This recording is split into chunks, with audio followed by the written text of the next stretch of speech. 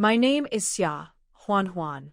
I woke up gasping from a strange dream where I was surrounded by starving, poorly dressed villagers, and an old woman was about to hit me with her cane. When I looked around, I realized I was safe in my bedroom. It was just a dream, but it left me uneasy.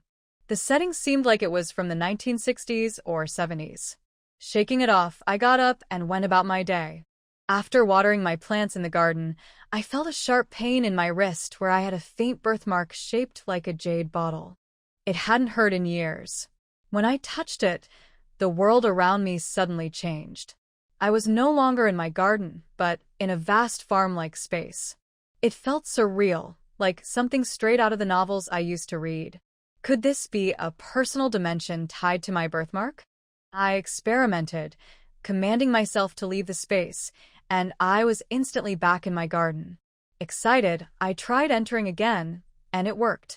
The space was enormous, with fertile fields, a pond, a well with fresh spring water, and a warehouse-like hut. Though everything was empty, the potential was thrilling. Testing the space's abilities, I planted some leftover tomato seeds, watered them with spring water, and watched in awe as the plants grew within seconds, bearing the juiciest tomatoes I'd ever seen. I harvested them with a thought, and they neatly appeared in the warehouse. The possibilities were endless. I could grow anything here, and it would stay fresh forever. But then I recalled my dream. Could it be a warning? Was I destined to live in that harsh era? I decided not to take any chances. If this space was real, I needed to prepare. Canceling all my plans for the day, I started stocking up on seeds, saplings, livestock, and supplies, anything I might need if I ended up in a time or place where survival would be difficult. By noon, I had purchased everything from rice and wheat to fruit trees and flower seeds, even bees and mushrooms. My farm space would soon be thriving. Testing the space further, I found that the harvested produce remained as fresh as when it was picked, even hours later. This was truly a lifesaver. After enjoying a bowl of tomato egg noodles made with produce from my farm, I headed to the market to stock up on livestock. If I was going to be thrown into the unknown, I wanted to be ready for anything. I spent the entire day preparing for what I was now convinced was an impending journey to the 1970s. My strange dreams and the awakening of my mysterious space left me no doubt. I had to be ready. I started by buying live chickens, ducks, and geese, male and female pairs, so I could breed them later. I even got wild game like pigeons, quails, rabbits, and deer, all in pairs. For larger livestock, I picked up piglets, calves, lambs, and even some donkeys and mules. Then I moved on to fish and seafood, everything from fish fry to shrimp and crab, plus fresh and saltwater varieties like tuna and salmon. I stocked up on animal feed by the truckload and arranged for everything to be delivered to a rented warehouse. Once it arrived, I carefully stored it all in my space. Next, I hit the market for medical supplies. I bought seeds for medicinal herbs, prepared traditional Chinese medicines like ginseng and lingzhi, and stocked up on modern medications, first aid supplies, and even surgical tools. After a full day of work, my space was filling up, but I still had more to do. That night, the dream came again, harsher this time, with pain as if I'd been hit. It left no doubt. I was running out of time. The next morning, I made a drastic decision. I sold my company's shares, villa, and luxury cars, turning them into liquid assets. Most of the money went into supplies, grains, oils, preserved meats, dairy, spices, tools, and even machinery like tractors and mills. I also stocked up on clothes, bedding, cookware, and household goods from the 1970s. I didn't stop there. I bought luxury items like gold and antiques, valuable in any era, and ensured I had seeds, livestock, and enough supplies to thrive no matter where or when I landed. My space was now a fully stocked farm, with thriving crops, a bustling pasture, and rows of fruit trees. Finally, exhausted from days of preparation, I collapsed into bed. But just as I drifted off, I was jolted awake, not by a dream, but by a searing pain on my back. An old woman's voice roared, accusing me of feigning illness to avoid marriage. I wasn't dreaming anymore. I had truly crossed over. I reluctantly opened my eyes, irritated by an old woman's loud shouting. My body ached all over, my hands and feet were tied, and something stuffed in my mouth made it impossible to speak. Panic set in as I took in my surroundings, a cold, shabby bed of dried straw in what looked like a rural home from decades ago. Around me stood a group of skinny, poorly dressed men, women, and children. It was the exact scene from my dreams. An old, bent woman with a cane glared at me and cursed. "Shameless girl, refusing the marriage we arranged and running off with a man? You've brought disgrace to this family." This was my so-called grandmother, Li Tsuehua. No wonder my body was covered in bruises. She must have beaten me. But I wasn't the original person who would tolerate her abuse anymore. As she raised her cane to hit me again, I kicked her square in the stomach. She stumbled back, falling hard onto the floor. The room fell silent, everyone too shocked to move. I could see it on their faces. They couldn't believe the usually timid, submissive Xia Huanhuan had fought back. My mother, Lin Yuru, cried and threw herself over me to shield me from further blows. She begged for mercy, saying I only tried to escape because the groom was injured and unable to have children, making the marriage a miserable trap. My grandmother spat on her and shouted insults, blaming my father for my defiance. My father, torn between his daughter and the family's survival, lit his pipe and looked away, choosing silence. As the memories of the original Xia Huanhuan flooded into my mind, I pieced it all together. She had tried to escape an arranged marriage to a man who couldn't have children. A deceitful young intellectual promised to help her, but betrayed her instead. When she resisted, the family caught her, beat her nearly to death, and dragged her back. That's when her soul gave up, and mine replaced hers. Now, they planned to send me off in a cart to marry a man I'd never met. My mother's whispered advice to work hard and eat less was the final insult. I spat out the cloth in my mouth and coldly addressed the room. "Don't touch me. I'll marry. Just untie me. I won't run." I quickly realized the harsh reality. In this family, the original Xia Huanhuan was always mistreated, and her parents had no power to protect her. If I refused to marry the man they chose for me today, they'd just sell me off to someone else tomorrow. It was better to use this marriage as an opportunity to leave this oppressive household. When I agreed to marry, the room fell silent in surprise.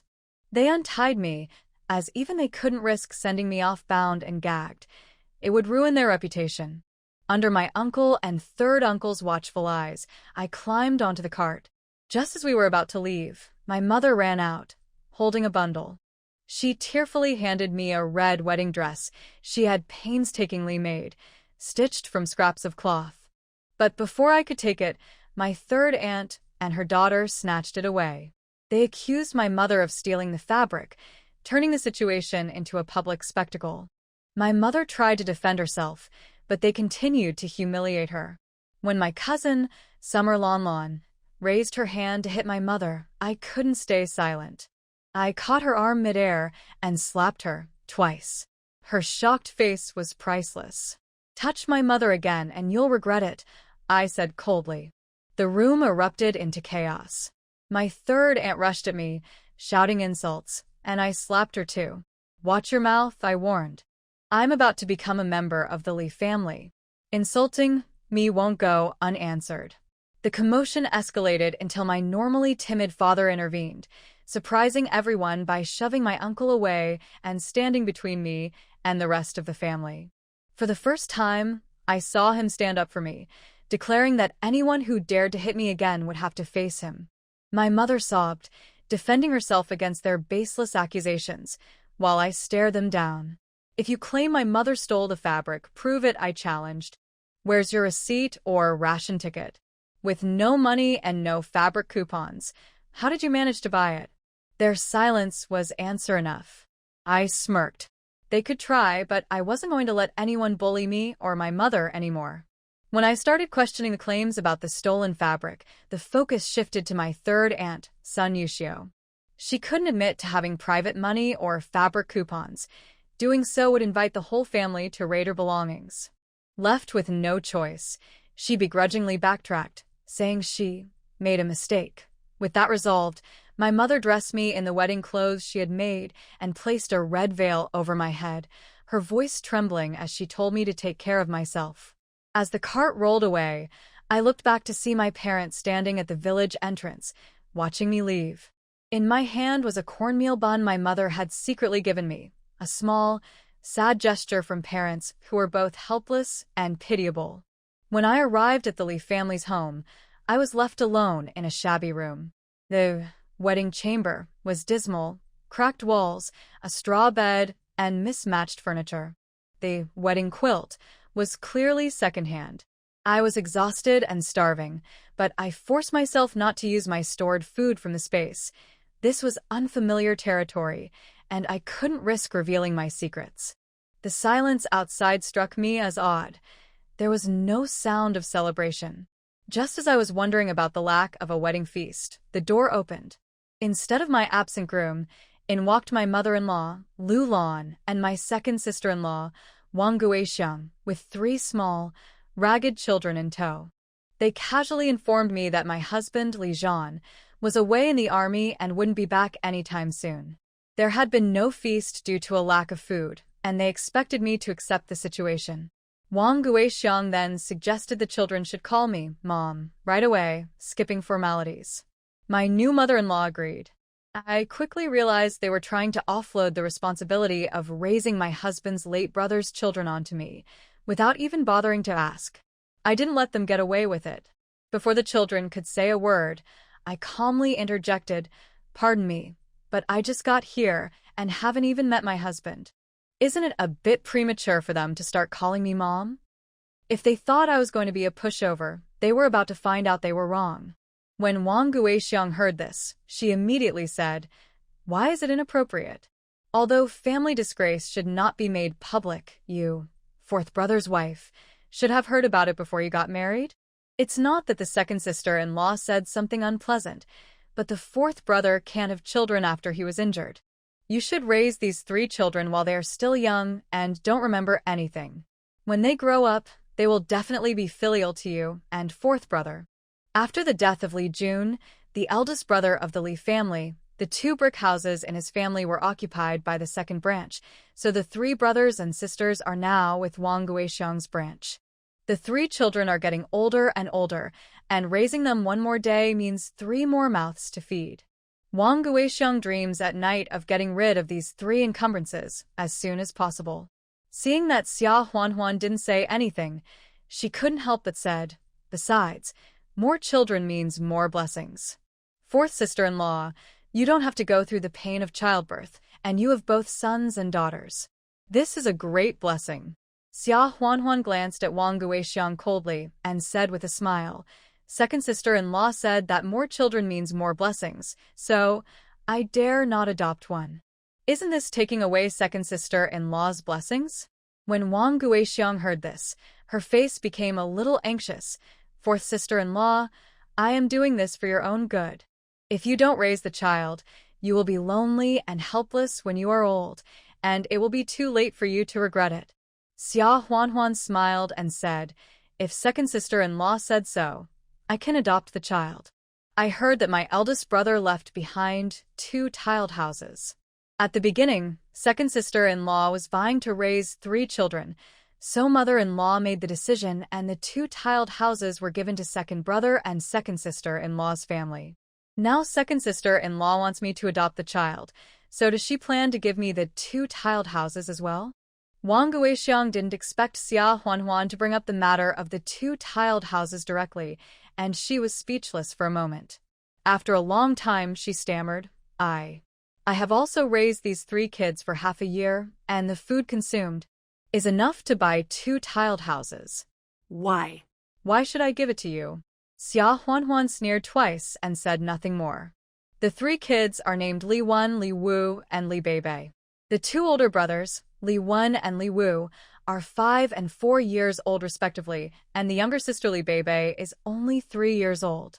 The 3 little ones are all wearing ill-fitting patched clothes, and they are pale and skinny. What can they eat to eat up 2 tiled houses in half a year? Lu Lan also blamed Wang Guixiang for being too impatient. she said without restraint. That's enough. Shut up. After all, the fourth daughter-in-law just came in tonight, and Genre is not at home. Let's talk about the adoption of children later. You are the only one who is impatient. How much more food can the third child eat if he stays in your room for a few more days? You have to say it tonight. After saying that, Lulan turned around and said to Xia Huanhuan with a smile, Genre's daughter-in-law, it's getting late. You should go to bed. Wang Guixiang was scolded and dared not say anything else, but she was not convinced in her heart and said sarcastically, Sister-in-law, this quilt is in our room. Be careful when you sleep. Don't dirty it. Just return it to us in a few days, no rush. Xia Huanhuan was so angry that she almost laughed when she heard it. Oh, this family is really top-notch. The quilt prepared for their son to marry a wife is actually an old borrowed one? After they left, Xia Huanhuan first went to close the door. The iron buckle on the door was broken, so Xia Huanhuan had no choice but to use a stool to block the door. Then, she quickly took out a few chocolates from the space and ate them, which restored some of her strength. Then she took out 2 big meat buns and ate them greedily, which helped her recover. Although she was still hungry, it was not good for her body to be too full after being hungry for a long time. Xia Huanhuan did not dare to eat more, but went to the space ranch to squeeze a glass of fresh milk and drank it. Afterwards, Xia Huanhuan took some stomach medicine and ate it. Then, she threw the quilt and the bedding on the ground at the door with a look of disgust, and then took out a new cotton quilt and mattress from the space and laid them out. After thinking about it, she still couldn't bear to go to bed without taking a shower, so Xia Huanhuan quickly entered the space and took a shower.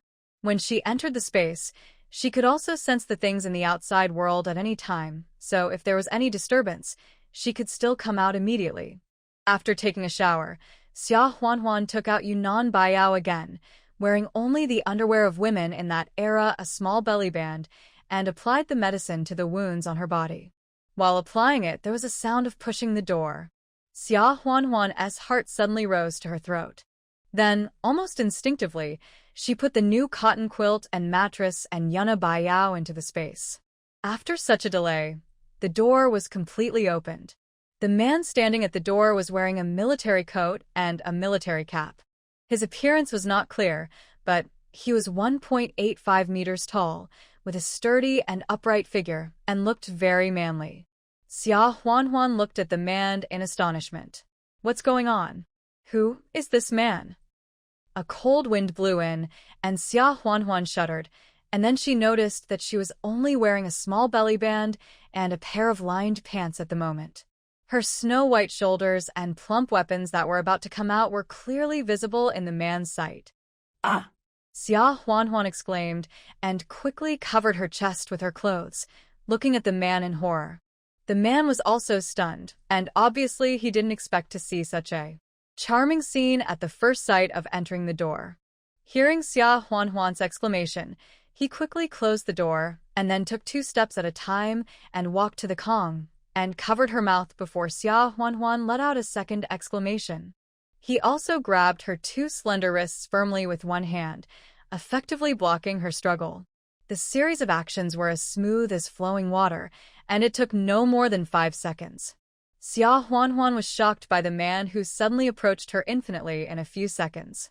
Who the Hades? Who is this man? Why did he run to her new house in the middle of the night to act like a hooligan? The man seemed to have guessed her doubts and quickly whispered, Don't shout. Don't wake up the family. I am Li Zan. You are my newly married daughter-in-law, right? Xia Huanhuan was stunned for a moment and looked up at Li Zhan. Isn't that the name of the husband she married? Why did he come back in the middle of the night? Didn't the mother-in-law say that he was busy with his mission in the army and couldn't come back recently? Li Zhan was stunned for a moment. He didn't expect that the daughter-in-law that his family married him blindly was so beautiful. Big, bright and clear eyes, a tall and small nose bridge, and slightly parted cherry lips, like a peach on a branch in summer. Because of doing farm work all year round, the exposed skin was a little tanned, but it was still much whiter than other girls he had seen, and the skin was smooth to the touch. Thinking of this, Li Zhan couldn't help but look down. Xia Huanhuan struggled with her hands, but couldn't break free. Because her hands were restrained, the clothes that were originally covering her body slipped down, revealing her small belly band and smooth back again. Li Zhan lowered his head, and the angle was just right to see the deep hook. Suddenly, he felt a dry cough in his throat. He quickly looked away and said in a hoarse voice, "Don't shout, I will let you go, understand?" Xia Huanhuan nodded obediently, indicating that she understood. Li Zhan then let go of Xia Huanhuan. Although he only glanced at her a few times, Li Zhan still noticed the purple scars on Xia Huanhuan's arms and back, and his brows couldn't help but frown slightly. "Is she injured? Who beat you? Are the injuries on your body caused by your family? Did your family force you to marry me? It's no wonder. After all, he could die at any time while performing a mission, and he was away from home all year round. Which girl would be willing to marry him and live as a widow?"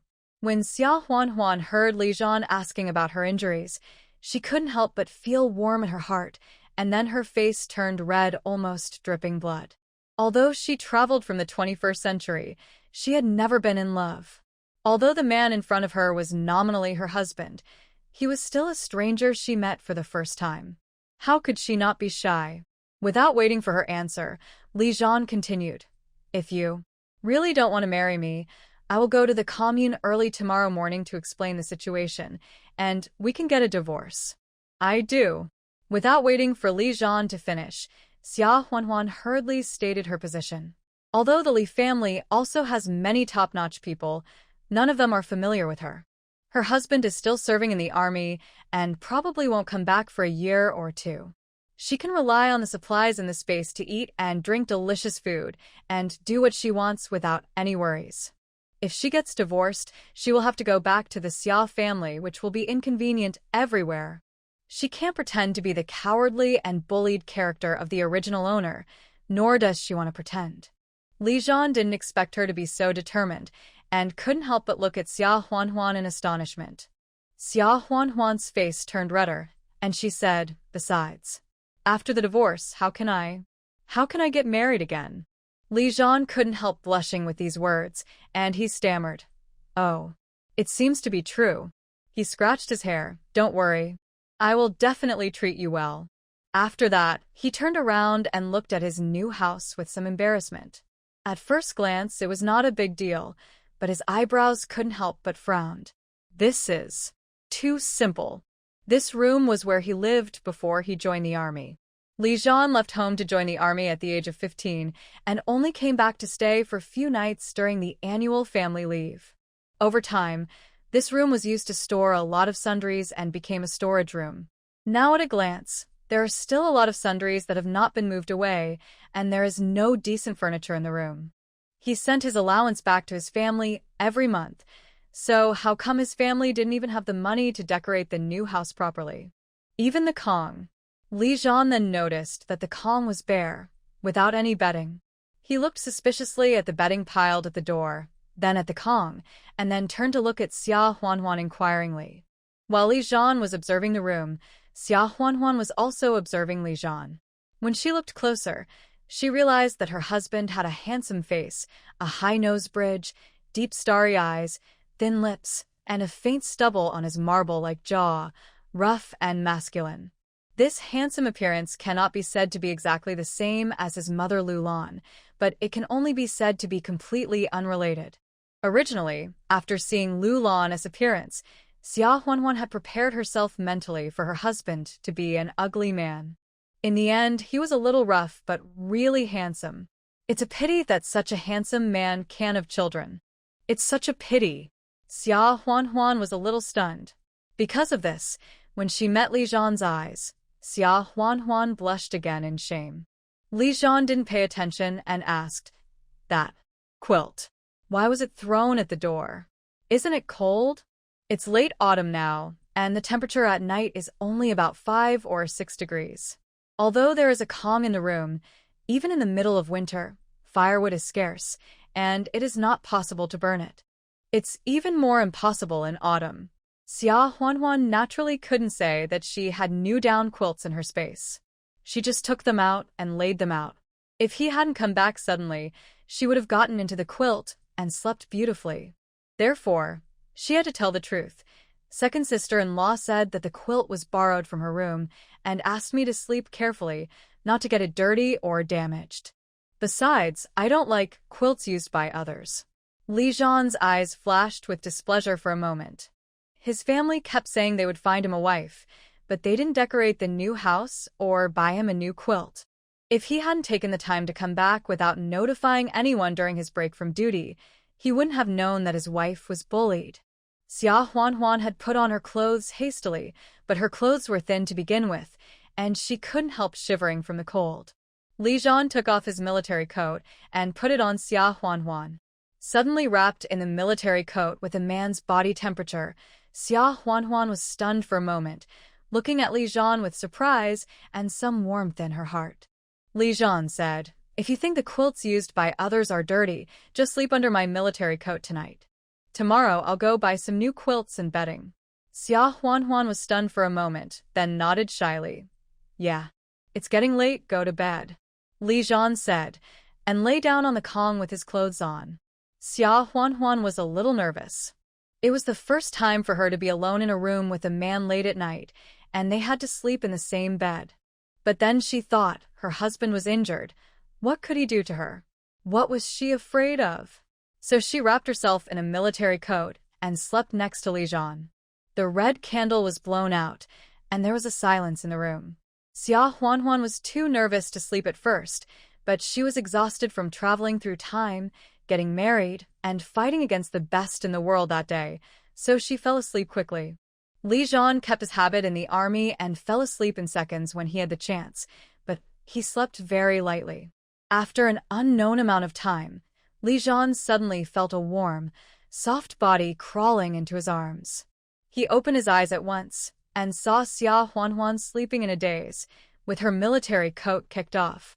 She must have felt cold, so she automatically looked for a heat source and rolled into his arms, her little face pressed against his chest, and she did not forget to rub it for a few times and found a comfortable position. Most of her upper body was pressed on Li Zhan's body, and one leg was diagonally across Li Zhan's legs, hugging Li Zhan tightly like a koala. Li Zhen. Even through the clothes, he could feel the heat of their skin. Li Zhan felt his throat dry and could not help swallowing his saliva. His Adam's apple slid gently, and his hands on both sides of his body clenched into fists. After a long struggle between his conscience and his mind, Li Zhan still sighed slightly, raised his hand to pull the military coat that was kicked aside, covered Xia Huanhuan's body, and then took her into his arms with the coat. "Now." "It's not the time yet. Wait until he finishes this mission and comes back alive." The next morning, before it was bright outside, the door was knocked loudly. Xia Huanhuan was half asleep and half awake when she heard Wang Guixiang's hoarse voice shouting, "Fourth sister-in-law, get up quickly. The men in the family are all going to work." She opened her eyes in a daze, only to see that she was being held in Li Zhan's arms, and she herself was sleeping in a very bad posture with her hands and feet hanging on Li Zhan's body. Xia Huanhuan's sleepiness disappeared all of a sudden, and she stared at Li Zhan with wide eyes. Didn't something happen last night? Li Zhan had naturally woken up. He glanced at Xia Huanhuan and got up to open the door first. Xia Huanhuan saw that their clothes were neatly dressed, and her face turned red. Her husband had sequelae of injury, so why did she still suspect him? It was because she had always had a bad sleeping posture, and it was probably because she rolled over to Li Zhan in the middle of the night because she felt cold. Wang Guixiang was defeated by Xia Huanhuan last night, and she was still angry at this time, and was still sarcastic through the door. "Fourth sister-in-law, don't think you can be spoiled and stay in bed just because you are a new daughter-in-law. Our new daughter-in-law has to get up early to cook for the whole family. If you don't get up to cook, the whole family will not be able to catch up to work. What if the commune deducts work points?" Li Zhan opened the door. Wang Guixiang looked up and was stunned for a moment. Then she came to her senses and said with a wry smile on her face, Fourth brother, why are you back?" "Why?" "Didn't you tell the family when you came back?" Li Zhan smiled. I came back late last night and didn't wake everyone up.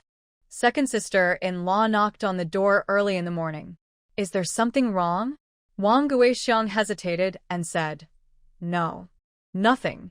It's just that our mother asked me to ask fourth sister-in-law to get up and cook. Although she is a new daughter-in-law, but Mom said, the rules of the Li family cannot be broken.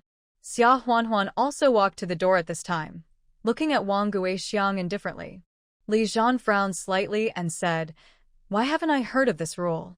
Second sister-in-law, when you and my second brother got married, I happened to be home for a visit. I remember that the day after you got married, it was the eldest sister-in-law who cooked the meal, not you? After that, every time I came back from a visit, I never saw the second sister-in-law cook a meal. How come this rule popped up when it came to my wife? Wang Guixiang was stunned. This brother-in-law was not at home all year round. Every time he came back, he only stayed for 1 or 2 nights before rushing back to the army. She had always thought that Li Zhan was dull and easy to talk to, but she didn't expect that he would directly confront her at this time. Xia Huanhuan didn't expect that Li Zhan, a rough man, could actually speak to protect her, and she glanced at Li Zhan unconsciously. Lulan was also awakened by this commotion.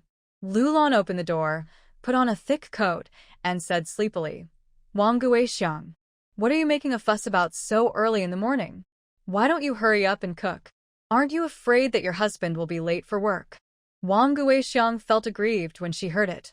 Mom, I have been cooking for half a year. Now that the new daughter-in-law has come in, it's time to change people. Wang Guixiang is lazy and Lulan has always been partial to the second son's family.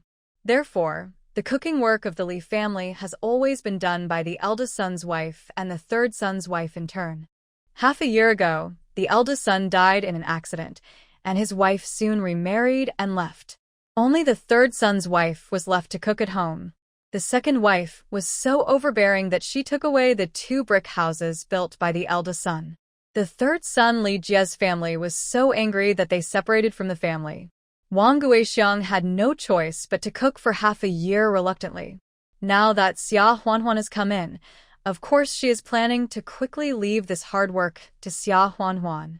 Lulan had acquiesced at first.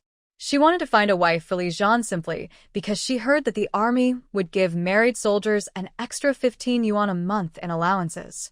Add to that the 25 yuan that Li Zhan sends home every month. That's 40 yuan. It's a good deal.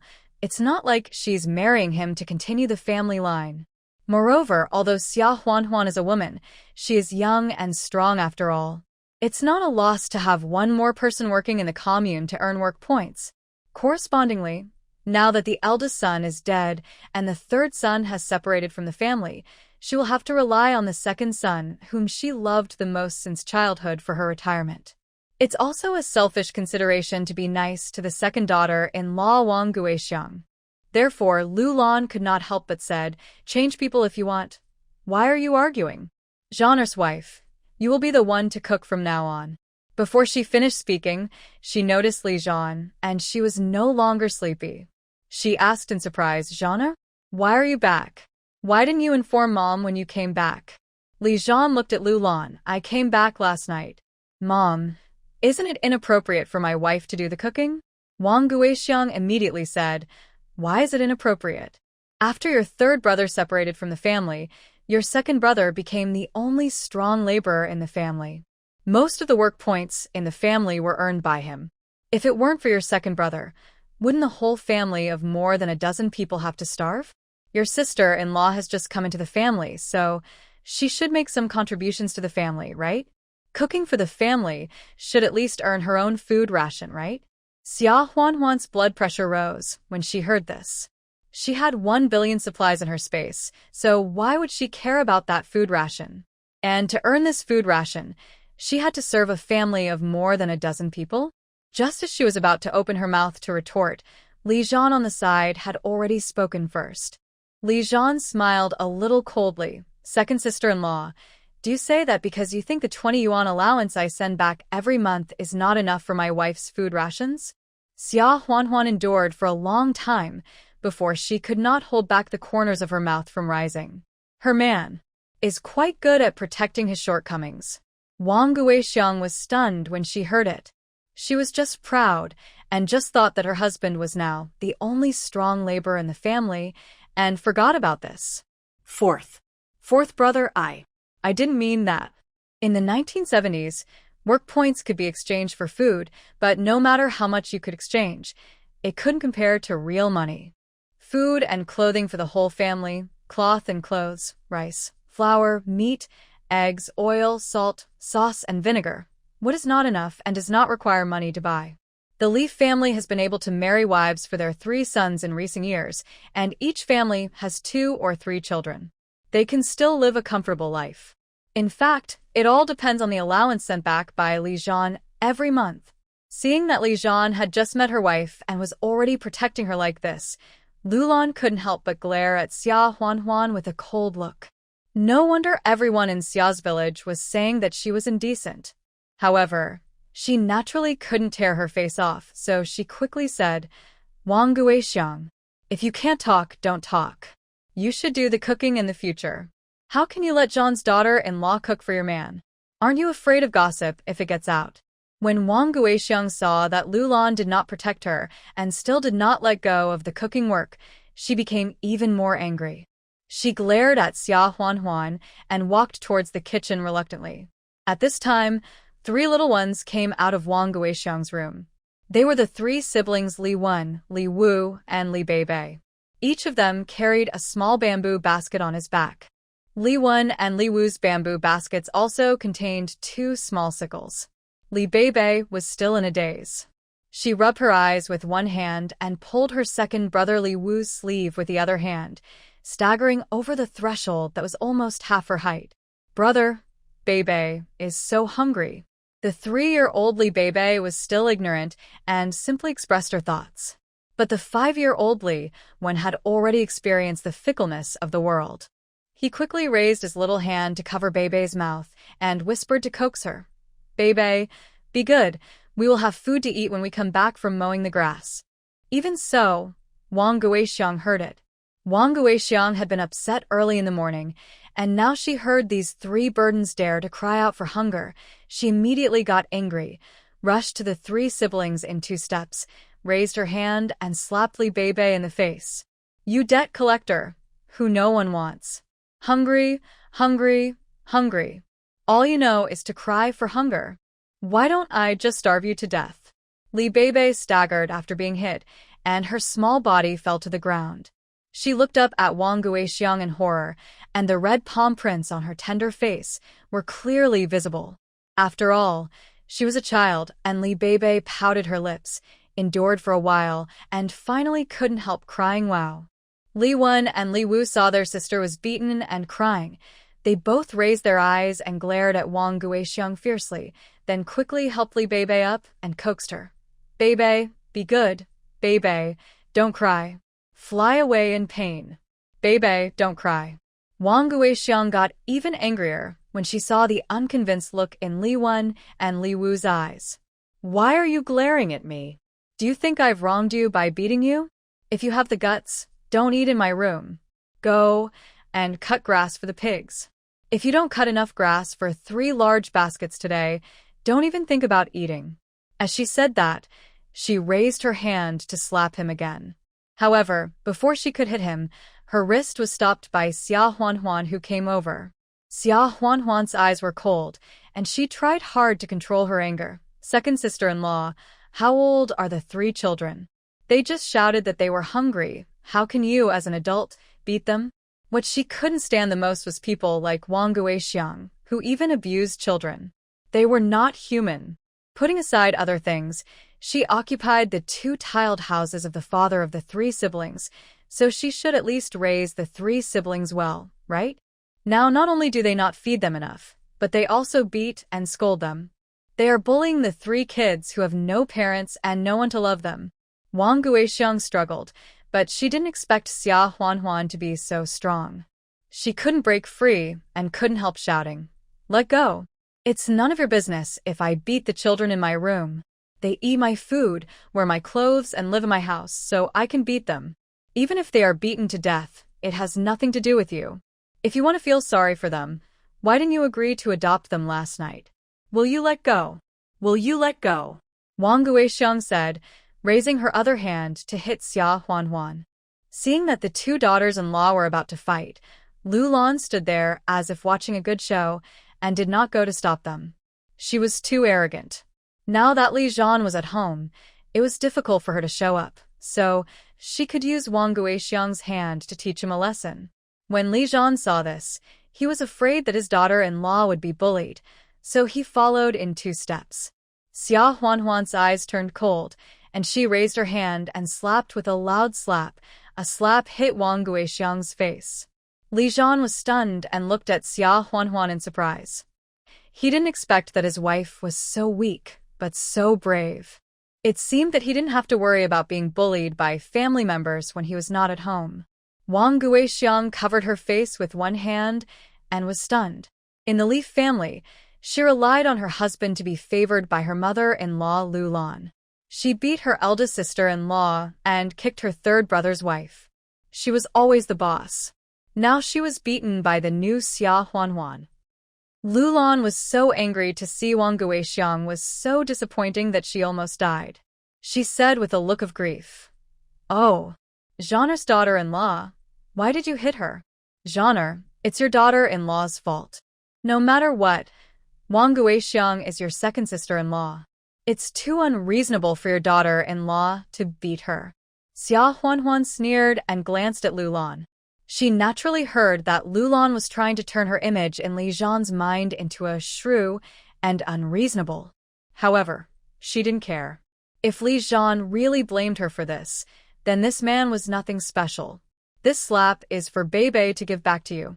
And what you said about eating your food and wearing your clothes may be true, but living in your house, how can you have the nerve to say that? Wang Guixiang was hit in the sore spot and was speechless. She had to act like a hooligan and cry, "Mom, if you don't care, she will ride on our heads in the future." Li Zhan frowned slightly, looked at Lu Lan, and said, "Mom, I think my wife is right. The eldest brother is dead, and the 3 children are helpless. The second sister-in-law beats and scolds them whenever she wants, and you don't care about it, Mom. How can you be worthy of the dead eldest brother?" This sentence made Lu Lan stuck. She really didn't expect that Li Zhan, who always obeyed her, would actually stand on the side of his own wife and go against her. The 4th son married this daughter-in-law. It was such a bad idea. When she didn't know how to refute, Wang Guixiang's husband Li Chong, 8-year-old son Li Sheng, and 6-year-old daughter Li Jiaojiao came out. "What are you arguing about so early in the morning? Can't we sleep?" Li Qian skulda. "Mom, is the meal ready?" "I'm starving." Li Sheng also said. Xia Huanhuan looked at the 2 children and saw that they were clearly woken up and had just climbed out of bed reluctantly. Especially Li Sheng and Li Jiaojiao, whose clothes were not even properly put on. Compared with the 3 Li Wen brothers and sisters who were carrying bamboo baskets and sickles on their backs, as if they were going out to cut grass for pigs, there was a world of difference. Xia Huanhuan was almost laughing with anger. The 2 older children she gave birth to were allowed to sleep in the house, but the 3 younger children who were not her own were asked to go out to cut grass for pigs before dawn. This is too dark. If these 3 children follow Wang Guixiang again, they might be tortured to death at any time. Thinking of this, Xia Huanhuan took a deep breath and said, "Second sister-in-law, didn't you say last night that you wanted me to adopt these 3 children? I will adopt them. From now on, these 3 children have nothing to do with your second house. If anyone dares to touch them again, don't blame me for being rude." Wang Guixiang had originally planned to cry to her husband about being beaten, but when she heard Xia Huanhuan say that she was willing to adopt these 3 burdens, she couldn't help but forget the pain and looked at Xia Huanhuan with shining eyes. You keep your word? Don't regret it?" Xia Huanhuan sneered. Xia Huanhuan, never regret what I say." Li Chong listened to the conversation between his wife and his new brother's wife. Although he didn't know what happened, he was happy to get rid of the 3 kids from his eldest brother's family, so he smiled and said, "As long as my 4th brother's wife agrees. It happens that my 4th brother is back, We will go to the commune later and find the secretary to do a notarization. Xia Huanhuan naturally knew that Li Chong meant that he was afraid that she would go back on her word. She didn't say anything more.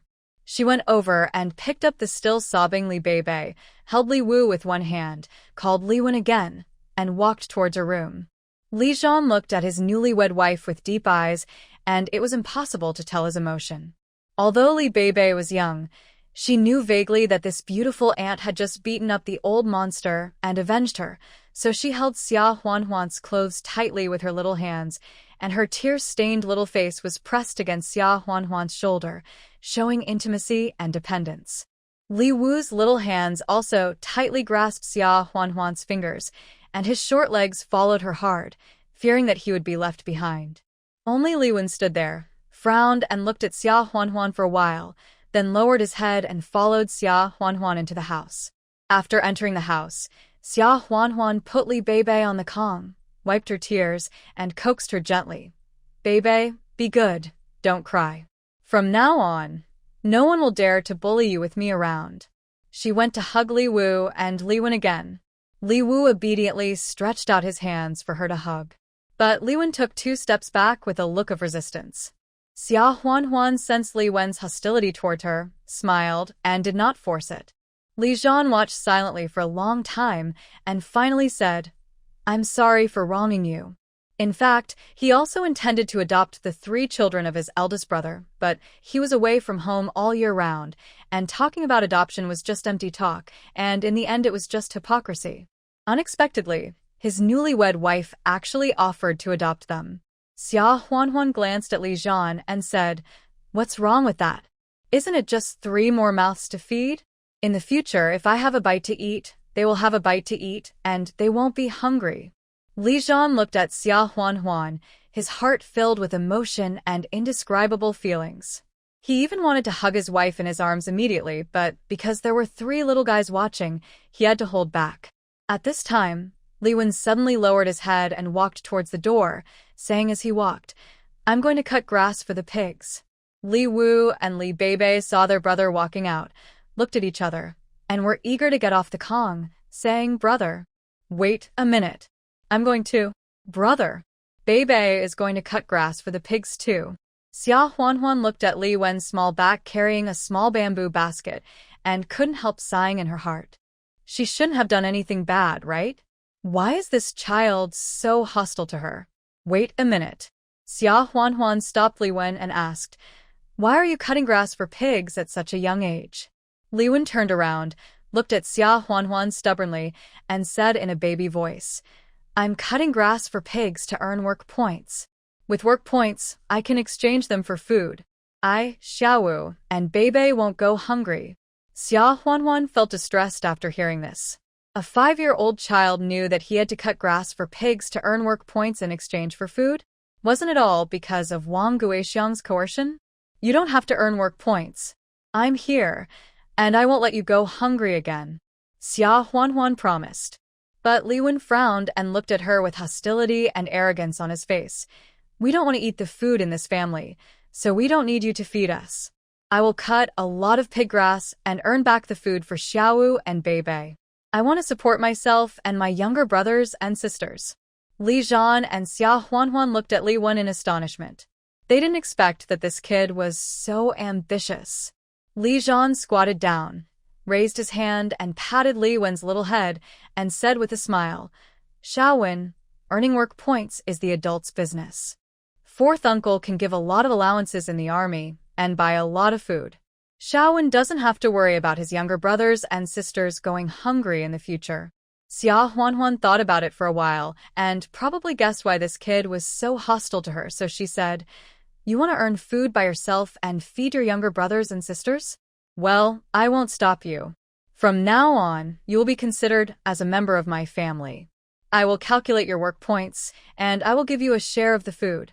I won't let you eat for free." Li Zhan looked up at Xia Huanhuan with some confusion, not understanding why she suddenly wanted to settle accounts with such a young child.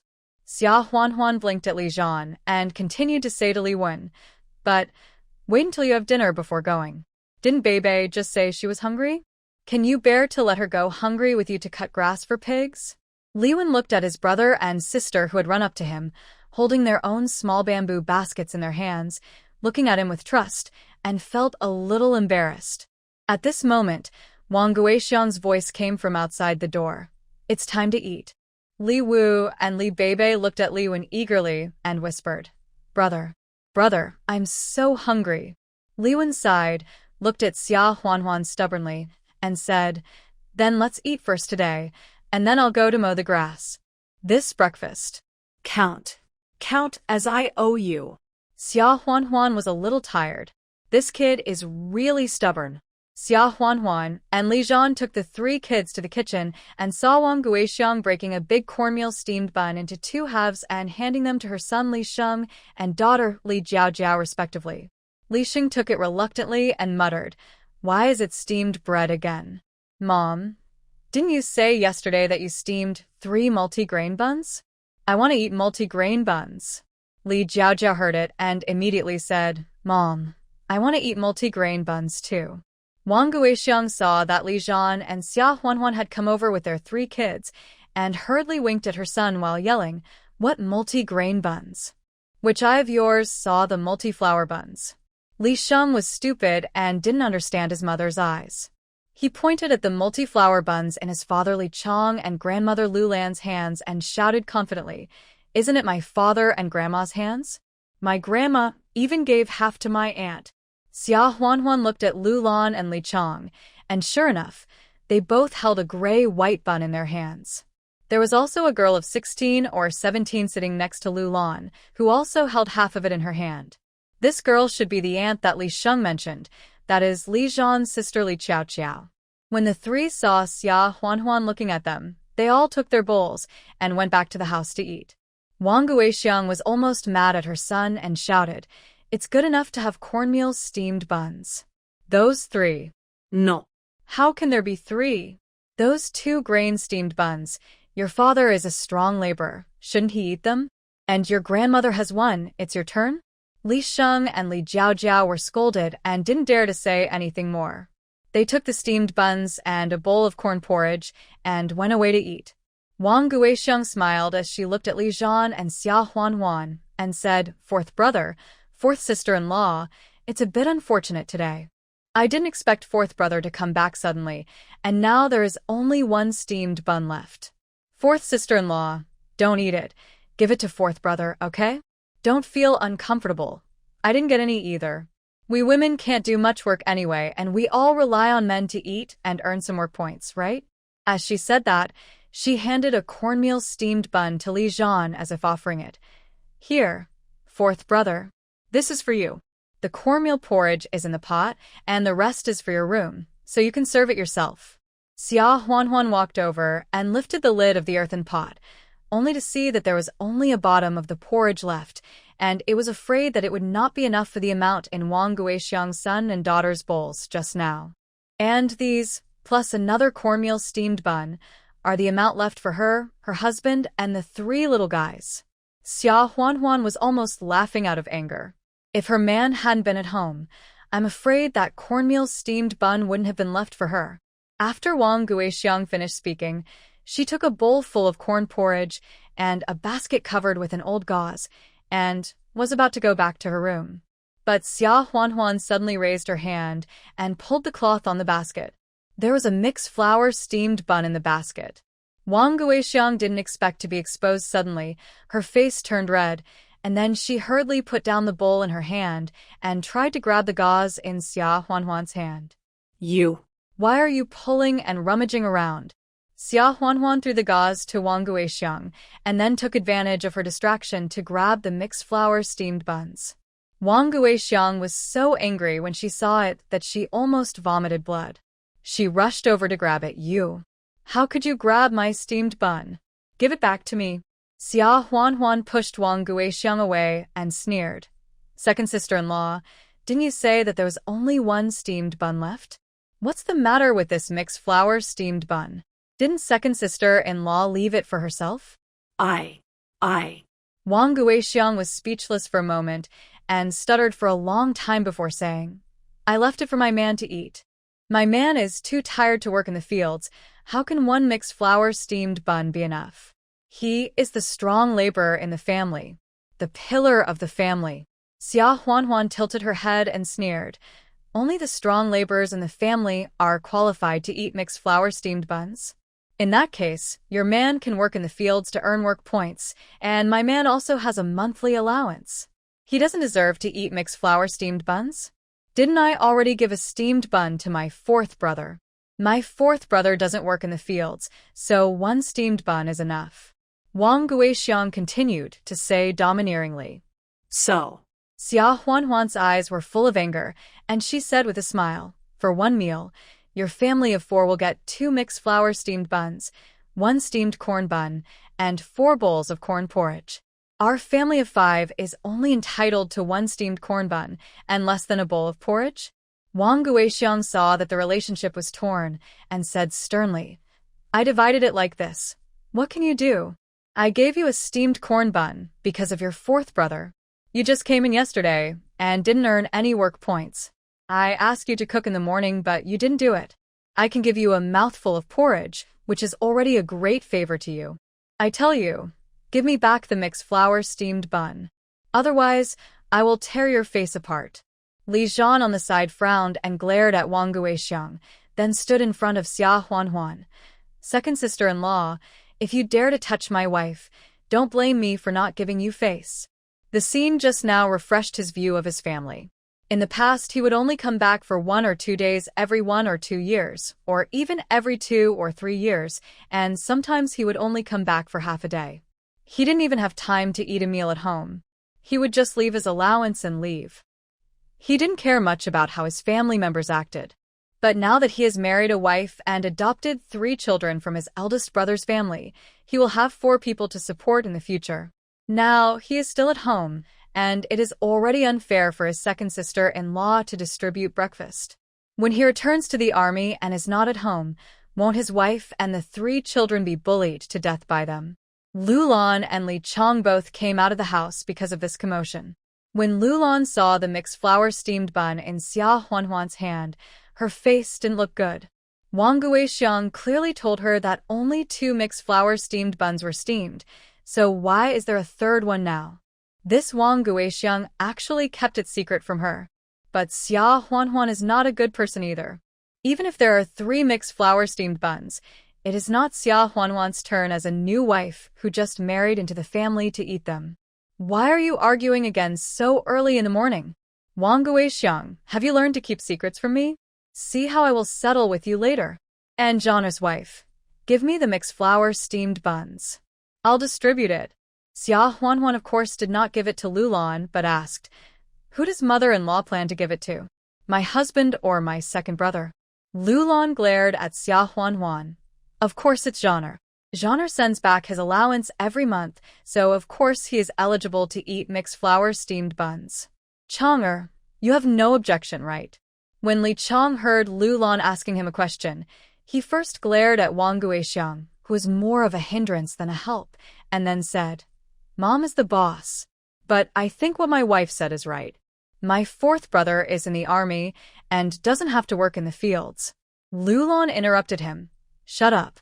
Since you agree, then this mixed flour steamed bun will be given to Zhana. Zhana's wife, don't make trouble in the future. What are you talking about? Xia Huanhuan was so angry that she laughed. She had taken the steamed bun with her own ability, and now Lu Lan was playing the good guy, and she was asked to share it? Mother-in-law, don't blame me for making a fuss. If it wasn't for the fact that my second sister-in-law was not honest and the division was unfair, I wouldn't have made a fuss, right? As for this steamed bun with mixed flour, it was already in my hands. Even if you wanted to share it with my second brother, I wouldn't agree. Lu Lan's nose almost got crooked with anger when she heard it. These words clearly told her that she had already grabbed the bun, so she shouldn't use it as a pretext to gain favor. Wang Guixiang wanted to make a fuss, but was pulled back into the house by her husband. Xia Huanhuan also pulled Li Zhan and the 3 kids back into the house. The matter was over. As soon as she entered the house, Xia Huanhuan broke the steamed bun with mixed flour in half and gave it to Li Zhan, and broke the other half into 3 pieces and gave them to the 3 kids respectively. Xiao Wu and Bei Bei took it immediately and happily stuffed it into their mouths to eat. Brother, it's mixed flour steamed buns.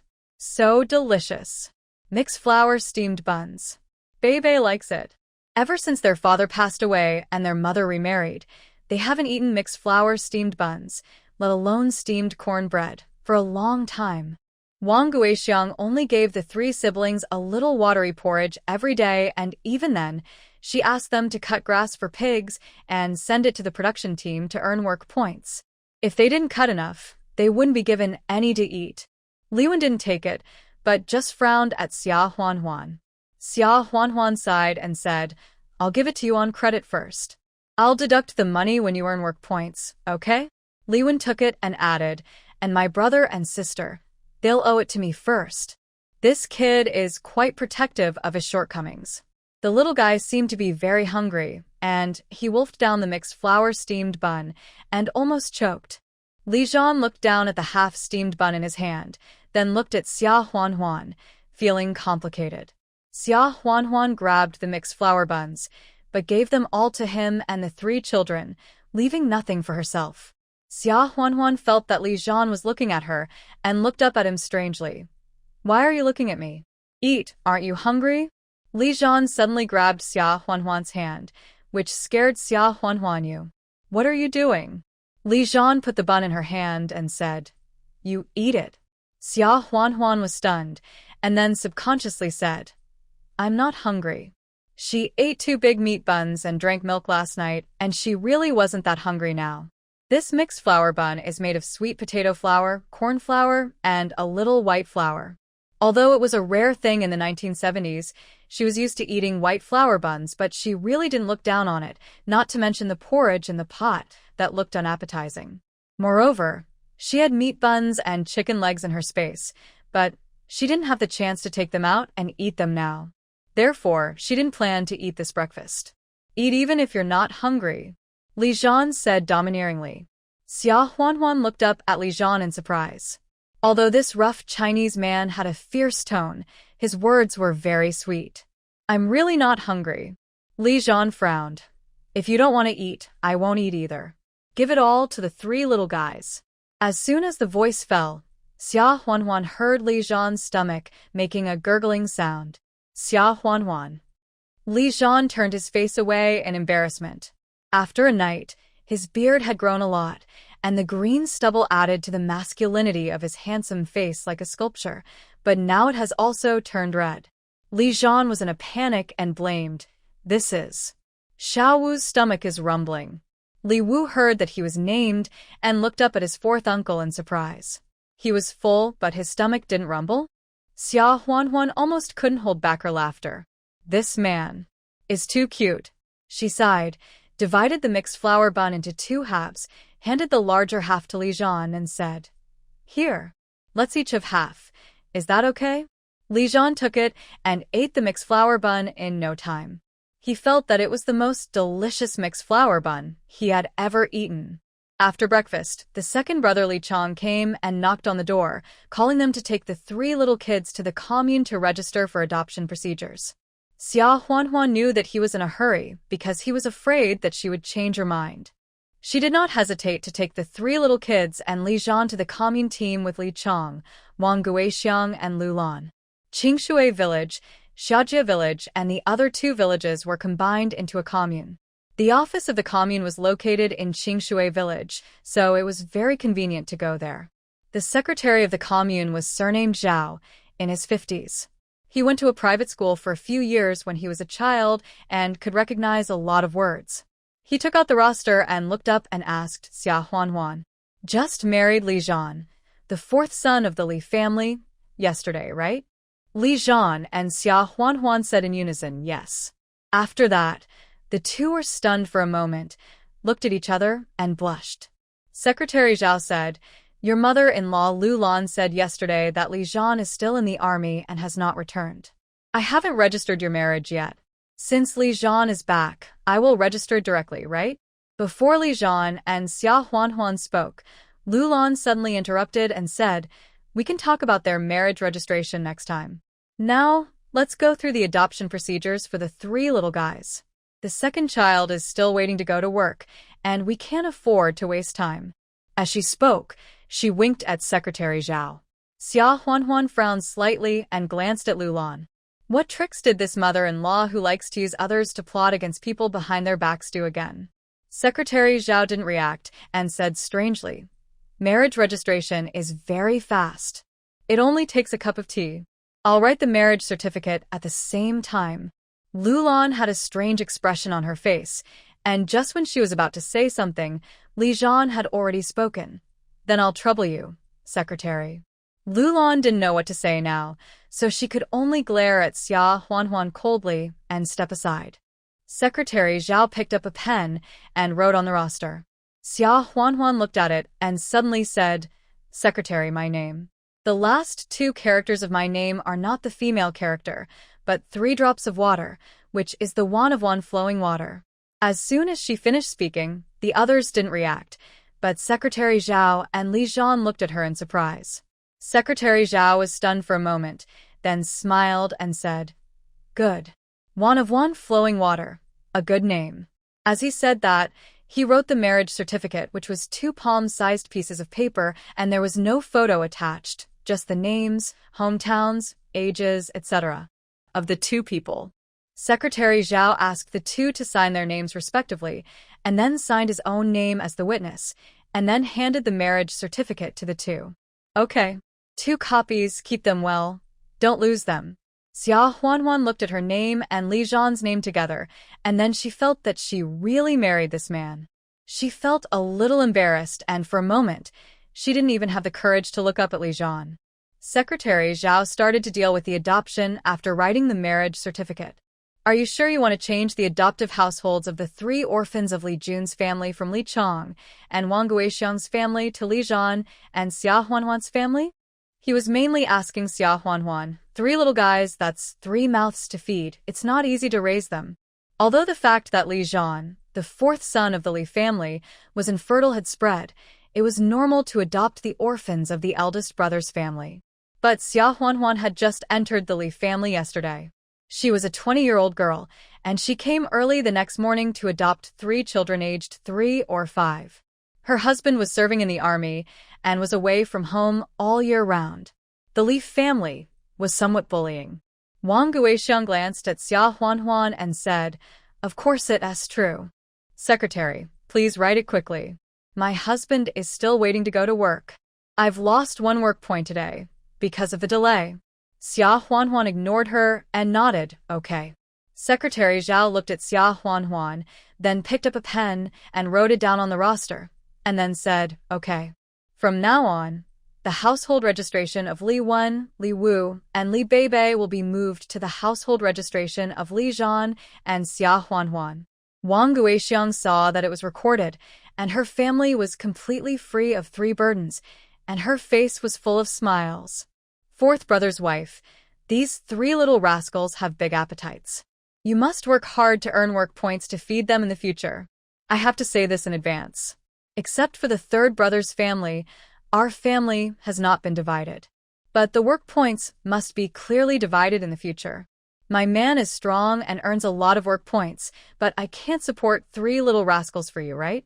Otherwise, wouldn't it be meaningless to move the household registration to your household? Xia Huanhuan glanced at Wang Guixiang's gloating face and smiled. "It just so happens that while the secretary, mother-in-law, and family members are here, I will ask the secretary to be a witness. From today on, our family will also be separated from the 3rd brother's family." Lulan heard this and widened her eyes. "You want to separate?" Tania. "Has your wife discussed this with you? Do you agree?" Li Zhan frowned slightly. Xia Huanhuan did not mention this idea to him, but he was actually thinking about it. Originally, he thought that since he was away from home all year round, his wife and 3 children would be left without anyone to take care of them. If they didn't split up, his 2nd brother's family or his mother Lulan would take care of them when something happened. At least they wouldn't starve. But after what happened in the morning, his 2nd sister-in-law's distribution was unfair, but his mother didn't blame her at all. Instead, she scolded his wife for grabbing the mixed flour steamed bun. If the family is split up, his allowance can at least support the 4 of them. If the family is not split up, I'm afraid that the allowance will be taken up by his mother Lu Lan, and the four of them may not even have enough to eat. Thinking of this, Li Zhan nodded and said, yeah. My wife told me that I agree that we should split up and live separately. Xia Huanhuan looked at Li Zhan in surprise. She didn't tell Li Zhan in advance because she was afraid that he would object. After all, according to what she knew, Li Zhan had been in the army for 9 years, and almost all of his allowance was sent back to Lu Lan, which was a bit foolish. Could he agree to split up? In fact, she had already prepared herself to leave the house with nothing. Anyway, she had all the supplies, gold and jewelry in her space, and she didn't lack the several dozen yuan allowance from Li Zhan every month. But she didn't expect that Li Zhan would lie for her and support her decision so much. Hearing Li Zhan's words, Lu Lan's face was quite wonderful. Your wife is raising 3 kids alone, and she is a woman. How many work points can she earn? If she doesn't earn enough work points and goes hungry, your second brother and I won't care if we divide the family. Xia Huanhuan immediately said, don't worry about this mother-in-law. After the family is divided, even if my 3 kids and I starve to death or freeze to death, we will never trouble the mother-in-law or the second brother. When Wang Guixiang heard that Xia Huanhuan was going to be separated, she was happy at first and immediately said, Mom, if the 4th brother's wife wants to be separated, let them be divided. Why don't you agree? This Xia Huanhuan opposed her everywhere, and I am afraid that she will take advantage of her man's work points in the future. It's just right to be separated. But Lu Lan glared at the stupid woman with a look of disappointment and said, shut up. Do you have the right to speak here? She married Li Zhan just so that Li Zhan's allowance could be increased by 15 yuan, so that he would have 40 yuan every month. As long as the family does not split up, she can get every penny of the 40 yuan. This is exactly why she chose Xia Huanhuan as her 4th wife. Lu Lan looked at Xia Huanhuan viciously. Her heart was almost mad to death.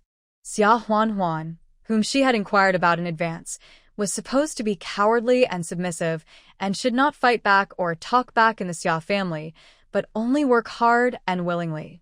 She really regretted marrying this woman now. Lu Lan took a deep breath, suppressed the anger that was about to explode, and said, Zhana, your wife is determined to split up the family, and I can't stop her. But I have one request, she said, looking at Xia Huanhuan. Huanhuan, you are young and have no experience in housekeeping. As for Zhana's allowance in the army, you should keep it with me, and I will keep it for you. If you need anything, come and ask me for it. Don't worry, I will never keep it for you. You have no objection, right? Xia Huanhuan curved her lips. This calculating mother-in-law finally showed her true colors. If she agreed to this question, it would be good. If she didn't agree, it would be disrespectful to the elderly and unfilial to her parents-in-law. The secretary of the commune was still listening, and she was afraid that he would turn around and sue her. With such a hat put on her, in such a special environment in the 1970s, wouldn't she be in trouble? Mother-in-law, I have no objection to how Li Zhan's allowance should be distributed. Mother-in-law, you should ask Li Zhan about this. If he agrees to give it all to mother-in-law for safekeeping, I will have no objection. After Li Zhan lied about agreeing to split up the family, she had a feeling that the man she married would not agree to Lu Lan's unreasonable demands. Lu Lan glared at Xia Huanhuan fiercely. She was clearly trying to sow discord between her and her son. Li Zhan looked at his wife, then at Lu Lan, and said, Mom, I've already thought about the allowance.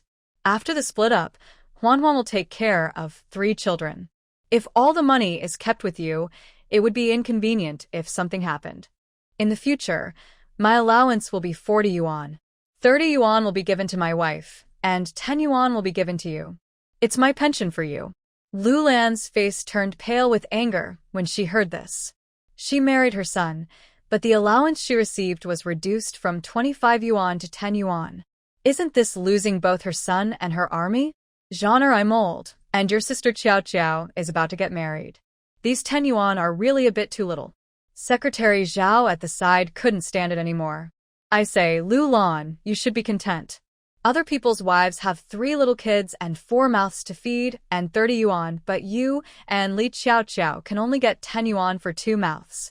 I think Li Zhan's distribution is already very biased towards you. Li Qiao is 17 years old, right? Your 3-year-old Li Bebe knows to come out early in the morning to cut grass for pigs and earn work points. But I have never seen Li Qiao come out to work. What's the matter? She has no hands or feet. Do you still want to exploit your fourth son to support you for the rest of your life? Secretary Zhao became more and more indignant as he spoke. Besides, Li Zhan has been in the army for 9 years, and I have passed all his allowances to you. The amount was small in the first 2 years, so it is not counted. In the past 7 years, I have calculated the lesser amount, and it must be 20 yuan a month, right? 240 yuan a year and 1,680 in 7 years. Even if you spent a lot of this money on your 3 sons' wives and houses and daily expenses, there should be at least a few hundred left. Li Zhan and his wife didn't ask you, and they continue to give you 10 yuan a month, which is already very kind. You still think it's not enough? Let's take a step back.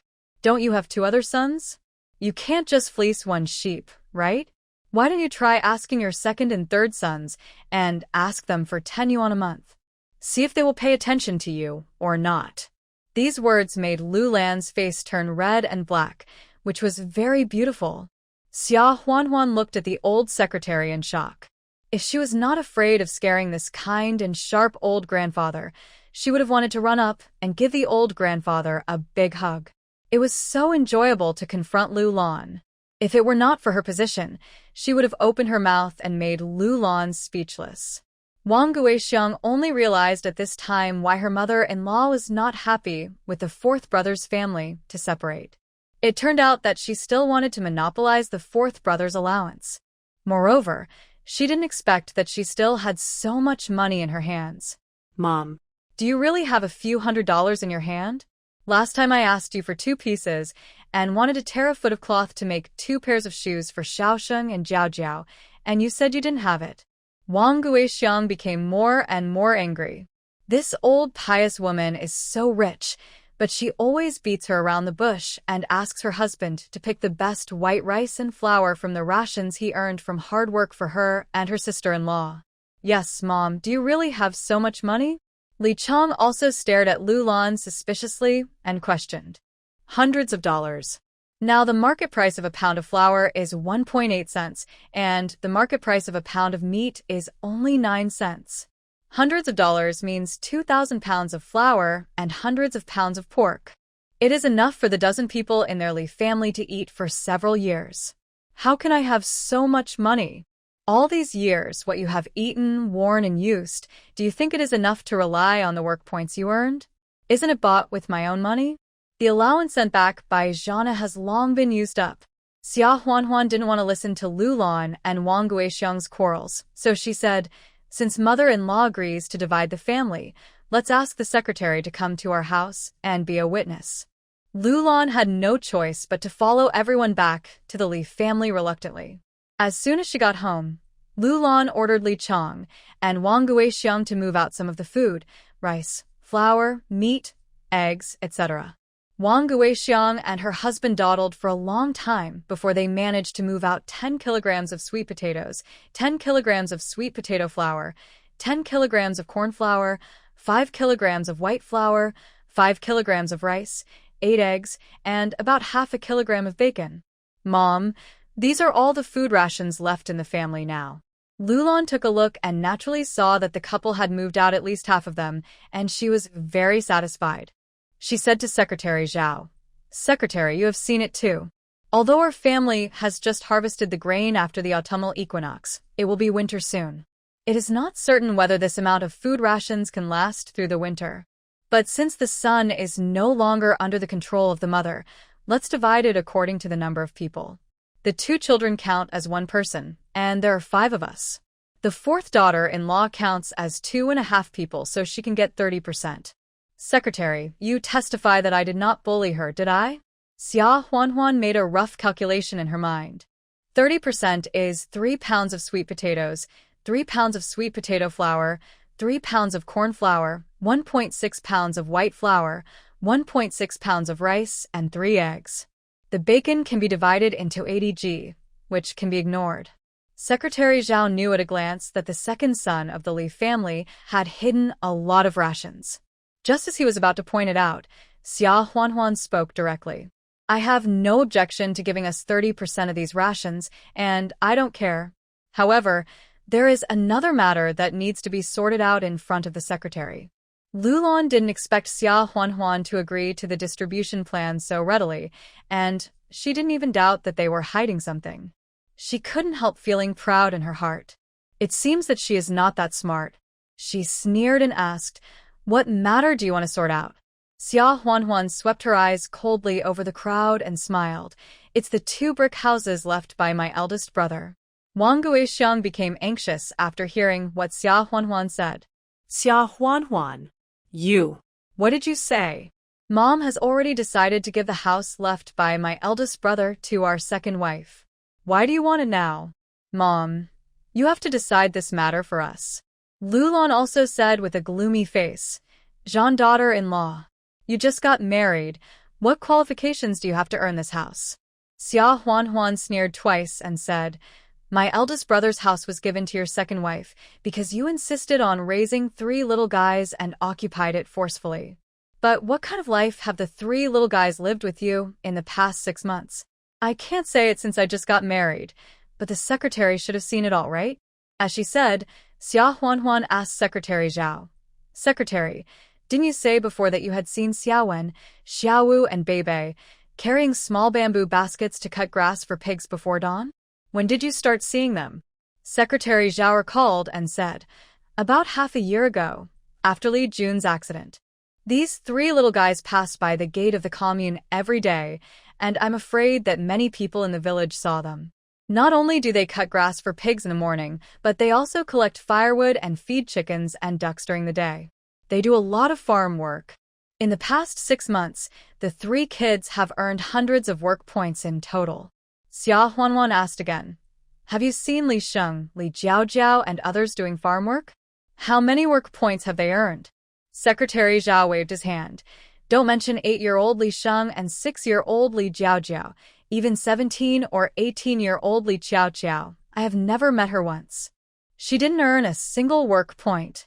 Originally, the 4 boys of the Li family sent back so much allowance. Even if your family didn't come out to earn work points, you wouldn't starve. I've always wondered why the 3 kids of the old house had to get up early and work in the dark. Wang Guixiang and Lulan were embarrassed. Xia Huanhuan turned her head and looked at the 2 of them coldly and said, mother-in-law, second sister-in-law, if you raise these 3 children wholeheartedly, even for only half a year, I won't argue today. It's just that you occupied someone else's father's house, but abused them like this, and at the end of the day you still don't want to return the house. Where in the world can you get such a good deal? Wang Guixiang's face turned red and white, and after a long time she said stubbornly, Who said I won't return it? Wait Until Li Wen and Li Wu grow up and are going to get married, I will return it to them as a new house. Xia Huanhuan laughed angrily. Second sister-in-law, can you be more shameless? Li Wen is 5 years old, Li Wu is 4 years old. It will take at least 10 years for them to grow up. So you plan to occupy someone else's newly built house for 10 years for nothing, and then return it to them when it's broken? This calculation is too cunning. Wang Guixiang was speechless. Seeing that the second daughter-in-law usually had a loud voice, but was so tongue-tied at the critical moment, Lulan said angrily, Jean's daughter-in-law, you want the house. Don't you plan to live in it yourself? Don't make yourself sound so noble. Xia Huanhuan smiled and said, what mother-in-law said is true. If I move into this house, I will definitely live in it. I can't let it be empty for decades. But today I'm going to make this clear. I will buy my eldest brother's house for the same amount of money as it cost to build it. I will save this money for Xiaowen, Xiaowu, and Beibei. The secretary is my witness. I dare to sign a written agreement. If my second sister-in-law also dares to sign a written agreement, then I don't want these 2 rooms. How could Wang Guixiang dare to answer when she heard that? In the 1970s, brick and tile houses needed bricks, tiles, and cement. The cost of these materials plus the labor cost of building the house meant that the cost per square meter was 10 yuan. The 2 rooms built by Li Jun were about 20 square meters, which was 200 yuan. It was because Li Jun was good at masonry and carpentry and earned a lot of work points. He had saved up for several years to save up this money. She was asked to write a document to give those 3 brats 200 yuan for free. Dream on. But She was not willing to give up the house she had already moved into. She looked at Lulan. Mom, can you take out 200 yuan and consider it as a loan to us first? Seeing that Wang Guixiang suddenly had ideas about him, Lulan immediately shrieked. I don't have 200 yuan. That's because your man is incompetent and can't make money. The boss built these 2 rooms, but didn't ask me for a penny. Don't even think about hitting on me. Li Chong heard this from the side and felt ashamed and angry. Mom, why do you talk like that? if you say so, We will also separate. Wang Guixiang quickly pulled Li Chong. Although Lulan was unwilling to pay, she had money after all, and living with her would give her some advantages. If the family was also divided, the second branch would not be able to live so comfortably in the future. Xia Huanhuan said, In that case, then second sister-in-law, you should move back to your original room this afternoon. If you don't move out in the afternoon, don't blame me for throwing your things out. With Secretary Zhao present, Li Chong and Wang Guixiang had no choice but to agree after seeing how they had abused the 3 little brats and glared at Xia Huanhuan hatefully. Lulan suddenly said, Xia Huanhuan, since you have occupied 2 rooms in the old house, then the room where Zhana used to live will not be divided to you. That room is a lust house. You will definitely not like it. Xia Huanhuan was stunned for a moment. Then she realized that Lulan was talking about the new house of her and Li Zhan.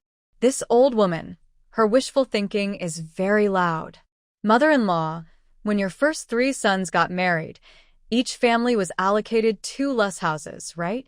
And, if I'm not mistaken, these 6 lust houses should have been built with the allowance sent back by my husband, right?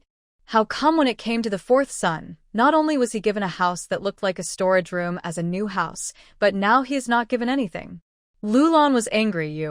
Why are you so greedy? Zhaner, divorce your wife immediately, and I will find you a better one. Li Zhan, however, had a cold face and said coldly, Mom, I think Huanhuan is pretty good. What's more, what she said makes sense. Although the 2 rooms in the eldest brother's house belong to us, they belong to the 3 little guys, not ours. You don't even give me this room. Do you mean to make us leave the house with nothing? When Lulan heard her 4th son say this, she softened immediately. Zhaner. Mom didn't mean that. If she angered this son, she would not receive the 10 yuan monthly allowance in the future, which would be a bad thing. Li Zhan glanced at Lulan coldly and said nothing more. Secretary Zhao interrupted and said, Lulan, I'm not saying anything bad about you. You are already old. Don't just take advantage of your 4th son because he is filial. You don't even want to give her that shabby house? Xia Huanhuan is already good enough. She only asked for 30 yuan for the betrothal gift and only 1 room. I remember that the betrothal gifts of your other 3 daughters-in-law were 60 yuan, and they also asked for 2 rooms. When Lulan heard the secretary say this, she was so angry that she went back to the room with a cold face and didn't come out. Wang Guixiang suddenly remembered her bedding and said coldly, Xia Huanhuan, where is the bedding I lent you last night? Give it back. I'll freeze you to death. Xia Huanhuan almost died of laughter. She went into the house and handed the bedding to Wang Guixiang, saying, I'm giving it back to you. I didn't use it last night either. Don't find any faults and ask me to pay for it. I won't admit it. The division of the family has come to an end. Xia Huanhuan asked Li Zhan to move the 30% of the rations he had received back into the house. Although the rations were not much, at least they could sustain her for a while, as she had no reason to take out supplies from the space recently. She could use them later in the name of using her husband's allowance to buy them. In addition, oil, salt, sauce, vinegar, pots, pans, and even farm tools were also distributed, which was considered to be the initial supplies for running a small family. Now, they just had to wait for Wang Guixiang and the others to move out in the afternoon and move into the brick house. As for this room, Xia Huanhuan planned to build a stove in the back to use it as a kitchen. In addition, this room happened to be very close to the 2 rooms of the eldest brother of the Li family. In the future, they could build a fence to completely separate it from the second room and the mother-in-law's room. If they still shared the kitchen and the yard after the division, there would be a lot of arguments in the future. After sorting out the things, Xia Huanhuan called Li Wen, Li Wu, and Li Beibei to her side and said, "You should have heard it today. From now on, the 3 of you will be officially registered in the household registration books of me and your 4th uncle, and we will be your adoptive parents. The 2 rooms built by your father will also be returned, and we will move in this afternoon. In the future, if you 3 want to call me Mom, I will agree. If you can't say it and want to call me Aunt 4, or don't want to call me anything and just call me Xia Huanhuan, I won't be angry. There is just one thing: once you enter my door, you have to listen to me before you come of age. You can give suggestions, but I may not listen. Do you understand?" Xia Huanhuan said, looking mainly at Li Wen. Li Wu and Li Beibei were a little younger and ignorant, and had long been won over by Xia Huanhuan's revenge for Beibei by beating the old witch second aunt for them in the morning and by giving them mixed flour buns. Hearing what Xia Huanhuan said, without thinking, they ran to Xia Huanhuan with their short legs, each holding one of Xia Huanhuan's legs, raised their heads, and shouted happily, "Mom." Li Wen's little face was full of grief and indignation, and suddenly he shouted heartbreakingly, "Don't call her Mom. She is not our mom." As he spoke, his eyes turned red with anger, and he raised his hand to wipe away his tears. Seeing that their eldest brother was crying, Xiao Wu and Beibei pouted and wanted to cry with him. Li Zhan squatted down and asked Li Wen, "Xiao Wen, why don't you let your younger brothers and sisters call Huanhuan Mom?" Li Wen looked at Li Zhan and Xia Huanhuan and said angrily, "You are the same as second uncle and second aunt. Adopting the 3 of us doesn't mean you're going to occupy my house. In the future, she'll definitely be like second aunt and not give us food." Li Zhan frowned. "Xiao Wen, why do you think so? Huanhuan and I are not such people." Li Wen said angrily, "I don't believe it. She didn't agree to adopt us last night because second aunt refused to give her the house. She's worse than second aunt." Xia Huanhuan looked at Li Wen. This kid was so hostile to her, and the problem was obviously here. She squatted down, looked at Li Wen, and said, "Yeah, what you said makes sense. After all, I did occupy your father's house, and I have to move in the afternoon. However, I don't want this house either. The house still belongs to you 3 brothers and sisters, okay? I'll just live there as a tenant. Every month, I'll be responsible for feeding you 3 brothers and sisters and give you $2 for housing rent. How about it? Didn't you say you wanted to cut grass for pigs to earn work points to support your younger brothers and sisters? If you agree, you and your brother won't have to go hungry in the future. You can get money, and you don't have to feel like you owe me anything. It's a good deal, right?" Li Wen looked at Xia Huanhuan suspiciously. He didn't expect that Xia Huanhuan not only promised not to let them go hungry, but also gave them 2 yuan a month. Although Li Wu and Li Beibei didn't understand what they were saying, seeing that their eldest brother was not so angry, they hugged Xia Huanhuan's legs again and called her affectionately, "Mom." Then they turned around and said to Li Wen, "Brother, you should call Mom too. Mom said that we won't have to go hungry in the future." Li Wen was angry and jealous when he saw that his younger brother and sister betrayed him so easily. These 2 heartless little ones forgot about their brothers so quickly and ran to get close to Xia Huanhuan. He turned his face away and said stubbornly, "Call me if you want. I won't call you." Humph. He is not so easily fooled by this woman. She will not let them starve in the future and will give them 2 yuan every month. If he wants to believe her, it depends on her future performance. Xia Huanhuan glanced at Li Wen with a smile on her lips, and she saw clearly what he was thinking in his little head. She looked at Li Zhan. "Do you have any money on you?" Li Zhan watched Xia Huanhuan conquer Li Wen in a few steps, and he admired his wife in his heart. When Xia Huanhuan asked him, he took out all the money in his pocket without even thinking about it and handed it to Xia Huanhuan. Xia Huanhuan counted it and found that there were 50 yuan. She looked up at Li Zhan in confusion. "Why so much?" Li Zhan said, 40 is the allowance for this month." The other 10 is the newlywed allowance given by the team. Xia Huanhuan blushed when she heard it. She took out 20 and returned the remaining 30 to Li Zhan. Take these 30 and 20 yuan to spend in the army. There are still 10 yuan. Aren't you going to give it to your mother? Li Zhan was stunned. He didn't expect Xia Huanhuan to keep only a small half of it, but returned all 30 to him. He felt very complicated. He had been in the army for so many years, and almost every month he only kept 1 or 2, 4 or 5 yuan for pocket money, and sent the rest back. But every time Lu Lan wrote to him, she still complained to him that the money was not enough, and asked him when the next allowance would be sent back. She never cared about whether he had enough money, and never asked him to keep a few more dollars for pocket money. However, his wife, who had just married for less than a day, gave him 20 yuan for pocket money so naturally. Li Zhan's heart was filled with emotion, and his eyes could not help but become hot. He pushed back the 30 yuan. I have money to spend in the army. I won't give the 10 yuan to my mother this month. The bedding in this house, the farm tools, the pots and pans, and the food can only last for a few meals, so I have to buy new ones. I can't take care of her this month. You keep them all. Xia Huanhuan refused. That's too much. 20 is enough. Besides, your money is earned with your life. How can I spend it? Li Zhan frowned and said domineeringly, It's natural to spend your man's money.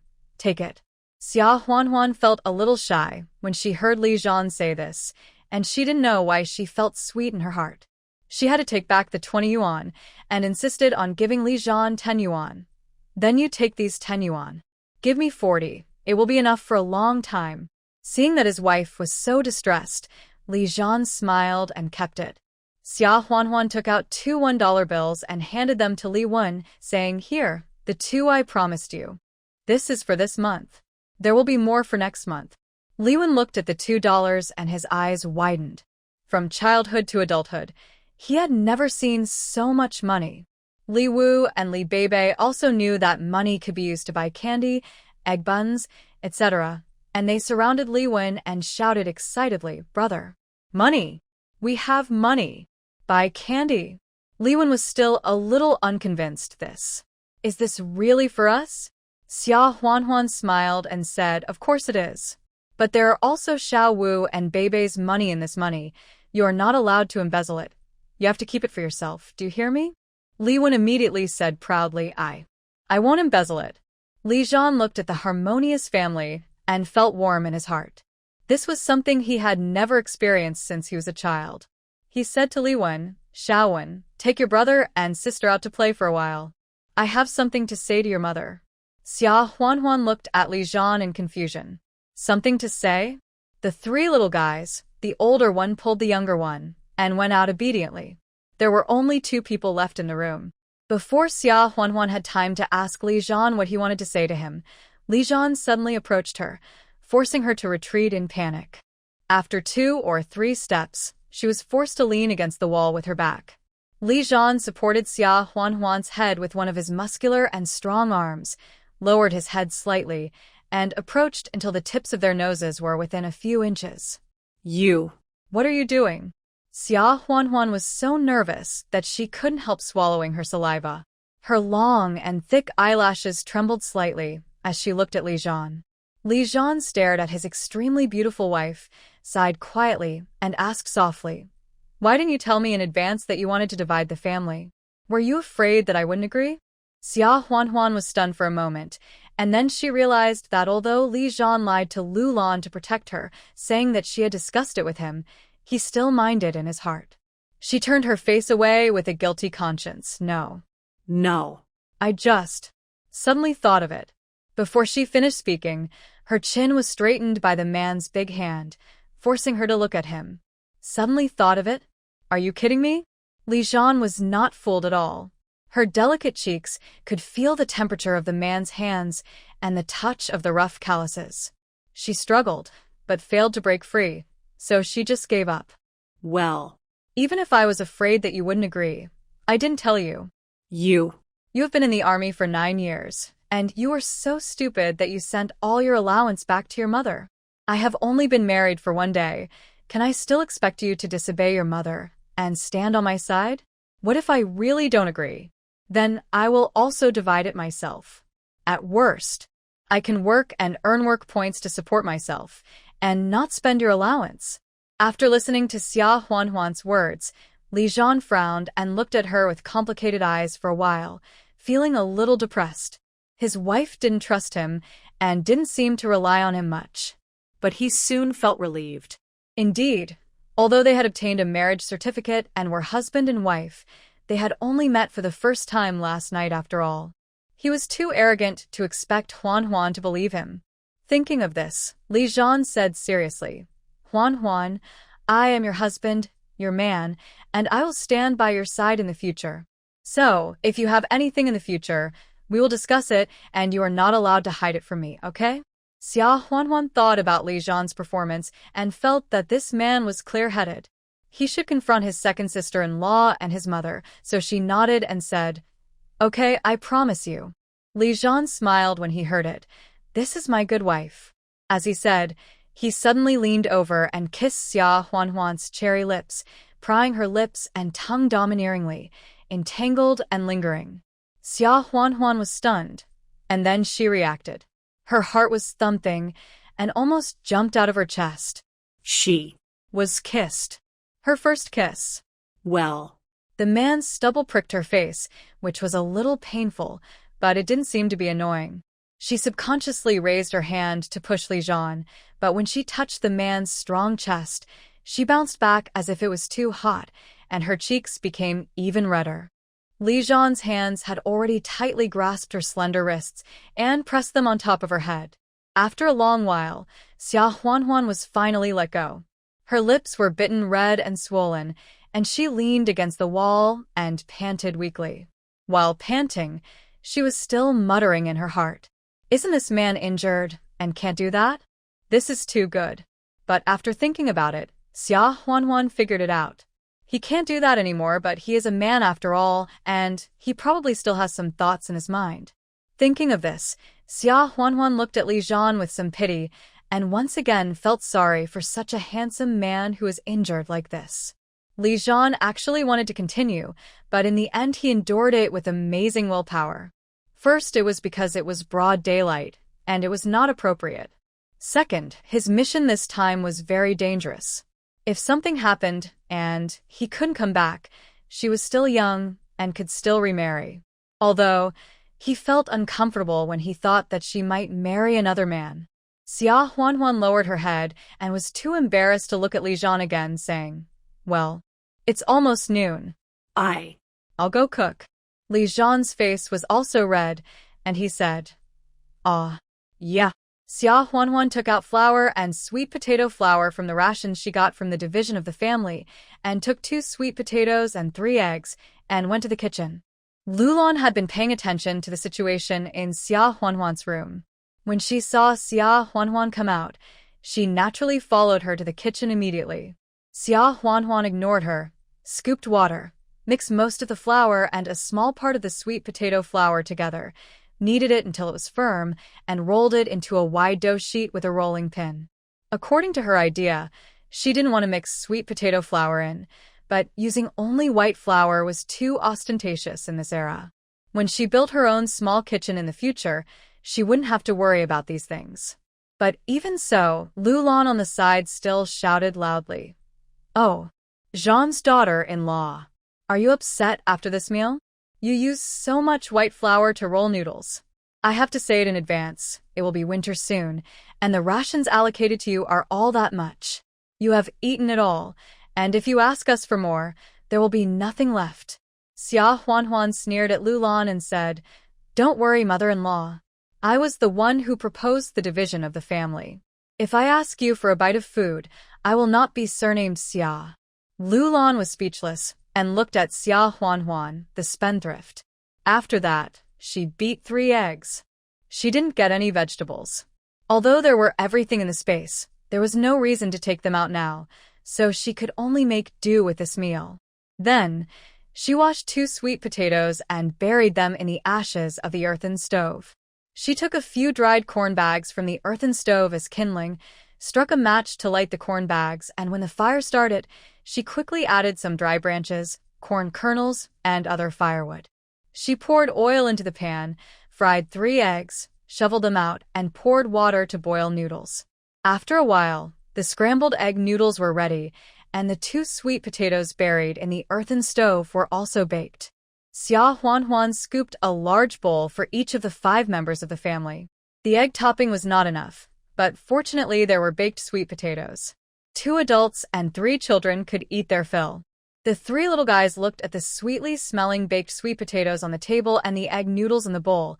Their eyes lit up and their saliva was about to flow down.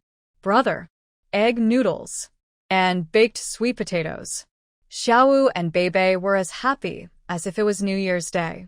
In the past 6 months, they rarely had access to even thicker corn paste, not to mention egg noodles. Every time Wang Guixiang only served them a little corn paste and added some boiled water to fill their stomachs. Li Wen frowned and looked at the food on the table, then looked at Xia Huanhuan and suddenly said in a baby voice, "It's not New Year's Day today. Why did you cook so much food? Are you not going to live a good life in the future?" Spendthrift woman. He didn't really understand what spendthrift woman meant, but his father used to scold his mother like that, so he remembered it. Xia Huanhuan and Li Zhan were stunned, and they all looked at Li Wen, and then they both couldn't help but burst out laughing. Li Zhan bent his fingers and tapped Li Wen lightly on the head, holding back his laughter and teaching him a lesson. Smelly boy. Who taught you that? Li Wen felt pain, pouted his little mouth, raised his little hands to the top of his head, and said unconvincedly, "That's what my father said about my mother." Li Zhan said seriously, "This is my wife. Only I have the right to say that. You want to say it? Wait until you grow up and get married." Li Wen was very disappointed when he heard it. That won't take a long time. Xia Huanhuan also reached out and pinched the little adult's face and said angrily, "Little rascal, do you think I'm a spendthrift? Then don't eat your noodles. I'll share them with Xiaowu and Beibei." When Li Wen heard this, he subconsciously protected the bowl, but soon thought about it and said, "Well, then wait until Xiaowu and Beibei are full, and I can eat the rest, okay?" Xia Huanhuan couldn't help but soften her heart when she heard what Li Wen said, and said, "Eat yours. From now on, we will ensure that you are full when you eat out at our house." After hearing this, Li Wen first looked up at Xia Huanhuan, then began to eat noodles, secretly wiping his tears with his hand while eating. Li Zhan looked at his wife tenderly, then moved his bowl closer, and gave part of the eggs in his bowl to Xia Huanhuan. Xia Huanhuan looked up at Li Zhan. After several contacts, she also felt that although Li Zhan looked gentle on the surface, he was actually quite domineering sometimes. If she wanted to push it back, Li Zhan would definitely stop her, so she gave up and ate the eggs obediently. After lunch, Li Zhan went to wash the pots and bowls. Lulan came out to sow discord again. "Zhaner, why are you washing the dishes? Where's your wife? Mom married you a wife to serve you. You can't spoil her." Li Zhan was unmoved. Instead, he looked back at her and said, "Mom, we have separated. Don't worry about our affairs in the future. Also, I won't give you the 10 yuan allowance this month." Lulan was shocked when she heard it. "Why? Was it your wife who instigated it behind the scenes?" Li Zhan raised his voice slightly and said solemnly, "No. This is my decision and has nothing to do with Huanhuan. On our wedding night, not only was the new room not decorated, but even the bedding on the Kong was borrowed from my second sister-in-law's house. You should know about this, right, Mom? I want to use this month's allowance to buy bedding for my wife, so I can't spare the 10 yuan for you." Li Zhan has been in the army for many years. When he is serious, the murderous aura he exudes makes Lulan shrink back 2 steps. Lulan forced a smile and said, This. These bedding will not cost 10 yuan. Buy some cotton cloth, at most 1 or 2 yuan. Of course, 1 or 2 yuan cannot buy the cloth and cotton for a quilt, but Lulan took advantage of Li Zhan's ignorance of the price and made up 1 or 2 yuan. Anyway, this matter is settled. Starting next month, I'll give you another 10 yuan. After saying that, Li Zhan no longer paid attention to Lulan and went straight back to the house. In the afternoon, Wang Guixiang's family moved out of the 2 brick houses reluctantly. Xia Huanhuan went in to check the house and was so angry that she laughed. This family had been searched thoroughly. Even the nails on the wall and the ropes for hanging clothes were not spared. But Xia Huanhuan didn't care, and she and Li Zhan moved the few things in the small room into the brick house. Li Zhan originally wanted to accompany Xia Huanhuan to the market to buy bedding, etc., but he came back temporarily and only had most of the day off. If he didn't leave now, he would be late for returning to the team. Therefore, he had to say goodbye to Xia Huanhuan reluctantly and left. Before leaving, he also gave Xia Huanhuan some food coupons, cloth coupons, etc. that he had on him. In the army, married soldiers are given extra quotas of various tickets. Lulan didn't know this, but if she knew, she would probably cry and make a fuss about it. Xia Huanhuan looked at Li Zhan's back, and somehow, she felt a little lost. But she quickly shook her head, swept away this strange feeling, and planned to go to the market to buy. She asked the 3 kids to stay at home and took the 40 yuan and food coupons and cloth coupons given by Li Zhan and walked towards the market in the town.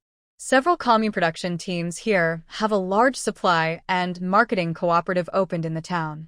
In addition to the supply and marketing cooperative, there are also restaurants, butcher shops, cloth shops, and other stores, of course, all of which are state-owned. Xia Huanhuan first went into the cloth shop, looked at the patterns, and compared them with the patterns she had stored in her space.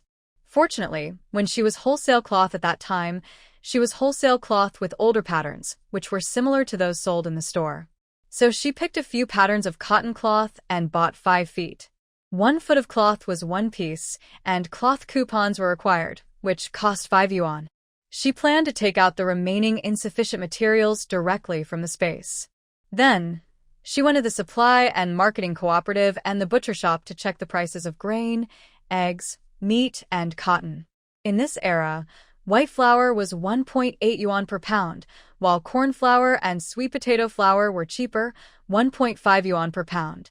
Sweet potatoes were 1 yuan per pound. Rice is the same price as flour, 18 cents per pound. Eggs are sold at 0.5 cents each and 30 cents per pound. The better pork is 90 cents per pound, and the worse is 80 cents. The cotton is a cash crop, and people couldn't even get enough to eat in that era, so there was less land for cotton, so it was almost 90 cents per pound. In general, compared with the world before she crossed over, it was the cheapest price among cabbages. She had all these in her space, so she planned to buy some later. She went to look for things that she didn't stock up in her space first. She didn't bother to stock up on small things like needles, thread, and thimbles and didn't need tickets, so she spent 20 cents to buy them first. After thinking about it, she asked the salesperson if there was a thermos. Winter is coming soon, and it's difficult to drink hot water without a thermos in the house. She forgot to stock up on this too. The salesperson saw that she had been looking around in the store for a long time and ended up buying some needles and thread, and he looked down on her. Country women are country women. They are reluctant to buy anything they see. Why come to the supply and marketing cooperative if you don't have money? So she acted arrogantly. Thermos? A thermos costs 2 yuan. Do you have one? Even if you have one, you need a ticket to buy it. Xia Huanhuan was stunned. She had money, but she didn't have a ticket. There was no ticket for the thermos in the ticket that Li Zhan gave her. When the salesperson saw that Xia Huanhuan couldn't take it out, he looked even more contemptuous. If you can't afford it, get out of the way. Don't block others from buying things. Xia Huanhuan naturally saw that the salesperson looked down on people and said, "What's your attitude? I'm here to buy things, so I'm a customer. This is a state supply and marketing cooperative. With this attitude, are you qualified to serve the people?" The salesperson sneered when he heard it. "My good attitude is for good customers. You just bought 2 cents of needles and thread, and you still have the nerve to let me greet you with a smile? Do you deserve it?" Xia Huanhuan's eyes turned cold, and she said lightly, "Are there other salespeople in the supply and marketing cooperative? I don't need your service anymore."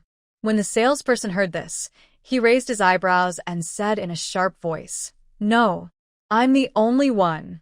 It's up to you to buy it or not." When the customers in the supply and marketing cooperative heard the salesperson arguing with the customers, some of them began to murmur in a low voice. "I had the same salesperson last time. Her name seemed to be Song Xiaoyu. She was so snobbish. She would sneer at you if you bought too little. No way. This is the state-owned supply and marketing cooperative, not hers. Isn't she working in the fields the same as us? She also earns work points. Why is she so arrogant? Complain about her. You don't know this. In addition to work points, you can also get a 1 yuan salary every month from the supply and marketing cooperative. I heard that her uncle is a team leader and complaining is of no use. If you complain, she will raise the price for you next time you come to buy something. At this time, a voice suddenly scolded, Song Xiaoyu, why are you arguing with a customer again? What's your attitude? Xia Huanhuan looked up and saw a middle-aged man in a zhongshan suit. While scolding Song Xiaoyu, he walked to the counter and apologized to Xia Huanhuan. I'm sorry. Our salesperson has a bad attitude. Song Xiaoyu was not convinced after being scolded and shouted, Director. It was this village woman who bought 2 cents of needles and thread. She didn't have money and asked how to sell the thermos, which wasted other customers' time. The director said angrily, Shut up. Don't even mention buying 2 cents. Even if it's buying 2 cents, you as a salesperson must respect the customers. I warn you, if you do this again, I don't care that your uncle is a brigade cadre. Go back immediately and don't work here. And you still say she is a village woman? What's the matter? Is your household registration in the city now or something? You are still from the countryside. Xia Huanhuan glanced at the director. This director was quite fair. The director looked at Xia Huanhuan. Dear customer, what do you want to buy? I'll receive you. Xia Huanhuan nodded, then took out 10 yuan and food coupons, oil coupons, egg coupons, and cotton coupons from her pocket and slapped them on the counter. Xia Huanhuan said, I want 5 kilograms of flour, 5 kilograms of rice, 3 kilograms of rapeseed oil, 10 eggs, a bag of milk powder, and 5 kilograms of cotton. The rapeseed oil sold in the supply and marketing cooperative is 50 cents per pound, and a bag of milk powder is also 1 pound and $1.50. So the total is $10.30. Seeing that it was not enough, Xia Huanhuan took out another dollar to add to it. The customers, the director, and Song Xiaoyu in the supply and marketing cooperative were all stunned. Most of the customers who come here usually buy things worth $1 or $2, $2 or $3. Those who can buy $5 at a time are already from a very wealthy family. This is the first time that someone can buy $10 at a time. Song Xiaoyu's arrogance had long since wilted, and she stared at Xia Huanhuan with envy and jealousy. She worked in the supply and marketing cooperative and could get 7 work points a day and an extra $1 a month. She was guaranteed a stable income, which was already a very good treatment. But the woman in front of her looked about the same age as her, and she actually spent $10 at once. That was her 10 months' salary.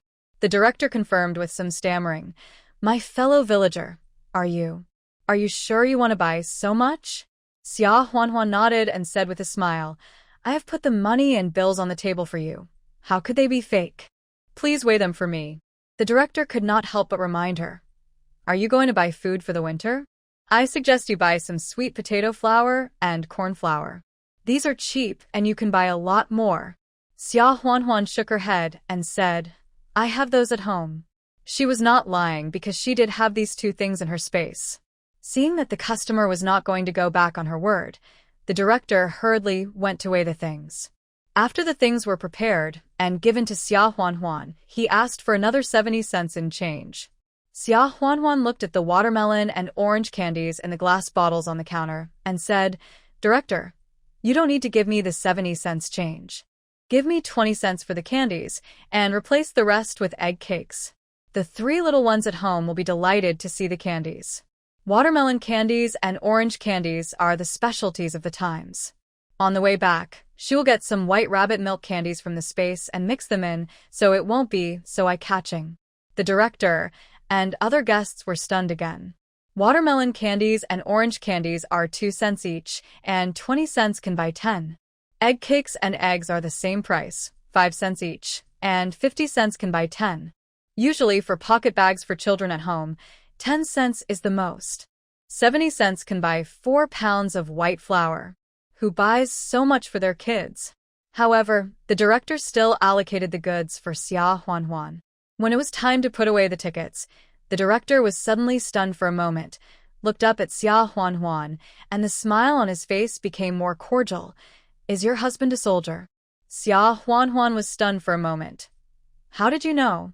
The director smiled and said, "The Army's tickets are different from our ordinary tickets. They have special markings." In this way, the customers of the supply and marketing cooperative naturally accepted the fact that Xia Huanhuan could buy things worth 10 yuan at a time. In that era, soldiers were very respected. Because they risked their lives to defend their country, it was only right that they had a higher monthly allowance. Only Song Shiyue was shocked. She snatched the ticket from the director, and after confirming the special mark on it, she stared at Xia Huanhuan with even more jealousy. "Which village are you from? Who is your man?" Xia Huanhuan glanced at her coldly and ignored her. She turned to the director and asked, "Director, how much is that big wooden basin? Do I need a ticket too?" It was a big wooden basin that was about 1/2 meter high and 1 meter in diameter. The director said, "This one doesn't require a ticket, but it's a bit expensive, 3 yuan each. It was used to wash clothes in the past, and it's not practical. If you want to buy a basin, this enamel basin is 2 yuan each, which is much more practical." Xia Huanhuan shook her head. She bought the big wooden tub just for bathing. Although she could go to the space to bathe at any time, the 3 little ones at home were as dirty as little cats on their faces and bodies. Buying a basin would allow her to wash them clean. "Does the enamel basin require a ticket?" "I don't have one for the time being. I'll just take this big wooden tub. Also, director, can you save one of the thermos for me? I'll get the ticket and come to buy it in 2 or 3 days, okay?" Upon hearing this, the director waved his hand and said with a smile, "You are a military dependent, and our support for the military and preferential treatment for their families is required by the state. If you have money, pay for the enamel basin and thermos first, and the ticket will be sent to you when you have it." Xia Huanhuan didn't expect such preferential treatment, so she was naturally very happy. "That's great. The 3 items are a total of 7 yuan. Here you go." The director also enthusiastically lent Xia Huanhuan an ox cart so that Xia Huanhuan could transport the things back home. After using the ox cart, she could just return it to the sales outlet in the village. Tomorrow morning, the sales outlet would have to go to the supply and marketing cooperative to pick up the goods so they could send a cart back. Xia Huanhuan did not refuse. It was indeed not easy for her to carry so many things by herself. After buying the things, Xia Huanhuan smiled and said, "Director, I want to complain about your salesperson. He treats customers differently based on their appearance and has a bad attitude." "This. You won't ignore it, will you?" When Song Shiyue heard that Xia Huanhuan was going to complain about her, she was so angry that her eyes almost popped out.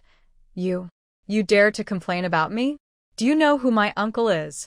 My uncle can assign you the dirtiest and most tiring work in the whole commune with just 1 word, believe it or not." The director also wanted to settle the matter peacefully. Forget about the complaint." Xia Huanhuan smiled innocently, and this smile was so bright that everyone in the supply and marketing cooperative couldn't help but stare at them. Why are complaints not allowed? Just because her uncle is so powerful? I'm not afraid. She should be complained for her bad attitude towards customers. Are we going to indulge her? The other customers in the supply and marketing cooperative couldn't help but applaud and said, "Yes, director. I want to complain too." Song Shiyue was so angry that her face turned blue, but she dared not to be arrogant because of the public outrage. The director had no choice but to record all the complaints and report them to his superiors. Xia Huanhuan went to the butcher shop and bought 2 pounds of fat and lean pork belly, which cost her $1.80 before she went home. On the way, Xia Huanhuan took advantage of the fact that no one was around and quickly took out 10 pounds of flour, 10 pounds of rice, 10 pounds of rapeseed oil, and 10 eggs from the space. She also took out some cornmeal and sweet potato flour and some sweet potatoes to make it look good. She took out 10 feet of cloth and 5 pounds of cotton, which were wrapped in cloth.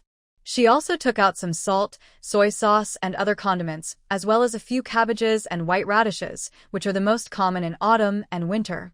She also took some white rabbit milk candies and mixed them with watermelon candies and orange candies, and then she returned to her home. When Xiaowu and Beibei saw Xia Huanhuan coming back, they immediately ran out and happily hugged Xia Huanhuan's legs, looking up and shouting, "Mom, you're back." Mom. "My brothers and I are very good."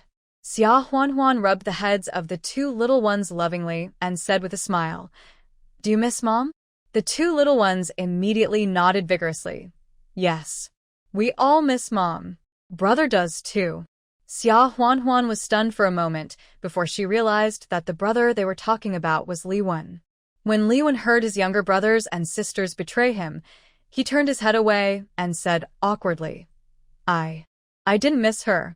I was afraid that she would be like their biological mother, who would never come back once she left the house." Beibei tilted her head and said seriously in a baby voice, "Brother does. Just now, brother went to the east end of the village to check again." Xiaowu also nodded and said, "Mom, brother has mentioned it many times. Why hasn't Mom come back yet?" Li Wen. These two cheap brothers and sisters are really good at ruining things. Xia Huanhuan curled the corners of her lips, knowing that Li Wen couldn't get over his awkwardness for a while, so she didn't continue the topic and said with a smile, "Xiaowu, Beibei, help Mom move things into the house." "Xiaowen, you have to help too." Li Wen frowned and said in a rough voice, "Of course I will help." Saying that, she ran over, picked up the thermos and moved it into the house. Xia Huanhuan smiled, quickly moved the things into the house, and then sent the ox cart to the sales outlet. After returning, Xia Huanhuan first took out candies and egg cakes and gave each of the three little ones an egg cake, watermelon candy, orange candy, and white rabbit milk candy. The three little guys haven't had enough to eat in the past 6 months, so where have they seen snacks like candy and egg cakes? Looking at the snacks in his hands, even Li Wen, who had always resisted Xia Huanhuan, had bright eyes and swallowed his saliva. However, the three little guys were reluctant to eat them just by looking at them. Xia Huanhuan smiled and said, "Eat quickly. There are more after you finish eating. But you have to promise your mother that when you go out to play with other children, you can't tell them that you have snacks to eat." The three little guys nodded heavily and then ate the egg cakes and candies happily. Here, Xia Huanhuan spread the bought cloth on the Kong, then spread the cotton on it, and covered it with a festive red quilt cover, and then started to needle to make a quilt. At this time, someone suddenly knocked on the door outside. Xia Huanhuan looked up and saw a young daughter-in-law standing at the door, looking into the room shyly. "Fourth brother's wife is back." Xia Huanhuan didn't recognize who it was, and was wondering. Xiaowu and Beibei suddenly ran towards her, shouting, "Third aunt." Even Xiaowen, who always looked at everyone with hostility, rarely shouted, "Third aunt." Xia Huanhuan guessed then that this should be the wife of Li Zhan's third brother Li Jia. Her name seemed to be Zhou Qiuhua. They also have 3 children, 2 daughters, 5 and 3 years old respectively, and a son who is only 6 months old. Seeing that the 3 little ones were quite friendly to the visitor, it seemed that this third sister-in-law would not be as mean as the second sister-in-law. But the purpose of her visit was unclear. It was better to keep quiet for the time being. She smiled and greeted, "Is it the third sister-in-law?" Come in. Zhou Qiuhua walked in a little stiffly and said, "I wanted to come and see you last night. But your third brother asked me to stay out of things here, lest the second brother, the second sister-in-law, and mother say anything again. So I didn't come." "I heard that the fourth brother is back too? Has he left?" Xia Huanhuan didn't understand her purpose, so she replied, "Yeah. He left after lunch, saying that the team approved most of the day off." Zhou Qiuhua smiled shyly and said, "Your third brother has a bad temper. He got into a tantrum with his second brother and mother, and even his fourth brother disappeared. I heard that you asked the secretary to testify this morning, and you also separated the family property from that side? If he hadn't known this, your third brother wouldn't have let me come over." Xia Huanhuan smiled and said, "Yeah. It has to be separated sooner or later. Since Li Zhan is at home, we just separated it." Zhou Qiuhua whispered, "It's a good separation. It's quiet now, I've been asking my husband to bring up the matter of separation, but he didn't mention it. I don't know how much anger he has suffered over the years. If it weren't for what happened in the eldest brother's family half a year ago, your third brother wouldn't even mention it. As she said that, she put a small bag of things on the table and said with a smile, I just came to see if you need anything. Here is some sweet potato noodles. You have just separated and you have these 3 little guys with you. I'm afraid the food is not enough. Xia Huanhuan was stunned for a moment. She didn't expect Zhou Qiuhua to take the initiative to give her something. In that era, every family lived a tight life and could hardly take care of themselves. It was really precious to be able to generously give things to others. Xia Huanhuan declined. Third sister-in-law, it's not necessary. Li Zhan left me an allowance, and I have already bought it. Zhou Qiuhua was rejected, and her face was embarrassed, and she said, This. You should keep it. I know you don't need it, so just think of it as for the 3 little guys. I didn't take good care of them in those 6 months. Xia Huanhuan accepted it after hearing her say this, and took out a few watermelon candies, white rabbit soft candies, and egg cakes to give to Zhou Qiuhua in return. Then third sister-in-law, take this back and give it to the 3 little guys at home. This. How can this be? Xia Huanhuan smiled and said, If third sister-in-law doesn't accept it, then I can't accept this sweet potato flour either. Seeing this, Zhou Qiuhua accepted it. She looked at the quilt cover spread out on Xia Huanhuan's Kong and asked, Are you making a quilt? Let me help you. As she said that, she skillfully took the needle and threaded the thread and quickly sewed it. Xia Huanhuan was not used to sewing, and seeing that she was so skilled, she let her help. Zhou Qiuhua worked quickly and finished sewing in a short while. She smiled and said, Take a look, is it okay? Xia Huanhuan nodded and smiled. Third sister-in-law is good at sewing. Zhou Qiuhua was embarrassed by the praise and smiled, and said, Then I'll go back first. Fourth brother is not at home. If you need help with anything, come to me and your third brother at any time. We will live in the 2 rooms at the back. Xia Huanhuan agreed. After a while, this third sister-in-law did not seem to have any ill intentions. Therefore, she asked third sister-in-law, Do you know who in the village can build a stove? Zhou Qiuhua was stunned for a moment, then said, Build a stove? Your third brother can do it. Tomorrow I will ask him to work half a day and come to build it for you. Then I'll trouble my third sister-in-law and third brother. After sending Zhou Qiuhua away, Xia Huanhuan went to the kitchen, planning to boil some water for the 3 kids to take a good bath. Unexpectedly, as soon as she arrived in the kitchen, Lu Lan came out like a ghost. Daughter-in-law Zhana, have you received Zhana's allowance for this month? Just give me the 10 yuan that was originally intended for me. She hit a wall with Li Zhan, but she was unwilling to give up and wanted to deceive Xia Huanhuan. Xia Huanhuan looked at her and sneered. Mother-in-law, Li Zhan should have told you, right? You won't get this month's allowance. These 10 yuan, even if you ask me, I don't have them. You are still instigating my son to be unfilial to me. Believe it or not, I will go to the commune to sue you. Xia Huanhuan was not afraid and said, You can go ahead. Originally, I got married, but you, mother-in-law, didn't even invite me to a banquet or prepare bedding for me. I was so aggrieved that I wanted to complain. Let's go to the commune and let everyone judge it. Lu Lan was choked and didn't say anything. Although she was rude to Xia Huanhuan at home, she still cared about her face in the village. This time she didn't expect Li Zhan to come back suddenly late at night. Otherwise, she would have paid more attention to the wedding banquet and the decoration of the new house. If the matter really went to the commune, she would be more or less in the wrong and might not be able to gain the upper hand. Seeing Xia Huanhuan was about to make a fire, she asked unhappily, It's not dinner time now, why are you making a fire? The firewood is distributed by the commune in limited quantities, and it is burned for heating in winter. How can you waste it like this?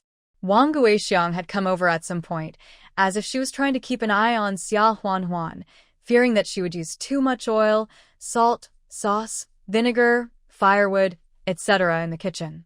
She also chimed in, That's right. The commune only distributed some corn bags, corn stalks, and dried bean seedlings. Not to mention heating in the winter, it's not even enough to cook. If you want to use them to boil water, Go to the mountain to pick up dead branches yourself. Xia Huanhuan was almost annoyed to death by Lu Lan and Wang Guixiang's nitpicking. She turned around and looked at them with a smile and said, "Come to think of it, it seems that our room wasn't given any firewood when the family was divided this morning.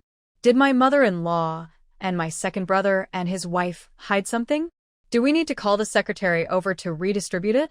This sentence made Lu Lan and Wang Guixiang's faces as black as coal, and they went out cursing. Xia Huanhuan ignored them and started to make a fire to boil water. In fact, there was a natural medicinal hot spring in her space, but it was not easy to get the water out directly. So, she just boiled a pot of water for the sake of courtesy, which did not use much firewood and water. After a while, she went into the house, sent the 3 kids away, and then got some medicinal hot spring water and mixed it. While the water was boiling, a woman's voice suddenly came from the door of the Li family. "Aunt Li's second sister-in-law, are you at home?" Lu Lan and Wang Guixiang were stunned for a moment, and Lu Lan immediately greeted them enthusiastically and said, "Oh, it's Xiao Yu. How do you have the time to visit us?" Xia Huanhuan found the name familiar, so she couldn't help but walk to the door and took a look. It didn't matter at first glance. The person who came was Song Xiaoyu, the arrogant salesperson she had complained about in the afternoon at the supply and marketing cooperative. Song Xiaoyu was carrying a bag on her back, and she looked straight into the yard and asked, "Aunt Li, I heard from the villagers that Brother Li Zhan is back. Where is he?" As she said, she was about to go into the yard. When Xia Huanhuan heard her call her husband brother, a hint of coldness flashed to her eyes. What is the relationship between this Song Xiaoyu and her man? Wang Guixiang had been humiliated by Song Xiaoyu before, and now when she heard her ask this, she said sarcastically, "Oh, Xiaoyu, aren't you having a hot relationship with Li Jiqing from the Jiqing Point? Why did you suddenly think of Li Zhan? You know that Li Zhan had married a wife yesterday, right?" Xia Huanhuan heard Wang Guixiang say this. It was obvious that Song Xiaoyu liked Li Zhan before. This made her feel even more uncomfortable. Song Xiaoyu's face was embarrassed, but she immediately showed her shameless spirit, raised her head and said, "Is it not okay for me to regret it? Brother Li Zhan is a soldier. I like him. Besides, so what if we are married? What if we can't get divorced? You call Brother Li Zhan out, and when he sees me, he will definitely divorce his arranged wife immediately and be with me." Song Xiaoyu liked the handsome and tall Li Zhan since she was a child, but later she heard that Li Zhan was injured and could not have children, and every time Li Zhan came back to visit his relatives, he ignored her, so she backed out and got together with Li Jiqing. Li Jiqing also said that when he returned to the city, he would marry her, let her change her rural household registration to urban household registration, and work in the factory in the future. This is certainly much better than Li Zhan, who is out of reach and has been injured in that aspect. She fell for him, but in the afternoon at the supply and marketing cooperative, she was greatly stimulated. Seeing Xia Huanhuan, a military dependent, spent nearly 20 yuan in one breath, which was almost enough for her 2-year salary as a salesperson. If she had known that soldiers would get so many allowances every month, she would definitely pester Li Zhan and would not look for Li Jiqing, who would only say verbally that he would return to the city.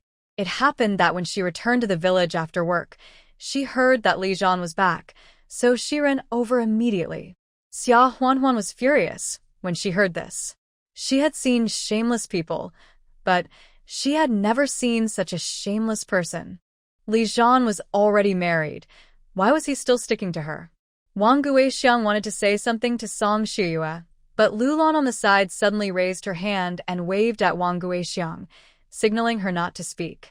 Then, Lu Lan said to Song Xiaoyu with a smile on her face, "Xiaoyu, you came at an untimely time. Zhaner just returned to the army at noon." When Song Xiaoyu heard this, she couldn't help feeling disappointed. But Lu Lan immediately said, "But do not worry, I will tell you the first time he comes back next time." Wang Guixiang was stunned. Didn't her mother-in-law always dislike the arrogant and aggressive Song Xiaoyu? Why did she suddenly change her personality today? Xia Huanhuan was shocked. What does her mother-in-law mean? Knowing that Li Zhan was already married, Song Xiaoyu still had ill intentions towards Li Zhan. Not only did she not stop Song Shuyue from seeing Li Zhan, but she was also eager to tell her as soon as possible. Moreover, in front of her, the daughter-in-law. Isn't this old woman too insidious? In the past, Xia Huanhuan only thought that Lu Lan was selfish, stingy, and greedy for money. Now her 3 views have been refreshed. This is purely bad. I'm afraid that seeing that her new daughter-in-law did not follow her script, be submissive to her, listen to her, give her all of Li Zhan's allowance, and respect her for food and clothing. So, she has thought about changing a daughter-in-law. Xia Huanhuan took a deep breath, calmed down her anger, then walked out of the kitchen with a smile, and deliberately asked, "Mother-in-law, sister-in-law, who are you talking to?" Then he looked up, saw Song Xiaoyu, and asked, "I just seemed to hear her say that my man Li Zhan would divorce me immediately if he saw her." Mother-in-law, sister-in-law, what do you think? Is this woman too shameless? When Song Xiaoyu saw Xia Huanhuan, she was stunned at first, and then her face twisted quite wonderfully. You. Why are you here? Wait. What did you say? You said that brother Li Zhan is your man? How is it possible? Xia Huanhuan, with a cold face, curved lips, and sneered. Don't call me so affectionately. Don't soil my man's reputation. Song Shuyue was ashamed and angry, and said arrogantly, "You. What right do you have to scold me? Brother Li Zhan has liked me since I was a child. He married you. Married you just because he didn't want to hurt me. He didn't want me to endure the pain of not being able to have children for the rest of my life." Xia Huanhuan was so angry that she laughed. This woman is quite dramatic. She was forced to make up a heart-wrenching drama. Xia Huanhuan didn't waste any words. She stepped forward quickly, raised her hand, and slapped Song Xiaoyu in the face. Song Xiaoyu was stunned for a moment. Even Lu Lan and Wang Guixiang were stunned. Song Xiaoyu then came back to her senses in astonishment, covering her face and trembling. You dare to hit me?" Xia Huanhuan said coldly. "What? You come to my house to ruin my man's reputation, and I still spoil you? What do you mean my man likes you? Don't want to hurt you? Don't harm my man. Next time I hear you talking nonsense about Li Zhan, I will beat you till your teeth are all over the floor." Lu Lan couldn't help but feel scared after hearing these words. Song Xiaoyu's words just now were indeed bad for Li Zhan's reputation.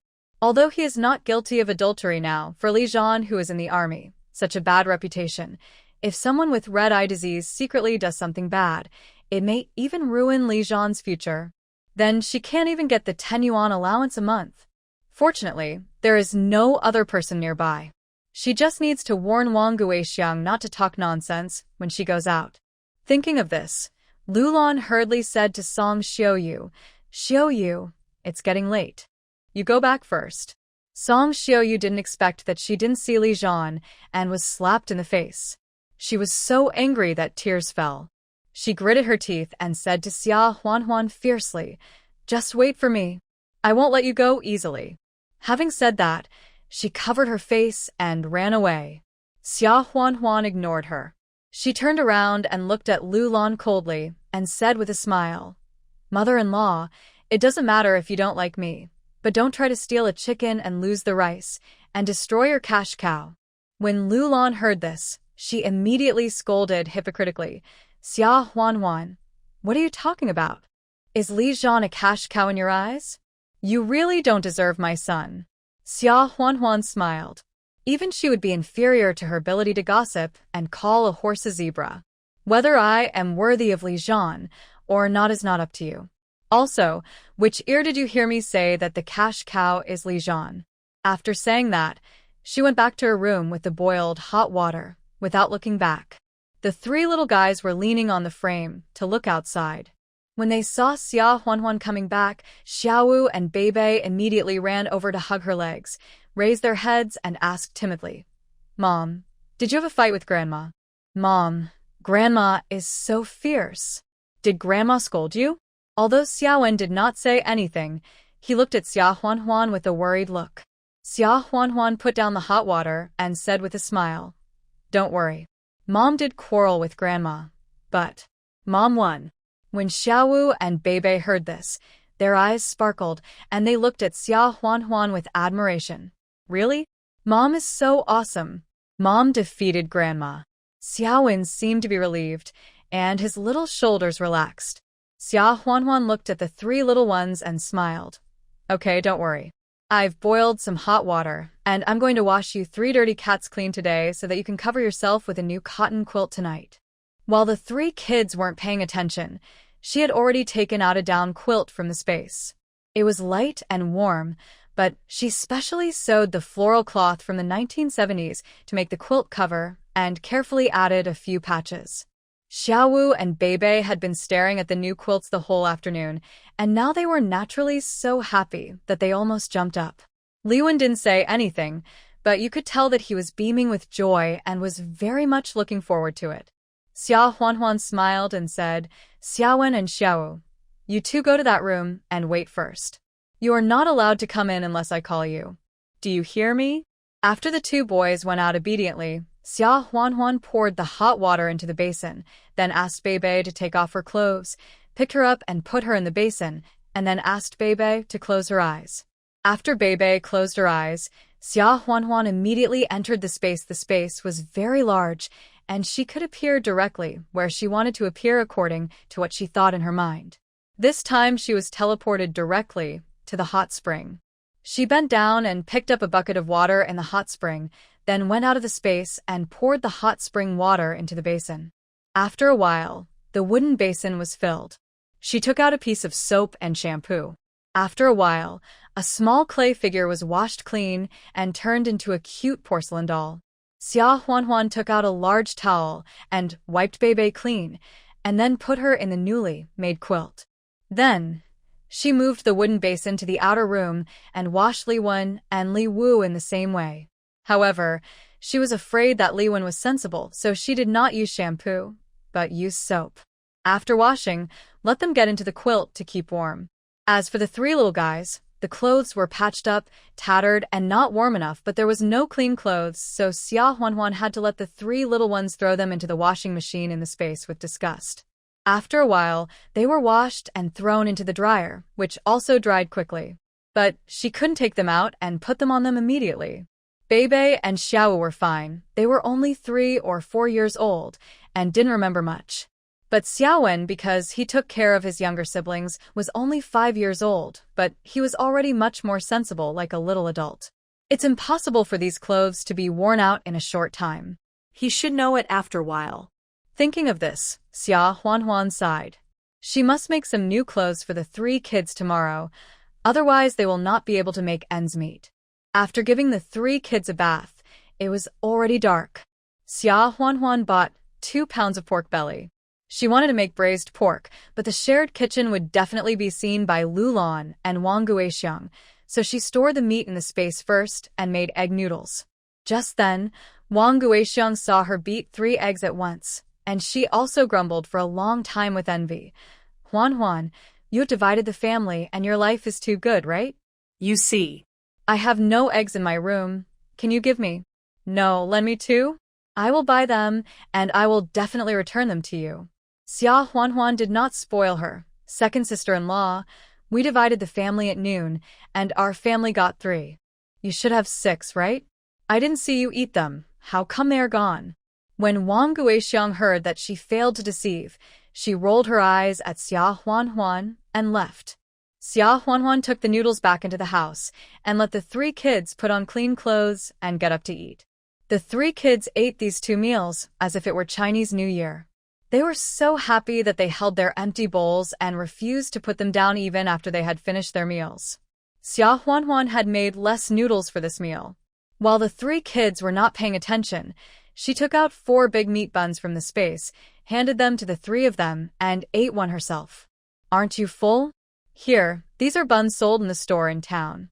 But I still tell you, don't tell anyone, do you hear me?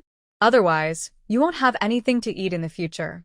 The 3 little guys all looked at Xia Huan with admiration.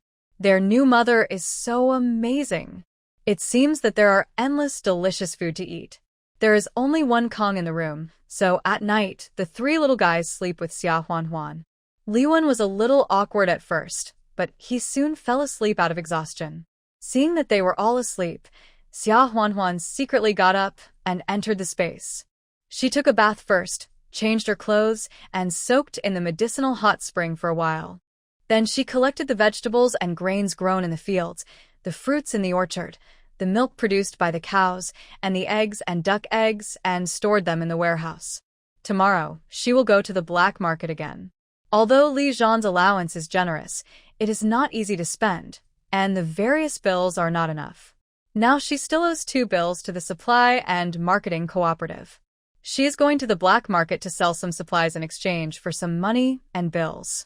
It will be dawn soon. Xia Huanhuan woke up and saw that the 3 little guys were still sleeping sweetly, with their little heads facing each other. The fair and tender little faces were flushed in the quilt, which was so adorable. She resisted the urge to reach out and rub their little faces, and got out of bed quietly. For breakfast, she cooked century egg and lean meat porridge, of course, using the rice cooker in the space. After a while, it was bubbling with a fresh and fragrant aroma. In addition to the porridge, there were also steaming big meat buns. They were taken out of the space and were still in the state of being just out of the cage. Then, she went to the dairy farm and squeezed 4 cups of milk, which were also warm, in enamel cups and placed them on the table one by one. She bought milk powder yesterday, and if someone saw it, she could just say that it was milk soaked in milk powder. When everything was almost ready, the 3 little guys woke up in a daze. Li Wu and Li Beibei looked at the table full of delicious food, with stars in their eyes and saliva flowing. Big meat buns. There are also big meat buns in the morning. Xia Huanhuan divided the meat buns between the 2 little greedy cats, and they soon had their mouths full of greasy food, with a look of happiness on their faces. Xia Huanhuan smiled and said, "Eat slowly, don't burn your mouth. There are also porridge and milk, you must finish them, no leftovers."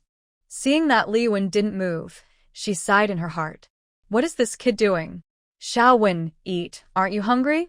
Li Wen raised his eyes to look at Xia Huanhuan, lowered his head and hesitated for a while, then took out the 2 yuan that Xia Huanhuan had given her before from his pocket, handed it to her, and said, "From now on, I don't want the 2 yuan per month. Just think of it as the food expenses for the 3 of us brothers and sisters."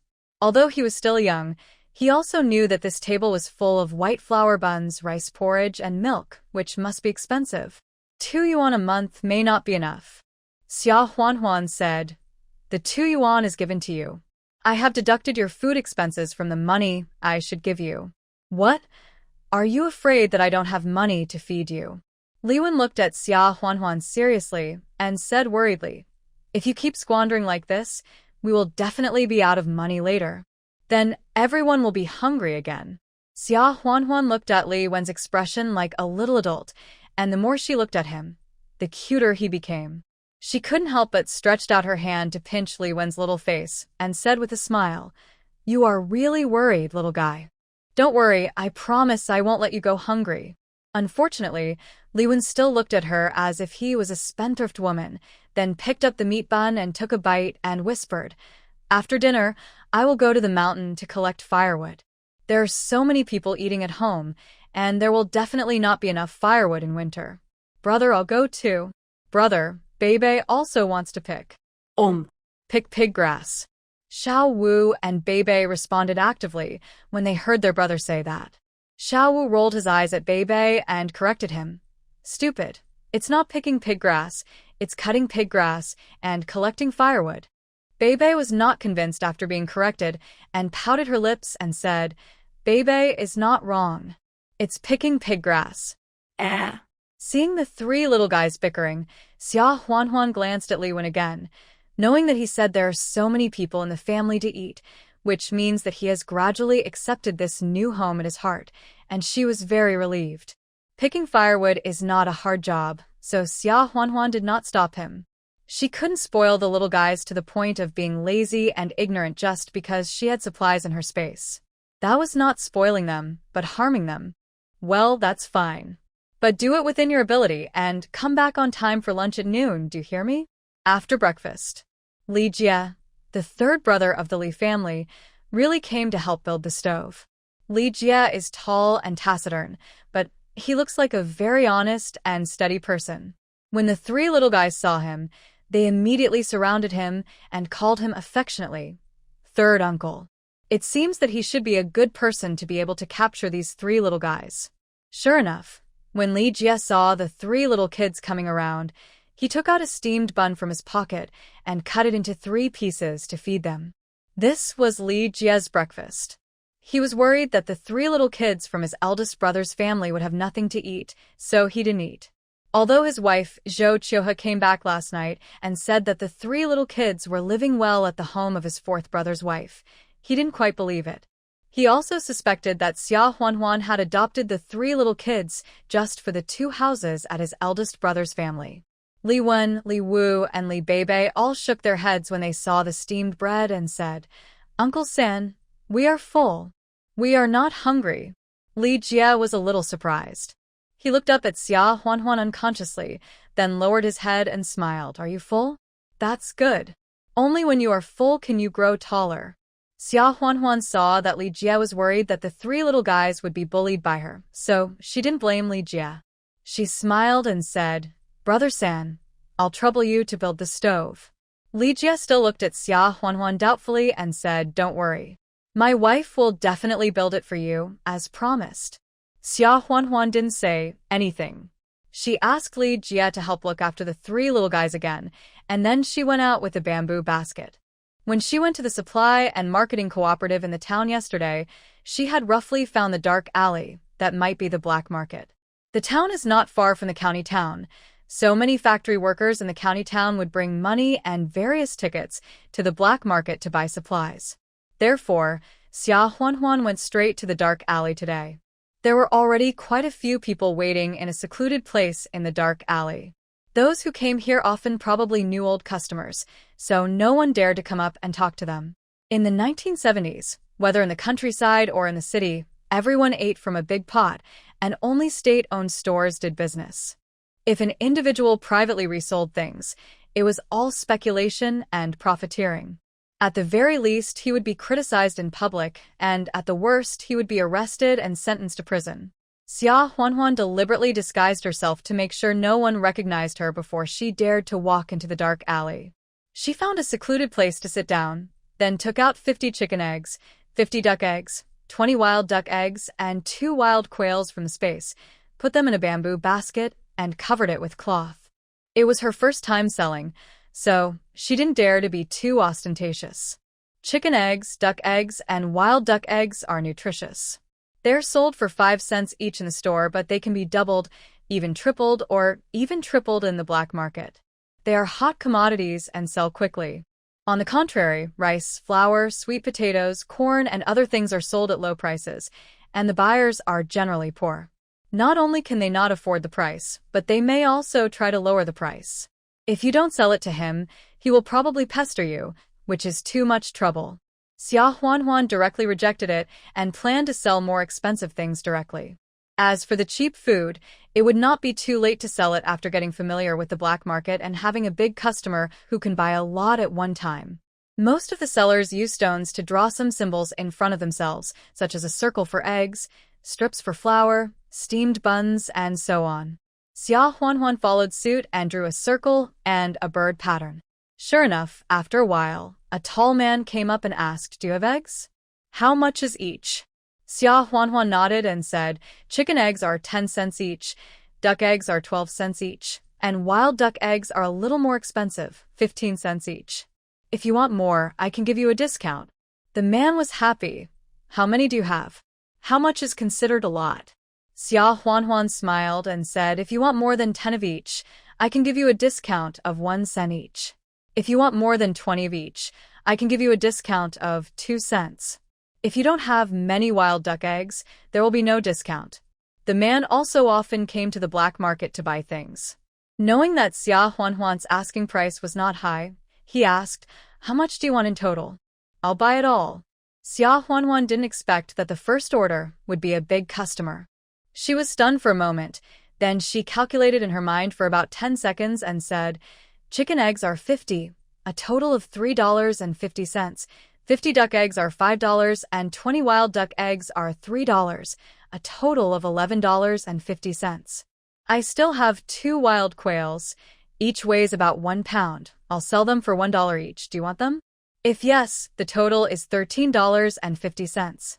The man was stunned, took a small stone and calculated on the ground for a long time, then looked up at Xia Huan and said with a smile, "Are you good at arithmetic?" "Okay. I said I'll buy them all, so take them all. The total is $13.50, right?" 14. No need to change. Xia Huan didn't expect the buyer to be so generous. Not only did he not let her get the change, but he also gave her 50 cents more. She felt embarrassed to take it. Seeing that Xia Huan didn't take it, the man thought she was going to change her mind and asked, "What? Are you going to regret it?" Xia Huan shook her head and smiled. "No. I want to ask if you have any tickets or industrial coupons on you. I need coupons for enamel basins and thermos bottles, and I also want other bicycle coupons and the like." The man said, "You are lucky. I just happen to have coupons for enamel basins and thermos bottles, and I was about to buy them. But food is still important, so I'll give them to you. But bicycle coupons are rare and they're expensive, several dozen yuan a bicycle." "That's fine. I'll buy these 2 coupons. How about 3 yuan? Give me 10 yuan and 2 coupons and take all these things." Xia Huan said straightforwardly. 3 yuan for 2 tickets is not cheap. After all, the combined price of the 2 things is only 3 yuan and 50 yuan, which is catching up with the selling price. It doesn't matter if there are no bicycle coupons for the time being. Not to mention bicycles, she even has jeeps in her space. But taking out such an expensive and large item all at once would definitely arouse suspicion, so she could only endure the temporary inconvenience. The man did not expect Xia Huan to be so generous and immediately agreed. "Okay. Sister, you are quick in doing business. Do you have anything else to sell? I will buy from you in the future." Xia Huan's mouth twitched. In order to disguise herself, she even drew several wrinkles on her face. How did this man know that she was young? However, it is of course the best to have a long-term customer and a generous customer at that. Let him see it, because he may not be able to hide it when there are more opportunities to deal with him in the future. Xia Huan agreed and said, "What do you want? Tell me in advance, I can get it, and I will get it for you next time." The man laughed again, and he was very proud. "If you say so, I really want to ask you if you can get something. I see you sell wild duck eggs and wild quail, so you should go to the mountains often, right? Have you ever picked wild ginseng or fungus, mushrooms, and other mountain products? Mainly ginseng. It is the most nutritious to use it to make chicken soup. By the way, it would be best if you can get 2 more old hens." The man said, almost drooling.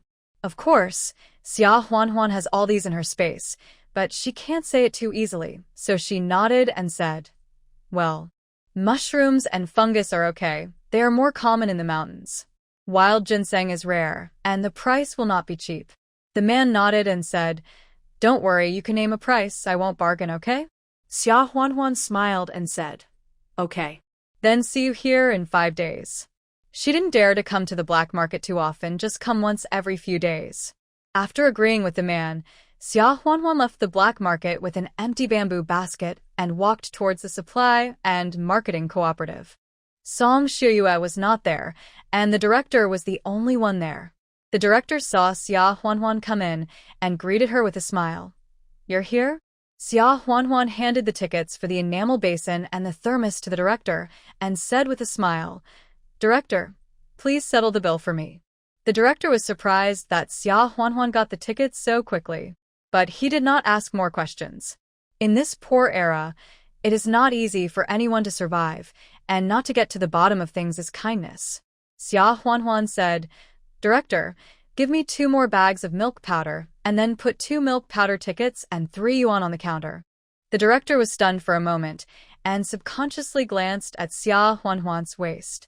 It doesn't look like she just gave birth. Xia Huan knew at a glance that the director had misunderstood, and blushed a little.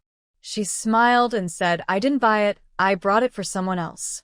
Then she asked, "Why is the salesperson from yesterday gone?" The director said, "Song Shiyue?" She was complained by many customers, and her superiors suspended her for 3 days and deducted 1 month's salary to let her reflect on herself.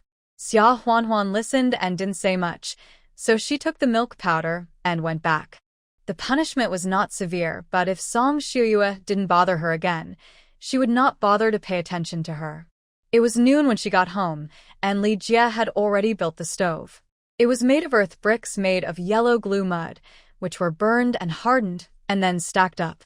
After stacking, they were burned again to increase the hardness. Now it can be used. Xia Huanhuan was very satisfied. He handed 2 bags of milk powder to Li Jie and said, "Third brother, I've troubled you for the whole morning. These 2 bags of milk powder are a thank you gift. Give them to your little boy." Li Jie's third son is only a few months old and has not been completely weaned.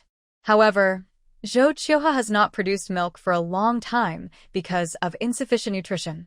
Therefore, he can only give the child some rice soup to fill his stomach every day. Xia Huanhuan listened to the child's crying in the middle of the night for a long time last night. Li Jie was stunned and looked up at Xia Huanhuan in disbelief.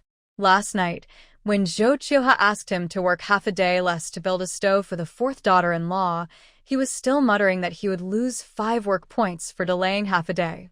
5 work points are about 7.5 cents, which can be exchanged for half a pound of sweet potato flour. But these 2 bags of milk powder are sold for 3 yuan at the supply and marketing cooperative. He can't even get a fraction of the 5 work points he earned in half a day. Not to mention, milk powder tickets are also rare, and usually they have to be exchanged for extra work points. Every time he went to the supply and marketing cooperative in town, he would wander around for a long time, let the salesperson take out the goods and look at them for a long time, but still reluctantly put them back. But now, just because he built a wall for Xia Huanhuan, he gave him 2 bags as a thank you gift. This. 4th sister-in-law, this is too expensive. I can't accept it. keep it. Xia Huanhuan pushed the milk powder back. I heard that my 3rd sister-in-law has no milk, and the little guy is crying pitifully because of hunger. This milk powder is for the little guy. When he grows up, he can just say thank you to me. Third brother, as a father, you have no right to refuse on his behalf.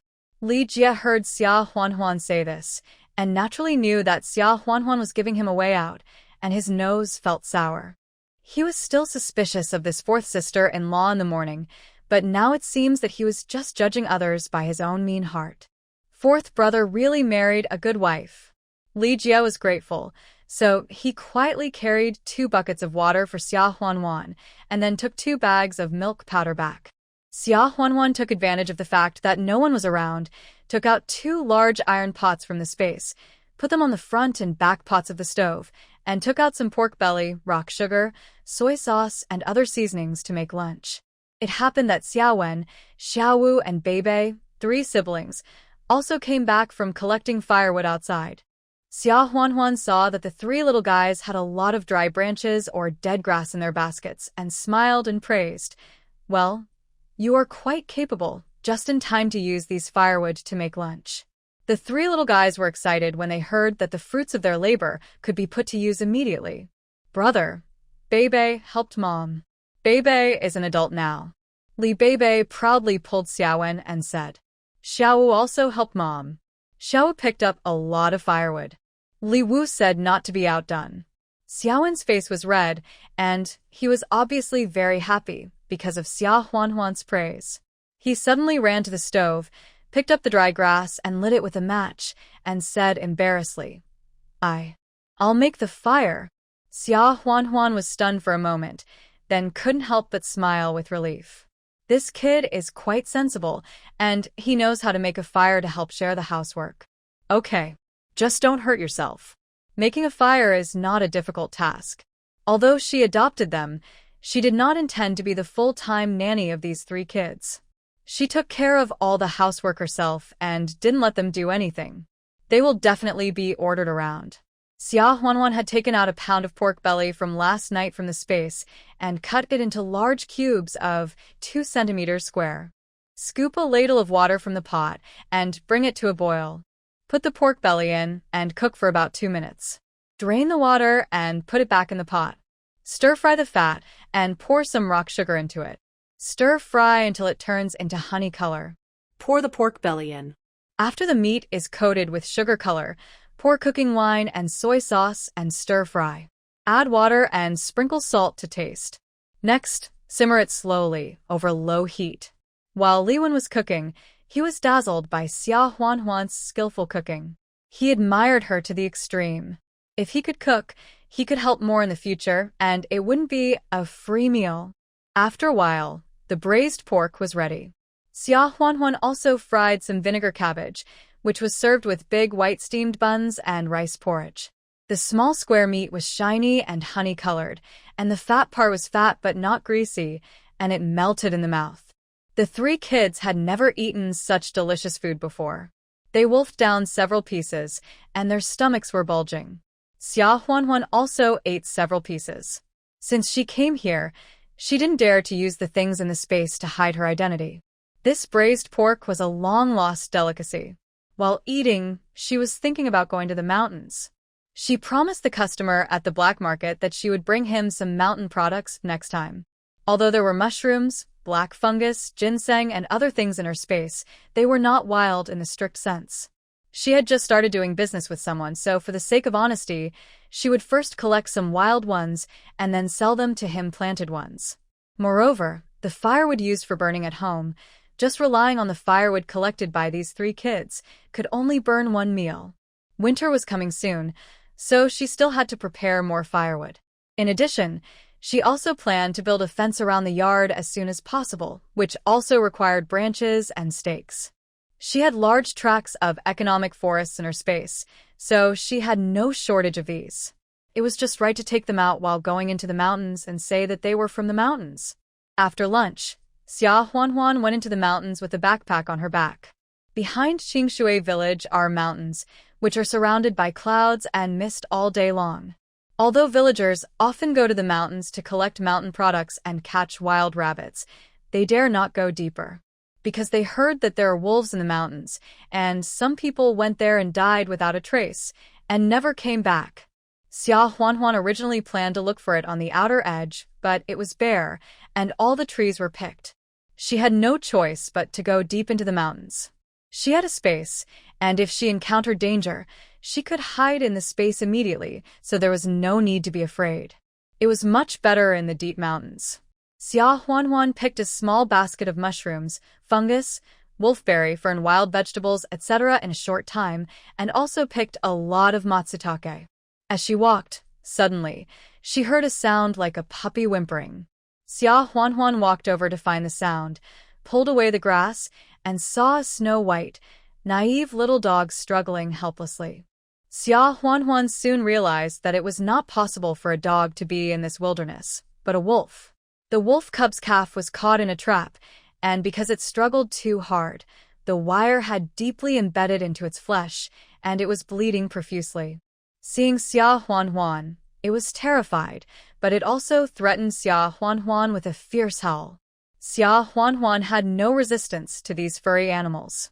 She carefully reached out her hand and said gently, "Little guy, don't be afraid, I won't hurt you. I'm here to save you." Perhaps the animal instinct sensed that Xia Huanhuan had no ill intentions, so the little guy did not attack her. She carefully removed the wire from the little guy's leg and frowned at the bloody hind legs. The little guy continued to whimper, but did not run away. Instead, he leaned on Xia Huanhuan's feet. Xia Huanhuan quickly took out gauze, iodine for disinfection, hemostatic spray, and other medicines from the space, and got some spiritual spring water, cleaned the wound first, and then went back to get iodine. When she turned back again, she widened her eyes in surprise. The wound that had been bleeding just now was no longer bleeding, and even the wound was much more healed than before. Xia Huanhuan was stunned. Could it be that her spiritual spring water has healing effects? With this guess, she immediately took out some water from the space again and poured it on the wound. This time, she watched intently, but unfortunately, the wound did not heal as she expected. Xia Huanhuan couldn't help laughing at her own stupidity. Although she had a space, the spiritual spring had healing effects? She was afraid that she would have such an illusion if she was crazy. She sighed and bandaged the wolf cub's wound. The wolf cub stood up tremblingly and then desperately bit Xia Huanhuan's trouser leg with his teeth and pulled it forward. Xia Huanhuan was stunned for a moment. Then she moved forward in the direction the wolf cub was pulling and pushed aside another clump of dense grass. Under the grass was a big trap that was 1 meter deep, and 3 other wolf cubs were lying in the trap, dying. Xia Huanhuan immediately rescued the 3 wolf cubs. Seeing that they were dying, they must be hungry, so she immediately took out 3 large broilers from the space and placed them in front of the wolf cubs. In this era, people are starving, and animals are not much better. It would be pitiful if such a small wolf cub starved to death. There are no humans here, and she is not afraid that the space will be discovered. Anyway, there are a lot of supplies, so she will save them if she can. The wolf cubs first looked up at her warily, and then lowered their heads to eat voraciously. Suddenly, Xia Huanhuan felt that the air around her suddenly became solemn, and a low roar came from behind her. Xia Huanhuan's hair stood up, and she turned back nervously, ready to hide in the space at any time. When she turned around, she saw a huge snow wolf, more than 1 meter tall, glaring at her with its teeth bared. However, after seeing that his cubs were not harmed and were saved and fed by Xia Huanhuan, the big snow wolf quickly restrained his murderous intent, leaned over, and gently licked the cub's fur. Xia Huanhuan swallowed her saliva, knowing that she should not hide anymore. When the cubs had eaten their bellies and were lying on the ground, the big snow wolf looked back at her, as if signaling her to follow, and walked forward. The 4 little wolf cubs immediately followed their mother on their short legs. Xia Huanhuan's heart was pounding, but she followed the big snow wolf into the depths of the mountains. After walking for an unknown period of time, the big snow wolf stopped and signaled Xia Huanhuan with his head.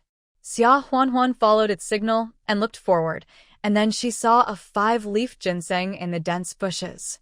The ginseng was lush and leafy, and it also bore bright red fruits. "I'm afraid it has been alive for hundreds of years." Xia Huanhuan looked at the big snow wolf in astonishment, and then she realized that this was a thank you gift from the big snow wolf to thank her for saving its children. Xia Huanhuan's heart beat faster. What she did was just a simple effort. But this wild 5-leaf ginseng is hard to come by. Xia Huanhuan thought about it, and then drove out a big fat pig from the space to thank the big snow wolf for helping her find the 5-leaf ginseng. The snow wolf obviously didn't expect that this human could actually conjure up a big fat pig out of thin air, and kept staring at Xia Huanhuan. Xia Huanhuan nodded to it, and then carefully dug out the 5-leaf ginseng and put it into the space. This wild ginseng has a lifespan of at least 100 years, and she really couldn't bear to sell it on the black market. After thinking it over and over again, she decided to keep it for herself. All things have spirits, and the medicinal value of this 5-leaf ginseng is probably not low, and it may save lives at critical moments. After collecting the ginseng, Xia Huanhuan put all the wild mushrooms, wolfberries, fungus, matsutake, etc. she had collected into the space along with the backpack. On the way back, Xia Huanhuan also found several wild peach trees and jujube trees. Because it was deep in the mountains, no one picked them, and they were pink and tender, hanging on the branches. Xia Huanhuan immediately climbed up the tree and picked a lot of them, and put them all into the space. In the 1970s, food was in short supply, and fruits were even more scarce. With these wild peaches and jujubes, she could just take out the big peaches and sweet dates in the space to eat. After leaving the mountain and walking to the point where she was about to meet people, she took out the backpack, but she didn't take out the mushrooms, fungus, matsutake, etc. she had picked. Instead, she put the dead wood and firewood in the space into the backpack and walked towards home. Although there is no big pot meal now, every year in summer and autumn, each family is given food rations according to work points so that each family can cook their own meals. But strictly speaking, everything in the mountains is public property. Dead branches and firewood can be obtained by anyone, and no one is greedy. But if you pick mushrooms, black fungus, catch wild rabbits, pheasants, or even wild boars, if someone sees you and reports you to the commune, you have to turn them in. Large prey such as wild boars are usually divided equally in the village. But the whereabouts of wild mushrooms, black fungus, rabbits, etc. after they are turned in is unknown. Therefore, when everyone comes back from the mountains, they basically hide the things they picked secretly and dare not let anyone find out. As soon as they reached the head of the village, Xia Huanhuan saw Song Xiuyue and a few others looking forward to the direction of the mountain from a distance. Xia Huanhuan's eyes turned cold. Are they probably waiting for her? Seeing Xia Huanhuan, Song Xiuyue immediately jumped up, rushed over, and said righteously, "Xia Huanhuan, you dare to go into the mountains to collect supplies. Do you know that this is embezzlement of public assets?" "Uncle, I told you I have reliable information. You see, I caught one every time. Hurry up and arrest her, and send her to the militia." Xia Huanhuan narrowed her eyes slightly. Reliable information? She was very careful when she went out and into the mountains, and she always avoided the villagers. The only one who saw her going out seemed to be her mother-in-law Lu Lan. The man called uncle by Song Xiuyue was a man in his 40s or 50s with a plump figure that was out of place in this era. His name was Wang Dazhu, and he was the brigade secretary of Qingshui village. He put his hands behind his back, squinted his eyes at Xia Huanhuan, and then said to a man beside him, "Go and take down her bamboo basket. See what's inside." The man's name was Li Pingxing, an educated youth who had been hooked up by Song Xiuyue. Because Wang Dazhu had some power to influence the number of people who would return to their hometowns and the candidates, he was very obedient to Song Xiuyue and Wang Dazhu. He immediately walked towards Xia Huanhuan. "Wait a minute." Xia Huanhuan scolded coldly and then glanced at the three people with a half-smile in her eyes. "Secretary Wang, I remember that there seem to be no restrictions on picking firewood in the mountains. I just want to pick up some firewood. Why did you search my bamboo basket? To put it another way, even if I picked up mountain products, at most I would hand them over to the village. Why did you arrest me?" Without waiting for Wang Dazhu to speak, Song Xiuyue said sternly, "Humph. The village is lenient in asking everyone to hand in the stolen goods. For a bad woman like you, of course you must not only hand in the stolen goods, but also go to jail. Picking firewood? Do you think we are 3-year-old children and we will believe you when you say that? Who would go into the mountains just to pick up firewood? They have to secretly pick some wild mushrooms and vegetables." From time to time, she would block people at the entrance of the village, and every time she blocked them, she would find some stolen goods. These stolen goods must of course be handed over to the village. But her uncle is the village secretary, so in the end, most of the things handed over went into their family's stomachs. Therefore, she was very sure that she would catch Xia Huanhuan this time. Theft, especially stealing public property, was a serious crime in the 1970s when people didn't lock their doors at night and didn't pick up things on the road. Even if it was just a few cents or a few dollars, they would have to go to jail for several years. As long as she sent Xia Huanhuan to jail this time, Li Zhan would definitely divorce this woman for the sake of his future. By then, she could marry Li Zhan. Although Li Zhan couldn't have children, it didn't matter. I heard that Li Zhan was an officer, and now his monthly allowance was 40 yuan. When he was transferred to civilian work in the future, he would definitely be assigned to the city and become a city hukou, and his salary would never be lower than the current allowance. If she could marry Li Zhan, of course she could be transferred to a city hukou naturally. With so many allowances, she could eat and drink well for the rest of her life. As for the child, she could just adopt a child in the future. The more Song Xiuyue fantasized, the more excited she felt, and she winked at Li Pingxing.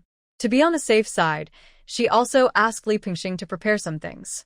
The man nodded, put his hands in his pockets, and walked towards Xia Huanhuan again.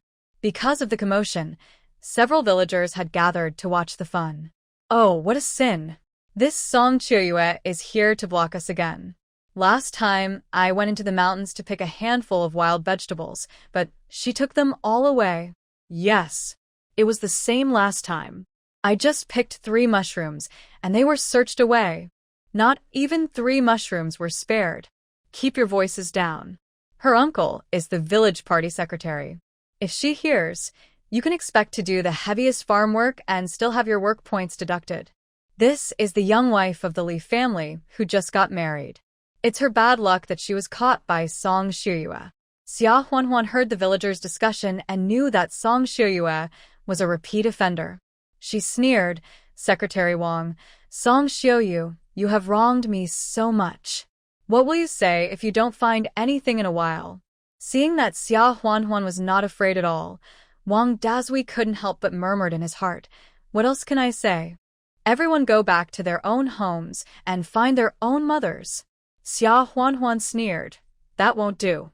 Wouldn't I have been wronged in vain? If you can't explain it clearly, I can't search for you."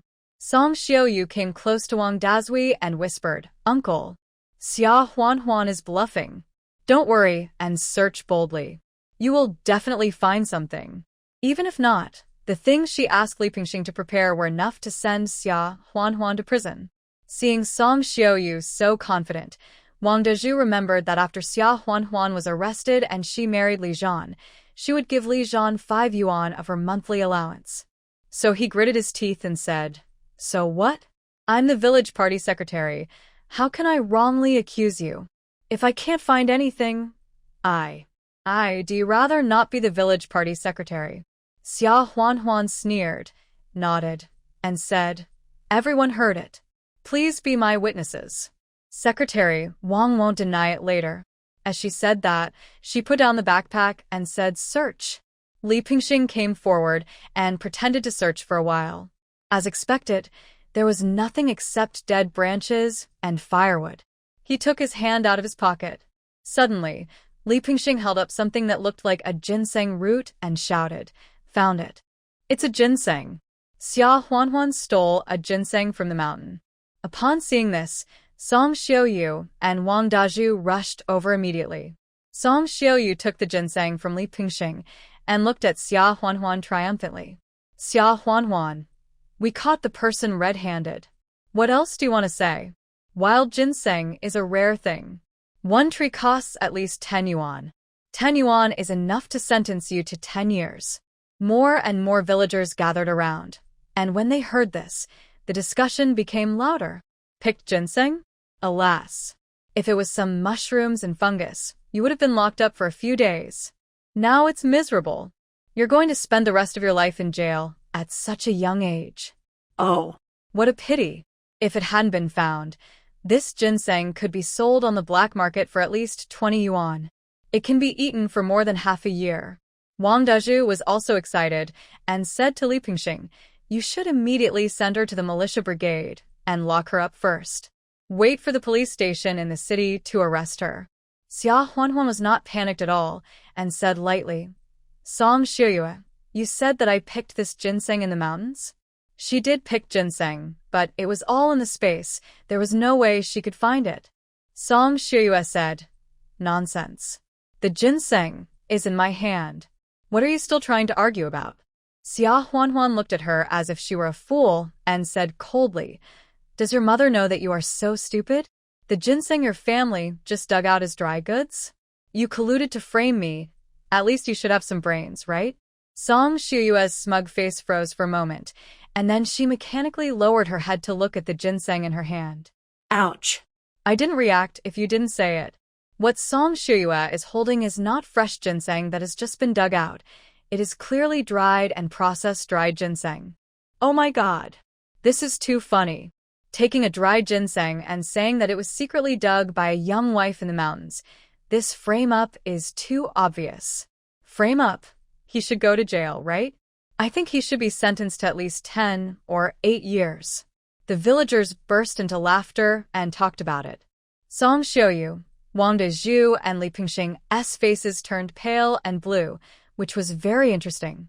Wang Dezhu glared at his niece fiercely. He should not have believed this stupid thing. Now, not only did he not find anything, but he was also accused of framing someone. He must have been crazy to be so arrogant and bet on his position as the village party secretary. However, fortunately, the other party is just a young daughter-in-law. He can scare her a few words, and the matter should be over. There will be no shortage of opportunities to deal with Xia Huanhuan in the future. Enough. What are you arguing about? Shut up. This ginseng. It's probably been dug out by someone accidentally, lost and fell into a pile of dead branches, And then it dried up. How can this be called a frame-up? Xia Huan, considering that you probably don't know about it, I won't pursue it this time. Go home. Song Xiaoyu was still unwilling to give up and said anxiously, Uncle. Wang Dezhu scolded in a low voice. Shut up. It's all your bad idea. Xia Huan sneered. What an old fox, planning to run away after making up a bunch of nonsense. If the frame-up succeeds, he will have to go to jail for 10 years. Now that it fails, you want to pat your ace and walk away without paying any price? There is no such cheap thing in the world. Secretary Wang, you said it's not a frame-up, right? What if I have evidence? Wang Dazhu's heart sank, and he stuttered. Xia Huan. You don't push it. What evidence? The ginseng was clearly found out from the dead branches. Xia Huan nodded at Li Pingxing, who was pale at the side, and sneered. The ginseng was probably taken out of his pocket. Just turn his pockets over. If there are any remnants of ginseng whiskers, it will be evidence. The surrounding villagers had been bullied by Wang Dazhu and Song Xiaoyue for many years. Now that they saw them being humiliated, they naturally didn't want to let them go, and they all cheered. That's it. You said it's not a frame-up. Let this educated youthly turn over his pocket and have a look. Li Pingxing didn't expect that he was just trying to please Song Xiaoyue and Wang Dezhu so as to get a quota to return to the city, but now he was charged with the crime of frame-up. He was so scared that his legs went weak. He looked around in horror and suddenly rushed towards a place with sparse crowds, trying to escape. His escape further confirmed Xia Huan's guess. Several young and strong villagers immediately chased after him, and in a few seconds they pressed Li Pingxing to the ground and turned his pocket over. Sure enough, there are traces of ginseng beard. It's exactly the same as what the Li family's wife guessed. It's a pity that this is an educated youth from the city. He doesn't learn from the good things, and he even colluded with others to frame him. Let's send him to the militia brigade. Li Pingxing cried out in fear. It's not me. It's Song Xiaoyue and Wang Dezhu forced me to do this. Please let me go. He just couldn't stand the hard life in the countryside and wanted to go back to the city. How could it turn out like this? Song Xiaoyue, this stinky witch, killed people. Wang Dezhu and Song Xiaoyue saw that Li Pingxing had confessed them. Their faces turned pale with fear. There are witnesses and physical evidence in this matter. It's a foregone conclusion. The crime of frame-up, to put it lightly, his official hat as the village party secretary, will be in jeopardy. To put it seriously, he may really be arrested and sent to jail. Li Pingxing. You did it yourself. What does it have to do with me? You are just framing me. Wang Dezhu cursed in a trembling voice. Li Pingxing, what are you talking about? How could I ask you to do this? How did you hurt me? Whoa. Song Xiaoyue also whimpered and said with fake tears. Li Pingxing was so angry that he almost vomited blood when he saw that the two of them pushed it away so cleanly. Wang Dezhu spoke in an official tone and said to the onlookers, You arrested well. I was just about to ask you to arrest someone. I will report to the commune tomorrow and give each of you an extra work point. The villagers looked at him coldly without saying anything. Xia Huan smiled faintly. Secretary Wang, you and Song Xiaoyue have cleared yourselves. The villagers reacted. That's right. This educated youth Li came here with Wang Dezhu and Song Xiaoyue, and now he says he didn't know? You are fooling a 3-year-old child. Several young and middle-aged villagers surrounded Wang Dezhu and Song Xiaoyue. What do you want to do? I am the village party secretary. Wang Dezhu said in horror as he retreated. However, the villagers ignored him and grabbed him in no time, sneering. Whether you will still be the village party secretary in the future is another matter. Send him to the militia brigade first, and let Secretary Zhao of the commune judge it later. As they said this, several people escorted Wang Dezhu, Song Xiaoyue, and Li Pingxing towards the commune. Xia Huan, as she was the person involved, naturally followed. Secretary Zhao listened to the villagers' words, frowning. Wang Dezhu actually did so many evil things. It's outrageous. Although he had always heard rumors about Wang Dezhu bullying villagers, he had no evidence. The villagers did not dare to report it for fear of Wang Dezhu's retaliation. Therefore, even if he wanted to deal with it, he could not say anything. Now that Wang Dezhu has been caught, looking at the villagers complaining at that moment, he contacted the county and asked the county police station to come and take the three away. At this time in the militia brigade, you should know that this sentence is much more severe than framing. Li Pengxing looked at this vicious woman in disbelief. You're spitting blood. I did that with you, but you did it voluntarily. Song Shuyue sneered. You said I was voluntary, so I am voluntary? Anyway, you can do whatever you want with this matter. If you want to go to jail for 10 or 20 years, just confess me and my uncle. Seeing that Li Pengxing didn't speak, she coaxed softly. Li Pengxing, this matter. I didn't expect it to turn out like this. If you want to blame someone, blame Xia Huan. I, actually, still like you very much. Can you bear to let me go to jail like you? I promise you, if you take the blame this time, I promise to marry you after you get out of jail and treat you well for the rest of my life. Li Pengxing stared at Song Shuyue angrily. He knew that Song Shuyue was capable of anything. If he didn't agree, his life would be ruined by this woman. Therefore, when the county police station came to pick someone up, Li Pengxing took all the blame on himself, and the police station had no choice but to release Song Shuyue and Wang Dezhu. Li Pengxing was sentenced to 2 years in prison, but that is a story for another time. As for Wang Dezhu and Song Shuyue, Wang Dezhu's position as secretary of the village brigade was removed, and Song Shuyue lost her job as a salesperson in the supply and marketing cooperative, and from then on she lived a hard life of hunger and cold. Song Shuyue stared at Xia Huan viciously.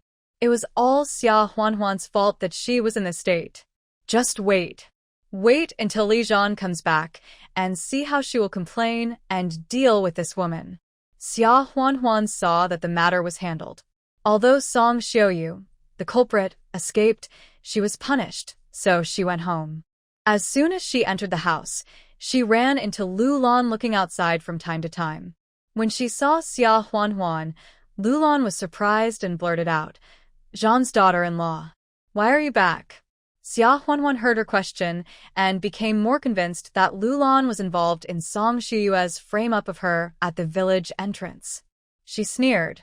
What does mother-in-law mean? Do you think that I will be arrested and imprisoned for stealing mountain products from the public mountain? Lu Lan's face turned pale when she heard it, and she forced a smile. What are you talking about? I just asked a casual question. After saying that, she immediately turned around and hid back in her room. Xia Huan sneered. Her mother-in-law Lu Lan was really sinister. Seeing that she couldn't control her daughter-in-law, she didn't want her anymore. She wanted to get rid of her, but she didn't show up herself, and she would secretly instigate others to do bad things. It's okay to let Wang Guixiang quarrel with her before. After all, it's just a trivial matter. This time, she is so sinister that she plans to send her to prison for 10 years. Humph. No hurry, let's see how she will deal with this old hag in the future. After entering her room, Li Wu and Li Beibei rushed over with their short legs, hugged Xia Huan's legs on the left and right, raised their heads and said happily, "Mom." Xia Huan touched the heads of the two little ones, looked around, and saw Li Wen holding a broom in his hand, standing beside him a little embarrassedly. Xia Huan was stunned for a moment, then laughed. These 3 little guys are cleaning while she is not at home? She is quite sensible. Beibei raised her head and said proudly, "Mom. Beibei and my brothers swept the floor at home today." Beibei swept a big area. As she said this, she did not forget to open her little hands to show a big area. Xia Huan was amused. Really? Beibei is really capable. My brothers are also capable. Then tonight, Mom will make a lot of delicious food for you, okay? Beibei nodded immediately and said, "Okay, Mom, Beibei wants to eat delicious food." Xia Huan took out more than 20 large shrimps and 3 or 4 wild duck eggs from the space, as well as a smaller rooster and some mushrooms, wild vegetables, etc. She simply mentioned that these were picked from the mountains, and, of course, she also told them not to tell anyone, otherwise their mother would be caught. The three little cubs were very afraid that their new mother would be caught, so they nodded desperately. Xia Huanhuan smiled with satisfaction and asked, Xia Wen, Xiaowu, and Beibei, if someone asks you what you had for dinner, how would you answer? Xiaowu immediately raised his hand and said, I know. We had corn and sweet potato porridge, wild vegetables, and steamed bread. Beibei didn't answer first, but also chimed in, well, we had steamed bread and sweet potatoes. Li Wen looked at his brothers and sisters helplessly and said, You can't each say different things. Listen to your elder brother from now on. You have to say the same thing, understand? Xia Huanhuan was very pleased to see that Li Wen was so thoughtful and started to make dinner. The fresh prawns were fresh enough without any seasoning because there was a 3-year-old child at home, so she peeled the prawns and made a stir-fried shrimp. Wild duck eggs and wild vegetables picked from the mountain were stir-fried in a dish. The rooster was killed, scalded with hot water, plucked and cleaned, and the internal organs were cleaned. The staple food was mixed flour buns, a mixture of white flour and sweet potato flour, of course, mainly white flour. Although she didn't lack this little white flour, it was good for her health to eat some grains occasionally. After a while, 2 dishes and a soup were served on the table. The 3 kids ate mixed flour buns, drank delicious chicken soup, and sandwiched shrimps and scrambled eggs, and they ate it so deliciously. After dinner, Xia Huanhuan scooped hot water from the hot spring in the space again, washed the faces and feet of the 3 kids, and arranged for them to fall asleep before entering the space again. First, all the things planted and raised in the space were harvested. During the day, she harvested 100 jin of various vegetables, fruits, mushrooms, honey, etc., 50 jin each, 50 jin of milk, and 100 eggs, duck eggs, goose eggs, etc. 50 wild duck eggs were harvested. 50 broilers matured, and 20 pigs, cattle, and sheep each matured. 20 jin of various fish and shrimps in the fish pond. In addition, there were ginseng, angelica, honeysuckle, and other medicinal materials, about 10 jin each. In addition, there were wild game such as rabbits, wild pheasants, wild doves, wild deer, etc., also 10 each. After the harvest, Xia Huanhuan planted and raised all kinds of products again. The space can automatically harvest or plant and raise according to her ideas, which is not a big deal. Xia Huanhuan took a bath again, and then soaked in the hot spring for a while, and then exited the space and went to sleep. While sleeping, she thought about what she had encountered in the past 2 days. There are so many materials, and now the main thing is to sell them and exchange them for money. There will be more places to spend money in the future. The last time she made that deal on the black market, she only made 10 yuan, which was basically nothing. Next time, she should be bolder and sell more supplies. In addition to supplies, there is also the matter of the house. Originally, she planned to build a fence to separate it from the yard where Lu Lan, Wang Guixiang, and others lived. But now she has given up this idea and plans to build a new house. These 2 rooms were originally the houses of her eldest brother. She took them back for the 3 little guys and didn't plan to live there for a long time. Today, Lu Lan secretly told Song Shiyue about her going into the mountains again. It can be seen that if she lives too close, she will be monitored all the time. What if she is found out and reported for taking out supplies from the space? This era is not a joke. Therefore, it is better to live farther away. Of course, she didn't plan to stay in this mountain valley for the rest of her life. She will definitely buy a house in a big city in the future. She has so many supplies that she can only sell them in a big city. However, her household registration is still in the countryside. It's okay to go to the town or county, but if she goes to the city, she probably needs a letter of introduction, so she can only live in the village first. When she came back from the mountain today, she had already found a piece of wasteland at the foot of the mountain, on the edge of the village, with a small river in front. It has good privacy and security, just right for a homestead to build a new house. However, this piece of land is of course public, and she will have to see how to get the commune to grant her a homestead later. After thinking about all this, Xia Huanhuan couldn't help but think of Li Zhan again. Speaking of which, Lu Lan and Song Shiyue had so many troubles. all because of Li Zhan. I don't know what the relationship between Song Xiuyue and Li Zhan is, whether anything really happened between them. Just thinking of this, Xia Huanhuan immediately shook her head. Although they have only been together for less than a day, Li Zhan definitely can't be interested in a stupid and ugly woman like Song Xiuyue. Wait, what is she thinking about? Who Li Zhan likes and who he likes, what does it have to do with her? Why should she care? Although she married Li Zhan, it was just because she had no choice. If Li Zhan really liked someone else, she would not be unwilling to divorce him. Therefore, there was no need to think too much about him. However, even though she thought so, she couldn't help but think of Li Zhan's unshaven but extremely handsome face and her first kiss that was taken away from her. Well, I don't know what he is doing now. At the same time, in an unknown valley somewhere, Li Zhan sneezed. His good comrade Bai Zihan couldn't help but joked. What's wrong? Did you catch a cold? Or is your new wife nagging you? Li Zhan rolled his eyes at Bai Zihan and whispered, Don't talk nonsense. Bai Zihan continued helplessly, I say you are really something. You are the battalion commander now, but I heard from the commander that it's because you are too young and your military achievements are suppressed, so you haven't been promoted too high. If you don't retire and keep getting promoted in the future, you will definitely be the commander of the military region, right? Why do you have to acknowledge the wife that your family married for you blindly? There are so many girls with culture and family background in our army that you don't like. Do you have to like a country girl who can't read a single word? Li Zhan remembered that when registering at the commune, Xia Huanhuan corrected Secretary Zhao and said that her name was Wan, which means running water. So he said vaguely, who said she is an illiterate village girl. Come to think of it, I don't know how she and the 3 brats are doing at home, whether they have been bullied. Bai Zihan laughed. Oh my god. You have been back for only half a day. How come they have all been captured? I can't help but wonder what kind of fairy-like person my new sister-in-law is.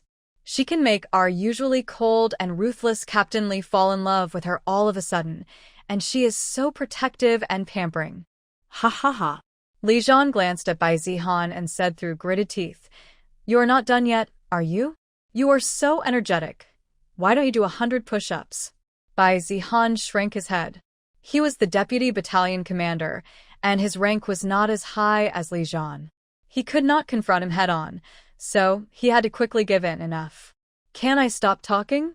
Speaking of this nest of bandits, it is really harder to fight than imagined. We have been surrounding them for several days, and there are ordinary people inside, so we can't attack by force. Li Zhan frowned and said, It is quite tricky. If we delay any longer, we won't be able to keep up with the supplies. I do have an idea. Bai Zihan heard Li Zhan's idea, his eyes widened, and he lost his voice and said, You want to sneak in secretly. Frightened by his own voice, he quickly lowered his voice and said, You want to sneak in?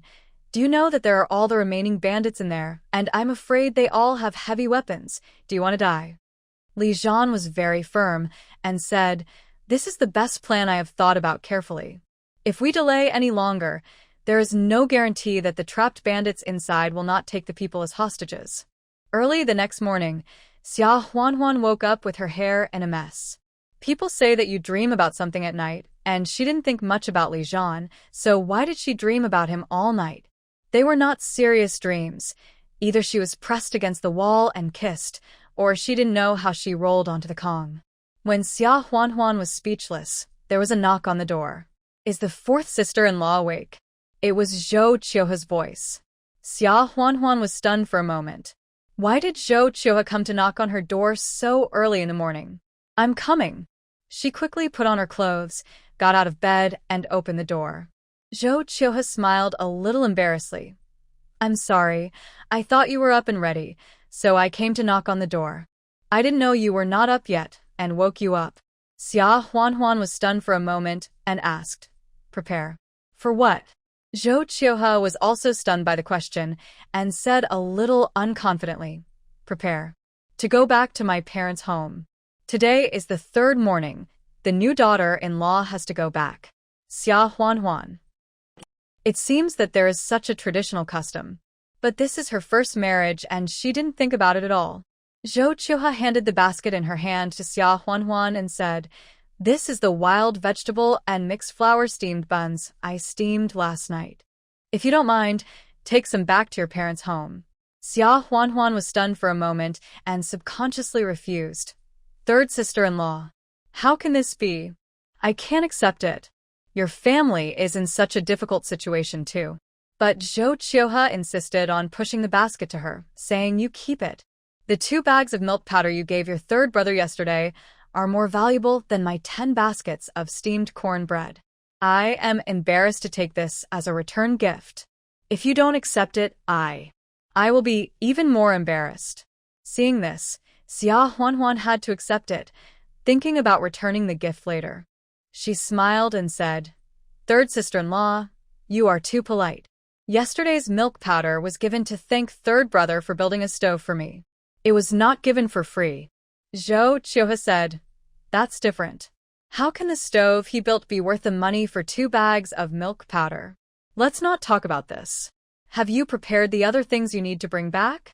Xia Huanhuan naturally didn't prepare any. But she had things in her space, so it would be enough to just take out some of them, so she said vaguely, "Well, they are all prepared." In fact, she was a little hesitant about whether to go back this time. It is a tradition for a new bride to go back with her husband on the 3rd day after her marriage. However, Li Zhan is not at home now, and she really doesn't want to go back because of the way the Xia family treated the original owner.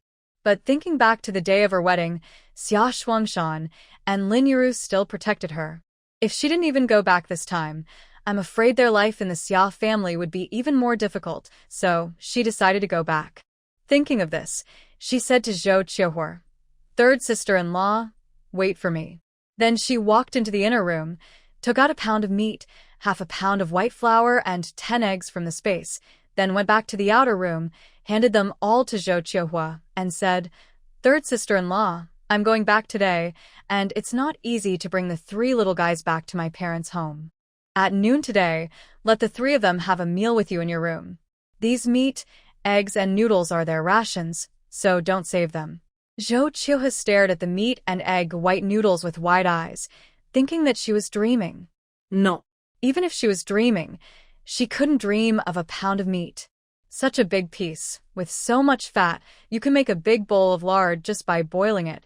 Fourth sister-in-law, this. How can this be? How much can 3 little guys eat? Besides, we are still their 3rd uncle and 3rd aunt. It is only right to provide a meal. These are too precious. You should take them all back. We can't take any more. Xia Huanhuan pushed the things over firmly and said, "Third sister-in-law, I adopted the 3 little guys, and they will belong to this house in the future. How can I let you provide meals? Besides, Li Zhan is not at home, and I will trouble my 3rd brother and you a lot in the future, so don't give these things back and forth. From now on, you can just call me Huanhuan, no need to be so polite." After hearing what Xia Huanhuan said, Zhou Qiuhe replied embarrassedly, "Okay, Huanhuan, then I will accept it with a thick face." After seeing Zhou Qiuhe off, Xia Huanhuan squeezed some fresh milk from the space, took out 2 baskets of 12 steaming meat dumplings, cooked a pot of shrimp porridge, and woke up the 3 kids for breakfast. After breakfast, she sent them to Zhou Qiuhe, and then walked to her mother's house with a bamboo basket.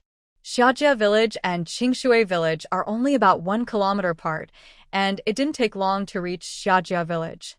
On the way, she took advantage of the fact that no one was around and took out 2 pounds of pork, an old hen weighing about 2 pounds, and 30 eggs from the space, in addition to the 10 steamed buns with wild vegetables and mixed noodles that Zhou Qiuhe had given her in the morning as a gift for her return visit.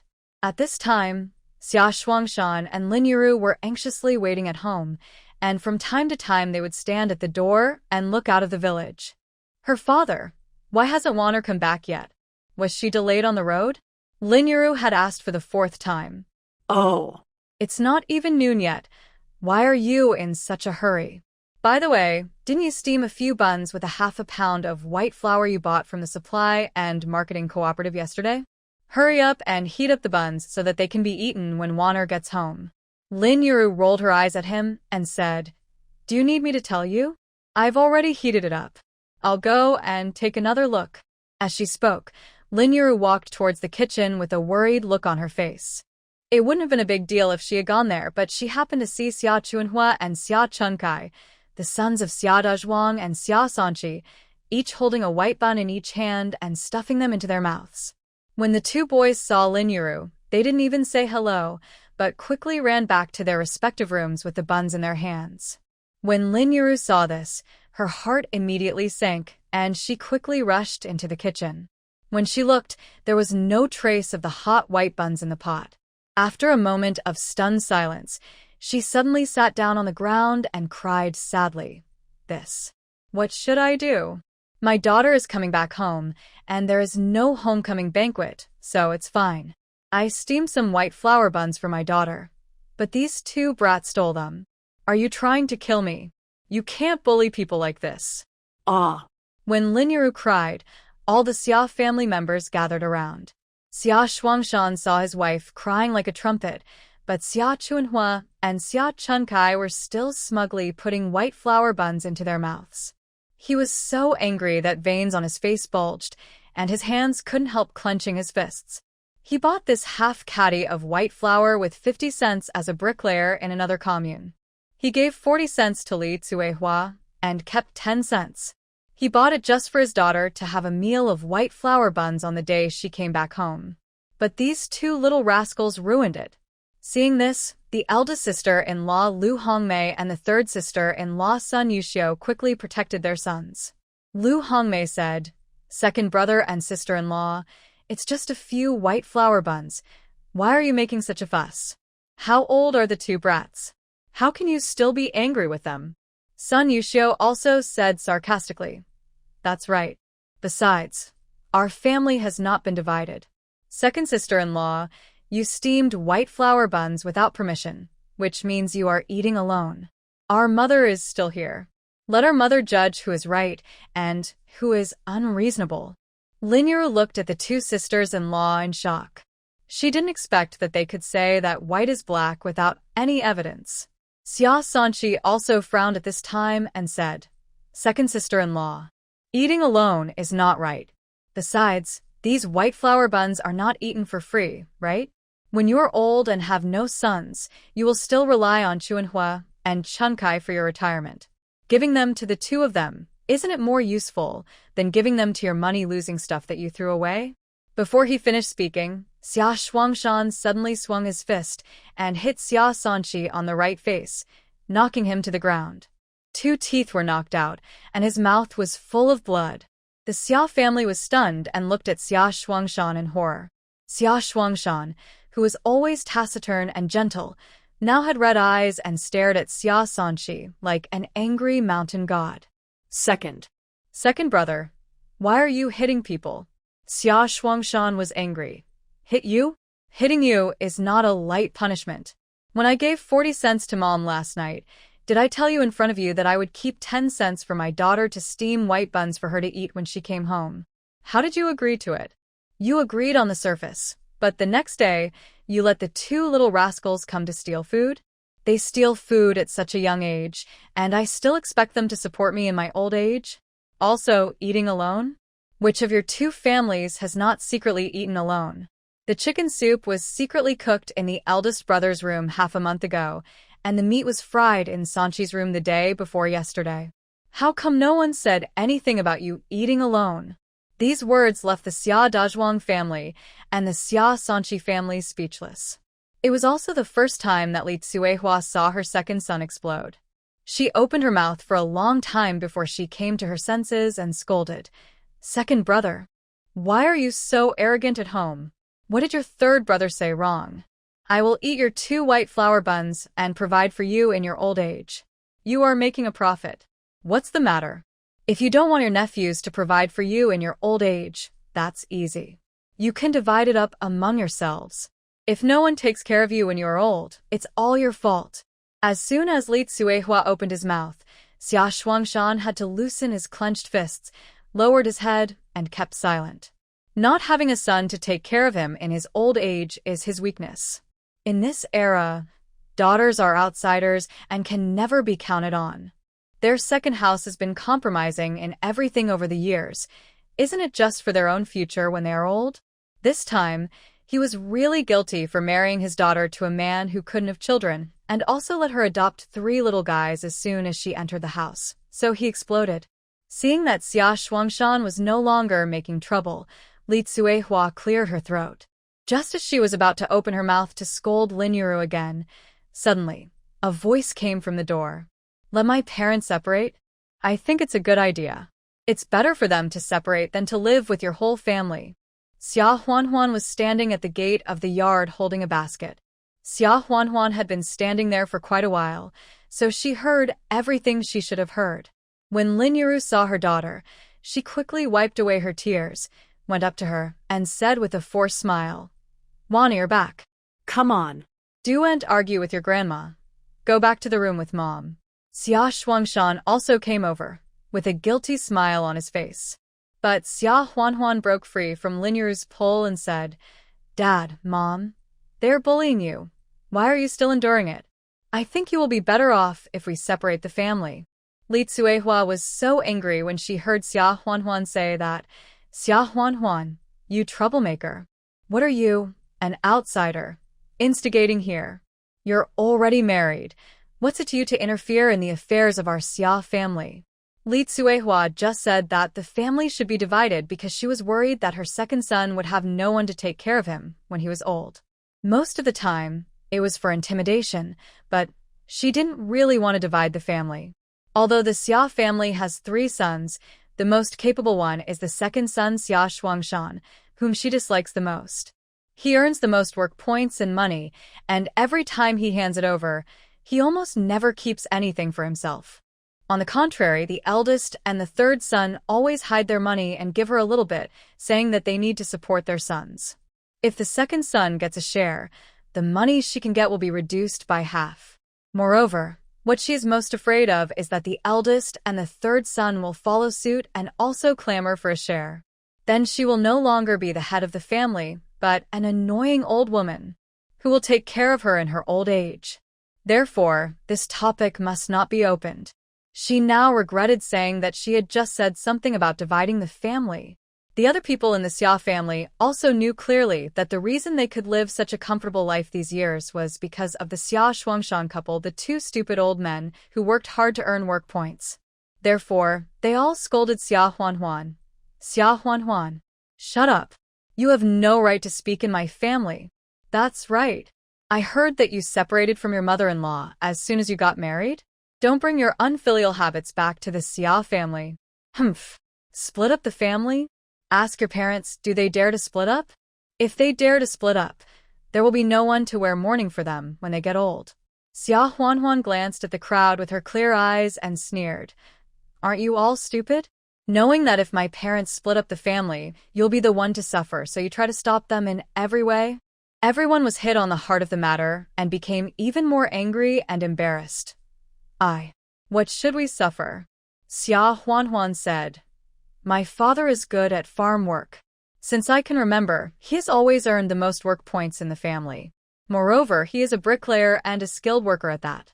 During the slack season, he goes out to repair pig pens and build houses for other communes. He should be able to earn 3 or 4 yuan a month, right? You all know who will get the most of this money. If they want to split up the family, you will have nothing to eat." After hearing what Xia Huanhuan said, Xia Dezhuang and Xia Sanqi were so angry that they rolled up their sleeves and cursed. "Xia Huanhuan, if you don't shut up, I'll beat you to death." Lin Yuru was afraid of trouble, so she pulled Xia Huanhuan's sleeve and whispered, "Waner, don't say any more." But Xia Shuangshan stood in front of her daughter and said coldly, "If you dare to touch my daughter, don't blame me for beating you today."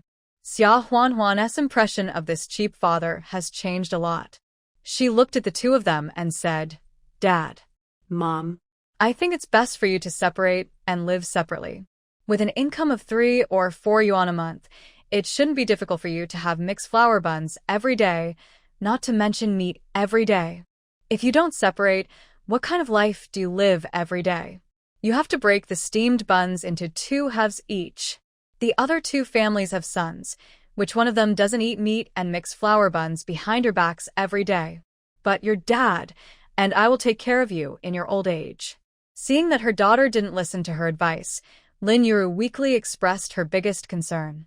Xia Huanhuan took her hand and said, "Mom, I'm going to say this here today. If you have the backbone to separate and live separately, then I will take care of you in your old age and see you to the end of your life when you have a daughter in the future. If you don't have the backbone and want to stay in this big family and get bullied, then today is the last time I will visit your house.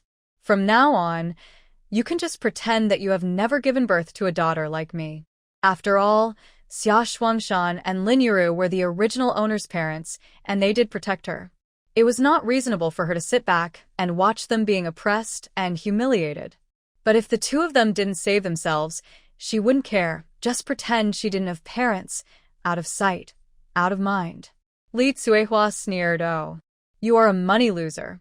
A married daughter is supposed to provide for your parents in their old age and till the end of their lives? It's so funny. Do you think your husband's family are all dead? Can you use your husband's family's money to support your parents? Second brother's wife. Let me remind you, if you choose the wrong path, don't regret it in the future." Xia Huanhuan smiled and said, "What should I use to provide for my parents in their old age and till the end of their lives? What does it have to do with you? I'm providing for you anyway. You curse me to death." You. Ouch. I'm so angry. Second brother, the money loser you gave birth to curses me to death. Why don't you slap her in the face? Unfortunately, Xia Shuangshan, who always obeyed her, did not move this time. Instead, he stared at Li Tsuehua coldly and said, "Mom, I've also seen that the nephews in this family are not a good person. You can't rely on them. From today on, my wife and I will move out of the family separately. I don't want anything in the house except the house we live in. This is my way of honoring you. From now on, I will give you 1 yuan a month for your retirement. I won't give you $1 more." What did you say? I don't agree. Li Tsuehua was stunned. She looked at Xia Shuangshan in disbelief, not understanding why her son suddenly became disobedient. Xia Shuangshan looked at Li Tsuehua coldly. "I am announcing this.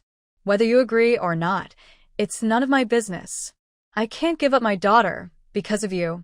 As he said this, Xia Shuangshan took Lin Yuru and Xia Huanhuan back to his room, leaving Li Tsuehua furious. Xia Huanhuan didn't expect her father to be so handsome when he was so decisive, and she couldn't help but curl up the corners of her mouth. Lin Yuru looked at her husband and then at her daughter. Although she was still worried about the future when she was old, she was also sincerely happy in her heart. She felt that this was the first time she was proud of herself in all these years. She sighed and said, "It's better this way. I don't have to endure their anger anymore. It's just." Who on that? I'm sorry. "I steamed 4 white flour buns for you, but they were eaten by those 2 little rascals." Xia Huanhuan advised, "Mom, don't be sad. Just think of it as feeding the dog." Xia Huanhuan's voice was quite loud, and Lu Hongmei and Sun Yuxiu in the yard heard it. They immediately looked ashamed and angry. "Xia Huanhuan, who are you scolding?" Xia Huanhuan glanced at the two of them indifferently. Whoever should be scolded should be scolded. Like mother, like son. If you can't even take care of your own puppies, you are not a good thing either. Lu Hongmei and Sun Yuxiu were almost mad to death and wanted to rush up to beat Xia Huanhuan, but when they saw Xia Shuangshan, who was as fierce as a mountain god standing beside them, they had to turn around and beat their own son. "I told you to eat secretly. Now people are pointing fingers at you and scolding you." Xia Chunkai and Xia Chunhua were beaten so hard that they immediately raised their heads and burst into tears. Li Tsuehua was furious. If it weren't for these 2 idiot grandchildren, the second son would be able to separate from the family. She raised her cane and hit the 2 of them. "I'll beat you 2 dogs to death. You were caught stealing food, and now you're still wronged? Shut up. If you cry again, I'll beat you to death." After beating them, she still didn't feel satisfied, so she raised her 2 sons Xia Dazhuang and Xia Sanqi with her cane. "You 2 should be beaten too. You can't even raise your own sons. You even raise thieves." While beating them, she didn't forget to glance at Xia Shuangshan. Li Tsuehua was thinking carefully in her mind. The second son asked her to separate from the family today. Wasn't it because these two idiot grandchildren stole his white flower buns, and Xia Huanhuan instigated them? If she beat these two idiot grandchildren, the second son would probably calm down. If she talked to the second son properly, the matter of separation would probably not be mentioned. Seeing Li Tsuehua peeking at the side, Xia Huanhuan had guessed her thoughts. She ignored the dog-eat-dog farce in the yard, and took off the cloth on the basket and took out the things she brought back one by one. Mom, look what I brought back for you. We can have all-you-can-eat meat for lunch today. Why, eat white flower buns.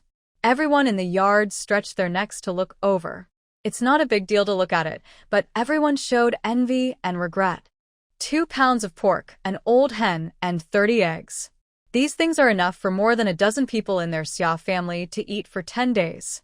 It's a pity that Xia Shuangshan just said that he wants to split up the family, and these meat, chickens, and eggs will not be theirs.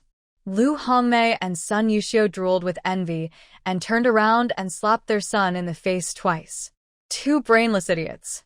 You are so short-sighted. You only see the white flower buns? Look.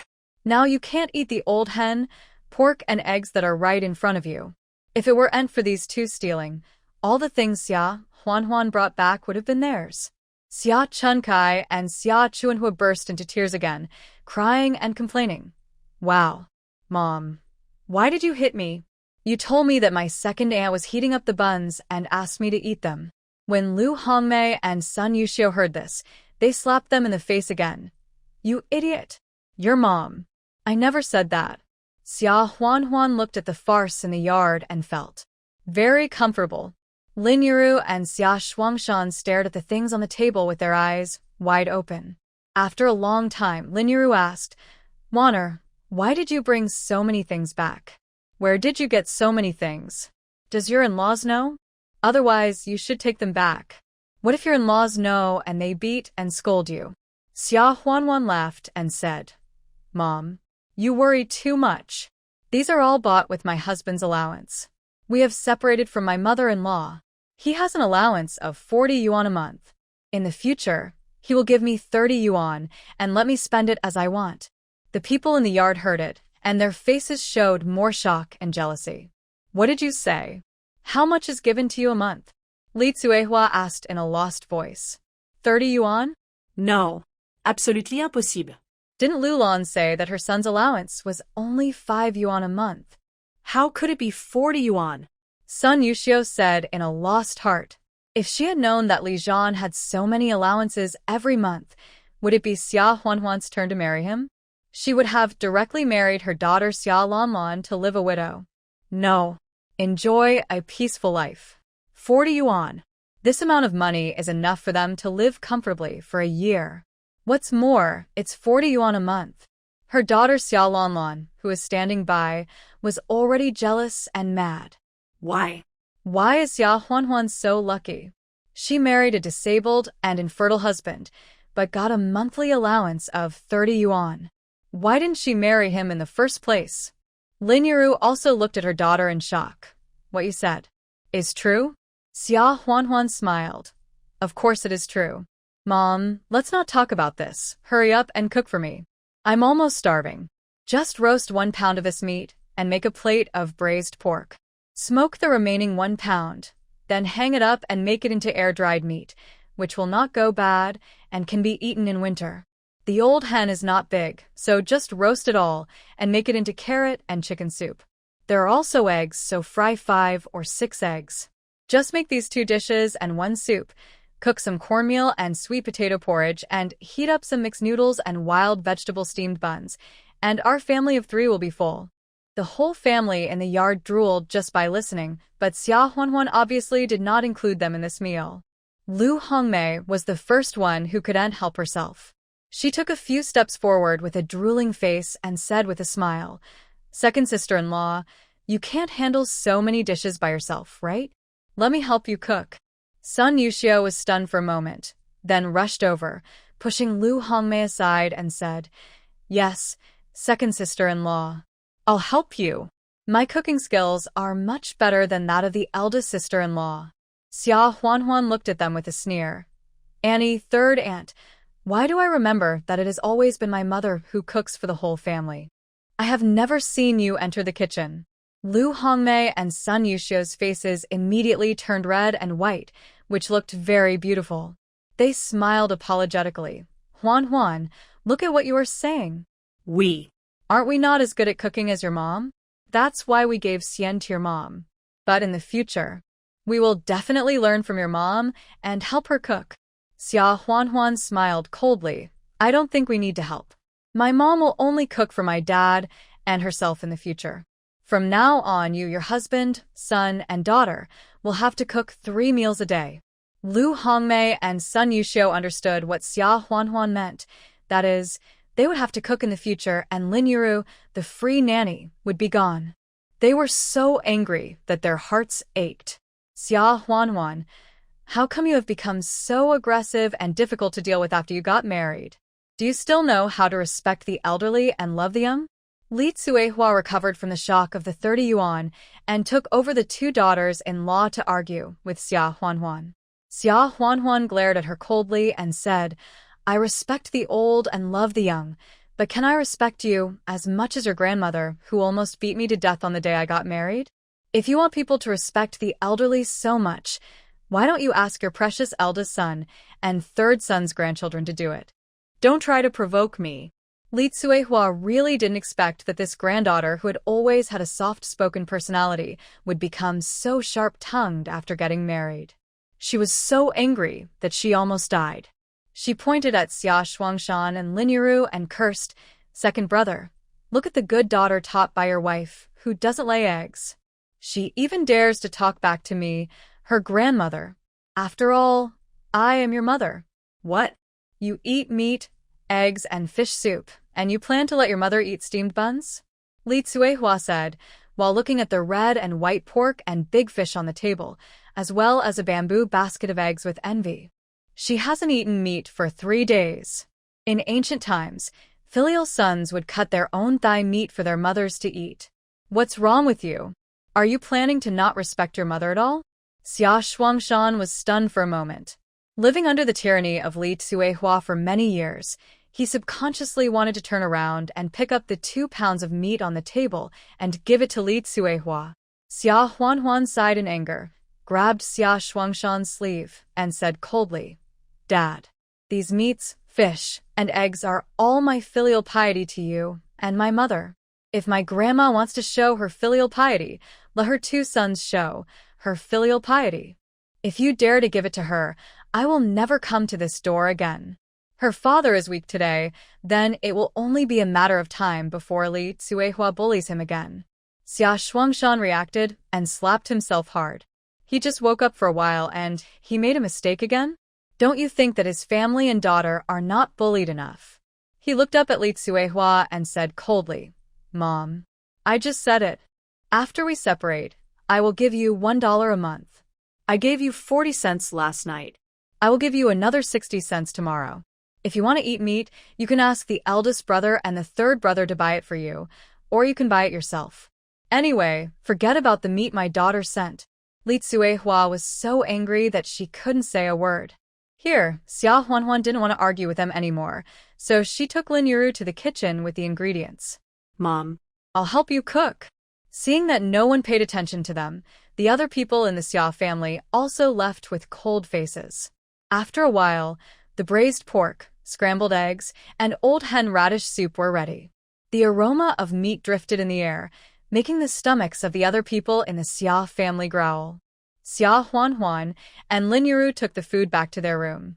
Looking at the sumptuous lunch, Lin Yuru was still a little bit unbelievable. These dishes and rice. Are they really only for the 3 of us? In the past, she always cooked for the whole family, but she and Xia Shuangshan were the last to eat. Every time when their second room ate, they could leave them some steamed bread and some porridge, which was good enough. If there were any dishes, there would only be soup left. This was the first time in so many years that she saw a table full of sumptuous food. Xia Huanhuan hugged Lin Yuru's shoulders, asked her to sit down at the table, put the chopsticks in her hand, and smiled. Mom, You also said that there are 3 of us in our family, so are we going to let outsiders come to eat? This chicken soup is very delicious. I'll serve you a bowl and get you a big chicken leg. Xia Huanhuan said, picked up the bowl, and filled a bowl of chicken soup for Lin Yuru. Hey. Lin Yuru agreed, but couldn't help but lifted the corner of her clothes to wipe her tears. Seeing this, Xia Shuangshan couldn't help but said, Oh, don't cry. What will happen if our daughter sees it? Eat quickly. From now on, we don't have to support that big family. We can have a meal like this every now and then. Lin Yuru wiped her tears and said, I wasn't crying. I just suddenly thought of your poor brother. If he hadn't been washed away by the flood that year, I wouldn't have been bullied by them so much over the years. Xia Huanhuan sighed and smiled. Why do you mention my brother again? Don't you still have me, your daughter? Don't worry, I will take care of you in your old age in the future. Xia Shuangshan lowered his head and ate the food in silence, and then said, Wana, you don't have to bring back so many things like today in the future. After all, you are married. Once or twice is okay, but if you bring more, your husband and your in-laws will definitely not be happy. Your mother and I are still able to work and can support ourselves in our old age. Xia Huanhuan was moved when she heard this. After this cheap father came to his senses, he was quite reasonable. Dad. Don't worry about these things. My man can give me all 30 yuan so I can use it at will. If he dares to say anything, I will divorce him. Besides, I just took so many things today because I went back to my parents' home. How can I send you things like this every day? She said this deliberately, naturally to make Xia Shuangshan and Lin Yuru not have psychological burdens and feel that they are her burdens. When the family was having dinner, there was suddenly another commotion in the Xia family yard. Grandma. Mom. Come out quickly. It's Fong Fong who is back from the winter vacation at the university. Xia Dazuan et celle d'Est sont Xia Shajian Shuted. Xia Huanhuan turned her head and saw Xia Dazhuang's daughter, her cousin Xia Fong Fong. The college entrance examination was resumed in 1977, so it's still early now. Therefore, Xia Fong Fong went to the university recommended by poor and lower middle peasants, which was actually a more advanced literacy class. Speaking of which, this place recommended to go to university should have originally belonged to the original owner. It was 2 years ago. The only cow used for plowing in the commune suddenly ran away. Everyone in the commune was looking for it, but they couldn't find it. It was the original owner who searched for a day and a night, found the cow on the mountain, and brought it back. In order to commend her, the commune gave the original owner the quota for going to college in the village. Unfortunately, this matter changed when it came to the Xia family. Li Tsuehua loved Xia Fongfong the most on weekdays, so she made the decision arbitrarily and let Xia Fongfong replace the original owner to go to college. Although the original owner disagreed in her heart, no one in the family cared about her ideas, and in the end she could only suffer in silence. When Lin Yuru and Xia Shuangshan heard about Xia Fongfong's return, they showed ashamed expressions on their faces. At the beginning, when Li Tsuehua arbitrarily asked Xia Fongfong to replace Huanhuan, they did not firmly protect their daughter, which caused the quota to be snatched away, and Xia Huanhuan also lost the opportunity to change her destiny. At that time, if you were recommended to go to college, you would also be given a diploma and arranged a job after graduation. After graduation, she can change her rural household registration to urban household registration and eat commercial grain. If she had not been replaced, her daughter would be a city dweller in the future. How could she marry a disabled man? Although the man has a lot of military allowances, Huanhuan will still be a widow for the rest of her life. Lin Yuru looked at Xia Huanhuan with shame and said softly, Wana, your father and I are sorry for you. Xia Shuangshan clenched his fists tightly and lowered his head apologetically. At that time, he was really blinded by greed. How could he let Li Tsuehua manipulate him and not think about his daughter at all? Xia Huanhuan was stunned for a moment. Then she realized that the two were referring to the fact that her college quota was replaced, so she smiled and said, Dad, Mom, don't feel too guilty. I have long forgotten about that quota. And you see, am I not living a good life? My husband gave me so many allowances. Even if I go to college, my monthly salary is not that much. Besides, I may have a chance to go to college in the future. In another 5 or 6 years, the college entrance examination will be restored. Before Xia Huanhuan came here, she was a top student and she would definitely take the college entrance examination at that time. After graduating from college, she will be a cadre and the assigned work will be at the management and leadership level, which is more valuable than the current recommendation to go to college. Xia Shuangshan and Lin Yiru were moved to tears when they saw that Xia Huanhuan did not blame them at all and comforted them. Lin Yiru said, "Yes. Let's not talk about the unhappy things in the past. In the future, our family of 3 will definitely live a better and better life, 1,000 times better than those people." In the yard, hearing Xia Chuanjian's words, Li Cuehua, Lu Hongmei and Xia Dazhuang all hurried out to welcome Xia Fongfong into the house. Xia Sanqi and Sun Yuxiu's family went back to their own rooms with cold faces. Especially Xia Lanlan. At the beginning, she also wanted to go to college, but her grandmother favored her cousin Xia Fongfong, so she didn't get her turn. She was so jealous that she wanted to tear Xia Fongfong's face apart, so how could she welcome Xia Fongfong back? When Xia Huanhuan's family was eating, Xia Fongfong suddenly walked in, smiling gently, and said, "Huanhuan, I just heard that you got married, and I almost thought I heard it wrong. Is it your turn to visit your parents today? You guys had a really sumptuous meal. Second uncle and second aunt. Grandma hasn't eaten yet, so she asked me to bring her some braised pork and chicken soup. Second aunt's cooking skills are really good. When I saw the dishes on the table, I wasn't hungry at first, but now my stomach is growling with hunger." Xia Fongfong said, looking at the greasy honey-colored braised pork, the old hen soup with oil, and the yellow scrambled eggs on the table with a greedy look on her face. She thought that after all, she had just come back, and since that was what she said, Xia Shuangshan and Lin Yiru should invite her to eat together. At the very least, they could give her a bowl to serve some food, and let her take it back. Unfortunately, after hearing what she said, Xia Shuangshan and Xia Huanhuan didn't even look up at her. Lin Yiru glanced at her, then turned back to look at her husband and daughter, and lowered her head to continue eating. The scene was very awkward for a while.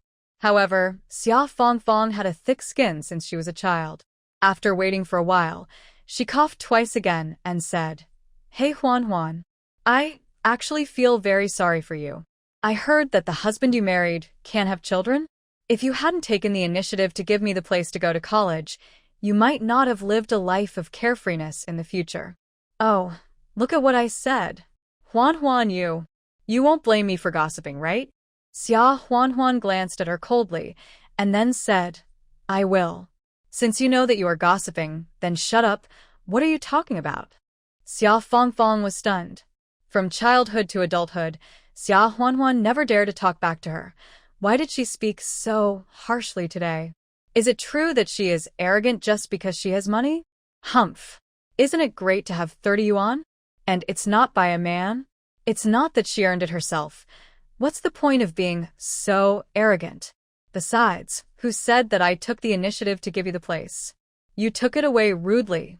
Don't think I don't know that you have been pestering Grandma behind her back and mobilizing your whole family to fight for this place. Why are you pretending to be a white lotus now? With your charcoal-like skin, you can't pretend even if you wanna. Xia Fongfong. Xia Fongfong was so angry that her liver hurt. Xia Huanhuan, I came to see you with good intentions. How can you talk like that? Do you know that I can stay in the city and work as a worker after graduation? Don't come to me for help in the future." Xia Huanhuan sneered. "Please? I'd rather beg a dog than you. Stop flattering yourself. Also, future workers? You're going to my house to beg for food or what? Didn't your mother teach you? Don't come to visit other people's families when they're having dinner. You have no manners at all. I think you've gone to college for nothing. You're a disgrace to our commune." These words made Xia Fongfong blush, and she opened her mouth for a long time, but couldn't say a word back. After a long time, she turned around and ran back to her home in tears, crying and shouting fiercely, "Xia Huanhuan, just wait. I will definitely marry a city man in the future, who will earn several times more than you if you marry that disabled man. See how arrogant you are." 夏尖尖冷笑，也抬高声音道：“你爱嫁谁嫁谁娶，只要人家看得上你。搁我这叫嚣什么呢？简直笑死人了！”夏芳芳气得跑回自家屋里，趴在床上哭得震山响。这要是以前，夏大壮和刘红梅还有李翠花见夏芳芳委屈成这样，只怕早就骂骂咧咧堵到二房门口，不打夏尖尖10几拐棍，都不带善罢甘休的。只可惜今天夏双山冷面阎罗似的站在门口，一副谁敢来找茬就揍得他满地找牙的气势。夏大壮和李翠花、刘红梅那几个怂货，怂得窝在屋里，大气都不敢出一个。吃过了午饭，夏尖尖便起身打算回去了。他趁着夏双山和林如两人不久 he took out a pound of flour, a pound of cornmeal, and a pound of sweet potato flour from the space, and left them for them. Although Lin Yuru refused, she couldn't resist in the end and accepted it. The two sent Xia Huanhuan all the way to the village entrance and watched her walk a long way before going back. As soon as Xia Huanhuan walked to the edge of Qingshui village, she saw a familiar figure pulling with a man and quickly hid in the bushes on the side. At first glance, wasn't it Li Zhan's sister, her sister-in-law Li Qiaoqiao? Li Qiaoqiao shyly stuffed a bamboo basket into Su Jiyuan. "Brother Jiyuan, here is half a pound of meat and 3 eggs. I brought them from home specifically for you to improve your life. You are an intellectual, and farm work is so tiring, you need to eat more to replenish your body." Su Jiyuan declined several times, but finally accepted it reluctantly, looking at Li Qiaoqiao lovingly and said, "Qiaoqiao, you are so good to me. Don't worry, I will never let you down when I return to the city." As he said that, he leaned over and kissed Li Qiaoqiao on the cheek. Li Qiaoqiao's face turned red, and she lowered her head and played with the corner of her clothes shyly, and said, "Brother Jiyuan, you are the best. I will bring you some white flour buns in a few days." As she said that, she turned her head and was about to run away shyly, but Su Jiyuan grabbed her and held her in his arms. "Qiaoqiao, why are you in such a hurry to leave? I kissed you." "And you are so shy." "Huh." Xia Huanhuan got goosebumps all over the floor. This Su Jiyuan is really not a good person. He tricked and attacked the original owner last time, and now he's trying to trick Li Qiaoqiao. However, although this Li Qiaoqiao is her sister-in-law, she's been married for a few days, and every time Li Qiaoqiao sees her, she rolls her eyes to the sky and never calls her fourth sister-in-law once. She is the same as her mother Lulan, so she doesn't bother to care about these trivial matters. She waited until Li Qiaoqiao and Su Jiyuan went into the grove at the edge of the village, then she came out of the bushes and walked towards her home. She didn't know if the 3 kids were well behaved at home and whether they had enough for lunch. Although she was based on the past few days' history, Jie and Zhou Qiuhua's performance made her feel that they were honest and kind and were grateful, so she entrusted the 3 kids to them. However, when faced with interests, not everyone can keep their original intentions. This was also the purpose of her giving Zhou Qiuhua so many supplies in the morning. If the 3 kids have meat for lunch, it means that the 3rd family can still be trusted. If they are not willing to eat the meat and take it for themselves, then they will just have to maintain a decent appearance in the future. Before she got home, she heard Wang Guixiang screaming in a ghostly voice. "Oh, it's so unfair. There's a thief in my house. And it's a domestic thief. The half caddy of meat I just bought was hung on the eaves of someone else's house to be made into bacon in such a blatant manner." Xia Huanhuan frowned slightly when she heard this, and saw Wang Guixiang blocking her door, crying and making a fuss. There was also a group of middle-aged village women surrounding her, all of whom were close to Wang Guixiang. They pointed at Zhou Qiuhua, who was standing aside. It's true what the old saying says. No matter how careful you are, you can't guard against a thief in your own home. I didn't expect that the new daughter-in-law of the Li family is actually a thief. That's right. Half a caddy of meat is so precious. We are lucky to be able to eat it once a year. If you steal someone else's, your mouth will get sore after eating it. I think it might be that Zhou Qiuhua stole it. I smelled the aroma of meat coming from their house at noon. Zhou Qiuhe protected the three little guys and explained weakly with a bit of helplessness. Big sister-in-law. This half catty of meat was given to me by Huan this morning, and she asked me to take care of the lunch of the three little guys. I fried half a pound of meat, and I wanted to make the remaining half a pound into bacon for her, so that it would be easier to preserve. I hung it here to dry. I really didn't take it from your house. Wang Guixiang jumped up, pointed at Zhou Qiuhe's nose and cursed. Zhou Qiuhe, you fence-sitter. What's the matter?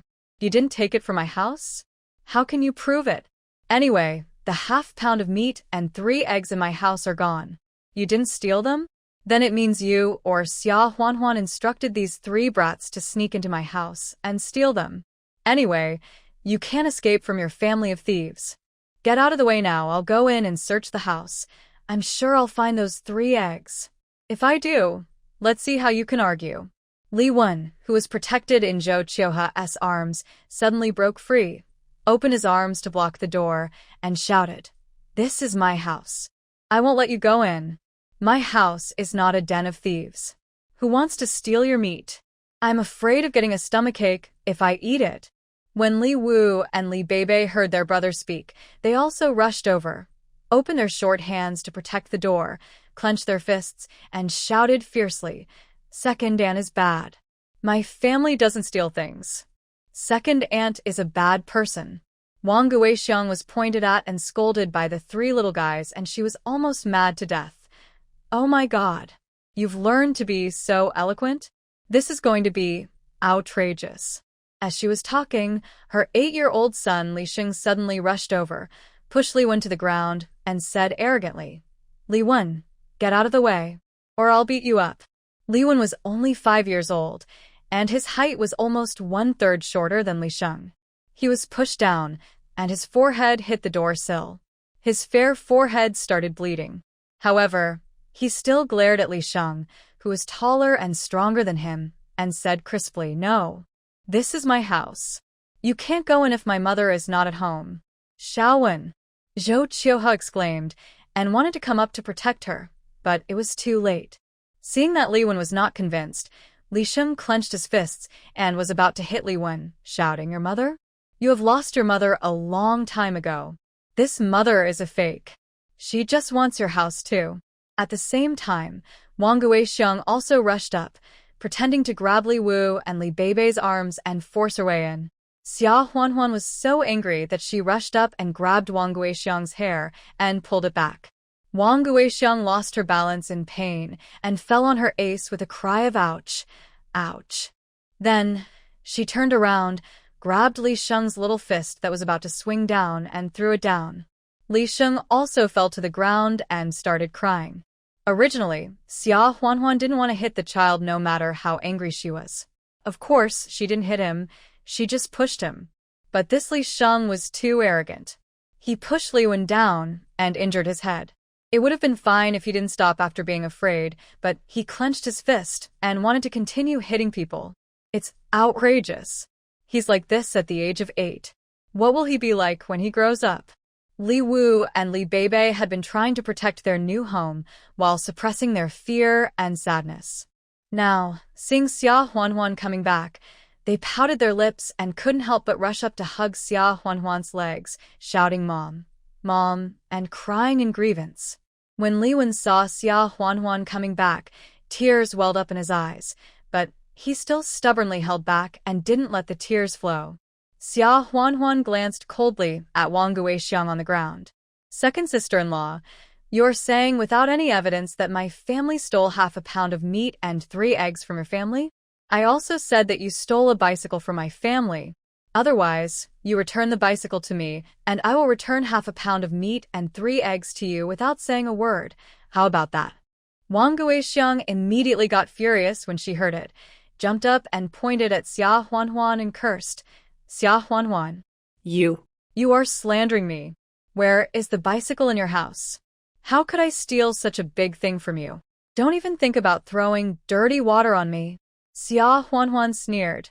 "Second sister-in-law, what are you saying?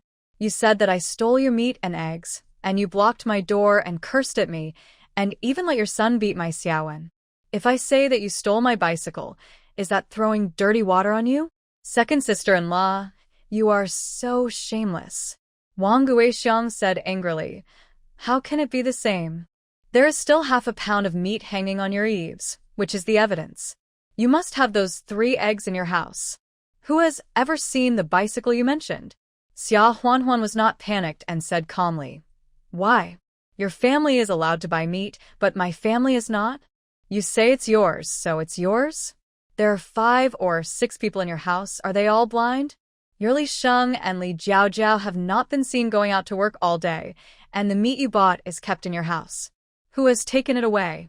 I'm afraid they know who took it, but they are just making up lies and want to blackmail my family.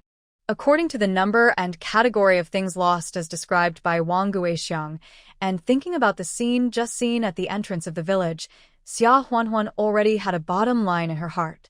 How about this? If you insist that my family stole yours, call the commune secretary, the village head, and all the neighbors in the village, and let's have a good talk.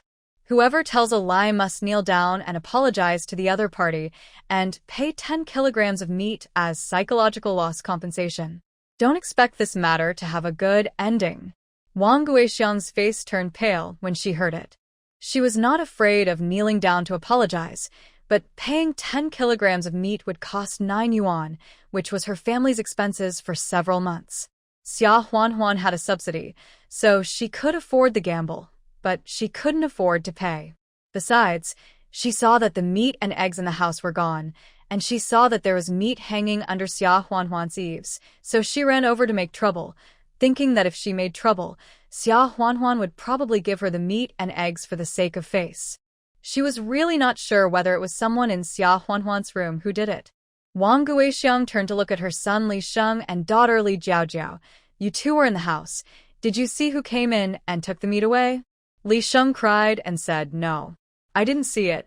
It was my aunt who came in once in the afternoon. Li Jiaojiao pulled her mother's clothes and whispered, Mom, I saw it was my aunt. But my aunt told me to say that it was Xia Wen and the others who did it, and said that if I said that, fourth aunt would have to compensate us twice as much meat. The 6-year-old Li Jiaojiao was obviously as stupid as her mother, and she said everything at once. At this moment, Wang Guixiang's face was very good. She suddenly raised her hand and gave her daughter a big slap in the face, and scolded angrily, You blind thing, why didn't you say it earlier? Li Jiaojiao burst into tears immediately after being beaten.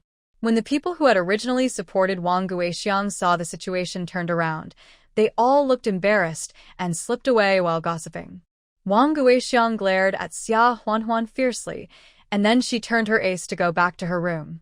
But Xia Huanhuan shouted calmly, Wait a minute. Wang Guixiang turned around and said fiercely, You didn't steal, so what else do you want to do? Xia Huanhuan sneered. Second sister-in-law, you said that lightly. My family was wrongly accused of being a den of thieves for no reason, and Xiaowen's head was broken by your son. You want to run away without saying a word? There is no such good thing in the world. Wang Guixiang felt guilty. She had also seen Xia Huanhuan's power in the past 2 days. She was scared and yelled, What do you want? I won't ask you for more money for Xiaowen's injury treatment. Just $1, give it to me. Otherwise, I will go to the commune to sue you for false accusation. Xia Huanhuan didn't lack this $1, but if Wang Guixiang didn't pay the price, such things would definitely happen again in the future. Just $1. She was tolerant enough. Wang Guixiang's face changed drastically. She thought about how Song Xiuyue, her uncle, and the educated youth who dared to frame Xia Huanhuan yesterday were all arrested by the county. She didn't dare to report the matter to the commune. But she lost the meat and eggs, and she had to pay $1. She felt too aggrieved. I don't have $1 to give you. That's none of my business. Anyway, you can't send the $1 before tomorrow morning, so you can deal with the consequences yourself. After Xia Huanhuan said that, she ignored Wang Guixiang and took the 3 kids back to the house. Wang Guixiang stamped her feet in anxiety. Suddenly, an idea flashed in her mind.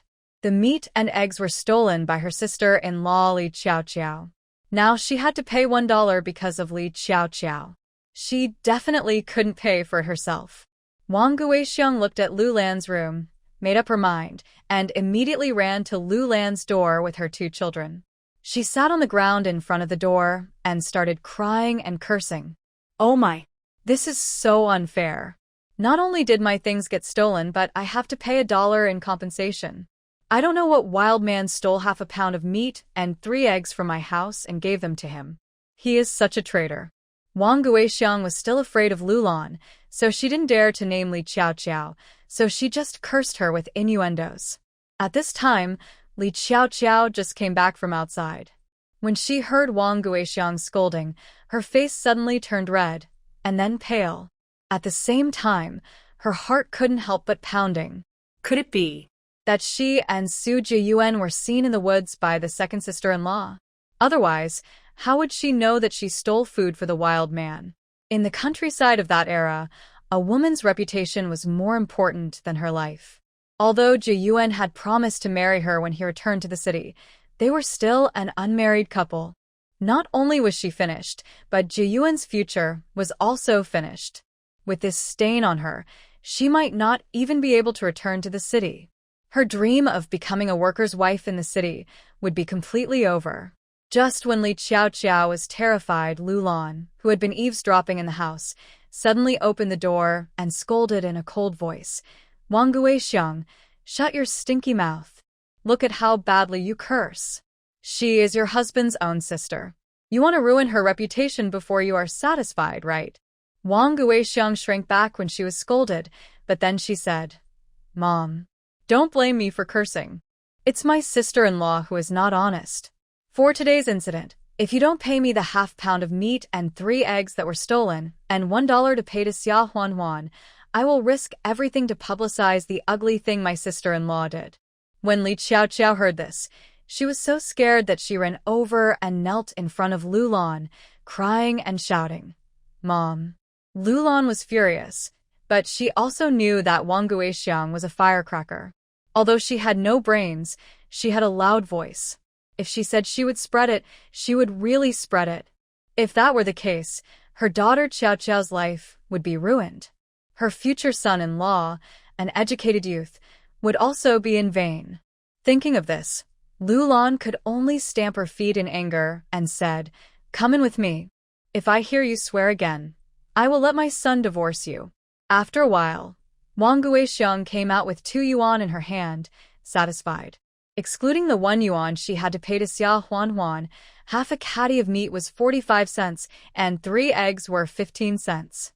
In total, she still made a net profit of 40 cents.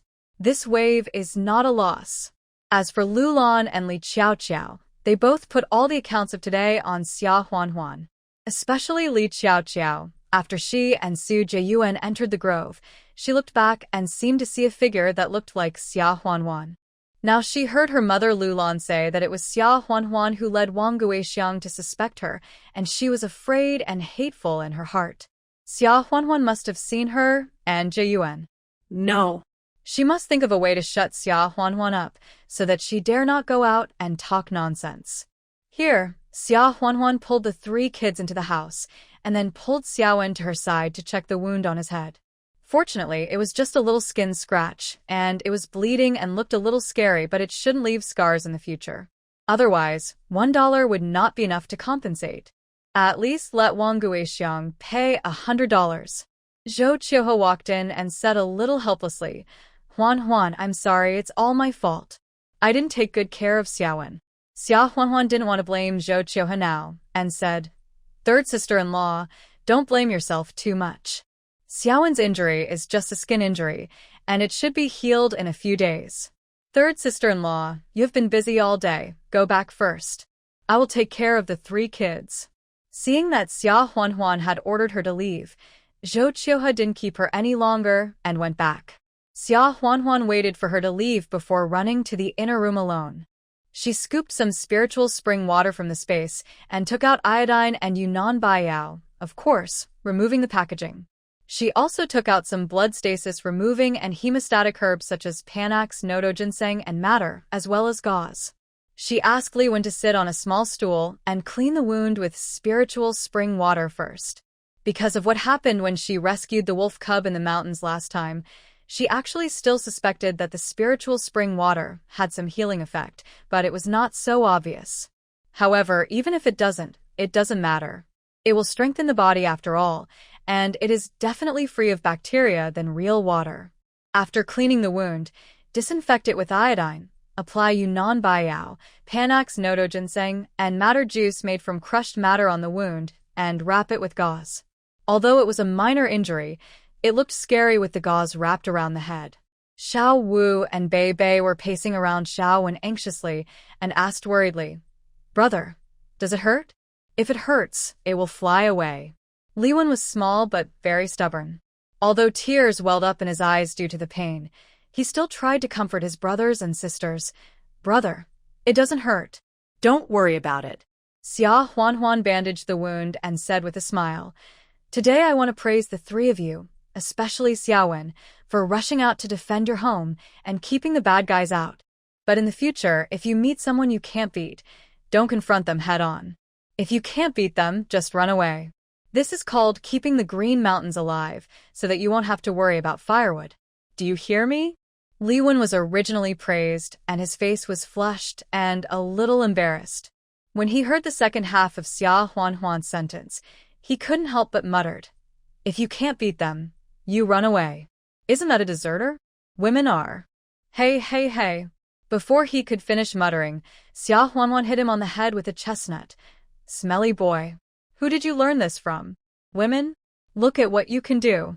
Li Wen raised his little hand to cover the place where he was hit, frowned, and looked at Xia Huanhuan resentfully.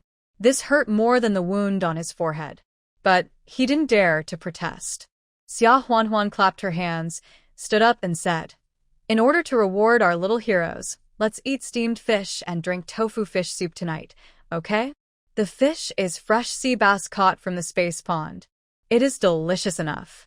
I caught another crucian carp and took out a piece of fresh white tofu and cooked it into a pot of milky white fish soup. I also fried a dish of stir-fried cabbage with meat, served with millet porridge and big white steamed buns." Soon, dinner was on the table. Sea Base had few bones, but Xia Huanhuan still picked out the bones when she picked up the dishes for Bei Bei and Xiao to prevent them from getting stuck in the throat. Xiaowen also helped his younger brothers and sisters to pick out the bones, and he was very sensible.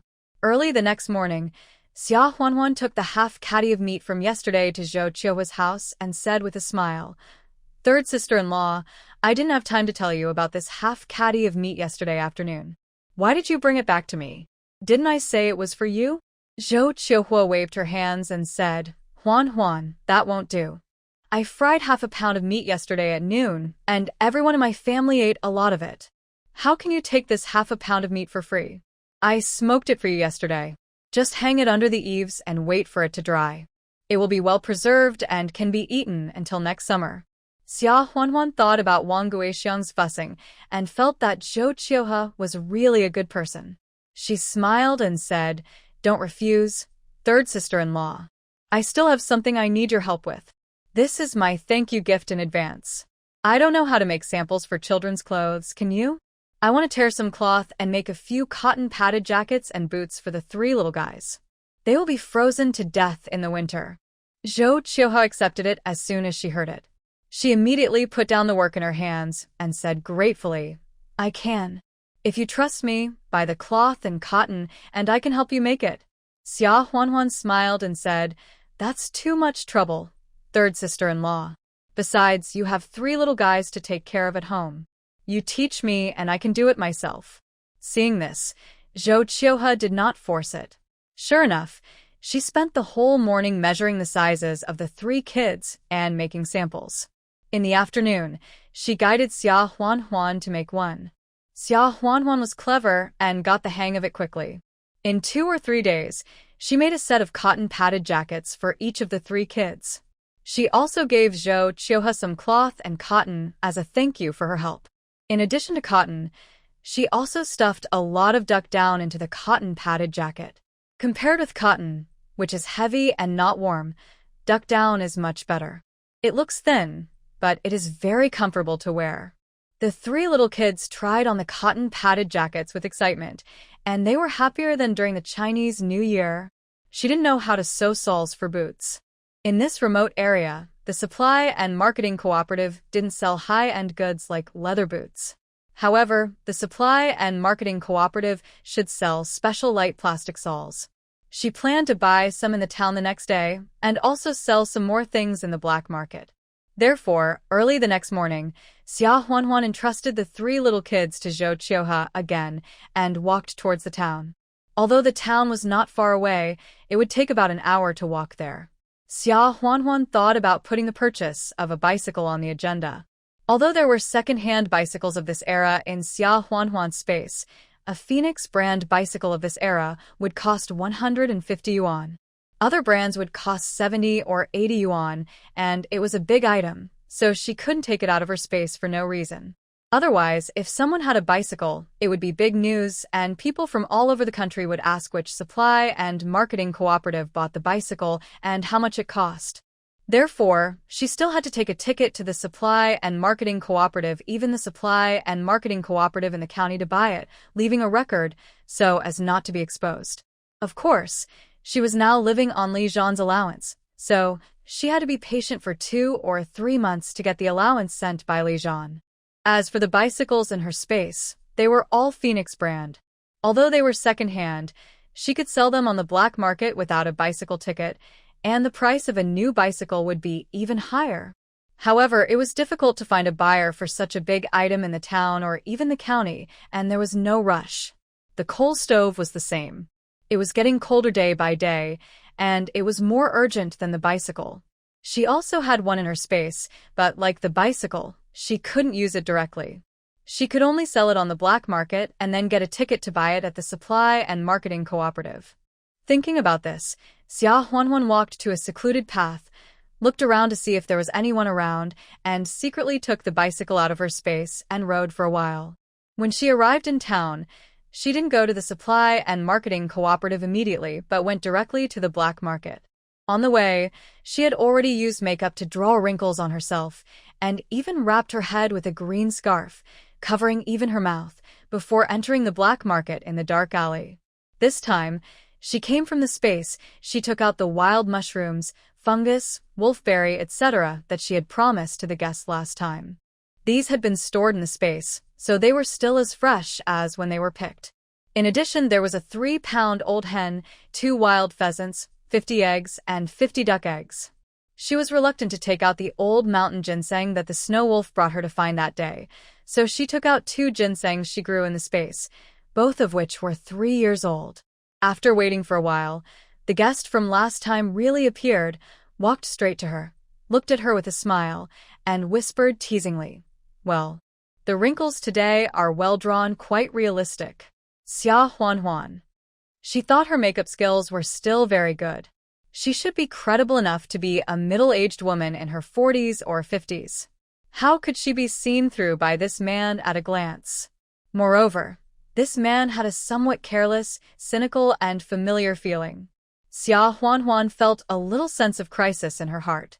I don't know what you're talking about. I picked some of the mountain products you asked for last time. Do you want more? She tried to speak in a rough voice. The man blinked his eyes and did not expose him again. He just smiled, showing his 8 neat white teeth, which was very sunny. Yes. Of course.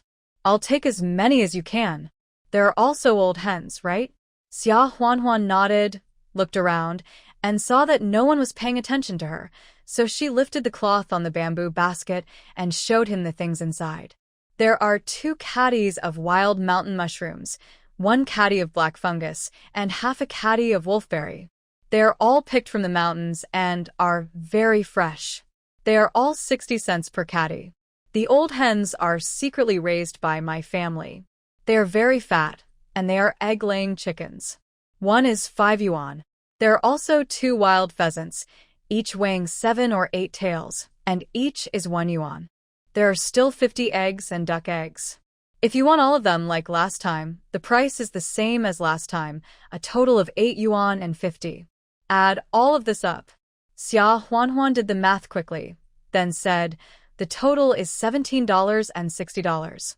I'll give you $17. The man listened to Xia Huanhuan's calculations with interest. When she finished, he asked with a smile, "Why is there no ginseng?" Xia Huanhuan smiled and said, "How can wild ginseng be so easy to come by? But my father is a doctor and I have learned a lot, so I secretly planted some ginseng in the mountains. There are 2 3-year-old ginsengs, each weighing 2 taels. Do you want them? If you want, one is $5, 2 are $10, and the total is $27. The man thought about it. Although they were not wild, ginseng was a tonic medicine after all. He didn't lack this little money, so he nodded and said, "Okay, then I'll pay for it all. Here you go, a total of 30. I'll keep the extra $3 with you first, and it will be considered a down payment for my next purchase." Xia Huanhuan was stunned. In this age, when even a dime is so precious that it can make people fight to the death, $3 can be paid in advance. This customer seems to be really rich. She didn't refuse, so she took it and said with a smile, "Okay. There is one more thing. Although wild mushrooms and wild fungus can be collected in the mountains, the quantity is not enough. I grow some at home, so the quantity can be larger. Do you want them?" There was a hint of amusement in the man's eyes, but he didn't say much and said, "Okay. If you can get it, I want it. I want as many as you can, the more the better." When he said that, Xia Huanhuan couldn't help but look up at him. Who is this man? Both times he bought things in 10 or 30 yuan increments. Even if it was to store food for the winter, he bought so much that a small family couldn't eat it all in the winter. Moreover, he could get any ticket. The only possibility that could be thought of was that either this man was a middleman, bought her things, and then went to the city or even a bigger city to sell them and make a profit from the difference. But this would definitely require a letter of introduction that was traversable throughout the country, at least between the county and the city, and that thing was not easy to get. Or did this man have a mine at home, a large population, or was it a collective purchase? The man seemed to see through her suspicion, blinked, and smiled. "Don't worry. I'm not a bad person. I'm just a chef in the factory. I have to cook for 100 people, so I need more supplies." Xia Huanhuan did not believe all these words. Anyway, as long as he did not report her and did not ask her about the source of the supplies, he would be a good customer. Maybe, after they became familiar with each other, she could ask him to help her get a pass so that she could sell the supplies to the city. She smiled and said, "I don't doubt you. By the way, did you get the bicycle ticket I asked about last time? And the coal stove ticket, if you have it, it doesn't matter if the price is a little higher." The man scratched his head and said, "I don't have it this time. Wait until next time, I will get you both tickets. By the way, my name is Yan Haotian, what's your name?" Xia Huanhuan was stunned for a moment, then made up a fake name. "My name is Dongwan." The man glanced at her, smiled, and without saying anything, he packed all the things away in the bamboo basket he brought. What Xia Huanhuan didn't know was that after Yan Haotian left the black market and turned around, he turned into an alley and found a military jeep waiting for him. He got in the car and the person sitting in the front said to the driver, "Drive, back to Kyoto."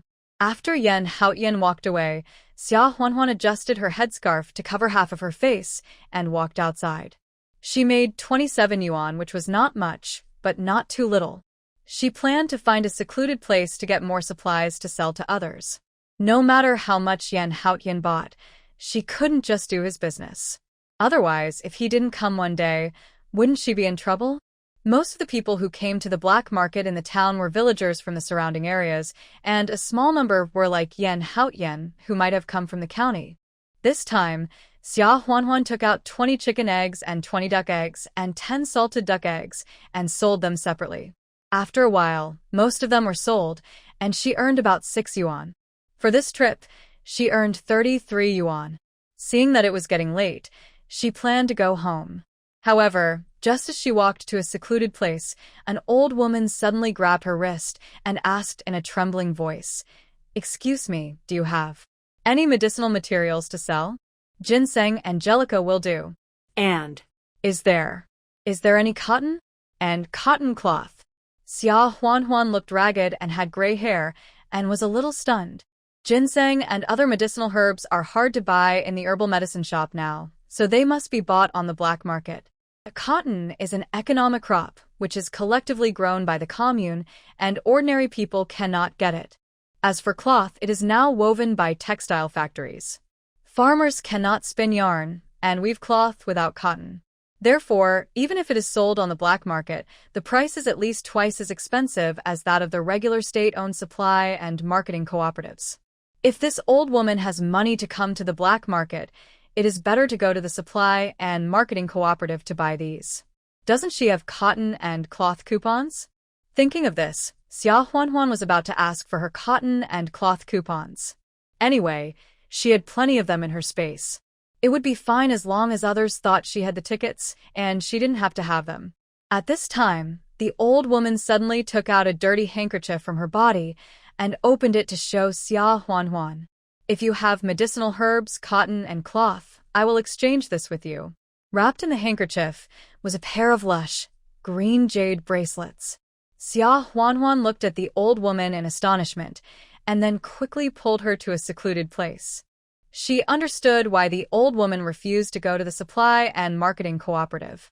In this era, these jade bracelets are all out of date and can only be circulated on the black market. If you take them out in the open and get discovered, you'll be in big trouble. Old woman, is this something passed down in your family?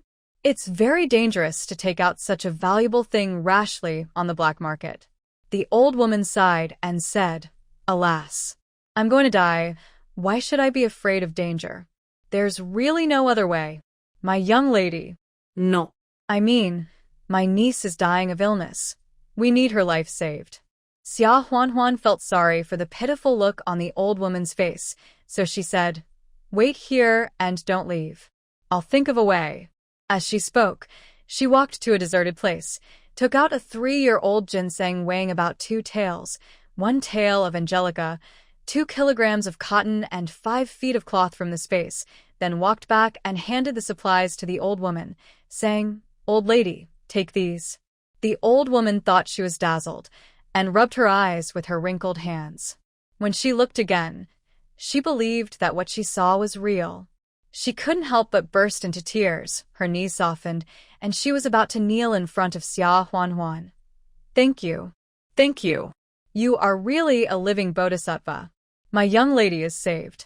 Xia Huanhuan quickly helped her up and said, Old lady, such a big gift from you will shorten my life. Get up quickly. The old woman got up while wiping her tears, handed the jade bracelet to Xia Huanhuan, and said, This. Is it enough? If it's not enough, I still have a silver ring. Xia Huanhuan said, Old lady, these things are not worth these 2 jade bracelets. I'll take one. You can hide the other one well. You can sell it for a lot of money later. In that era, in order to survive, many old and good things were sold at a low price. Judging from the quality and age of these 2 jade bracelets, they are probably hundreds of years old. The jade is also the best material. After another 20 years, when the times have changed, one of them may be able to exchange for a courtyard house. She didn't want to take advantage of others and get too much. The old lady said anxiously, How can that be? If you don't take it, I can't go back and explain to my young lady. The things I gave you are only about 20 yuan in total. When you have 10 yuan, you can come to me to redeem it at any time. It doesn't have to be pawned. How about it? After hearing what Xia Huanhuan said, the old woman burst into tears again. She wiped her tears and said, Oh, thank you on behalf of my young lady. You really saved my young lady's life and saved my life. Xia Huanhuan heard that she no longer concealed her address to the person she wanted to save as young lady, and guessed in her heart that this old woman was probably the wet nurse or maid of a lady from a big family in the past. Even in her old age, she still wholeheartedly protected her young lady, which was really precious in this special era. Xia Qianqian thought about it and accepted a jade bracelet from someone else, which was somewhat of an advantage, so she walked away and took out a pound of flour from the space and gave it to her. Old woman, do and be polite. I'll give you this flour as well. It's getting late, you'd better go back quickly. After saying goodbye to the old woman, Xia Huanhuan went to the supply and marketing cooperative and bought soles for cloth boots. She asked about the price of coal stoves and coal, and planned to buy them next time she got a ticket. Then, she went to the butcher shop and bought half a caddy of mutton for 60 cents and half a caddy of sheep offal, sheep liver, sheep heart, lungs, sheep blood, etc. for 30 cents. Then she set off to go home. There were dozens or even hundreds of sheep waiting to be slaughtered in the space, and there were still hundreds of caddies of mutton in reserve. She bought half a caddy of mutton just to make a deception so that people would know that she bought this thing, so that when the family ate it, there are also traces to follow, so people won't suspect that the supplies are made out of thin air. Otherwise, if someone says that her things are of unknown origin and that she stole them, she won't be able to explain herself. On the way, she took out another pound of lamb leg meat from the space and put it together with the half pound of lamb she bought. She also took out a large cabbage, a large white radish, mushrooms, mountain mushrooms, black fungus, some small spinach, a piece of old tofu, and a dozen large tiger prawns and some clams. The temperature has dropped a lot today, and it is estimated to be below 10 degrees. This kind of weather is most suitable for eating mutton hot pot. When she was about to get home, Xia Huanhuan remembered that there was no electricity or induction cooker in this era, and she hadn't bought a coal stove yet. How could she eat hot pot? She had already asked at the supply and marketing cooperative, and a coal stove cost 15 yuan, and the coal had to be bought separately. Therefore, only families in rural areas who are particularly well off would buy it for use, and most of them still burn firewood for the winter. But for her, 15 yuan is not expensive. As for coal, there is enough in the space, so there is no need to worry about running out of fuel. I will buy the tickets after a few days. I will have to bear with the hot pot until I buy the coal stove. I will make mutton soup tonight, which is warm. Xia Huanhuan put the prepared ingredients back into the space, leaving only a large white radish, and went in. It just so happened that 3 little guys came in with 2 other children, carrying small bamboo baskets on their backs. Xia Huanhuan recognized that the other 2 children were the 2 daughters of Zhou Qiuhe's family, the 5-year-old Li Huanhuan and the 3-year-old Li Yingying. Li Yingying is about the same age as Beibei, so they hold hands and swing back and forth, looking very intimate.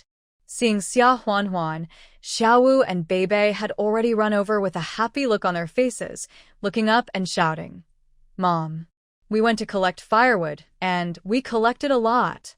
Li Wen had a weird personality and was too embarrassed to call Xia Huanhuan mom, but his face was flushed as he was a little proud and a little embarrassed for having done the work. Li Huanhuan and Li Yingying both bowed politely to Xia Huanhuan and called in a baby voice, "Fourth aunt." Li Huanhuan said, "Fourth aunt, my mother said that all the firewood my sister and I picked up today should be given to fourth aunt. Thank you for the cloth and cotton." Then, he obediently poured the firewood he and his sister had picked up in their backpacks on the kitchen stove.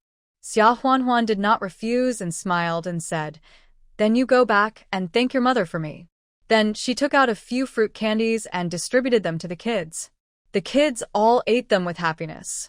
Li Huanhuan took his sister, Li Yingying, home with a happy face. Xia Huanhuan started to prepare the mutton soup. First, soak the mutton, offal and large bones in water for a while to make blood water. Then put the mutton bones, mutton and offal into the pot with cold water, boil it, skim off the impurities and take it out.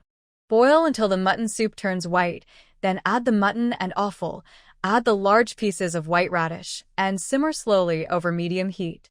Of course, Xiaowen is the one who is in charge of the fire, and Xiaowu and Beibei come over from time to time to replace their brother, and they are very sensible and don't delay Xia Huanhuan's cooking. While boiling the soup, Xia Huanhuan quickly mixed some white flour, added chopped scallions and a little oil and salt, made it into a pancake, and fried it into oil in another pot. After boiling for about an hour, turn off the heat, take out the mutton and offal, rinse it with cold water, and cut it into thin slices. Xia Huanhuan likes spicy food, so she took out the chili sauce and scooped a full spoonful for herself. The milky white mutton soup was floating with red chili oil, and there was an incredible amount of mutton liver, mutton heart and lungs, etc., which looked very appetizing. The family of 4 sat at the table, holding the freshly fried white flour pancake in one hand and the big bowl of mutton soup in the other, eating the meat and drinking the soup in big mouthfuls, and their mouths were all greasy. After a bowl of mutton soup, the whole body was warm, and the temperature outside of 7 or 8 degrees did not feel cold at all. Xia Huanhuan boiled a thigh bone with nearly 3 pounds of meat this time, but she couldn't finish it all at once, so she put the remaining mutton soup and mutton back into the space. Then she washed the hands and faces of the 3 kids and let them get into bed early to sleep. She waited until they fell asleep before entering the space, first soaking in the hot spring, and then taking a novel to read with relish. In this era, even in the city, there are many places without electricity, let alone in the countryside. Even candles are not affordable. Every family finds an iron can, makes a fire core, pours some kerosene into it, and lights the flame to the size of a bean grain for lighting. Therefore, at night, there is no other entertainment except sleeping. Radios are more common in the city, but they are also rare in the countryside, not to mention televisions. Xia Huanhuan's space does have electricity, game consoles, televisions, etc. But after all, it is a time travel, so advanced things such as the internet cannot be connected, so you can only play games downloaded locally or download TV series and movies. Fortunately, Xia Huanhuan had stockpiled literary novels, professional books on science, popular books, and film and television materials on various subjects such as Chinese, American, Korean, Japanese, and British dramas, etc. So she would come in at night to read novels and so on, so that her life would not be so boring. After reading the novel for a while, she left the space and went to bed. At this time, in Wangjia village, another village about 20 miles away from Qingshui village. During the day, the old woman who had exchanged 2 jasper bracelets with Xia Huanhuan for some things returned home. It was already dark, and there was no light in her thatched house. Taking advantage of the darkness, she carried a bowl of soup and 2 steamed buns and walked towards a cowshed not far from her home. The cows in the cowshed were still eating hay, and the cowshed exuded an unpleasant smell. The old woman walked in, knelt down beside a haystack, and called softly, "Miss." Miss. The person who was called woke up a little weakly, but she was a woman in her 40s or 50s. Although her face was pale and haggard, it was not difficult to see that she must have been a great beauty when she was young. Her name is Shun Wanxue. Recently, because of her family background, she was demoted and sent to a rural cowshed to feed and raise cattle. The old woman handed the bowl and 2 white flour buns in her hand to Shun Wanxue and said tearfully, "Miss, this is the white flour I exchanged for your 2 jade bracelets and some ginseng and angelica to make medicine. You should drink it while it's hot." Shun Wanxue shook her head weakly and said, "Auntie Yao, don't call me miss in the future. If someone hears it, you'll be in trouble too. I'm afraid I can't survive this disaster. Give it to your son and grandson." Auntie Yao said immediately. Then, "I will still call you Wanjia, as I used to call you by your nickname in the mansion. Don't say discouraging words. My son and grandson have already benefited from it and have eaten the mixed flour buns. These are all for Wanjia. This ginseng and angelica is a life-saving medicine. You will get better soon after drinking it. By the way, there is also this cotton padded jacket. Although it is not thick, you can put it inside your clothes to keep out the cold." As she said that, she put it on Shun Wanxue, without saying anything. Shun Wanxue couldn't resist, so she took the medicine and drank it, then ate the white steamed buns. Her complexion really improved a lot. She couldn't help asking, "Auntie Yao, have you found any clues about the Li family I asked you to inquire about in the surrounding villages?" Auntie Yao sighed and said, "Alas, I have asked in all the villages within a radius of 30 miles. There are many Li families, but the number of children in the families doesn't match. I'm afraid it's not them. I even asked a family named Li in Qingshui village, but the number of sons and daughters didn't match. I'm afraid it's not the family where the young master was fostered back then." When the woman heard this, her eyes dimmed for a while, and then she couldn't help but burst into tears. Alas, if I had known that the village where that family lived would be flooded, and even the village would be gone, I wouldn't have fostered him in the village back then. Poor my newborn child. It's better for the whole family to die than to be separated from each other now. Auntie Yao sighed and said, "Sister Wan, Maybe that family is lucky and survived the flood, or even moved away. Don't be too anxious. If the child is still alive, we will definitely be able to find him. I will go to other places to ask tomorrow. Shun Wanchua sighed and said, Thank you, Yao Ma. Don't work too hard. Alas. Even if I find him now, I can't recognize him in the state, otherwise won't it implicate him? As long as I know he is still alive, I will be satisfied. No words were spoken all night. The next morning, Xia Huanhuan woke up refreshed. First, she made a few bowls of mutton soup and baked a few pancakes with the leftover mutton soup and mutton from last night, which was considered breakfast. Just after breakfast, Li Wen took his younger brothers and sisters to collect firewood with a small bamboo basket on their backs. Xia Huanhuan didn't plan to stop them. After all, the 3 kids went voluntarily. Moreover, she had meat for 3 meals a day and only let them go out after feeding them well. It's not like Wang Guixiang, who made them work on an empty stomach and didn't give them food if they didn't work enough. Besides, children in every household have to go out to collect firewood and cut grass for pigs. It is better for them to play with their peers and exercise their bodies than to stay at home and gain weight. After they left, Xia Huanhuan was about to go out to find Zhou Qiuhe to ask her to help teach her how to make shoes. At this time, Lin Yuru suddenly came in with the basket. Wanner, are you home? Xia Huanhuan let Lin Yuru in and said with a smile, Mom, how come you have time to come here today? This was the first time Lin Yuru came to the Li family. Thinking of her daughter's poor marriage, not even a wedding banquet was held, and she and Xia Shuangshan did not send her to the Li family. She couldn't help but feel a sour nose. She quickly turned her head, took off the cloth on the basket, and forced a smile. Your father asked me to bring this to you. Xia Huanhuan looked out and saw that it was actually 2 complete hare skins, which had been dried and preserved and looked very warm. In addition, there was a piece of tender red meat, which looked like wild rabbit meat. These 2 rabbits were hunted by your father in the mountains yesterday. I brought all the rabbit skins to you. You can make a pair of boots to wear, otherwise your feet will get frostbite in winter. Your father and I kept one of the wild rabbit meat, and I brought the remaining one to you so that you can have some meat. Xia Huanhuan was very moved when she heard it, and couldn't help asking with a sour nose, Mom, have you and my father had a good life these days? Have Li Tsuehua and the others made things difficult for you again? Lin Yuru grabbed her daughter's hand and smiled. Don't worry about it. Li Tsuehua brought her 2 sons to cry and make a fuss a few times, but your father was determined this time and coldly drove her back, or just pretended not to see her. This winter, other production teams were reinforcing the pig and sheep pens, and your father did a lot of masonry work. He earned almost $1 in a few days. And the white flour and sweet potato flour you brought last time are enough for us to eat for a while.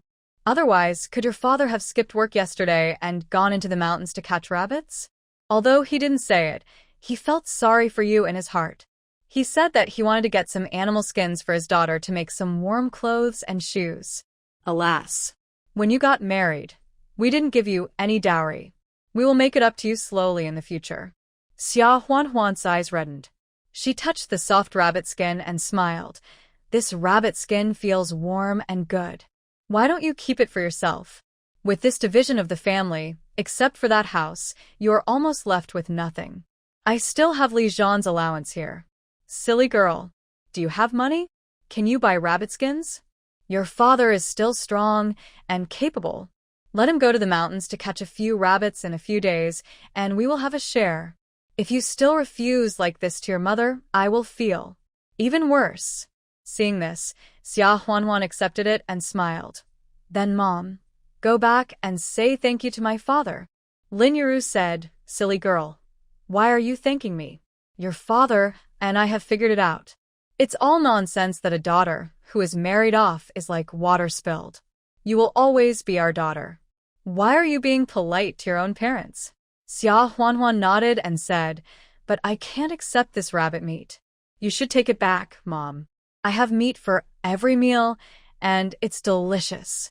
Lin Yuru was unwilling to do that and quickly said, Don't lie to your mother. Who can eat meat for every meal in this situation? Even this wild rabbit is so thin and hungry. You can just stir-fry the rabbit meat with some dried chilies. It will be delicious. Seeing that Lin Yuru didn't believe her, Xia Huanhuan sighed, went to the kitchen, brought out the remaining mutton soup from the space, which was still steaming hot, and gave it to Lin Yuru. Lin Yuru smelled the aroma of the mutton soup and looked at the clearly visible pieces of mutton liver in the milky, white soup. She couldn't help but widen her eyes and swallowed subconsciously. Xia Huanhuan handed it to her and smiled. Mom, this is the mutton soup I made last night. Mom, you can eat the rest. You came so early. You must have missed breakfast. Lin Yuru still couldn't believe it. She took the bowl in a daze, then looked at Xia Huanhuan. Where did you get the mutton for the soup? Xia Huanhuan smiled and said, Of course I bought it from the butcher shop in town. I've said that I live a more comfortable life than you. I really need the rabbit skin, but you can take the rabbit meat back. Seeing this, Lin Yuru said, Well, okay. That is. Although your son-in-law's allowance is a lot, you have to spend it frugally and don't be extravagant. When it's all spent, you're a woman, your husband is not at home, and you have to take care of his eldest brother's 3 kids. How are you going to live?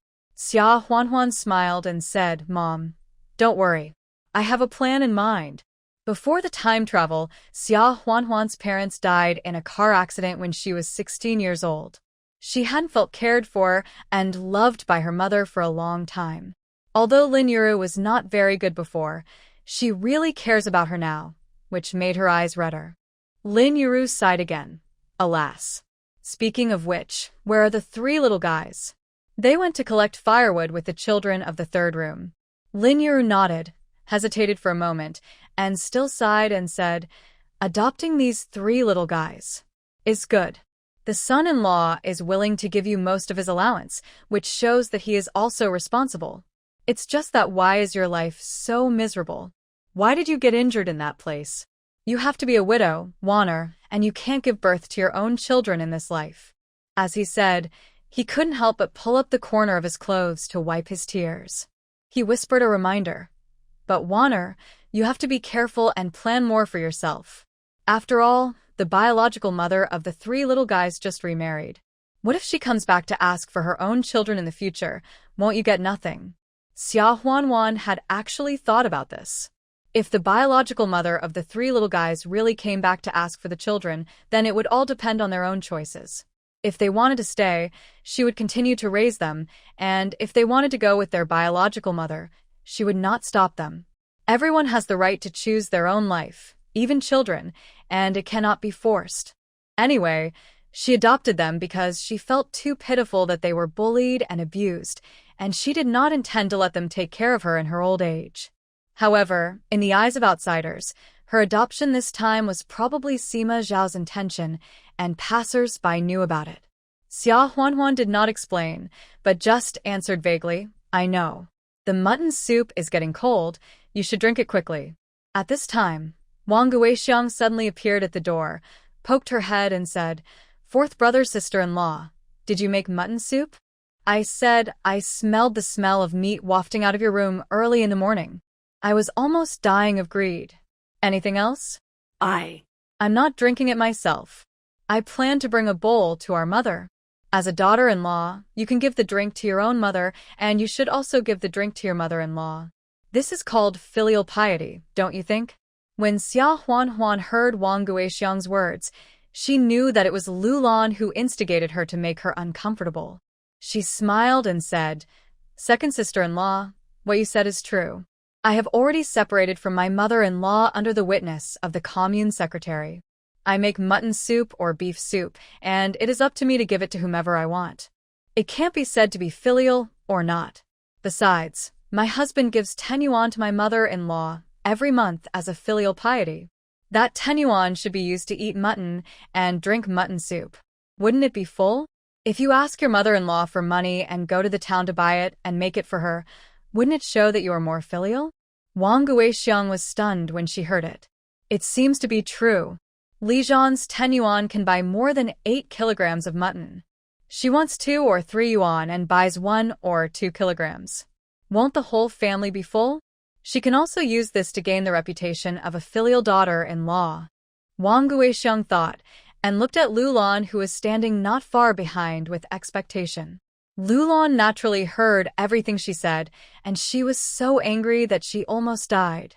Lulan glared at Wang Guixiang fiercely, walked in and personally went into battle, with her hands on her hips, and scolded, "Daughter-in-law Jean, you made mutton soup, but instead of honoring your parents-in-law, you called your mother over early in the morning to give it to her. My son's allowance was secretly given to your mother's family by you, a traitor." Behind her, Li Qiaoqiao also looked at Xia Huanhuan with a gloomy face and echoed, "That's right. Mom, who knows? She might have secretly given it to some lover in the village. My fourth brother is in such a bad condition. Isn't she hungry?" Papa. With a slap, Li Qiaoqiao was slapped twice on the face before she could finish her words. Everyone present was stunned. Li Qiaoqiao's cheeks were swollen with 5 finger marks, and her nose was bleeding. She covered her face and stared at Xia Huanhuan with tears in her eyes. Xia Huanhuan glanced at Li Qiaoqiao coldly. "You dare to come into my house and spread rumors about me to ruin my reputation. You are so brave. What? Do you think I dare not hit you with your mother following you? Or do you think you are the chosen one and everyone will give in to you? If I hear you make up a story about me again next time, don't blame me for exposing all your ugly deeds." When Li Qiaoqiao heard Xia Huanhuan's last words, her face turned pale and her body couldn't help but tremble slightly. The figure last time was indeed Xia Huanhuan. She saw her and Jie Yuan's brother entering the grove. No. She must find a way to stop Xia Huanhuan from telling this. When Wang Guixiang heard what scandal Xia Huanhuan said, her gossipy heart immediately burned, and she asked excitedly, "Scandal? What scandal did my sister-in-law have?" Lulan glared at Wang Guixiang fiercely. "Shut up. Why are you everywhere? Jean's daughter-in-law, don't change the subject. Do you admit that you took my son Jean's allowance to your mother? I will find the commune secretary immediately and let him make the decision to get all of Jean's allowance back. I can't let you, a traitor, get away with it." Lin Yu saw that Xia Huanhuan's mother-in-law, sister-in-law, and sisters-in-law all came to question her so fiercely and subconsciously wanted to give the mutton soup in her hand to Lulan. "Mother-in-law." But Xia Huanhuan grabbed her and scolded in a low voice, "Mom, drink yours, don't worry about it. If you dare to give her this mutton soup, I will no longer recognize you as my mother." Xia Huanhuan looked at Lulan with a sneer. "It seems that you still don't want to give up my man's allowance? You can go and find it. My mother brought me rabbit hair and rabbit meat early in the morning, so what's wrong with me giving her mutton soup? Mother-in-law, you even prepared a new quilt for me on my wedding night, and I can bring you a bowl of mutton soup today. People are all made of flesh and blood, and there must be give and take in life. Just thinking about taking advantage without giving anything and not giving a penny, how can there be such a good thing in the world? Also, don't think I don't know that it was you, mother-in-law, who told Song Xiuyue that I went into the mountains when she blocked me at the entrance of the village. They are determined to send me to jail, and I'm still serving you mutton soup? Why don't you go to heaven?" Wang Guixiang looked at Lulan again and asked in shock, "Mom, was it really you who did the bad thing last time when Song Xiuyue wrongly accused fourth brother's wife?" Lulan was exposed, and her face showed a wonderful expression.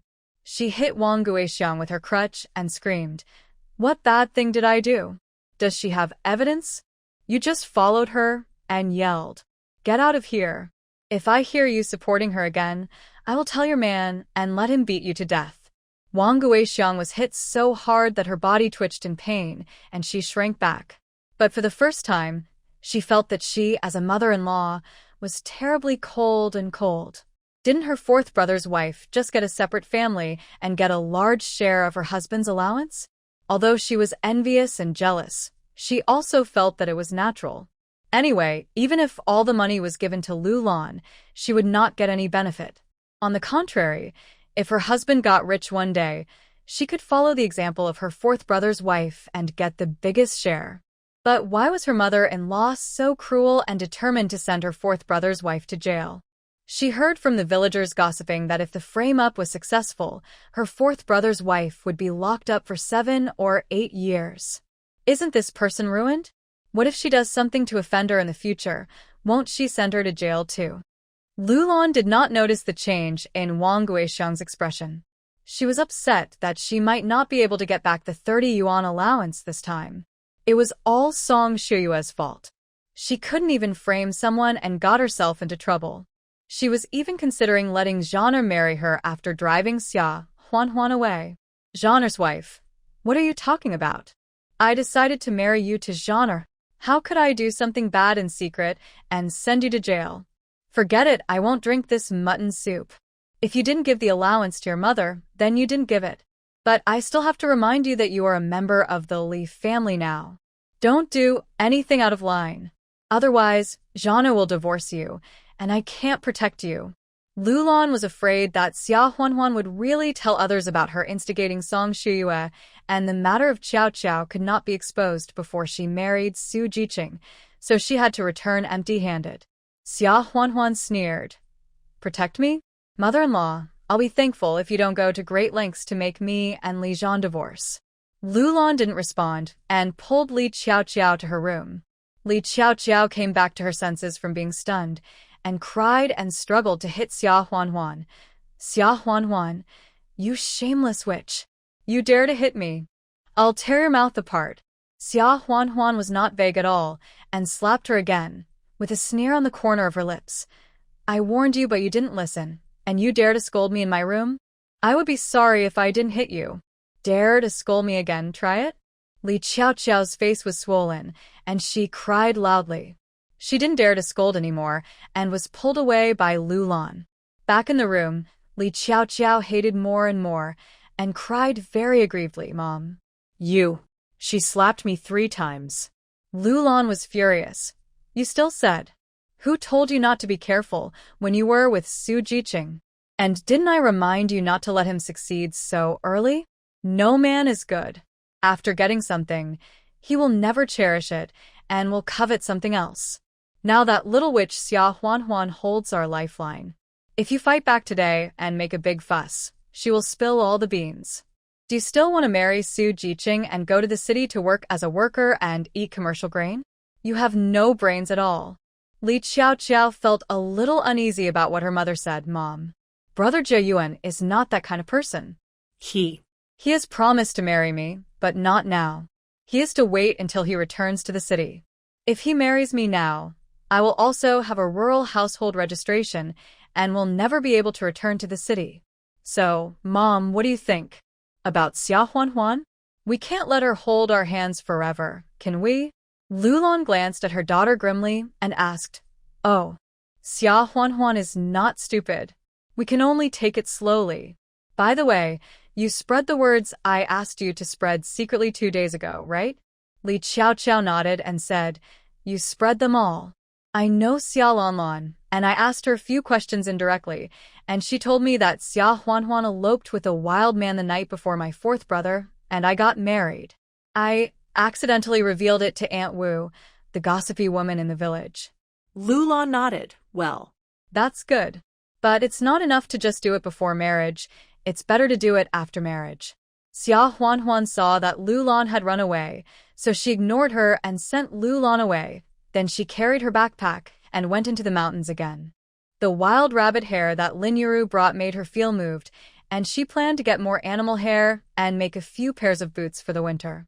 The amount of hair from the 2 rabbits was probably enough to make a pair for the 3 cubs, but she didn't have enough. She had wild rabbits in her space, but she couldn't take them out of thin air, so she needed to go into the mountains for a walk. Another reason was that she liked to go into the mountains to pick herbs and mushrooms. She used to live in big cities, and there were very few opportunities to get close to nature. When she reached the head of the village, a group of village women and men who were talking in a buzz saw her from a distance, and they immediately shut up and looked at her with strange eyes. The women were contemptuous, and the men were nakedly malicious. Xia Huanhuan frowned slightly, thinking that things might not be simple. Oh, isn't this the daughter-in-law of the Li family? Going into the mountains again? A middle-aged woman laughed. Xia Huanhuan recognized that it was Aunt Wu, the most gossipy woman in the village.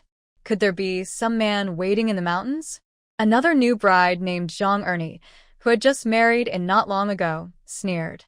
Zhang Ernie was quite pretty and had been very complacent since she was a child. But after she got married, she was compared to dirt by Xia Huanhuan. Her husband Wang Ergo always envied the Li family for marrying Xia Huanhuan, which was simply unfair. Therefore, she was jealous of Xia Huanhuan's beauty to death.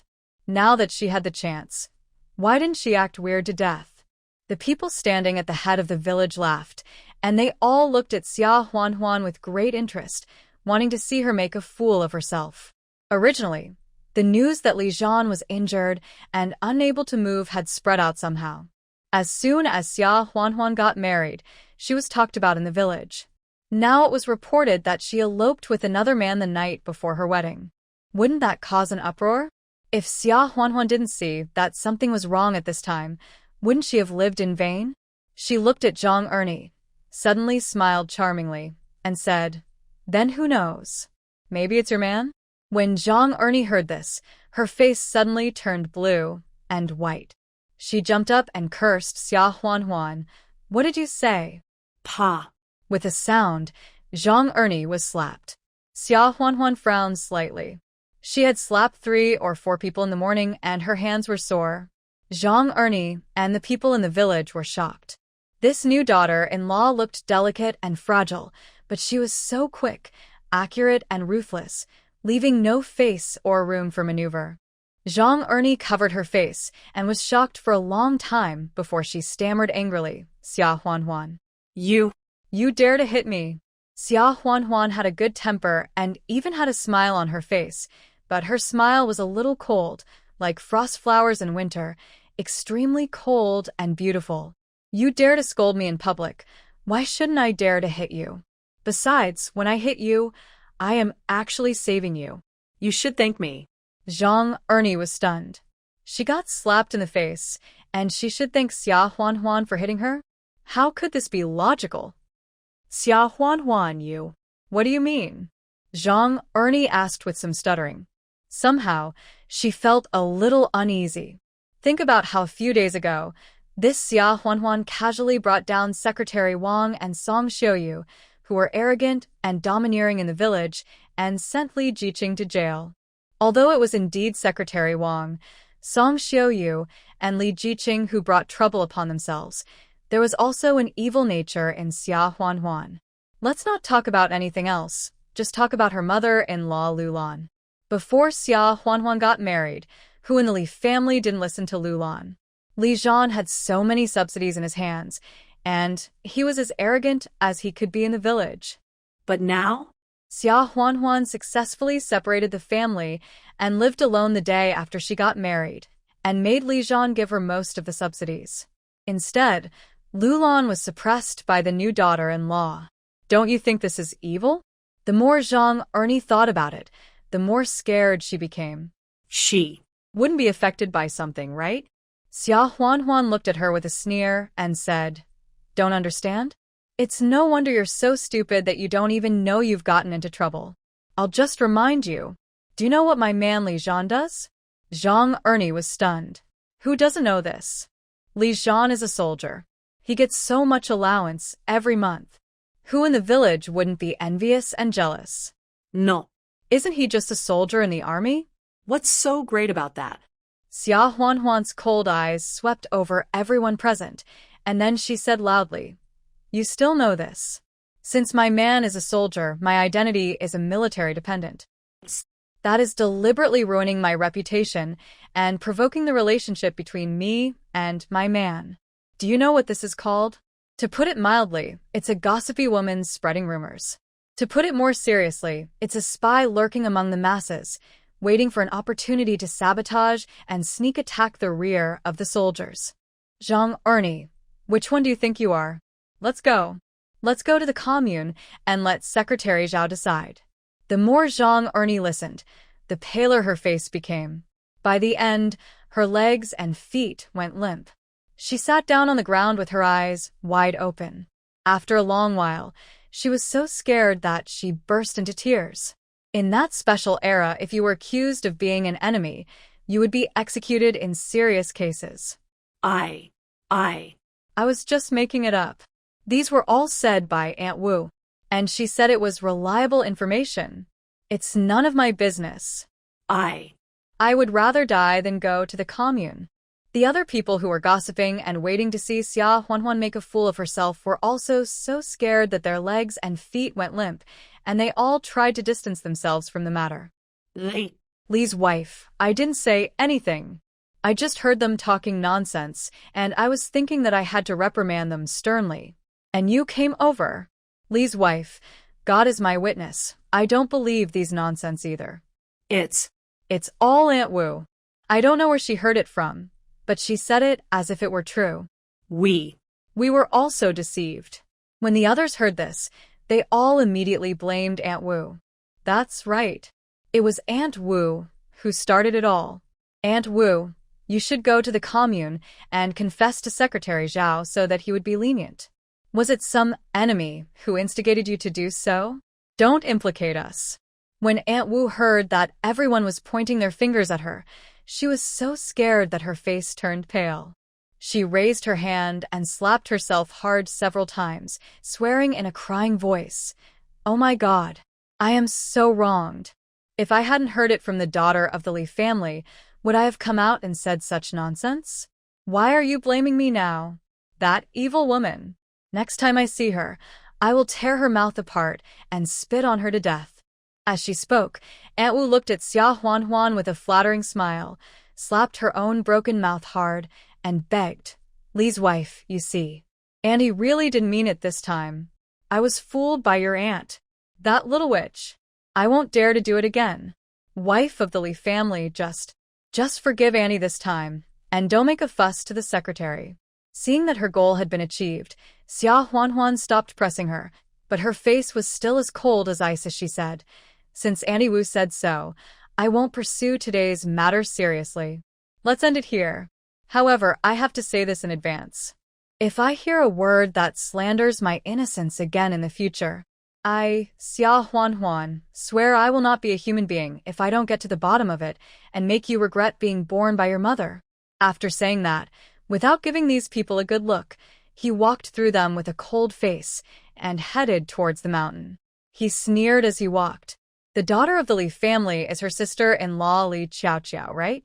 But Li Qiaoqiao is also quite stupid. I'm afraid her mother Lulan is also involved. However, the fact that she eloped with a man the night before her wedding should only be known to the Xia family, and the Xia family should not take the initiative to spread it out. After all, although the Xia family doesn't like the original owner, there are still two granddaughters, Xia Fangfang and Xia Lanlan, who are not married yet. Her reputation is worthless, but if it is ruined, then Xia Fangfang and Xia Lanlan will also lose value and become money-losing goods. Li Tsuehua is not stupid. She must have strictly forbidden the Xia family to go out and talk nonsense. Did Su Jiyuan tell Li Qiaoqiao himself? Xia Huanhuan thought about it for a while. Because she didn't expect the stupidity of someone in the Xia family, she didn't guess that it was Xia Lanlan who said it. She shook her head and put the matter aside. Anyway, there would always be a chance to find out in the future, so there was no rush. The most urgent thing now is to think about how to shut up the villagers and make these rumors that have spread disappear without a trace. In this era, especially in most rural areas, a woman's reputation is still more important than her life. Once a rumor about this matter spreads, it can't be stopped by just a few words of scaring. Otherwise, there wouldn't be such sayings as "beware of others' mouths," rather than rivers and people's words are scary being passed down. The villagers were afraid of her because of what she said just now. They might not dare to say it in front of her, but they might hate her more behind her back and make up more vicious and unbearable rumors. Moreover, there are so many bachelors in the village, scoundrels who eat and wait for death, and even many men who have wives. Which one doesn't have some evil thoughts in their hearts? There are many gossips in front of a widow. Although she has a man, her reputation for Li Zhan's affair is well known. To put it bluntly, she is really a living widow. Those men might think it's more exciting than a widow.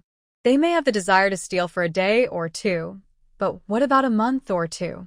There will always be flies that are not afraid of death surrounding them. By then, even if those men can't succeed, she will be in trouble. Therefore, this matter must be dealt with immediately. Xia Huanhuan thought for a moment, and then she had a plan in her mind. She continued to walk towards the mountain with a backpack on her back. This time, Xia Huanhuan went straight into the mountains. If there were wild mushrooms and fungus at hand, she would pick them up, but she didn't look for them deliberately. Instead, she focused on finding traces of large animals, such as wild boars. Although there were wild ducks, pheasants, and rabbits in her space, wild boars were rare in the world before she crossed over, and she didn't have any in her space. Xia Huanhuan was lucky. After a while, she found pig hoof prints similar to those of wild boars. There were 2 large ones, followed by a series of small ones. They should be a family of wild boars. She was happy and followed the pig hoof prints forward on tiptoe. She walked further and further away. After a while, after bypassing a lot of slopes, she actually walked to an open area with abundant wild mushrooms and berries. Some of the wild mushrooms and berries still had signs of being gnawed. Xia Huanhuan looked around and guessed that this should be the secret back garden found by the wild boar family. Wild boars, like domestic pigs, are omnivorous animals. In winter, everything withers, and wild boars are also short of food. They eat wild mushrooms, berries, grass roots, and everything else, just like humans. If the wild mushrooms are not eaten up, a large patch will emerge early the next morning. Just looking at these wild mushrooms that have not been eaten up, the wild boars will definitely come again. The soil in the deep mountains is very soft because it is not often stepped on by people. In a short while, she dug a pit more than 1 meter deep. Xia Huanhuan climbed out of the pit, wiped the sweat from her forehead, and rested for a while. Just when she was about to get some small branches from the space to put on the pit and then cover it with leaves and soil to make a trap, suddenly, a low roar came from behind her. Xia Huanhuan's back suddenly tensed up as if she had been electrocuted, and her hair stood up because of instinctive fear. She looked back mechanically, and there were 2 wild boars standing behind her, more than 1 meter long, with long curved fangs and arrow-like bristles on their backs. They were furious. Behind them, there were more than 10 small wild boars. Xia Huanhuan guessed correctly. This was really a family of wild boars, and they really came here to look for food again. But they came too early. She hadn't set the trap yet. Xia Huanhuan's heart was in her throat, and she retreated carefully. In this winter with insufficient food and clothing, wild boars can rush over and use their fangs to disembowel you, no matter if you are a human or other small animal, and eat you until there is nothing left. The 2 adult wild boars stared at Xia Huanhuan with murderous intent, as if they were measuring the lethality of the humans in front of them and whether they would have a chance of winning if they launched an attack. Xia Huanhuan swallowed her saliva, made up her mind, and made a dangerous and bold decision. She stepped back step by step, and suddenly she cried out "ah," pretending to lose her footing, and fell into the pit she had dug. Upon seeing this, 2 adult wild boars immediately roared and rushed over with all their might. Although they are wild beasts, they live in the mountains so close to humans, and they have seen many such big pit traps. Even the traps set by experienced hunters, which are covered with mud and dead leaves and are extremely well camouflaged, they have seen through many of them. They would not fall into a trap like Xia Huanhuan, who was dug by an amateur, no matter how stupid they are. But now, this stupid human actually fell into the pit she dug herself. Why don't they rush over and tear her apart and eat her? With such a big prey, their family can spend this winter safely again. Unfortunately, when they opened their bloody mouths and their fangs were about to pierce Xia Huanhuan's chest, Xia Huanhuan at the bottom of the pit suddenly disappeared out of thin air, leaving only an empty pit. 2 adult wild boars screamed like they were being slaughtered and fell heavily into the pit more than 1 meter deep. The tusk of one of them was broken and pierced directly into its throat, bleeding immediately and dying. The stomach of another wild boar was also pierced by its companion, and it lay at the bottom of the pit groaning and unable to get up. Xia Huanhuan waited for a long time before she dared to come out of the space, then stepped on the bodies of the 2 wild boars and climbed back to the ground.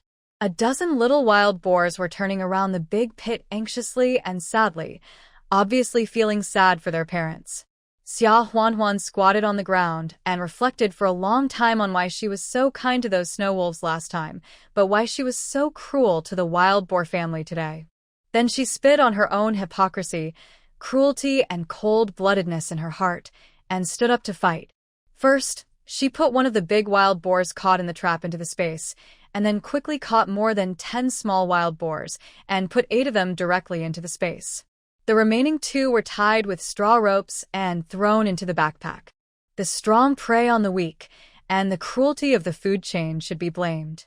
Then, she broke some branches and threw all the dead leaves into the pit to disguise the scene. Just as she was about to leave, she saw the snow wolf she had saved last time with 4 wolf cubs. They appeared at some point and were standing in the bushes, looking at her. Several wolf cubs obviously recognized her as the human who gave them delicious food and ran over like they were having fun, raising their furry heads and calling out to her. The snow wolf was probably bribed by her big fat pig last time, so it did not stop. Xia Huanhuan squatted down and gently touched the heads of the wolf cubs. Then, after thinking for a while, she released a big fat pig from the space and said to the snow wolf, "This is for you. Please help me watch this wild boar, and don't let other prey eat it." The wild boar left in the trap was injured and bleeding. I'm afraid it will attract other carnivorous animals in a short time. For example, the snow wolf should be attracted by the smell of blood. She stole other people's food, so she should compensate with a big fat pig. After saying that, Xia Huanhuan didn't care whether the snow wolf could hear or understand her words, so she left the mountains with a bamboo basket on her back and walked towards the village. When she arrived at the village, she met villagers on the way who heard the screams of the little wild boar coming from her bamboo basket, and they all asked with envy or jealousy, "Wow, the daughter-in-law of the Li family is so capable. Did you catch a wild boar in the mountains? How big is it? Can I take a look?" The daughter-in-law of the Li family, you caught a wild boar. You can't keep it all to yourself. You have to hand it over to the village to share it equally with the villagers. Xia Huanhuan simply greeted her and continued to walk forward without answering. Those people behind her said sarcastic words resentfully. "Humph. What are you so proud of? A woman can catch a wild boar? I'm afraid she secretly asked some wild man to help catch it." After hearing these words, Xia Huanhuan looked back at the villagers who were talking dirty, with a sneer on her lips, and didn't argue with them much. However, because of the wild boar in her basket, many villagers were unwilling to give up, and followed her, unwilling to let go. Who told the new daughter-in-law of the Li family to be stupid? When others caught a wild rabbit or a pheasant in the mountains, they would hide it and not dare to let anyone know.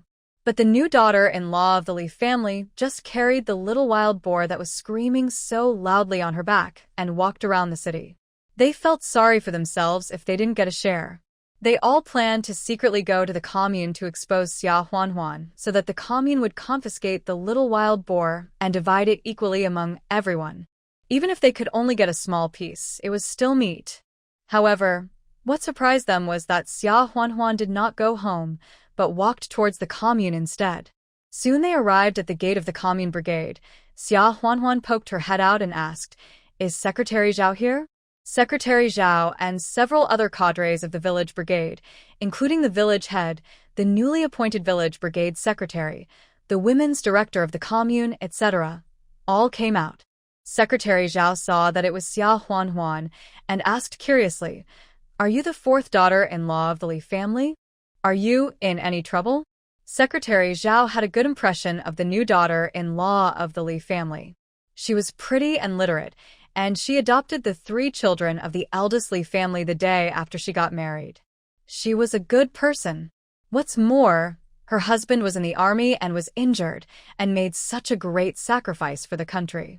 As the secretary of the commune, he must implement the policy of supporting the army and honoring the families of soldiers.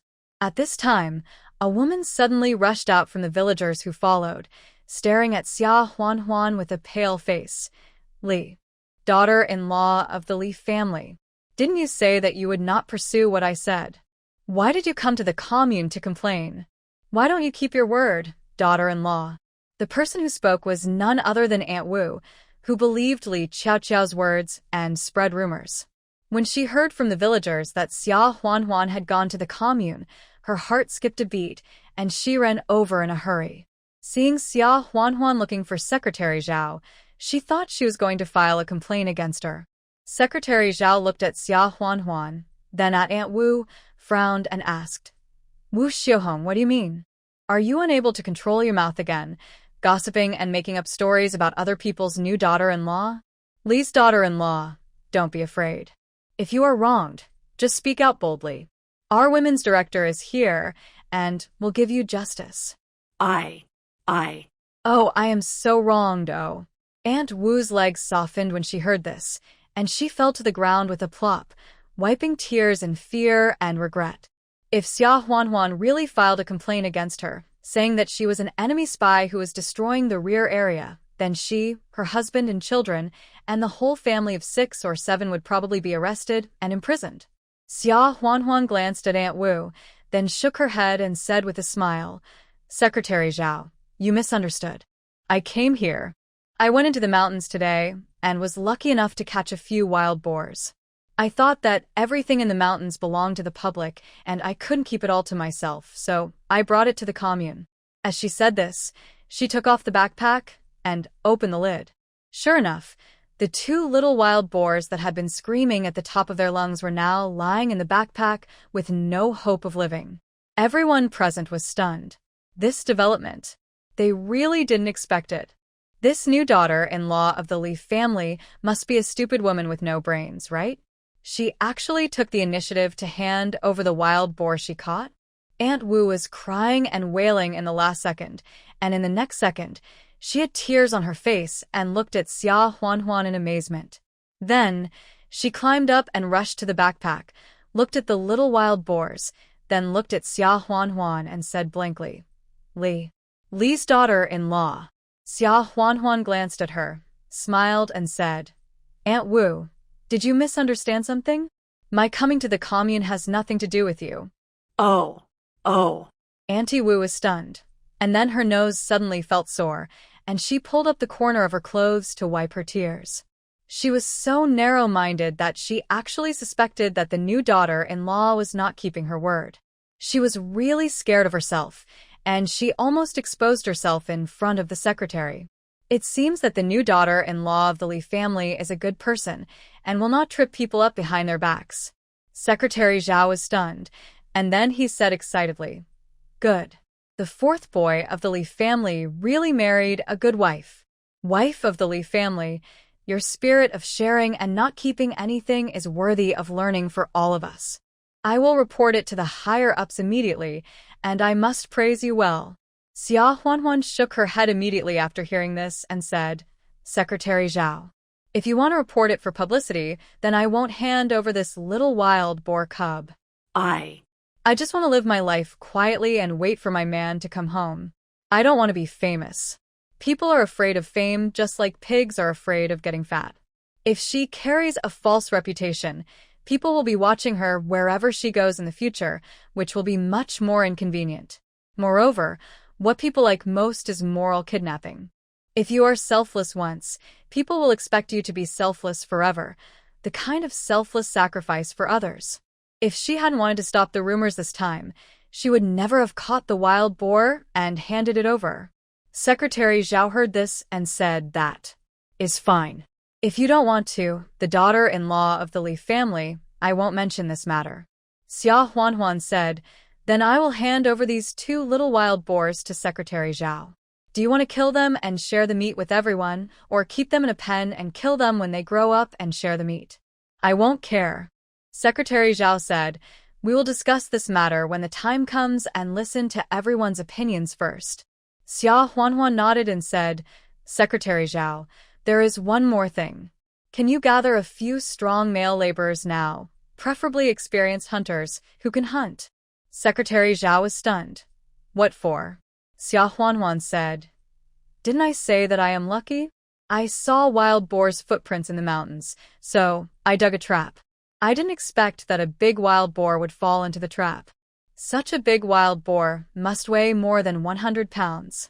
I can't carry it, so I had to bring these 2 little wild boars back first.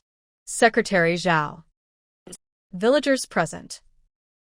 A wild boar weighing about 100 pounds. There are about 30 households in Qingshui village. If the meat is divided equally in the village, each family can get more than 3 pounds of meat. For the rural areas in the 1970s, except for wealthy families like the Li family, where soldiers were sent home to receive allowances, most families could not afford to even add oil for cooking.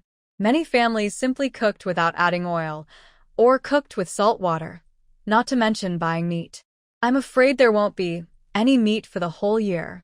If they can really get 3 pounds of meat, they can make bacon in the winter and eat it for the whole year next year. After a moment of shock, everyone was so excited that their hearts were pounding. Secretary Zhao was so excited that his scalp was numb. He widened his eyes and confirmed, "The 4th daughter-in-law of the Li family, are you? Are you sure? Did you really catch a wild boar?" Xia Huanhuan nodded and said, "I was almost stabbed by the wild boar's fangs. Fortunately, I climbed up a tree and escaped. It is better to believe it than not." Secretary Zhao immediately summoned several strong male laborers and asked Xia Huanhuan to lead them into the mountains to carry the wild boar. When Aunt Wu heard this, she immediately jumped out and said, "Secretary, let my man go too. He is very experienced in hunting. He can definitely help." Although the meat is divided equally among each household, those who have contributed to carrying the wild boar into the mountains will definitely get more. Moreover, this wild boar was caught by Xia Huanhuan in a trap after all, and Aunt Wu had offended Xia Huanhuan. If she doesn't fight for it now, what if Xia Huanhuan doesn't give her any meat? Secretary Zhao rolled his eyes at her.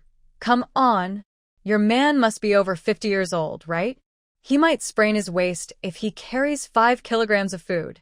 And you still want him to go into the mountains to carry a wild boar? Don't let him not bring back the wild boar, and ask everyone to carry him back."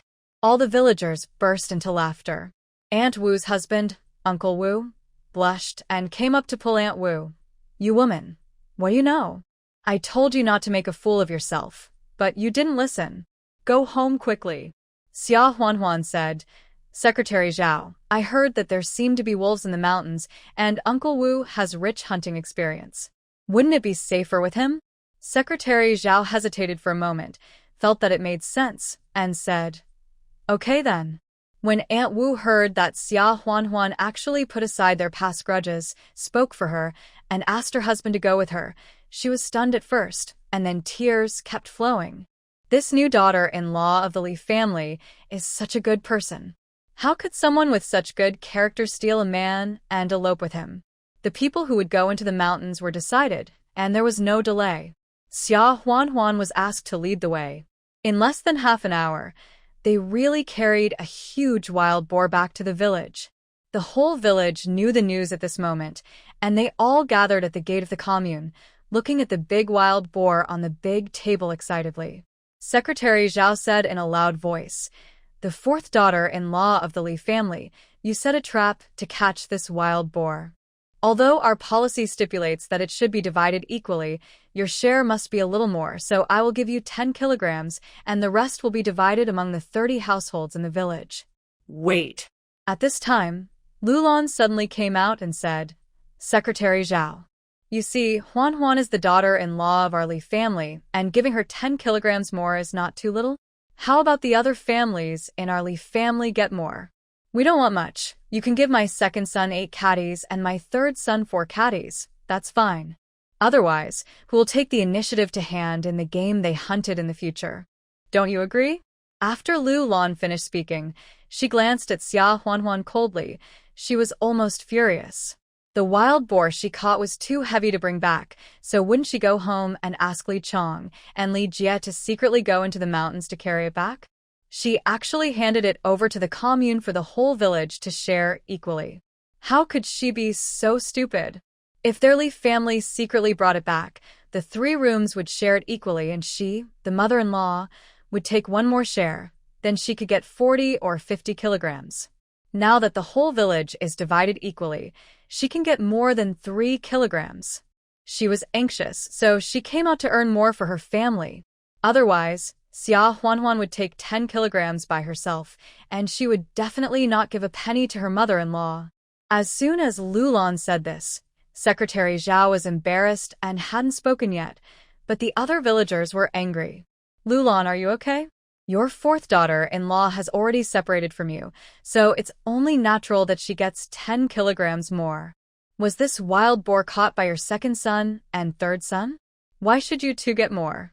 Just because you all have the last name Li? In that case, I will also change my last name to Li from today. Secretary, please give me a few more pounds. That's right.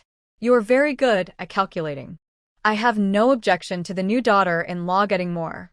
But I don't agree to the other branches of the Li family getting more. She is spoiled. Her daughter-in-law selflessly handed over the boar for equal distribution, but she came out to mess things up. I didn't expect this old woman to be so sinister and selfish. Xia Huanhuan didn't expect that before she made a move, Lulan would come out to destroy herself. Really?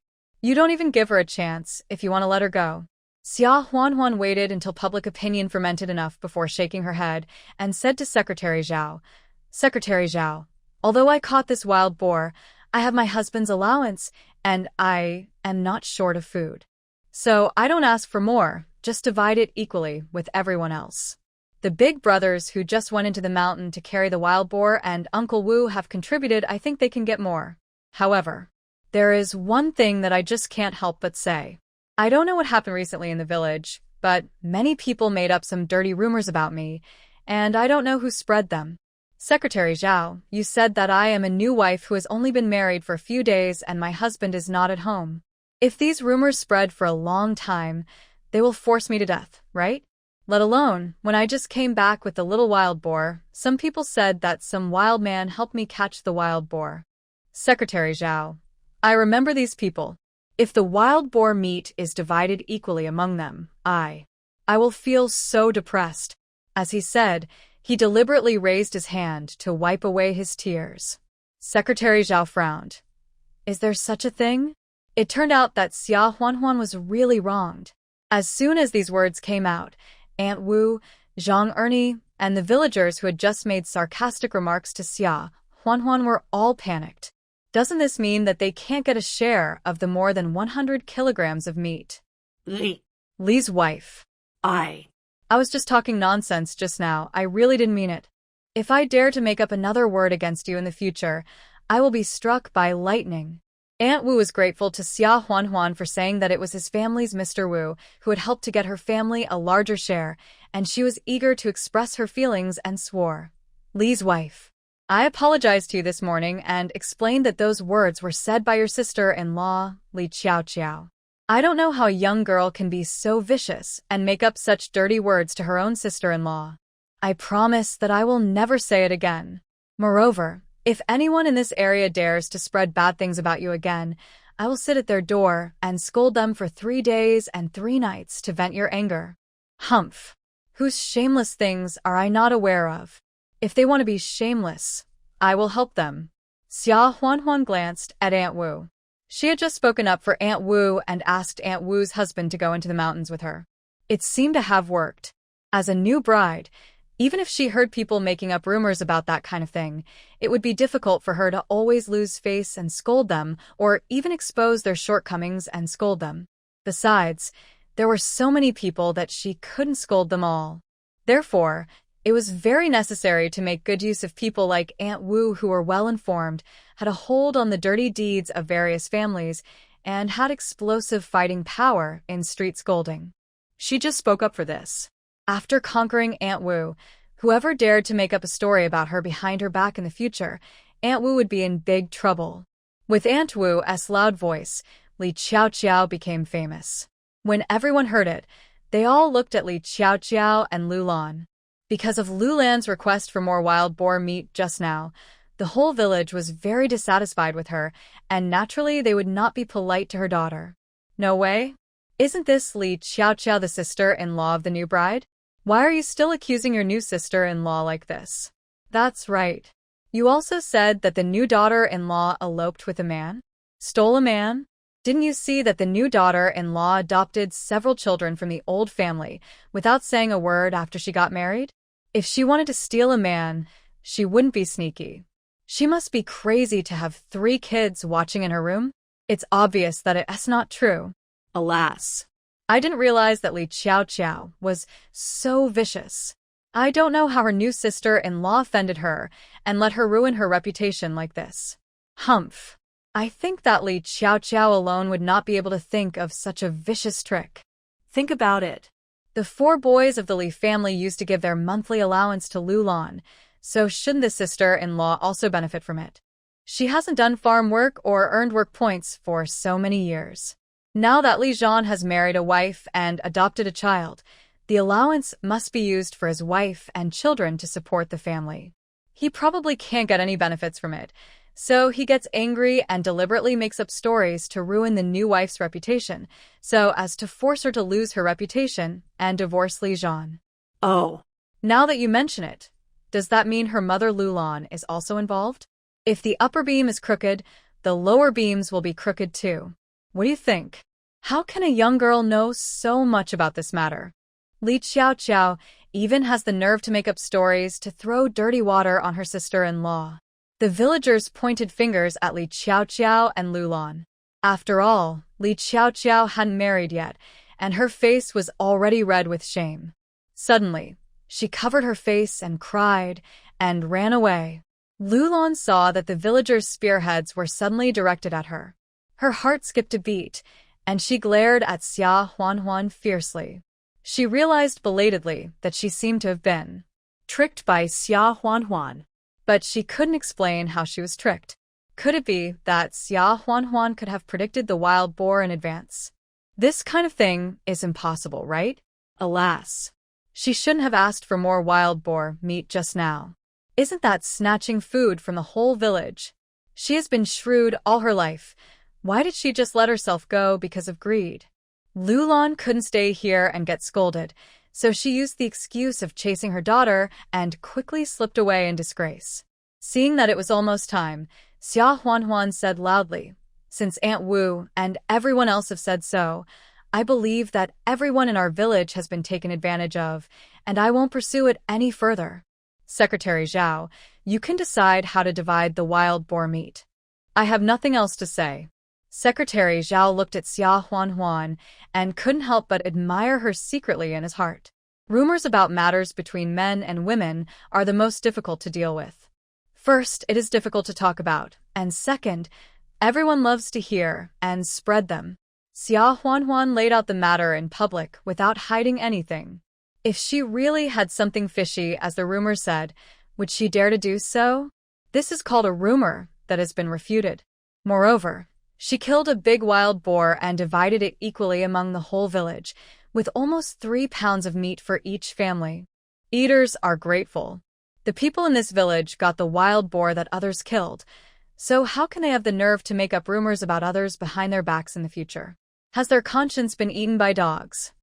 Anyone with a bit of righteousness would not stop it immediately, but at least they would not laugh along. The rumor couldn't be spread any further.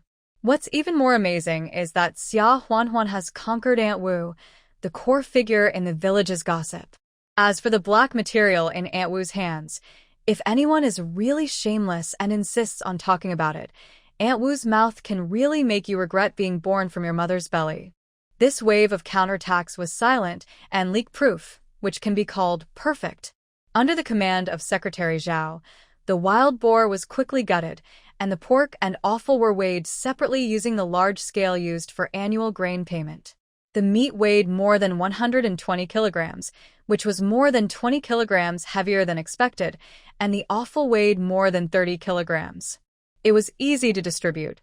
For the pork, the 4 strong laborers who went to the mountains to carry the wild boar back and Uncle Wu's family, a total of 5 families, each received 5 kilograms, and the remaining 25 households each received about 4 kilograms.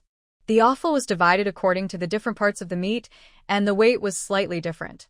As for which family would get which part of the meat, no one wanted to suffer a loss, so they decided by drawing lots in the end.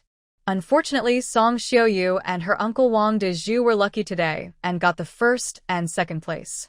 The two families happily went up, intending to pick the fattest and best hind leg meat ever since they committed suicide and lost power.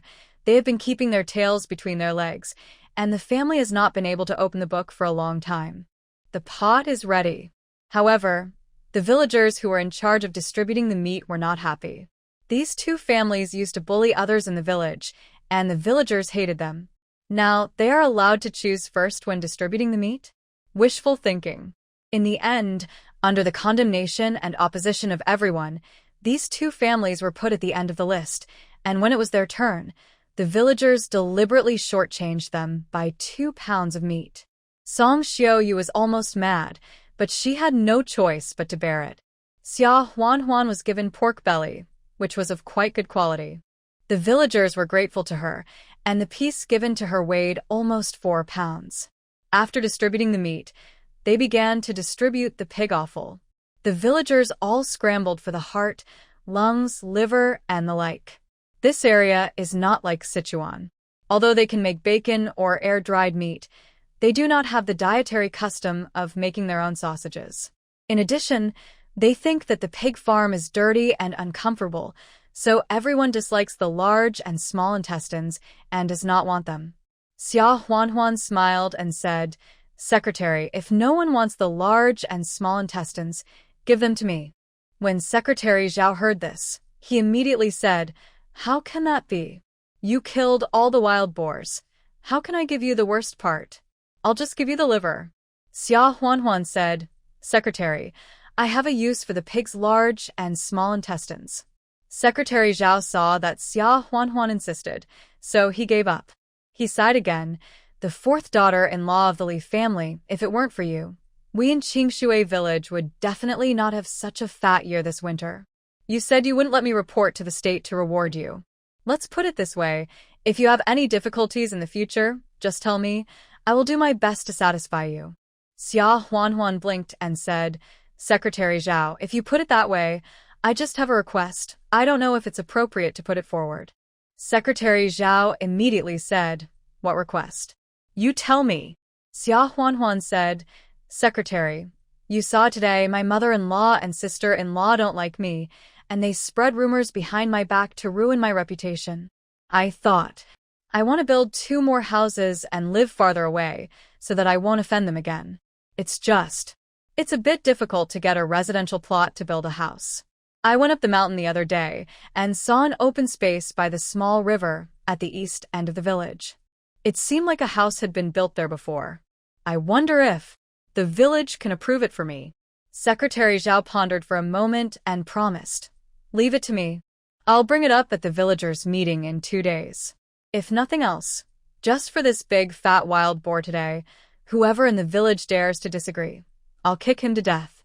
Xia Huanhuan smiled and said, "Thank you, Secretary." After finishing her request, Xia Huanhuan carried 4 pounds of wild boar meat and a whole set of pig intestines back home. Pig intestines are more troublesome to handle. The most important thing is that flour or starch is needed to clean the dirty impurities. In that era, white flour was extremely expensive, which family was so luxurious that they had extra flour to clean. So it was normal that no one wanted it. However, Xia Huanhuan knew an economical and cheap method, which was to wash it with wood ash. She first cleaned the large intestine roughly, and then took out a large basin and rinsed it with clean water several times. At this time, the 3 little guys came into the house carrying a basket of firewood. "Mom, you caught a wild boar, a big wild boar, didn't you?" "Mom is so awesome," Xiao Wu asked excitedly. Bebe also repeated in a baby voice, "Mom is so awesome." "Mom, is the big wild boar very fierce?" Bebe wants to see the big wild boar. Xia Huanhuan still had another bigger wild boar in her space, but of course she couldn't take it out to show them, so she smiled and said, "Next time, Mom will take you into the mountains to see it." Li Wen would steal a few glances at Xia Huanhuan from time to time, and after a long time, he asked with a worried look on his face, Are you injured?" Xia Huanhuan was stunned for a moment, then smiled. "Don't worry, those wild boars are no match for me." Li Wen's face was burning, and he ran to the big basin, rolled up his sleeves, and helped Xia Huanhuan wash the pig intestines without saying a word. Xia Huanhuan couldn't help laughing and then directed, "You three, go to the kitchen and dig some wood ash." When the three little guys heard it, they immediately ran to the kitchen and soon got the wood ash. Xia Huanhuan rubbed the large intestine with the wood ash and then washed it with clean water. After repeating this several times, the large intestine was clean and no longer smelled. However, Xia Huanhuan still used flour and oil to clean it twice more before she finished. She separated the large intestine from the small intestine and put the large intestine aside, intending to use it to make braised pork intestines in the evening. The small intestine was made into casings for enema. The meat for enema was, of course, the ready-made minced meat taken out of a space, with fat and lean meat alternating, and large chunks of lean meat. It was marinated with peppers, peppercorns, sorghum wine, salt, sugar, and other seasonings, then stuffed into the casings, and divided into even sections of small intestines with cotton thread, and then hung on the eaves to air dry. It will be ready to eat in about 20 days. As for the 4 pounds of wild boar meat, Xia Huanhuan marinated it with salt, asked the 3 kids to collect branches and leaves of pine and cypress fruit trees to smoke and roast for a few hours, and then hung it on the eaves. At the price of 2 yuan per pound of meat on the black market, this big wild boar alone can be sold for more than 300 yuan. However, even her big spending customer probably couldn't buy a whole boar at once in the black market of the small town. If she didn't sell it as a whole, but sold it separately, the number of buyers she would contact would increase exponentially. Not to mention the high risk it might not be sold out in one winter. Therefore, she still had to go to the county. There were 2 state-owned factories in the county, a textile factory and a wood processing factory with many workers and a canteen in the factory.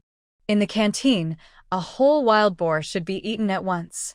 However, for such large-scale speculation, you have to choose cautious and trustworthy people, and you can't run rashly. If you are reported, you won't make money, but you will probably die first. But once the sales channel is opened, she also put 8 little wild boars in her space, both male and female, and they will grow up quickly and reproduce a lot of little wild boars, so she can keep supplying and selling. However, this is a later story. Although things in the space grow faster than in reality, they also have growth cycles. Vegetables and the like may mature in a few minutes. But for a big wild boar like this, it takes 1 or 2 months to grow from a piglet to an adult wild boar. Xia Huanhuan started to cook dinner while thinking about these things. Cut the large intestine into sections and took out mushrooms and dried chili and green onion from the space, turned on the fire and fry the lard, put in the dried chili and green onion to stir-fry, then put in the large intestine to stir-fry, season with soy sauce, chicken essence, salt, and sugar, then pour in the mushrooms and continue to stir-fry, and soon, the braised pig intestine is ready. Beat 5 eggs and make a fried egg, which is golden and fragrant, a carrot and pork rib soup, boiled sweet potato corn porridge, and paired with white flour steamed buns, and a meal is ready. The next day, Xia Huanhuan went to the town. First, as before, she took some rice, flour, grain, oil, eggs, mushrooms, and the like to sell, while waiting for the big customer named Yan Haotian. After a while, Yan Haotian really showed up, and just like last time, Xia Huanhuan sold him everything she brought with her. This time, Yan Haotian got the tickets for the coal stove and the bicycle as promised. Xia Huanhuan didn't thank him, but gave him a much lower price. After the transaction, he still made a profit of dozens of yuan.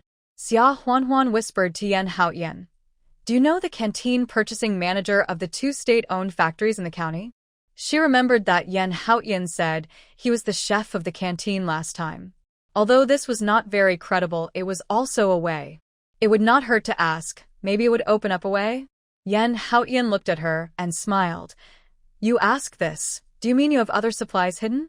Didn't I say that I would take whatever you have?" What? Are you afraid that I can't pay? Xia Huanhuan looked at him in disbelief.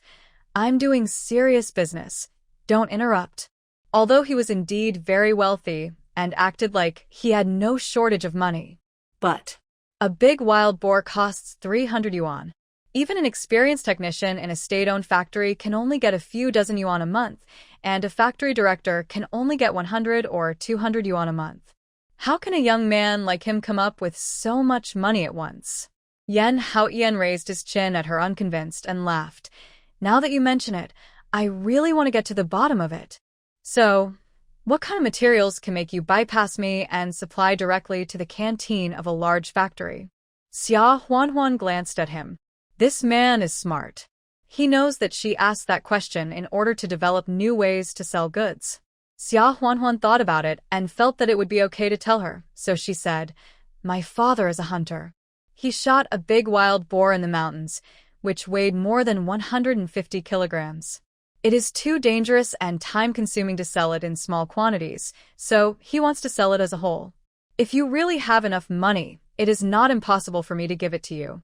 Yan Haotian looked at Xia Huanhuan with interest for a while and asked, "Tell me, how do you want to set the price?" Xia Huanhuan looked at Yan Haotian in surprise. He wouldn't have so much money, right? The pork on the black market costs 2 yuan, 20 or 30 yuan per kilogram when sold in small quantities. I will sell it as a whole, only 2 yuan per kilogram. The weight must be heavier than 150 kilograms, and it is calculated as a whole of 150 kilograms, which is 300 yuan. Yan Haotian nodded, pondered for a moment, and said, "Okay, but I don't have that much money today. Come again tomorrow and bring the wild boar here, and we will exchange the money and the goods." Xia Huanhuan was a little surprised, but still agreed readily. Although she wanted to open up new routes in the county, there was no need to use this wild boar to explore the way. She could find an opportunity later. It was not bad to be able to sell the wild boar directly in the town this time. She now speculated that Yan Haotian might be a middleman who bought supplies on the black market in the surrounding towns and then sold them in the county. He was unwilling to tell her the route in the county because he was afraid that she would steal his business. He refused to reveal the route in the county, so she would try it herself in the county next time. After saying goodbye to Yan Haotian, Xia Huanhuan took the coal stove ticket and went directly to the supply and marketing cooperative to buy a coal stove for 15 yuan. She bought some coal for 2 yuan and went back. The next day, she went to see Yan Haotian as scheduled. Yan Haotian was stunned when he saw such a big whole pig, and then he believed that Xia Huanhuan was telling the truth. He did not break his promise and directly paid 300 yuan and took the wild boar away. Xia Huanhuan went home in a good mood with 300 yuan in her arms. Although it is not easy to use this money in the village, it will be useful when she gets a letter of introduction and goes to the city. Although Qingshui village is a rural village, it is actually a rural area under the jurisdiction of Beijing City. The town, county, and the next level is Beijing City. In this era, 300 yuan can buy almost a quarter to a fifth of the title deed of a complete quadrangle courtyard in Beijing City. Of course, you don't have to buy it with money. It's the same to exchange it with materials. However, of course, you can't buy it openly. Most of the quadrangle courtyards were managed by the government at that time. The original owners had at most a few pieces of title deeds that are now like waste paper, but after a few years, they are precious title deeds. Her goal is these title deeds. When the special period is over and the real estate items are returned, these title deeds will come in handy. The road must be taken step by step, and Xia Huanhuan is not in a hurry. When she returned to the village, a group of village women were washing clothes and chatting by the river. Everyone's topic these days is wild boar meat, and they talk about it with relish. Zhang Ernie was among them. She was still angry because she was slapped by Xia Huanhuan last time, so she couldn't control her mouth and said to a widow named Wang in the village, "I still think that the big wild boar could not have been killed by Xia Huanhuan herself. There must be a man helping her."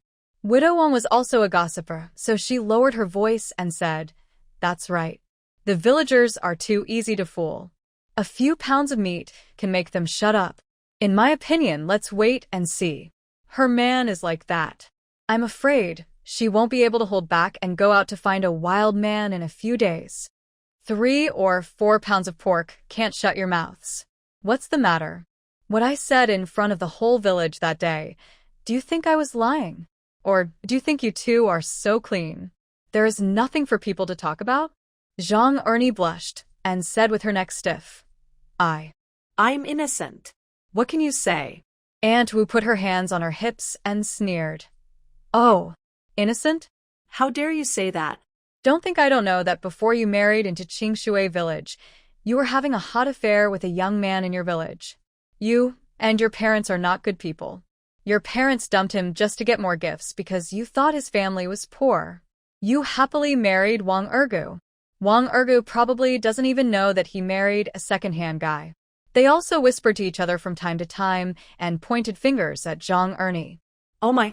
I always see Zhang Ernie with a serious face, but it turns out that she was a second-hand product before she got married.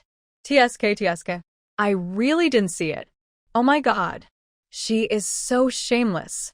She is a shameless person, and she has the nerve to spread rumors about Xia Huanhuan. Zhang Ernie blushed when she heard these discussions, and she wanted to dig a hole and crawl into it immediately. How did Aunt Wu know about this? Now, everything was revealed by Aunt Wu on the spot. If she returns home, she will be beaten to death by her husband Wang Ergu. Zhang Ernie regretted it so much at this moment. Why did she just gossip about Xia Huanhuan? Now she has dug a hole for herself. Wu Xiuhong, you are talking nonsense. Aunt Wu glanced at her with disdain. I am talking nonsense? How about I call that young man and your husband and confront you on the spot? Zhang Ernie wilted after saying this. Aunt Wu continued, but you don't have to feel too guilty. You are a second-hand product, and your man is not original either. He is even worse than you. Before he got married, he was bewitched by some shameless people. After all, he was just a young boy, so it was understandable. But after marrying you, he still fooled around outside. That's a scumbag. Just make do with each other in this life, and don't leave and harm others. This was the first time that Zhang Ernie heard about her husband Wang Ergu's affair outside. She jumped up and raised her voice. Auntie Wu, what did you say? My husband is having an affair with another woman outside? Widow Wang, who had just been having a great time gossiping with Zhang Ernie and felt like meeting a soulmate, saw that the situation was not good and wanted to slip away. But Auntie Wu did not give her a chance and shouted, Widow Wang, why do you want to run away just when I was talking about you? Zhang Ernie is asking who it is. You serve her man so well. Come out and answer her. Maybe Zhang Ernie can give you 2 pounds of meat. Thank you for serving her man. Zhang Ernie was stunned and turned her head to stare at Widow Wang. Then, she suddenly raised her hand, grabbed Widow Wang's hair and tore it fiercely, and scratched Widow Wang's face with her other hand's long nails. You are so good, Widow Wang. I said you came to my house so often, and I thought you were good to me. It turns out that you were doing dirty things with my man under my nose. I am not Zhang Ernie if I don't tear your mouth apart and beat you until your teeth are all over the ground today. Widow Wang screamed in pain, and her face was covered with blood. She was not willing to be outdone, and scratched with both hands. Zhang Ernie, you are not a good thing either. Erga said he wanted to marry me. Who is more noble than who? Let go quickly, or I'll let Erga beat you to death. Xia Huanhuan passed by and witnessed the scene of 2 second-hand goods fighting for a second-hand scumbag. She couldn't help but admire that Aunt Wu was the ceiling of gossip. This would be much more effective than personally tearing Zhang Ernie and Widow Wang apart. Xia Huanhuan smiled with satisfaction and went home without listening anymore. However, the subsequent story spread in the village later.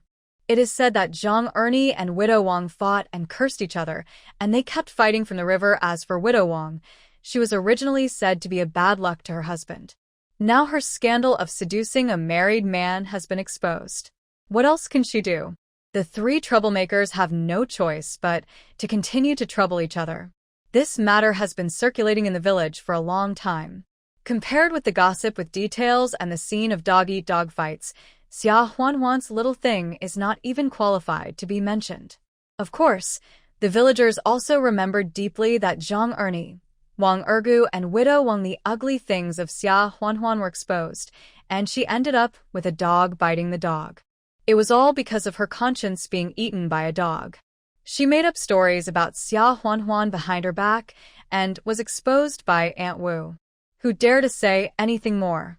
Even the culprits Lu Lan and Li Qiao did not dare to mention Xia Huanhuan again, for fear that Aunt Wu would expose their own family's secrets. Xia Huanhuan knew that the rumors had stopped and would not spread any further, so she put it aside. However, rumors are one thing. The malicious looks of those men were another matter. After all, her husband Li Zhan's physical condition was there. Even if there were no rumors, the men in the village would be ready to make a move after a while. Therefore, she started preparing early. Before she traveled through time, her parents sent her to learn taekwondo, judo, and fighting to enable her to protect herself. However, the body she traveled through was weak and stiff because of years of hunger and coldness. Not really. Moreover, even if she knew some tricks, without strength, she would be nothing more than a show of fancy moves. Facing a strong man with overwhelming strength, it would be useless except for bluffing. But bluffing also requires practice. Therefore, every night after the three boys fell asleep, she would go into the space and practice diligently. The spiritual spring in the space can strengthen the body. Now she cooks and drinks water from the spiritual spring in the space every day. Therefore, her physical fitness and skills are getting stronger day by day. It is not a problem to knock down a man who is not prepared in advance. Xia Huanhuan was also a little relieved. This time, the wild boar meat was only distributed in Qingshui village, and she did not leave any extra for Xia Shuangshan and Lin Yuru. Looking at the bacon and sausages hanging on the eaves, she thought that the ones she brought to them last time should be almost eaten, so she cut a pound of bacon and 2 sausages, and took out a pound of white flour and a pound of sweet potato flour from the space, planning to go back to her mother's house. After Lin Yuru sent her wild rabbit fur once last time, she sent her 2 or 3 more times, and taught her how to make wild rabbit fur boots for the 3 children and herself. She tried wearing them with the fur facing inwards, and they were very warm. The 3 children were so happy that they couldn't stop smiling, looking at the new boots on their little feet, their eyes sparkling. Xiao Wu and Bei Bei wore them out, and proudly showed off to the 2 girls from the 3rd room and other children in the village that these were boots made of rabbit fur made by their grandfather, which made Li Huanhuan, Li Yingying, and other children of the same age almost cry with envy. Xia Huanhuan didn't specially return the gift, mainly because she was afraid that Lin Yuru was cowardly, and Li Tsuehua would scold and force her at her house, and the little things she gave her would probably be taken away by Li Tsuehua. Therefore, Xia Huanhuan decided to send some to them when she estimated that they had eaten enough. Of course, they would not send too many or too expensive things. They would also send sweet potato flour, corn flour, and other things that they usually eat. Although Xia Shuangshan and Lin Yuru were the original owner's parents, she did not intend to let them know about the space. Just as she was about to leave, Lin Yuru came in first. This time, she still brought 2 hareskins to Xia Huanhuan, asking her to save them and make a close-fitting jacket. Xia Huanhuan was too lazy to run, so she gave the things directly to Lin Yuru and asked her to take them back. When Lin Yuru saw the bacon and sausages made of wild boar meat, she quickly pushed them back and whispered, "Keep these too. You have 3 growing kids here. Let them eat more meat so that they can grow strong. Your father and I have no shortage of meat. Have you forgotten that he is a good hunter and rabbit trapper? When he heard about you digging a trap to catch a big wild boar, he was so happy that he said you inherited his hunting talent. Now it's winter, and he doesn't have much time to work as a bricklayer or go into the mountains to catch wild rabbits. Since you don't want the meat, we kept it all, and only gave you the fur. If we can give you wild rabbit skins every now and then, it proves that we have meat to eat every now and then. Besides," Lin Yuru lowered her voice and said, "the village doesn't know that you killed a wild boar yet. If you take the wild boar meat back and your grandma finds out, she will take the opportunity to make a big fuss."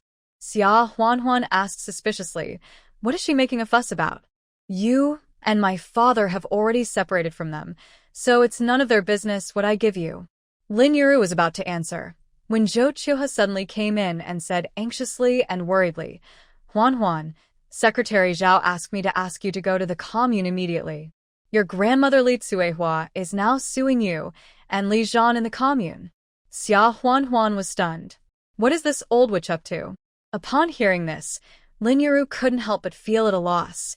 You mean my mother-in-law Li Tsuehua? She. Why did she come here to make trouble? Wanner is her granddaughter after all. Why can't she see Wanner doing well? As she said this, she was anxious. What should we do? Your father is still working in another village. This Li Tsuehua must have seen that your father can't come back for a while, so she came here to make trouble. At this time, in the commune, Li Tsuehua was sitting at the gate of the commune, crying and shouting. Oh my God! It's so unfair! My unfilial and selfish granddaughter Xia Huanhuan, after getting married, she didn't respect her elders and just lived a life of luxury by herself. I'm going to sue her for being unfilial and not providing for her elders. Li Tsuehua's loud voice was comparable to that of Aunt Wu. Therefore, after a while, many people from Qingshui village who loved to watch the fun gathered around. Secretary Zhao knew what was going on in his heart, and he scolded her harshly. Li Tsuehua, that's enough. Stop using your loud voice to make a scene. What's not filial to you? Why is Xia Huanhuan not filial? Don't forget, she is a military dependent. If you slander a military dependent, you can be arrested and sent to jail. Li Tsuehua shrank her head in fear, but immediately took advantage of her seniority. What am I afraid of? If you don't give me an explanation today, I will sue Xia Huanhuan's man as well. If the commune doesn't care, I will sue the town and the county. Let her man not be able to serve in the army, and see if she still acts arrogantly. Secretary Zhao had a headache. Li Tsuehua, like Lulan, was used to being the head of the family. But Lulan usually pretended to be kind and face-saving, and tried not to tear her face apart no matter what happened. She always instigated and used others to do bad things behind their backs. Li Tsuehua was famous for being unreasonable, cursing and beating people, and she did it herself. Everyone in the commune tried to avoid her and avoid conflicts with her, for fear of getting into trouble. Now, she wanted to find trouble with Xia Huanhuan. If she didn't handle it well, it might really affect Li Zhan's future. At this time, Xia Huanhuan had followed Zhou Qiuhua over. Seeing Li Tsuehua, she sneered and said, "Sue me? What do you want to sue me for? I want to hear it." Li Tsuehua was furious when she saw Xia Huanhuan coming out. I'm suing you for being unfilial to your elders. You instigated your father and mother to separate from me. This time you killed such a big wild boar, but you didn't even eat a bite of wild boar meat for me, your grandma. You said, if this is not unfilial, then what is it? Xia Huanhuan smiled and said, so, Grandma, you are talking about wild boar meat? One by one. Let's talk about the wild boar first. A big wild boar weighs about 100 kilograms. You don't say much, but you should give your mother's family 10 or 15 kilograms. Your uncle's family, your third uncle's family, and of course your parents, your mother's family are all starving every day, but you are so happy eating wild boar meat. Li Tsuehua became angrier and angrier as she spoke. The people in Qingshui village were tight-lipped. Xia Huanhuan killed a wild boar, and the whole village got a share of the meat. However, Xiajia village and another village in the same commune didn't hear any news at all. Of course, this is also an established rule. Although there are 3 villages in one commune, most of the time, each village is responsible for its own affairs. The secretary of the commune is in overall control, handles disputes, presides over justice, and conveys policies from above to those below. Specific matters are still left to the village head and the village party secretary.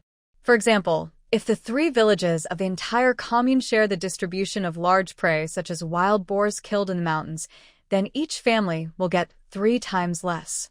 The 3 villages were unwilling to do so, so after everyone discussed it, they decided that each village would rely on its own ability to kill wild boars.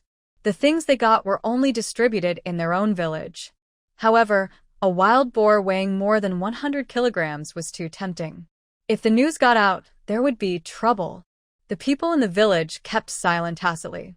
If it wasn't for the news that her granddaughter Xia Lanlan heard from her good friend Li Qiao in Qingshui village last night, saying that Xia Huanhuan had won 20 kilograms of wild boar meat for her meritorious service in killing the wild boar, she would still be kept in the dark. After hearing the news last night, Li Tsuehua was so angry that she cursed loudly. If it wasn't for the darkness of the night and she couldn't see the road clearly, she would have run to Qingshui village to make trouble overnight. It was Sun Yuxiu who persuaded her and said, "Mom, I'm afraid it's useless for you to make trouble for Xia Huanhuan, the conscienceless one. I have an idea." Li Tsuehua rolled her eyes at her. "Just say whatever you want. It's already this time, and you're still keeping it a secret." Sun Yuxiu was scolded and didn't dare to keep it a secret anymore, so she said, "Mom, I saw it the last time Xia Huanhuan came home. Now she has a soldier as her husband, and she's become so powerful that she doesn't pay much attention to us. If you go to bother her, she might just turn you away. Then, where will you put your face as a grandmother? You'll become the laughingstock of the people in Qingshui village." Li Tsuehua glared at Sun Yuxiu as if to kill someone. Sue her for being unfilial to her elders. Her husband is a soldier, and for the sake of her future, she will definitely be taboo about this matter. She might be afraid and give all the 20 pounds to you. Then, won't we also benefit from it? Lu Hongmei, who was standing by, didn't think as fast as Sun Yuxiu. When she saw Sun Yuxiu showing off in front of Li Tsuehua, she felt very dissatisfied and quickly agreed. "Mom, I thought so too. I just didn't have time to say it out loud. Tomorrow, I will go to the commune with you." Xia Lanman also said jealously. "That's right. Grandma, go and sue her." Maybe the commune saw that Xia Huanhuan was not filial and had character problems, so Li Zhan didn't want her and divorced her. When Li Zhan divorced her, she got along so well with Li Zhan's sister Li Qiaoqiao, so she would definitely be the first to get married to Li Zhan as his wife. She didn't care that Li Zhan couldn't do that, nor did she care that Li Zhan was getting married for the second time. After all, with a monthly allowance of 30 yuan, she could eat a pound of meat every day. The Xia family discussed it at night and finally waited until dawn. When Xia Shuangshan went out to do the masonry work, Li Tsuehua immediately took Lu Hongmei and Sun Yuxiu, and of course Xia Lanlan, to the commune to complain. After hearing what Li Tsuehua said, Xia Huanhuan showed an embarrassed and aggrieved expression on her face. "Grandma, What are you talking about?" although I killed the wild boar in the mountains, it also belongs to the commune. If I really give 10 or 8 kilograms to my mother's family, wouldn't that be digging into the collective of Qingshui village? I am now a daughter-in-law married to Qingshui village. If I betray my family and secretly give the wild boar meat that Qingshui village deserves to my parents' family, will the villagers of Qingshui village still tolerate me in the future? As she said this, Xia Huanhuan deliberately raised her hand to wipe the corner of her eyes. At first glance, she looked like a pure and innocent granddaughter who was bullied by the evil grandmother Li Tsuehua for many years. These words successfully provoked the hostility of the people of Qingshui village towards Li Tsuehua. "That's right. Li Tsuehua, you are tyrannical and unreasonable in your Xia village, and we can't control it. But your granddaughter Xia Huanhuan married into our Qingshui village, so she is the daughter-in-law of our village. The wild boar she killed, how dare you, a person from another village, take it. It's still 10 or 8 kilograms. Go to your mother. I, a villager, haven't even received 10 or 8 kilograms. It's your turn, an old hag. Humph. You came to our Qingshui village to make trouble so early in the morning? You are really brave. If she wasn't in her 70s, I would have punched her out of the village." The hostility of Qingshui village made Li Tsuehua and other members of the Xia family tremble in fear, fearing that these people would really come up and beat them. Secretary Zhao couldn't stand it anymore and said, "Li Tsuehua, have you been kicked in the head by a donkey? A wild boar weighs more than 120 kilograms. After the whole Qingshui village was divided, each household only got about 3 or 4 kilograms. Even your granddaughter Xia Huanhuan only got 3 kilograms of meat. You asked her to give you 8 or 10 kilograms. Isn't this forcing her to make a mistake and embezzle public property? If she really does this, even though you are so old, with your landlord's ideas, you can see whether the whole commune will approve or not. I will kill you." Li Tsuehua couldn't help but shudder when she heard it. She was so arrogant in the village because her family was 3 generations of poor peasants and she had a good family background, so she was so arrogant. If she was really labeled as a landlord, then anyone in the village would be able to step on her head in the future. This is more serious than not being able to eat wild boar meat. Li Tsuehua was frustrated and became more and more angry. Suddenly, she turned around, raised her hand, and slapped Xia Lanlan, who was standing behind her, in the face with 2 big slaps. Xia Lanlan was stunned and looked at her grandmother, who always loved her with tears in her eyes. "Grandma, why did you hit me?" Xia Huanhuan got 20 kilograms of wild boar meat for herself. "Are you deaf or blind? Where did you hear this? Not only did you make me look foolish in public, but I was almost labeled as a landlord, and a woman-in-law. What are you thinking?" Xia Lanlan was so aggrieved that she burst into tears when she heard this. "Grandma, I was just afraid that you wouldn't want to make a fuss for 3 pounds of wild boar meat." If Li Tsuehua didn't come to complain, how could Xia Huanhuan's reputation of being unfilial be known to everyone? How could Li Zhan divorce her? When Li Tsuehua heard this, she was almost angry to death. How could Xia Lanlan be so stupid? However, Xia Lanlan said one thing right. Even if there was only 3 pounds of meat, she, Xia Huanhuan, should give 2 pounds to her parents' home to be filial. It's wrong to keep it all to herself. Li Tsuehua stuck her neck out and said unreasonably, "Even if I was wrong, it's not 8 or 10 pounds, but she got 3 pounds of wild boar meat, so she should at least give 2 pounds to me, her grandma, to be filial. But she ate it all by herself, and she can't escape the charge of being unfilial. What's more, wild boar meat is one thing. There are other things. She can marry a soldier and get so much allowance from her husband every month, all because I, her grandmother, found a good family for her.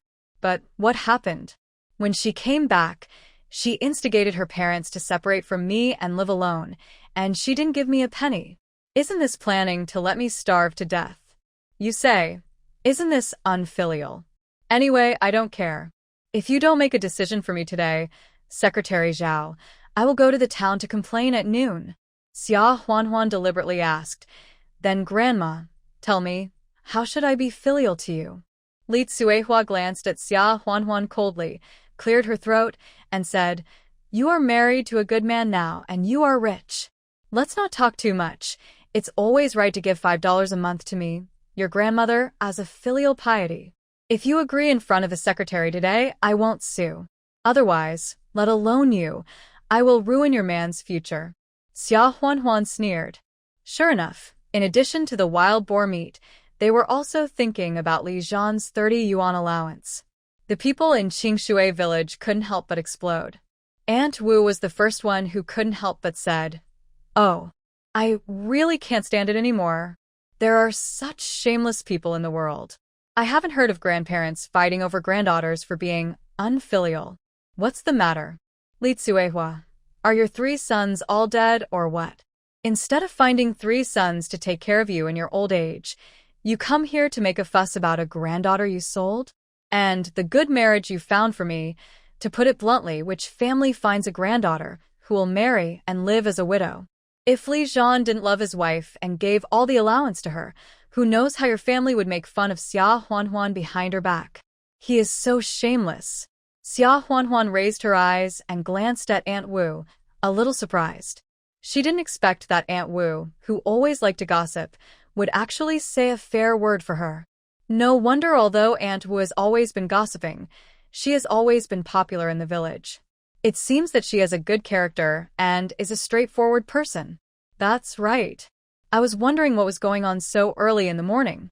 It turns out that they were calculating the subsidies that Li Zhan worked so hard for. How shameless. I heard that the Xia family asked Lu Lan for 30 yuan and married Xia Huanhuan here. Isn't this selling their granddaughter? Otherwise, who would marry their daughter to an injured man and live as a widow? Now I heard that Li Zhan has a lot of subsidies and is willing to give it to his wife, so he is jealous and comes here to ask for money. Bah! Shameless thing. When Li Tsuehua heard these insults, her face turned pale and blue, but she was willing to give it up today. That's $5 a month. Call her shameless if you want. Can $5 be more important? Lulan in the crowd turned pale.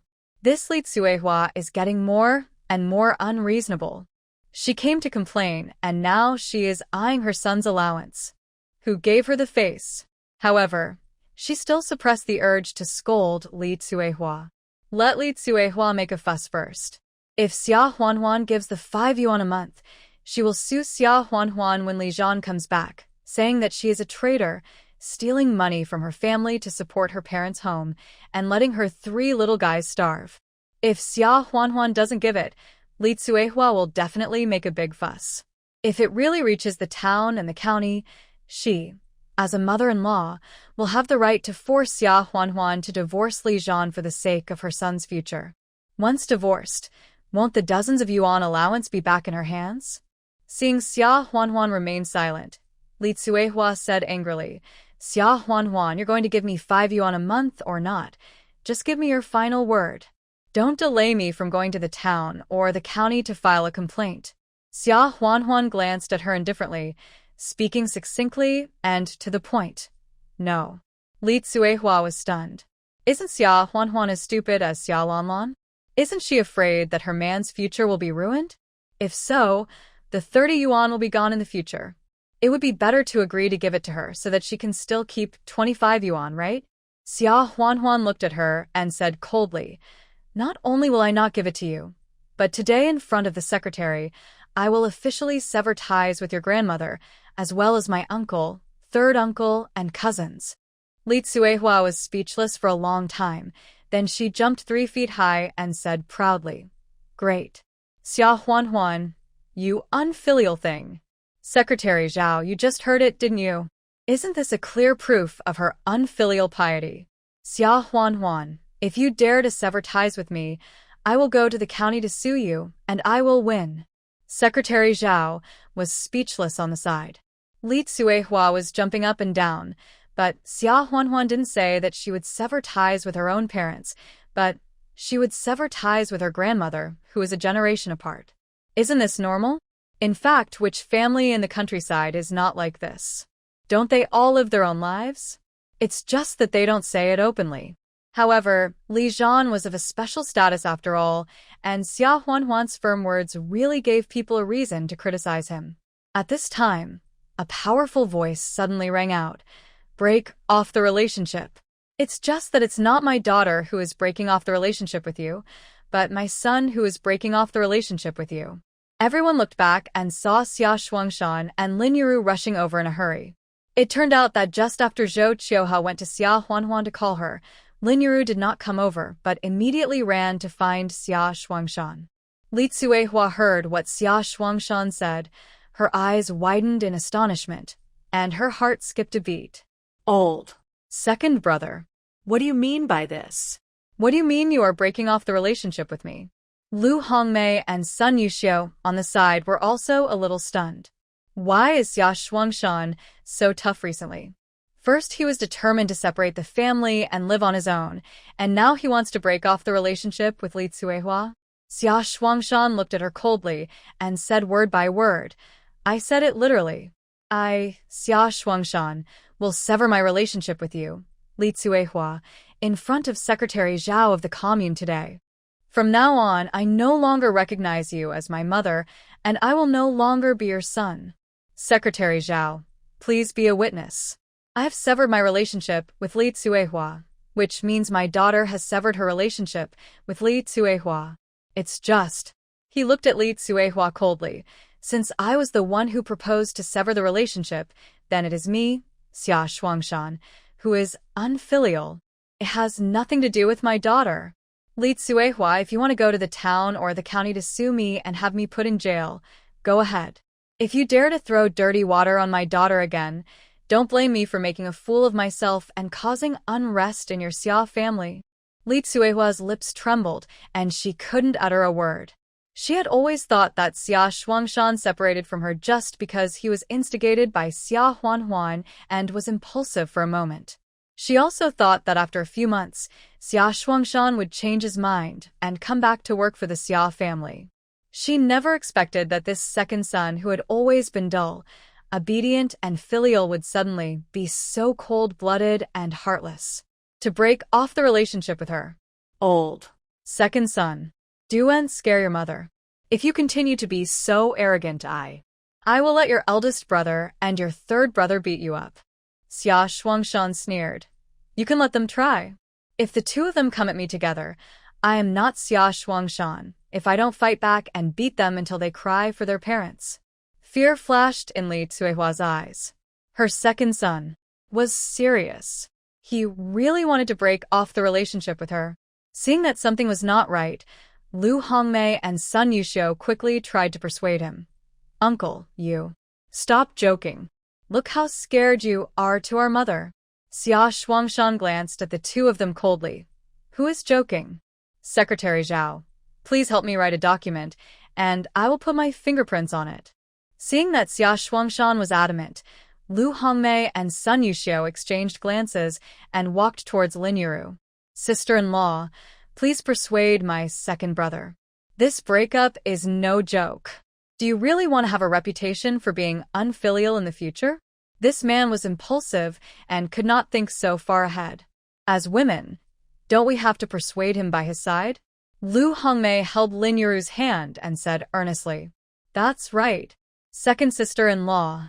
If you don't quickly persuade your second brother to give up this unfilial idea of severing the relationship, then the whole village will poke your spine and scold you, saying that you don't want to support your parents-in-law and instigated your husband to do this.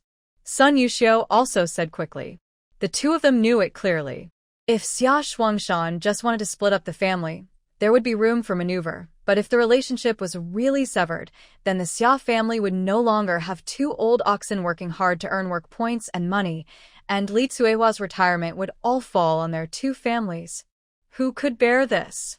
Lin Yuru looked at the two of them, firmly pushed them away, and said, I am just a woman. I support my man's decision.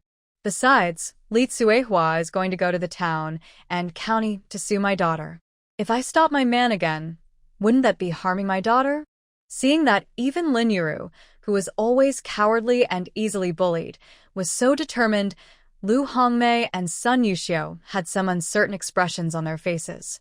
Secretary Zhao showed a cautious and serious expression on his face after hearing what Xia Shuangshan said. Xia Shuangshan, breaking off an engagement is no small matter. Do you really want to do this? Xia Shuangshan nodded and said, Secretary Zhao, when it comes to my daughter's marriage, I was a rascal and a coward. I didn't fulfill my responsibilities as a father and let Li Cuihua manipulate me and didn't protect her. Fortunately, God has mercy on me. Although my son-in-law, he is a real man. He is willing to give the allowance to my daughter and not let her suffer any grievances. I can't just watch Li Cuihua come to mess things up again and ruin my daughter's life. Please help me write a document. Li Cuihua came back to her senses from the shock at this time. She suddenly sat down on the ground, crying and cursing. Oh, Xia Shuangshan, you unfilial son. For a money-losing girl, you even don't want your mother. I raised you with great difficulty for so many years, and even found a wife for you. This is how you repay me. Wow. This is so unfair. Why doesn't God send down a thunderbolt to kill this unfilial son? The villagers nearby couldn't stand it anymore. Moreover, because the incident was quite a big deal, many villagers from Xia village, including the village head and the village party secretary, came over, and a crowd of people stood in front of the gate of the commune. Someone from Xia village couldn't help but sneered. Li Cuihua, you really know how to flatter yourself. Who in our village doesn't know who else's background? Forget about anything else. Your second son earns the most work points and money, but he is the last one to get married. Even your third son, who is several years younger than him, has married before it's his turn. Which of the betrothal gifts for your eldest and third sons was not earned by your second son? This mother is so biased, and she still has the nerve to be a mother. That's right. In this matter, I really support Xia Lauer. Even I, a person from another village, feel that Xia Lauer has lived a miserable life all these years. If it were me, I would have broken off the relationship with this biased old hag long ago. Me too. If anyone dares to harm my child, no matter who it is, I will not be a man if I don't slap her in the face. This is a good way to break off the relationship. Li Cuihua didn't expect Xia Shuangshan to be so unfilial that he wanted to break off the relationship with her and not provide for her in her old age. As a result, all the people in the commune stood on Xia Shuangshan's side and criticized her unanimously. They were so shocked that they forgot to continue crying and scolding. Xia Shuangshan looked at Li Cuihua with a cold face and said, "Li Cuihua, although it is a breakup of the relationship, don't worry, I will give you $1 a month for the sake of your giving birth to me. But if I hear you say that my daughter is uncomfortable with you again, you don't have to think about this dollar in the future." Xia Shuangshan was actually unwilling to give this dollar in his heart. But the man his daughter married was a soldier after all. He was not afraid if Li Cuihua sued him. He was afraid that even if he was sued, it would still affect his daughter and son-in-law. So he just regarded this dollar as feeding the dog. In this way, even if Li Cuihua sued him, he would stand on the right side and not be afraid. Moreover, with the benefit of this dollar hanging on, Li Cuihua would be hesitant because she was afraid of losing even $1. Secretary Zhao saw this and felt that although the relationship was severed, the pension money was given. Li Cuihua would not be able to cause any trouble even if she went to the county or Beijing, let alone the county. Therefore, he quickly wrote the document and read it in public. Xia Shuangshan pressed his fingerprint without hesitation. Although Li Cuihua still wanted to make a fuss, she was afraid that Xia Shuangshan would really not give her the $1 in the future. So she went back in disgrace after Lu Hongmei and Sun Yuxiu persuaded her to be patient and think long and hard. Lu Lan and Li Xiaoqiao in the crowd went home in anger. What a scumbag, not even one of them can fight. Xia Shuangshan's hands were still shaking when he got the letter of severance. Fortunately, he came in time, otherwise, if his daughter was really accused of being disrespectful to the elders, he would hate himself to death. Lin Yuru came forward, gently pulled the corner of his clothes, and gently called out, "Wanner's father, from now on, we really have nothing to do with Li Cuihua." Xia Shuangshan came back to his senses, looked back at his wife, and then looked up at Xia Huanhuan, who had been watching quietly since he came, and couldn't help but look away with some shame. Since the last time he returned to her parents' home, Lin Yuru had been coming to give Xia Huanhuan wild rabbit fur every now and then. This was the first time Xia Shuangshan saw Xia Huanhuan again. He felt ashamed and had no face to see his daughter. He whispered to Lin Yuru, "Well, it's okay. Let's go home." Xia Huanhuan said, "It's almost noon. Have dinner at my place before going back." "Dad, you haven't been to my house yet, right? You don't even know where your daughter's home is. If I am bullied by my man in the future, how can you come to my house to vent my anger?" After hearing what Xia Huanhuan said, Xia Shuangshan suddenly raised his head and stared at his daughter with wide eyes. Then, as a grown man, his eyes were a little wet. "Oh," he hurriedly responded vaguely. In fact, when Xia Huanhuan came back last time, he also vaguely felt that although Xia Huanhuan still called him dad and brought back so many things, she seemed to be somewhat alienated from him and Lin Yuru. He could understand this. After all, he was so cowardly in the past. Li Cuihua wanted to sell his daughter for 30 yuan to become a widow. He didn't even say a word because he was afraid that he would have no son to support him in his old age. It was already a favor for his daughter to come back. But the meaning of Xia Huanhuan's words just now, that she was willing to let him enter her house, made him feel even more guilty and ashamed. Xia Huanhuan didn't think so much. She was just a little surprised that Xia Shuangshan would take the initiative to break off the relationship with Li Cuihua for her daughter. In addition, when she got married, Xia Shuangshan did find his conscience and stood in front of her, not letting Xia Sanqi beat her. When he returned home, he also firmly separated from Li Cuihua and later gave her a lot of wild rabbit fur. So, she planned to give corresponding returns. She is a person who clearly distinguishes between gratitude and resentment. Whether she has received benefits or bullied by others, she will repay them. The reason why she did not avenge the incompetent parents on behalf of the original owner was only because the original owner was kind. The feelings and memories she received from the original owner about Xia Shuangshan and Lin Yuru were more of pity and worry, rather than resentment. She was worried that after she ran away from the marriage, her parents would be embarrassed by their grandmother and that they would have no children to take care of them in their old age. Even until her death, she never thought of revenge or resentment against them. Although Xia Huanhuan did not agree with the original owner's kindness, but she still chose to respect the original owner and decided to continue to play the role of daughter for her. Of course, she did not intend to forgive Xia Shuangshan and Lin Yuru for the original owner, because no matter how they make up for it and repent in the future, they could not change the fact that the original owner died in despair, helplessness, and helplessness. The daughter they wanted to make up for was no longer alive. Xia Huanhuan led Xia Shuangshan and Lin Yuru back to her home, and it was the first time for the three cubs to see Xia Shuangshan.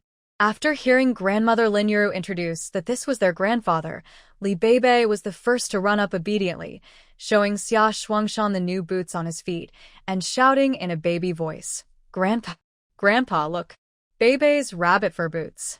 So beautiful and warm. Li Wu also shouted excitedly, Grandpa, you can catch wild rabbits, right? Can you take me into the mountains in the future to trap many wild rabbits? Even Li Wen looked up at Xia Shuangshan with excitement and admiration. I also want to learn how to catch wild rabbits. Xia Shuangshan looked down at the three little guys, feeling somewhat relieved. Although his daughter married an impotent man and could not have children of her own, but the son-in-law was willing to give her an allowance, so it was a good destination.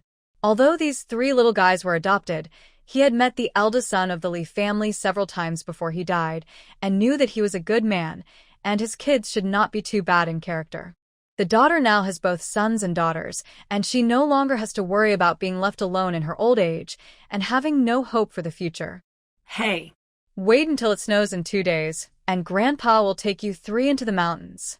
Once it snows, the rabbits will be frozen, and we can catch them one at a time.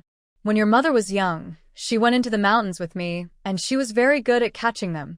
We can catch 3 or 4 in one trip. Xia Shuangshan said excitedly, while touching the heads of the three little guys. Li Wu and Li Beibei's eyes sparkled, and their short legs jumped with excitement. Mom is so awesome. Beibei Xiaowu wants to be as awesome as Mom. Li Wen's eyes were also full of admiration, and he couldn't help but secretly look back at Xia Huanhuan. Xia Huanhuan couldn't help but recall after hearing this, and a melancholy smile appeared on the corners of her lips. She completely inherited the original owner's memory. Although the original owner's life was full of bitterness and grievances after she grew up, she still had many good memories when she was 5 or 6 years old. Going into the mountains with Xia Shuangshan to hunt and catch wild rabbits is one of them. Xia Shuangshan would let her sit on his neck, and his warm big hands would lead her small hands into the mountains. He would also carry her on his back when she fell asleep from exhaustion, with the wild rabbits and wild pheasants caught by the father and daughter hanging around his waist, and walk out of the mountains with light steps, for fear of accidentally waking her up. Because of these good memories, the original owner never blamed her parents too much until her death. Xia Huanhuan went into the inner room alone, took out a pound of white flour, 2 pounds of pork, and a few fresh winter bamboo shoots and wild mushrooms from the space, and then walked out and said with a smile, I just went to town yesterday and bought meat and noodles. Let's make dumplings today. When Lin Yuru heard this, she waved her hands and said, Wanner, your father and I are not outsiders. You see, we have steamed cornmeal and sweet potato flour steamed bread, and just cook some sweet potato and corn paste and make some pickles. You can make dumplings for yourself and the 3 kids. Xia Shuangshan also stopped her and said, Your mother is right. Although your husband gives you an allowance, you have to spend it sparingly. Otherwise, he will scold you for being a spendthrift woman. Xia Huanhuan couldn't help but said angrily, He dares. Besides, if he dares to scold me, don't you, your father, come to teach him a lesson for me. This sentence made Xia Shuangshan blush, and he raised his hand to scratch his head embarrassedly. Li Zhan is a soldier. He has been through life and death on the battlefield. He may not be able to beat him. However, if Li Zhan really dares to bully his daughter, he will go even if he is beaten to death. Li Zhan, who was far away somewhere, couldn't help but sneeze several times. It was getting colder day by day, and I didn't know if Huan and the three little guys had bought quilts and cotton clothes, and whether they were cold. Don't catch a cold. Xia Huan smiled and said, "Don't worry, I know my limits. Besides, today is a day worth celebrating. On a day like this, it would be unreasonable not to eat dumplings, right? Even if you don't eat, the three little guys and I will eat." After hearing this, Lin Yuru and Xia Shuangshan didn't persuade them anymore. Xia Huan said, "I went to the mountains 2 days ago and dug some winter bamboo shoots and picked some wild mushrooms, which are just right for making dumplings with winter bamboo shoots and pork fillings and mushrooms and pork fillings." Xia Huan and Lin Yuru began to make arrangements for chopping stuffing and making dumplings. Peel off the withered and yellow skin of the winter bamboo shoots until the white and tender part is exposed, and cut them in half. Boil water in a pot. Add the halved winter bamboo shoots after the water boils, and remove them after boiling for 7 or 8 minutes. After that, take them out and rinse them with cold water. The preliminary treatment of the winter bamboo shoots is done, which can remove the oxalic acid in the winter bamboo shoots and make the taste much better. Next, chop the pork into mincemeat. This job requires strength, so Xia Shuangshan will do it. The piece of meat that Xia Huan took out from the space is just right in fat and lean, almost the perfect ratio of 30% fat and 70% lean. After the meat is minced, chop the cooked winter bamboo shoots into small pieces and mix them with the meat filling. Xia Huan also beat 3 free-range eggs into the pot, and then season them with salt, a little cooking wine, soy sauce, chicken essence, etc. Lin Yuru said with some distress, "The meat filling is already very good. It's a waste to beat 3 more eggs into it." Xia Huan smiled and said, "Don't waste it, it tastes better this way. Besides, it's rare to be extravagant, so I can save it later." She naturally didn't plan to save it later. She could harvest hundreds of eggs and duck eggs in the space every day, and she didn't have time to eat them. This was just to comfort Lin Yuru, so that she wouldn't worry about her spending lavishly and suffering again after the allowance was spent. After hearing this, Lin Yuru didn't say anything else. The dumpling skin is made of 80% white flour and 20% sweet potato flour. Xia Huan doesn't hate coarse grains. In the world before she traveled through time, people would buy coarse grains to replace fine rice and white flour, thinking that coarse grains contain more dietary fiber than refined white flour and white rice, and are healthier. Therefore, mixing a little can reduce Xia Shuangshan and Lin Yuru's worries, and it is also healthier. Moreover, she didn't like to be reserved about cornmeal, but sweet potato flour was sweet, and mixed with white flour, it had a different flavor. Soon, the dough was mixed. Xia Shuangshan was responsible for rolling the dumpling skin with a rolling pin, while Xia Huan and Lin Yuru were responsible for wrapping it. Xiaowen, Xiaowu, and Beibei were also busy. Xia Huan specially prepared some stuffing and skin for them and asked them to sit aside and learn how to wrap the dumplings. The 6 chubby hands of the 3 little guys were clumsy, but very serious in wrapping the meat stuffing into the skin. Later, they actually wrapped it in a good shape. Lin Yuru was more relieved to see that the 3 little guys knew how to work at such a young age. Although it was still a little early, the little guys who could help with the housework should not be ungrateful when they grow up. In a short while, a plate of more than 60 round and plump dumplings was wrapped. Li Wen ran to light the fire, and when the water boiled, he put the dumplings in, rolled them a few times, and they were cooked. Xia Huan served dumplings to everyone. Xia Shuangshan served 20 dumplings Lin Yuru, and she served 15 each, and the 3 kids served about 7 or 8 dumplings each. It was the first time for Xia Shuangshan and Lin Yuru to eat so many dumplings in one meal. In the past, even for the New Year's Eve dinner, there were always more people than dumplings in the Xia family. Because of Li Tsuehua's partiality, their second room was always the last to be served. 5 or 6 dumplings in each person's bowl was already a lot. Xia Shuangshan looked at the white and plump dumplings in the bowl that were almost squeezed with no space, and his nose felt a little sour. He couldn't help but stand up and go to the kitchen to get a bowl. Xia Huanhuan looked at him suspiciously. Dad, what are you doing with the bowl? Xia Shuangshan said as he was about to push the dumplings out of his bowl. There are too many. We can't finish them all in one meal. I'll push some out and you can keep some for you and the 3 kids in the evening. Lin Yu nodded and said, push half of mine out too. The remaining half will be enough. Xia Huanhuan raised her voice slightly and said, don't push any of them out. How come there are so many? I can easily eat 15 dumplings by myself, but for someone as big as you, 20 dumplings would be too little for me. You can only eat half full at best. And you too, the 3 kids are so small, they can probably eat 7 or 8. That's all you can eat? Xia Shuangshan and Lin Yu were both standing awkwardly, not knowing whether to pick the dumplings or not. Xia Huanhuan sighed, knowing that they were used to being poor and couldn't change their frugal habits all of a sudden, so she said again, didn't I say that today is a celebration? Let's be extravagant for once. Eat yours. Besides, I'll need you to help me out later, so this meal won't be for nothing. Xia Shuangshan heard this and immediately said, what kind of work? You tell me. Xia Huanhuan smiled and said, eat the dumplings first, and then we'll talk. If you don't eat, just pretend it never happened. Xia Shuangshan and Lin Yu looked at each other and had to eat up the whole bowl of dumplings obediently. The 3 kids also held their bowls and chopsticks that were much bigger than their hands and ate the dumplings seriously. Biting through the chewy outer skin, the meaty filling inside was fragrant, and paired with the crispy winter bamboo shoots, it was extremely delicious, and everyone's mouth was greasy. In those years in the countryside, it was not easy to have a full meal. Didn't everyone only eat 5/10 full, or even 3/10 full? After the meal, Xia Shuangshan and Lin Yu felt as if this was the most filling and delicious meal they had eaten in the past 10 or 20 years.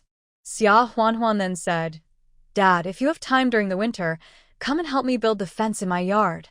I've almost picked up the tree stumps, branches, and other things for the fence in the mountains these days.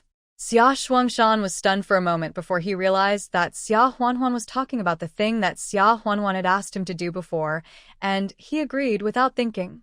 Okay. No need to wait for a few days. I'll get it for you this afternoon. Xia Huanhuan was stunned. She hadn't thought of doing it so hastily, but it's better to do it today than today. After the village approves the homestead, she will build a new house, which will probably have to wait until the beginning of next spring. It will be good to build the fence of the house here first. The wooden stakes, branches, bamboo branches, and the like used to build the fence are naturally the ready-made economic trees in the space. Xia Shuangshan was not vague and did it as soon as he said it. Lin Yu and Xia Huanhuan also helped. Sure enough, they built a fence that was almost 1 person high in the afternoon. In this way, it was separated from the place where Wang Guixiang and Lu Lan lived, and a door was opened from the other side. In the future, they would not have to be under the eyes of Wang Guixiang and Lu Lan when going in and out. The days are short in winter, and it gets dark quickly. Xia Shuangshan and Lin Yu insisted on not staying for dinner and rushed back to Xia village. Xia Huanhuan didn't force it, but still insisted that Lin Yu take back a pound of white flour, a pound of wild boar meat, and 10 eggs as a reward for building the fence. Xia Shuangshan and Lin Yu couldn't refuse, so they accepted it. On the way back, Lin Yu suddenly whispered, Wanner's father, do you feel that? Our Wanna has been different since she was caught on the day of her wedding? Xia Shuangshan was stunned for a moment. In fact, he also felt the same way. He thought for a while, then said, yes. However, it is normal for Wanner to change like this. Have you forgotten that she went into the mountains alone 2 years ago to find the old ox lost by the commune? Which ordinary girl would dare to do that? She used to be submissive in the Xia family. Wasn't it because of the cowardice of the 2 of us as parents? Even if she resisted, we didn't support her, but let her suffer more beatings. Now that she is married, and the man she married is willing to protect her, doesn't she have the confidence? She is not afraid of Li Tsuehua. Alas. In the final analysis, it's all our fault. Lin Yu nodded and said, alas. Let's not talk about anything else. The fact that Wanna married a disabled husband and Wanner's recommendation to go to college that year, we didn't protect these 2 things. We will be sorry to Wanner for the rest of our lives. Now it seems that although Xia Wanner's marriage is a blessing in disguise, at least it is much better than the life in the Xia family. But her husband has flaws after all, and Lin Yuru feels uncomfortable when she thinks about it. As for the fact that the recommendation to go to college was taken away by Xia Fangfang, no matter what they do, they can't make up for it. That opportunity was earned by their daughter, who risked her life to go to the mountains to find the old ox. It was her only and best chance to change her destiny. But it was taken away by Xia Fangfang. Lin Yuru raised her hand to wipe away her tears and couldn't help muttering, "Alas. Wanner is not my biological daughter. But when I found her outside the town that year, I was so happy that I had to bring her back to raise her myself, thinking that I must treat her as my own daughter. It's a pity that I was cowardly and weak, and in the end I didn't do a good job as a mother. If we had not been so selfish and sent her to a better family to raise, she would not have suffered so much with us." Xia Shuangshan sighed and said, "Why are you talking about this again? How sad would Wanner be if she knew that her biological parents didn't want her and abandoned her? It was God's will that we picked her up back then. She has suffered so much injustice over the years, and no matter how much we say now, it can't undo it. From now on, we can never do anything wrong to let our daughter down again." Xia Huanhuan didn't know about the conversation between Xia Shuangshan and Lin Yuru on the way back, and, of course, she didn't know that there was another secret about the original owner's life experience. In the evening, she used the remaining winter bamboo shoots and sausages to make fried winter bamboo shoots and sausages and cooked 4 hard-boiled eggs. She made fried dumplings with the remaining dumplings at noon and paired them with large white steamed buns. It was another hearty dinner. At this time, facing the fence wall that had risen from the ground in just one afternoon, Lu Lan's face became even gloomier. The courtyard wall has been built. Who are they guarding against? It seems that she has to deal with Xia Huanhuan quickly. If the rumors didn't spread last time, then make the rumors a fact that was set in stone. Lu Lan thought, and silently planned another vicious plan in her heart. At this time, Li Qiao came back listlessly. Lu Lan was furious and cursed in a low voice. "Qiao, what are you doing outside? You just came back after dark. Don't you know that people in the village are saying bad things about you? You are an unmarried girl. Do you still have any shame?" Li Qiao was scolded, but she didn't say anything back. She went back to the house, lay on the bed, and covered her face with the quilt. After Lu Lan finished scolding, she regretted scolding too harshly. After all, she was her daughter, and she would most likely marry Su Jiqing in the future, and her household registration would be transferred to the city to work as a worker. She was counting on this daughter to take her to the city to live a good life in the future. Therefore, she slowed down her tone and asked, "Qiao, what's wrong with you? Who wronged you outside?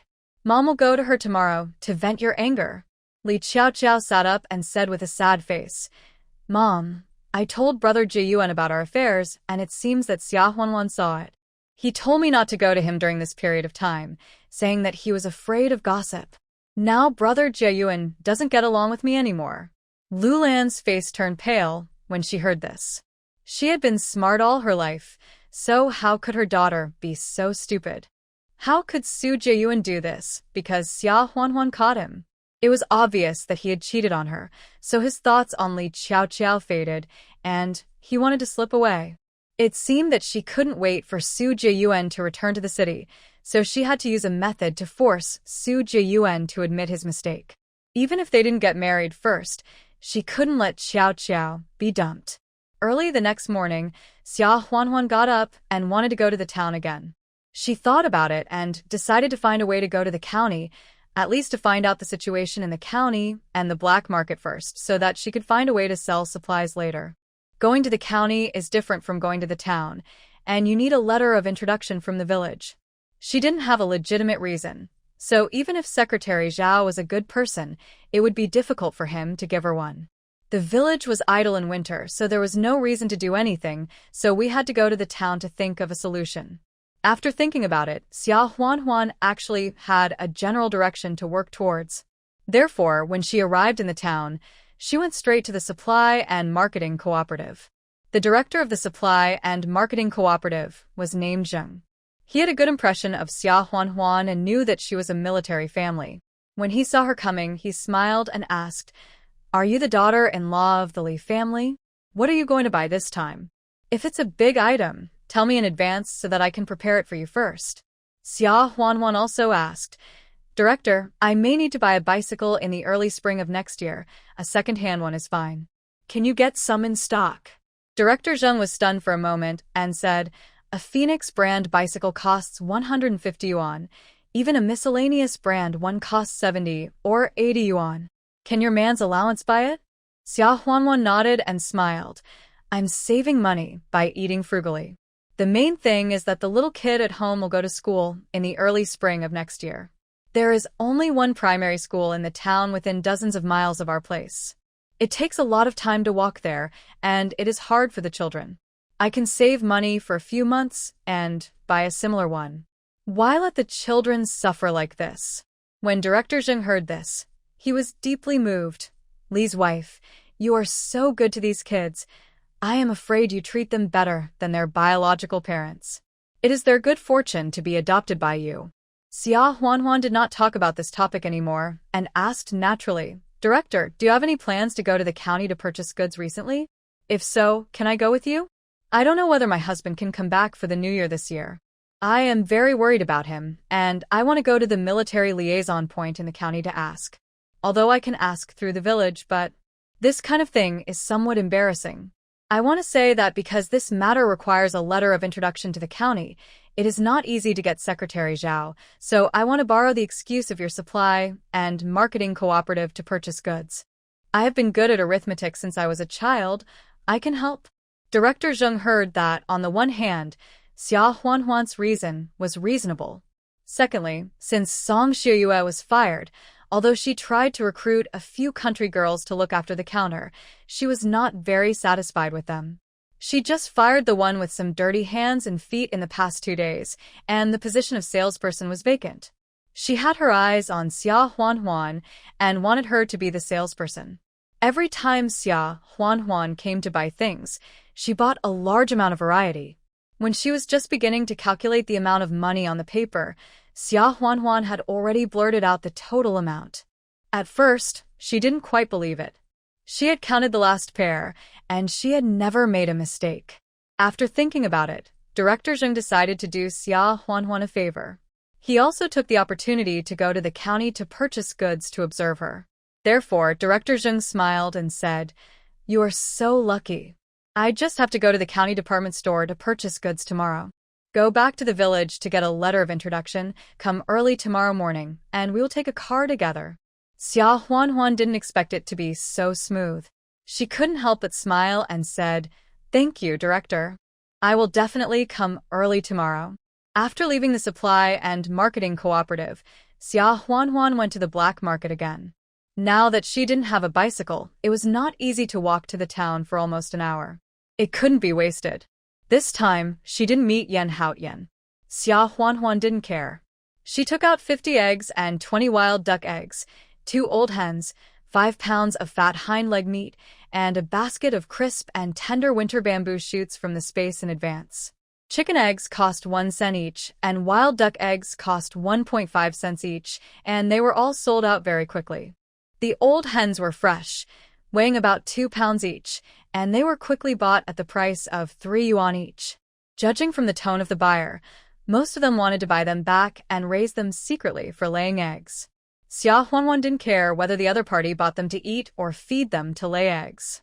Anyway, these chickens were raised in the space, so they would definitely not fail to lay eggs and cheat people. The hind leg meat was divided into small pieces of 1 pound or half a pound.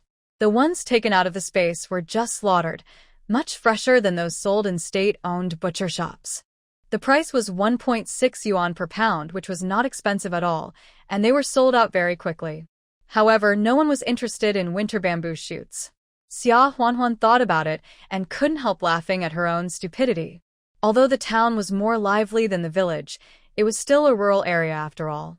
Those who could come to the black market to buy things, even if they were from a wealthy family, were in need of meat, eggs, poultry, etc. The poorer ones were in need of rations such as white flour and sweet potatoes. Winter bamboo shoots were rare seasonal items in the era before she traveled through time, and they were eaten only for a short period of time. But in this era, who would be willing to spend money on some vegetarian dishes without oil and water? However, there is no market in the town, but there should still be some markets in the county and the city. So you can't sell blindly when doing business, you still have to think more. After Xia Huanhuan sold the meat, eggs, and old hens, she gave up selling winter bamboo shoots and planned to close the stall and go home. Just as she walked into the dark alley, she was stopped by the old woman who had exchanged 2 jade bracelets with her for ginseng and cotton last time. Girl, I finally ran into you again. The old woman was obviously very excited, grabbing Xia Huanhuan's hand and refusing to let go, fearing that she would run away. Xia Huanhuan was a little depressed. She had wrinkles on her face, and from her face, she must be a village woman in her 30s or 40s. Why didn't Yan Haotian recognize her? And the old woman also asked her to call her girl such a young name. She couldn't help but whispered, "Old lady, how can you tell that I'm young?" The old lady was stunned for a moment, then said, "My eyes can't see very clearly, but my ears are still okay." "My daughter, your voice is young." Xia Huanhuan was stunned for a moment, then couldn't help laughing. She was in the dark under the lamp, and it was not easy to disguise her voice. Before she could speak, the old lady asked anxiously, "My daughter, do you still have ginseng and other herbs for treating colds?" My niece Waner is weak and caught a cold these days. Now she has a high fever, and I'm almost dying of anxiety." Xia Huanhuan frowned slightly, feeling a little embarrassed. She did have herbs in her space, but she was not a professional doctor. Although she also stocked books on Chinese and Western medicine in her space, she was afraid of selling the wrong ones because she had herbs in her space, so she devoted herself to reading medical books such as Compendium of Materia Medica and Treatise on Febrile Diseases, but she only had a superficial understanding. Just for fever, Chinese medicine divides it into 2 types, wind cold and wind heat, and the medicine used is in 2 completely opposite directions. If this is wrong, it can be fatal. "Old lady, I have tonic medicines such as ginseng and angelica. Are you sure that the fever is caused by the cold wind? If so, you can use ephedra, cinnamon twigs, and sapochnikovia to make some medicinal soup to drink. But I'm not a professional doctor. It's safest to let a doctor take a look." When the old lady heard this, her anxious and wrinkled hands tightly grasped Xia Huanhuan. "My daughter, if I could find a doctor who is willing to see my sister Waner, I wouldn't be so anxious to run here to buy medicine myself. Please be kind. If you have medicinal materials, sell them to me. Don't worry, anything that happens is God's will. We will never blame you." "That's right," the old lady said, and quickly took out a handkerchief from the inner clothes close to her chest. After opening it, it turned out to be a small and exquisite pure gold incense burner carved into the shape of an animal. "Is this enough? If not, I'll get you something else tomorrow." The golden beast, in Li Qingzhao's Rui Nao Xiao Jin Shou, refers to this kind of incense burner, which is used to burn spices and is a small item used by ladies in ancient times to fumigate clothes or rooms. Xia Huanhuan was sure that the Waner sister mentioned by the old woman was definitely from a wealthy family. Apart from the pair of jasper bracelets last time and the golden beast, made of pure gold this time, which one is not priceless? "Old lady, I'll sell you the medicine, but this incense burner is too expensive." Without waiting for Xia Huanhuan to finish, the old lady resolutely stuffed the golden beast into her hand and said, "Girl, you can say that, which shows that you are a good person. However, in this world, human life is cheaper than grass. These things can be exchanged for some food and medicine, which is life-saving. There is no more worthwhile deal than this. Besides, my sister Waner is not the kind of person who likes to take advantage of others or owe others favors. If you don't accept it, she will die, and I'm afraid she will not be willing to drink the medicine I bring back." After hearing what the old lady said, Xia Huanhuan accepted it, packed up ephedra, cinnamon twigs, sapochnikovia divaricata, and a 5-year-old ginseng weighing 5 taels, and gave it to the old lady, telling her not to use too much and to try it out. After thinking about it, Xia Huanhuan took out 2 aspirins and wrapped them in a handkerchief for the old lady. Old lady, this is Western medicine. Your sister Wanner will recognize it. The old lady looked up at Xia Huanhuan in some surprise. In fact, the hospital in the city has introduced Western medicine, but in the vast rural areas, most people still rely on barefoot doctors and Chinese medicine to treat diseases. The old lady was also from a wealthy family in that era. Although she didn't believe in these Western things, she had seen them. Xia Huanhuan didn't wait for the old lady to say anything. She nodded to her and left. She was not afraid that the old lady would report her. After all her things were stored in the space, and even if someone came to search, they would not find anything. Moreover, after these 2 contacts with the old lady, she still believed in her own vision. Even if she took a step back, she was afraid that the old lady and Sister Wanner would be in a worse situation, and reporting her would only hurt herself more. Xia Huanhuan didn't take this matter to heart anymore. The next morning, Xia Huanhuan rushed to the town with the letter of introduction from the commune. Director Zheng was waiting for her. In addition to the 2 of them, there were 3 other young men from other state-owned stores in the town, all of whom went to the county to transport goods. The goods sold in the supply and marketing cooperative were mixed, and some heavy objects were asked to help these young men move or something. Anyway, they were all from the same state-owned department store, so the 3 young men had nothing to say. But along the way, seeing Xia Huanhuan blushing and her heart beating all the way, Director Zheng saw that they were intimidated by Xia Huanhuan's beauty and couldn't help but warned with a smile. Hey, don't blame me for not reminding you. You young boys are not allowed to have any bad thoughts.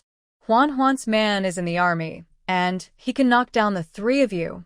The 3 young men blushed, and one of them said embarrassedly, "Oh, Mrs. Zheng, don't be so blunt.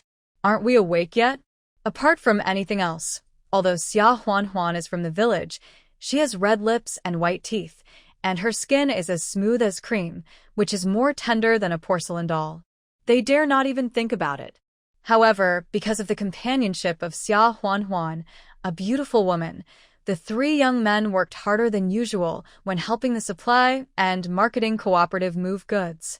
This made Director Zheng smile, and he found another reason to recommend Xia Huanhuan as a salesperson. Xia Huanhuan had no intention of being a salesperson in the town. However, she agreed to settle accounts for Director Zheng, so she did her best. The things in the supply and marketing cooperative were originally miscellaneous, ranging from needles and thread, grain, candy, to coal stoves, enamel wash basins, bicycles, etc. Every time Director Zheng had to sort out the accounts, he would spend half a day, and he always made mistakes. This time, Xia Huanhuan followed, and the accounts were calculated so clearly and beautifully. The work that was supposed to be completed in the second half of the afternoon was finished before noon. Director Zheng was happy and smiled kindly. "Huanhuan, let's go. I'll treat you to a bowl of noodles." Xia Huanhuan didn't come to the county town to eat noodles, so she smiled and said, "Director, I'm in a hurry to go to the military contact point to inquire about the situation. You guys go and eat. I'll come and meet you at 3 or 4 in the afternoon. Is that okay?" Director Zheng and the 3 young men rarely finished their work so early, and they all wanted to take the opportunity to walk around the county town. Although they regretted that Xia Huanhuan couldn't go shopping with them, she was anxious to know about her man's affairs, so they could only agree and separate. Xia Huanhuan did go to the military contact point, mainly because she was afraid that if she was found to be lying, it would be difficult to get a letter of introduction in the future. Military affairs are confidential, so the military contact point naturally knows nothing about them. Xia Huanhuan had guessed this in advance. She showed a disappointed expression on her face and was about to leave. The officer at the contact point probably couldn't bear it, so he suddenly stopped her and said, "Hey, wait a minute." Xia Huanhuan turned around and looked at the officer in astonishment. The officer didn't dare to look at Xia Huanhuan's bright and beautiful face. He coughed twice and looked away and said, "We provide telegraph services to military families here, which is half the price of the outside. Do you want to send a telegram to your man?" Xia Huanhuan was about to refuse. But then she thought that it didn't fit with her current image of anxiously waiting for her man to come home for the new year. So she had to agree. But what should she post? Strictly speaking, she and Li Zhan had only been together for more than half a day, and they were not familiar with each other at all. After racking her brains for a long time, she could only dryly write the 3 little guys are all good, don't worry. Even the punctuation marks were omitted, not because they were afraid of spending money, but mainly to conform to the situation of this era. In the 1970s, the normal price of sending a telegram was 4 cents per word, and the contact point offered a discount of 2 cents, so 11 words would cost 22 cents. Xia Huanhuan paid the money, and as soon as she went out, she changed her disappointed and sad expression and felt quite happy. The county town is not big, but there are 2 state-owned factories, a timber factory and a textile factory. Many workers who moved from other places live in rows of family buildings, which has formed a living area that is much more prosperous than the town. However, it is prosperous in that there are only a few more state-owned stores and more varieties of things, but the quantity of materials is still insufficient, and various tickets are still required to buy. Moreover, this place is different from the town and the village. People rely on the mountains to make a living. If there is not enough food and firewood, they can go to the mountains to dig some wild vegetables and pick up some firewood, but here they can only go to the store to buy. Therefore, there are long queues in front of every store. Many people queued for a day, but in the end they went home empty-handed. After observing for a long time, Xia Huanhuan found a secluded place to put on makeup on her face. Then she wrapped a green headscarf on her head, dressed like a country girl, carried a bamboo basket in her hand, and went looking in remote alleys. Sure enough, she found a place similar to the black market in a short while. Many housewives were wandering around with baskets on their shoulders. When they saw Xia Huanhuan wearing a dress with floral buttons, a headscarf, and dressed like a country girl, they immediately gathered around her. The black market in the county town is different from the one in the town. It is mainly composed of middlemen. People like Xia Huanhuan who are dressed like this usually happen to come to the county town with a letter of introduction for something and secretly sell some things by the way. Their prices are much more affordable than those of middlemen, so they are very popular with these housewives. My lady, do you have any chicken eggs, duck eggs, old hens, wild mushrooms, or something like that for sale? Xia Huanhuan was not reserved. She nodded and lifted the cloth on the bamboo basket to show them that 50 eggs, 5 pounds of wild mushrooms, and the winter bamboo shoots that were not sold in the town yesterday were all sold out in a short while. The prices were also a few cents more expensive than in the town. However, Xia Huanhuan came to the county town specifically not to do these small-scale businesses. The more people you contact, the greater the risk, and the money you earn is all small change, and you may not even be able to earn back your hard work. She mainly wanted to get close to her and inquire about information. Seeing that her prices were fair and the things were fresh and of good quality, everyone was very enthusiastic to chat with her. Sister, I heard that the families of workers in the county town eat in the factory canteen. Why do you have to come out to buy things by yourselves? Oh, don't mention it. The chefs in the canteen are first class, but where is there a shortage of supplies now? The canteen is also in short supply. We paid the food coupons and food money, but we can't eat anything good. It's better to buy and cook it ourselves. But this is only in the morning and evening. For lunch, the workers have to rush to work, so they still have to eat in the canteen. Is that so? That's similar to our rural areas. We mainly cook at home. But the chef in the canteen should have a special way to buy supplies and ingredients, right? Why can't he buy any? Do you think that we in the county have a sufficient supply of commercial grain? Even if we have money and food coupons, we can't buy it in the state-owned stores. In fact, we would rather subsidize more food money to the canteen or even buy some meat and eggs from the black market to supplement our nutrition. But let alone the state-owned stores, even if it is the black market, who has such a big hand to buy so many supplies. Even if there are middlemen, they need a lot of capital and take risks. If they sell it to us, the price is something we can't afford. In short, it's difficult. Alas. Xia Huanhuan listened and nodded continuously, and then asked step by step. After a while, Xia Huanhuan found out who was the canteen chef and the daughter-in-law of the person in charge of purchasing in the two state-owned factories. After finding out the information she wanted, Xia Huanhuan was not in a hurry to contact them, so she left the black market and wandered around the two factories. Both factories were guarded by guards, and they seemed very strict, but it happened that the two factories were unloading raw materials. The textile factory mainly produces cotton, and the best-selling product is cotton cloth. The timber factory naturally imports timber. Xia Huanhuan's heart moved. She had both cotton and timber in her space.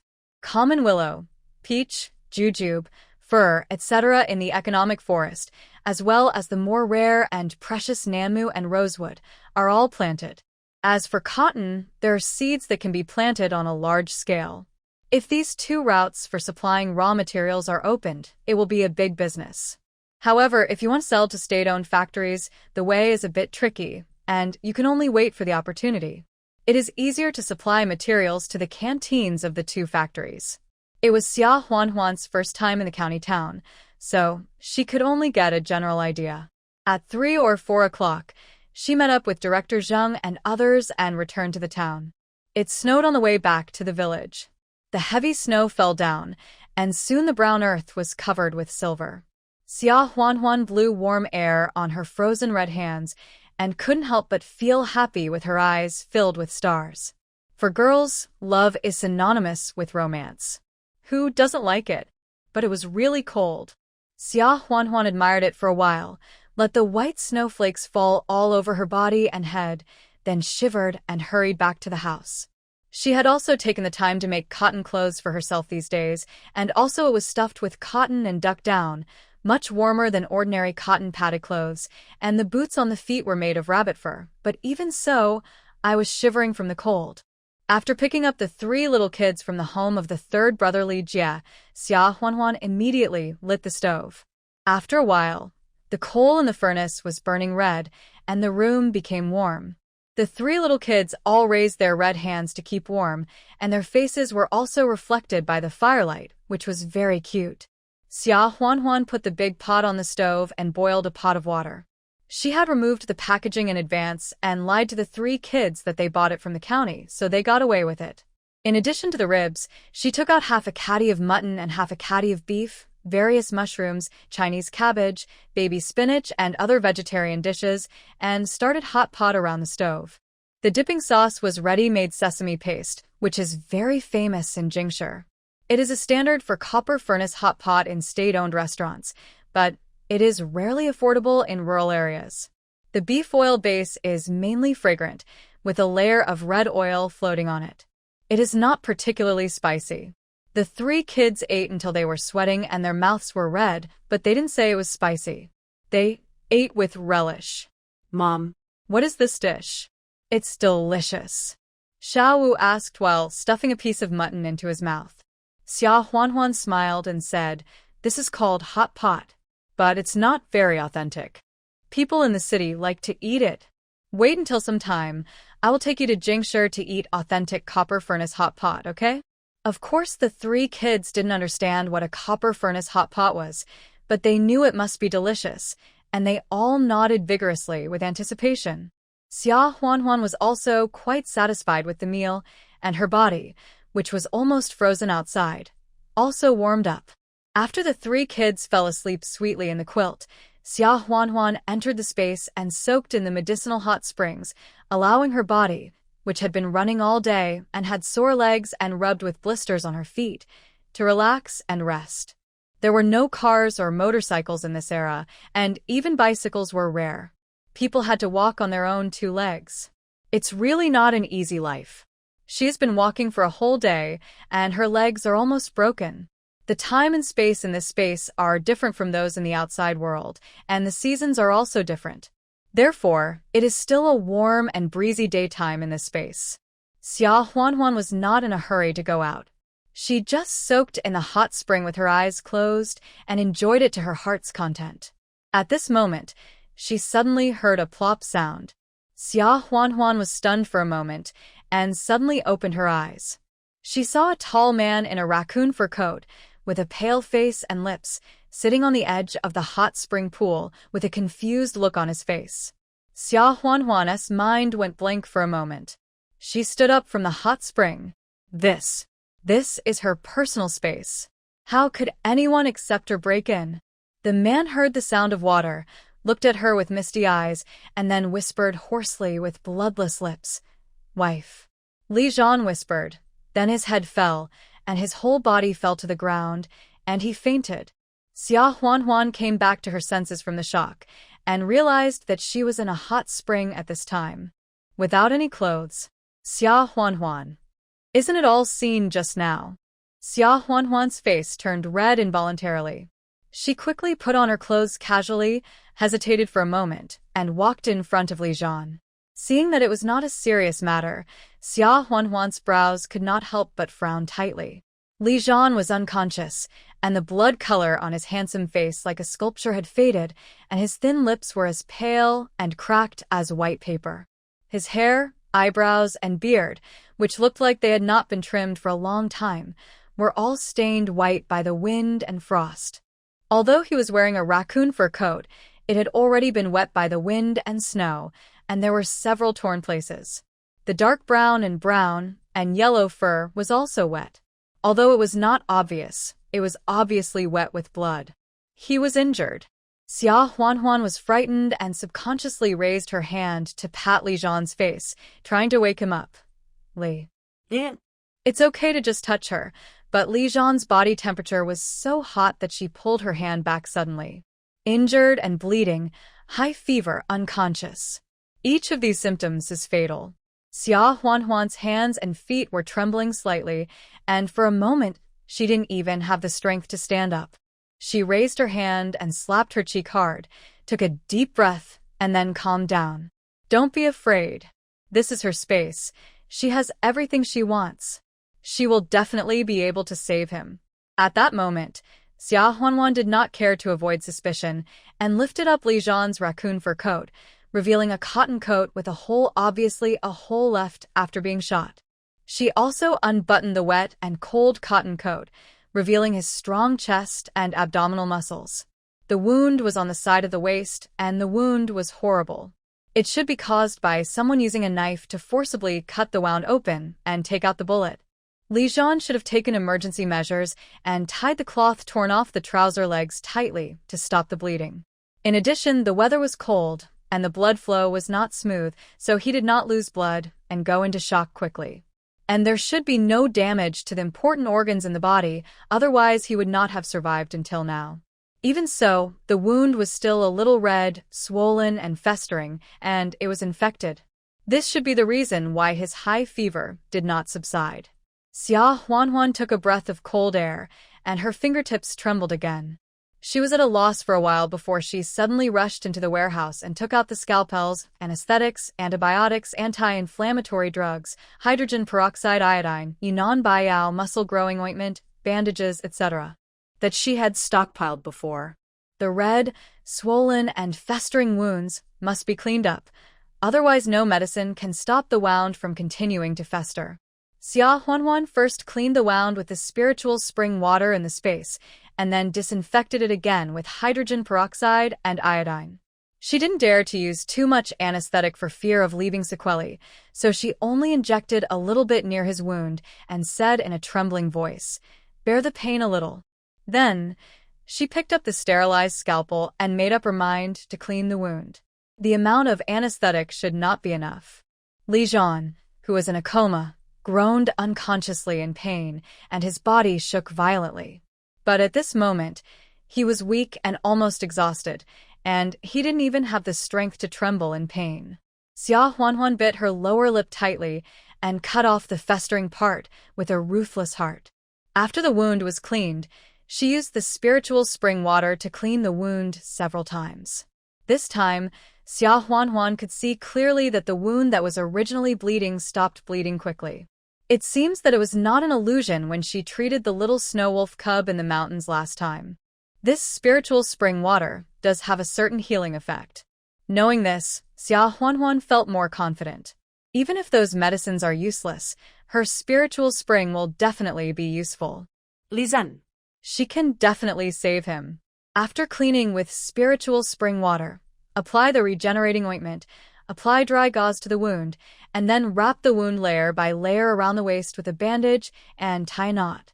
As for the high fever, antibiotics will be used. Seeing that Li Zhan's cheeks were almost sunken and his ribs were clearly bulging, she took out glucose water and warm hot chocolate. Of course, hot chocolate does not contain alcohol.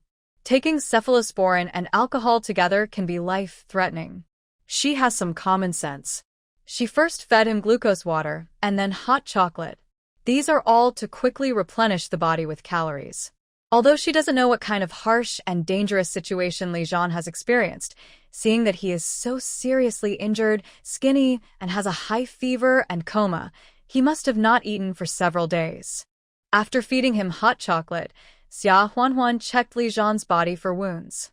There were no serious wounds, but there were several messy scratches on his left arm. Thanks to the cold weather, there was no excessive bleeding and no purulent infection. These wounds are easy to deal with. They are all washed with spiritual spring water several times, and then anti-inflammatory drugs and muscle-growing ointment are applied. There is no need to bandage. After the wounds were treated, seeing that Li Zhan's high fever was slowly fading, the strength that supported Xia Huanhuan seemed to disappear suddenly. She collapsed beside Li Zhan, trembling all over, and could hardly stand up. At this moment, she had time to think about why Li Zhan suddenly broke into her personal space. Her space was entered through the jade bottle birthmark on her wrist. Logically, it should be a space that belongs to her alone. It is not like in the novels she has read, where she enters through some kind of jade or other external objects, awakened by blood. So, no matter how hard she thinks, she can't imagine what medium Li Zhan entered through. But the fact is that Li Zhan is lying next to her now. Xia Huanhuan couldn't help but curl her lips, and a few grass mud horses passed through her heart. She didn't hate Li Zhan, and Li Zhan was her nominal husband after all, and he was so manly that he gave her most of the monthly allowance without saying a word to feed her, but the space was hers. She has always been less trusting of others and more protective of food. Whether now or in the future, she has no intention of sharing the space with others, even if that person is Li Zhan. It's just that now Li Zhan has come in without knowing how he should go out, right? When will he go out? Will he come in inexplicably and regardless of time and place like this time in the future? If that's the case, then what secrets does she have? Xia Huanhuan felt a headache. Just when she had a headache, Li Zhan opened his eyes in a daze, raised his hand, grabbed Xia Huanhuan's hand, and called out in a hoarse voice, "Wife." wife. Because of the fever, Li Zhan's hand was very hot, which startled Xia Huanhuan, and she subconsciously wanted to pull her hand back.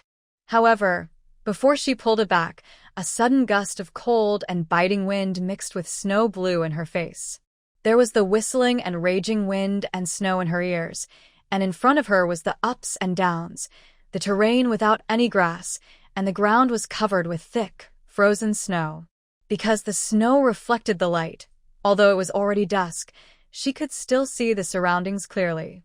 At this time, she was still sitting beside Li Zhan, and the two of them were leaning against a huge rock. Here, where is her warm and tranquil space with 4 seasons like spring? It is clearly on a barren mountain in an unknown place. Xia Huanhuan. She has made it. No, it's her space that has made it. It can even teleport with her. But Xia Huanhuan then looked down at Li Zhan. There was another possibility, that Li Zhan had pulled her out of the space, but he didn't return to where she was, but returned to where Li Zhan was originally. What Xia Huanhuan didn't know was that from the time Li Zhan entered the space to the time he left it, even when he called her wife, his consciousness was actually fuzzy and chaotic, as if he had fallen into a dream from which he couldn't wake up. Half a month ago, he sneaked into the enemy's base camp for this mission and quickly gained the trust of the boss. Originally, he had made a plan with Bai Zihan and other brothers in the camp and other troops and agreed to work together 3 days ago to take down the enemy. But something went wrong. His boss, Fong Yunru, the daughter of the division commander Fong, was originally from the art troupe. She didn't know how she knew about this operation, so she rushed in rashly and was caught. Li Zhan was almost exposed because of the incident. In order to save people, he had to take the initiative and shot the boss to death, but he was also shot in the abdomen by the second boss.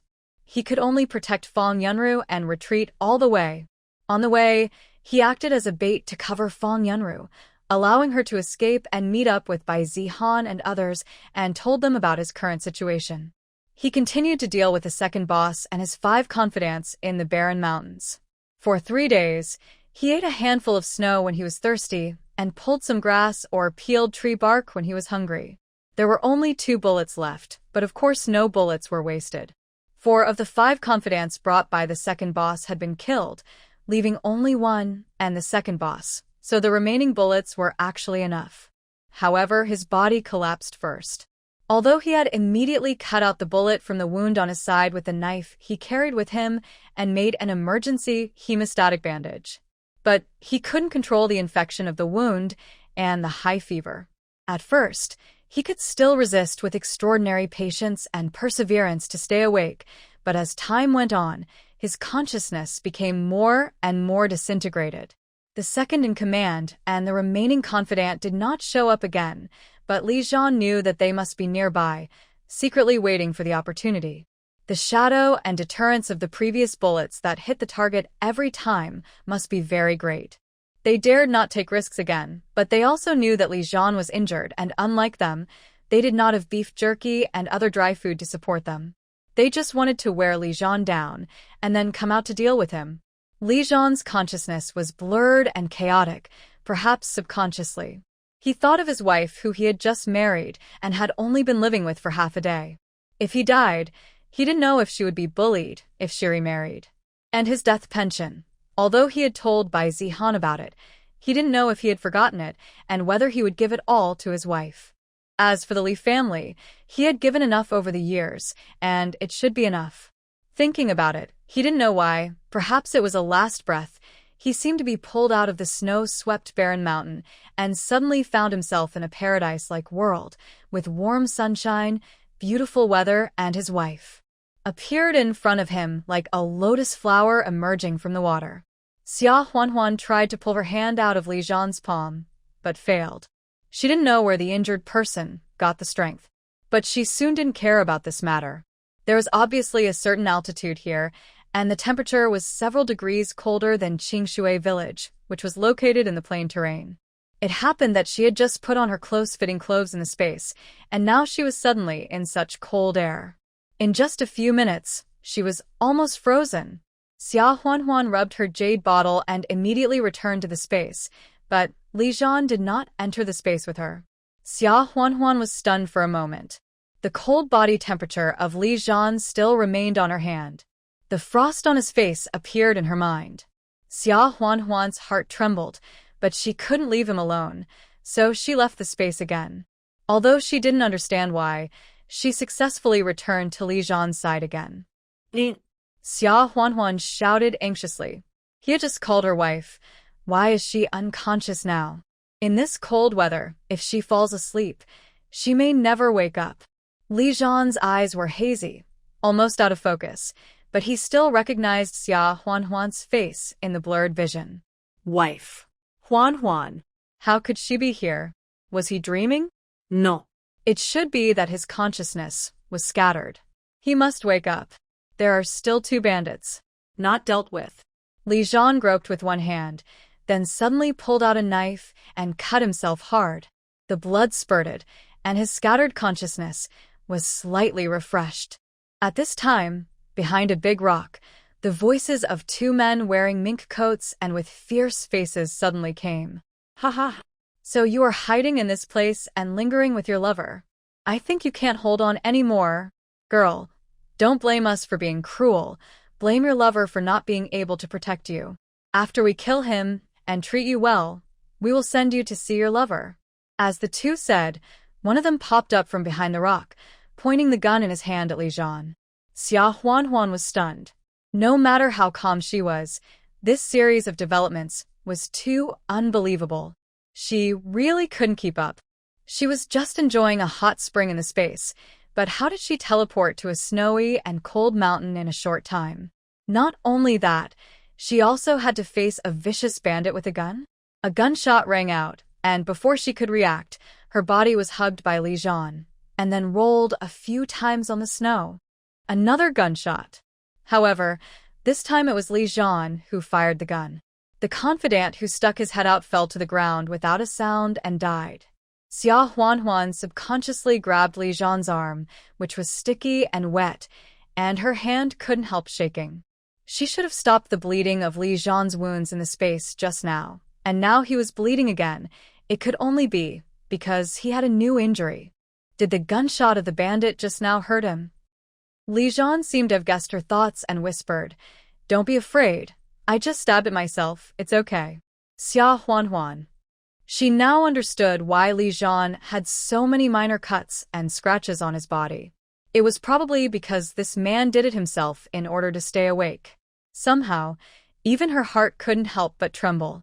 If her previous impression of Li Zhan was just a man with a righteous and strong character but a little foolish filial piety and a very good-looking man, then at this moment, the image of a strong-willed soldier had a direct and intense impact for the first time.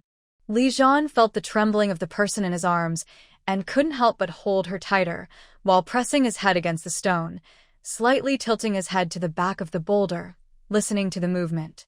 The second-in-command saw that his last confidant was killed as soon as he showed up, and he was shocked and angry, and couldn't help cursing loudly. "Li Zhan, you traitor! You turtle rascal! Let me tell you, even if I am the only one left, I have guns, bullets, and dry food. I will fight you to the end. Let's see how long you, a traitor, can last with such a serious gunshot wound. When I kill you, you will see how I will play with your woman. You dare to wipe out our village in one go. If I can't kill you, you are not the second-in-command of Tianyan Mountain." While cursing, he arrogantly fired several shots at Li Zhan and Xia Huanhuan. Stone fragments and snow were blown away and fell. Li Zhan protected Xia Huanhuan tightly, letting the snow fall on his shoulders. Xia Huanhuan calmed down a little, and her mind was turning quickly. She had just tried to take Li Zhan back to the space directly. In this way, even if they came out of the space and returned to this barren mountain, it didn't matter. It was not certain who would die with the supplies in her space. It was a pity that the attempt to return to the space was not successful. She was determined to take Li Zhan into the space, but she couldn't even get in herself. If she was the only one who entered, she should be able to succeed, but now there was this inexplicable bug in the space, so she didn't dare to try it. What if she went back to the space by herself, and when she came out, she returned to Qingshui village instead of the deserted mountain? What would happen to Li Zhan? Would she really let him die here? The method of returning to the space didn't work, so she had to think of other things. Listening to the gangsters shouting, it seemed that he was the only one left. She and Li Zhan did not lose in terms of numbers. But as the second-in-command said, Li Zhan's high fever had not subsided, and it was unknown whether antibiotics and wound treatment would be effective.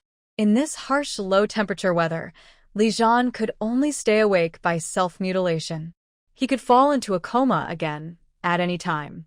It might not be good for them to continue wasting time. She frowned, and then asked softly, "How many bullets do you have left?" Li Zhan was stunned for a moment, but still answered truthfully, "One." Xia Huanhuan nodded, and suddenly panicked and cried, "Li, Don't scare me. why is your body so hot? You. Wake up. Don't die. If you die, I won't live either." Li Zhan frowned, stunned for a moment, and then his pupils suddenly contracted, and he understood Xia Huanhuan's intention. She was trying to trick the second-in-command. Xia Huanhuan didn't wait for Li Zhan to speak, and raised her hand to cover his mouth, her eyes cold and bright, revealing an unspeakable determination. There was no movement from the second-in-command, and it was obvious that he was not stupid enough to believe Xia Huanhuan's words immediately. Xia Huanhuan deliberately shook Li Zhan's body, causing the snow on the rocks to continue to fall, while shouting in despair, "Li Zhan, you can't sleep. In this kind of weather, if you fall asleep, you won't wake up. We surrender. Let the second-in-command take you down the mountain to the hospital to see a doctor. When you are rescued, you will plead for the second-in-command, at least so that he won't be shot. This group of bandits in Tianyan Mountain were originally the remnants of the forces on the other side of the sea to engage in various sabotage activities. All of them are desperate criminals, and once caught, they will be sentenced to the maximum penalty. After hearing what Xia Huanhuan said, the second-in-command's mind couldn't help but loosen. He didn't believe it, but everyone has a desire to survive. As long as there is a glimmer of hope, even if they know rationally that it is probably a trap, it is not so easy to give up emotionally. It may be nonsense to ask Li Zhan to plead for him after going down the mountain, but what if it is true? Even if he took a step back, one of them was injured by him and had a high fever and was unconscious, and the other was just a young woman. He could have killed them both and escaped, and the initiative was still on his side. Xia Huanhuan waited for a while, but still didn't hear any movement from the other side, and she couldn't help but feel anxious. She simply cried out in a crying voice, "Li Zhan, wake up. Big brother on the other side. Please, save my man. I'm willing to do anything. I'm going out now, please don't shoot, okay?" Once his mind was active, the idea of dying together was gone. The second-in-command couldn't resist the temptation and shouted loudly, "Wait. Throw out the gun and knife on Li Zhan first." Xia Huanhuan gritted her teeth. This second-in-command was not stupid. Li Zhan's eyes were like ink, and he gave both the pistol and the knife to Xia Huanhuan. Xia Huanhuan's heart tightened. Li Zhan had given her his life. If they made a mistake, both of them would die on the barren mountain. But Li Zhan suddenly leaned close to her ear and said in an almost inaudible voice, "If anything changes, run away. Don't worry about me." Xia Huanhuan was stunned. As long as there was space, she could escape. But if she ran away, it would completely harm Li Zhan. Xia Huanhuan couldn't help but feel a little afraid that her method of deceiving the other party was too dangerous. Li Zhan's lips were pale, but his eyes were cold and resolute. He grabbed Xia Huanhuan's hand tightly and said with his mouth, "Wife, I believe you. As long as I am here, nothing will happen." Xia Huanhuan bit her lower lip tightly and finally made up her mind to throw the gun and knife out of the stone where the second-in-command could see them. "Second boss, I threw the gun and knife out. You saw it. I really just want to save my man. I'm out now. You can do whatever you want to me, as long as you are willing to save my man," Xia Huanhuan said, then took a deep breath and tore the clothes on her chest a little, revealing her snow-white shoulders and a red belly band inside. No matter whether the beauty trap works or not, it is always good to have an extra insurance. Li Zhan watched quietly, his eyes turned darker.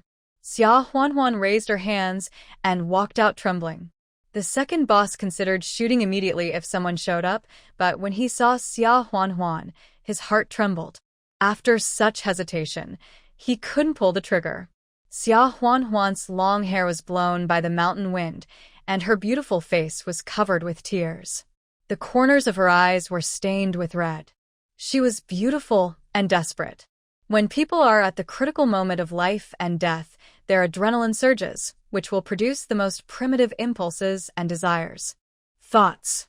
The second-in-command looked at the gun and knife thrown on the ground, then looked at Xia Huanhuan, whose clothes were disheveled, and suddenly cursed fiercely, saying, "Come here.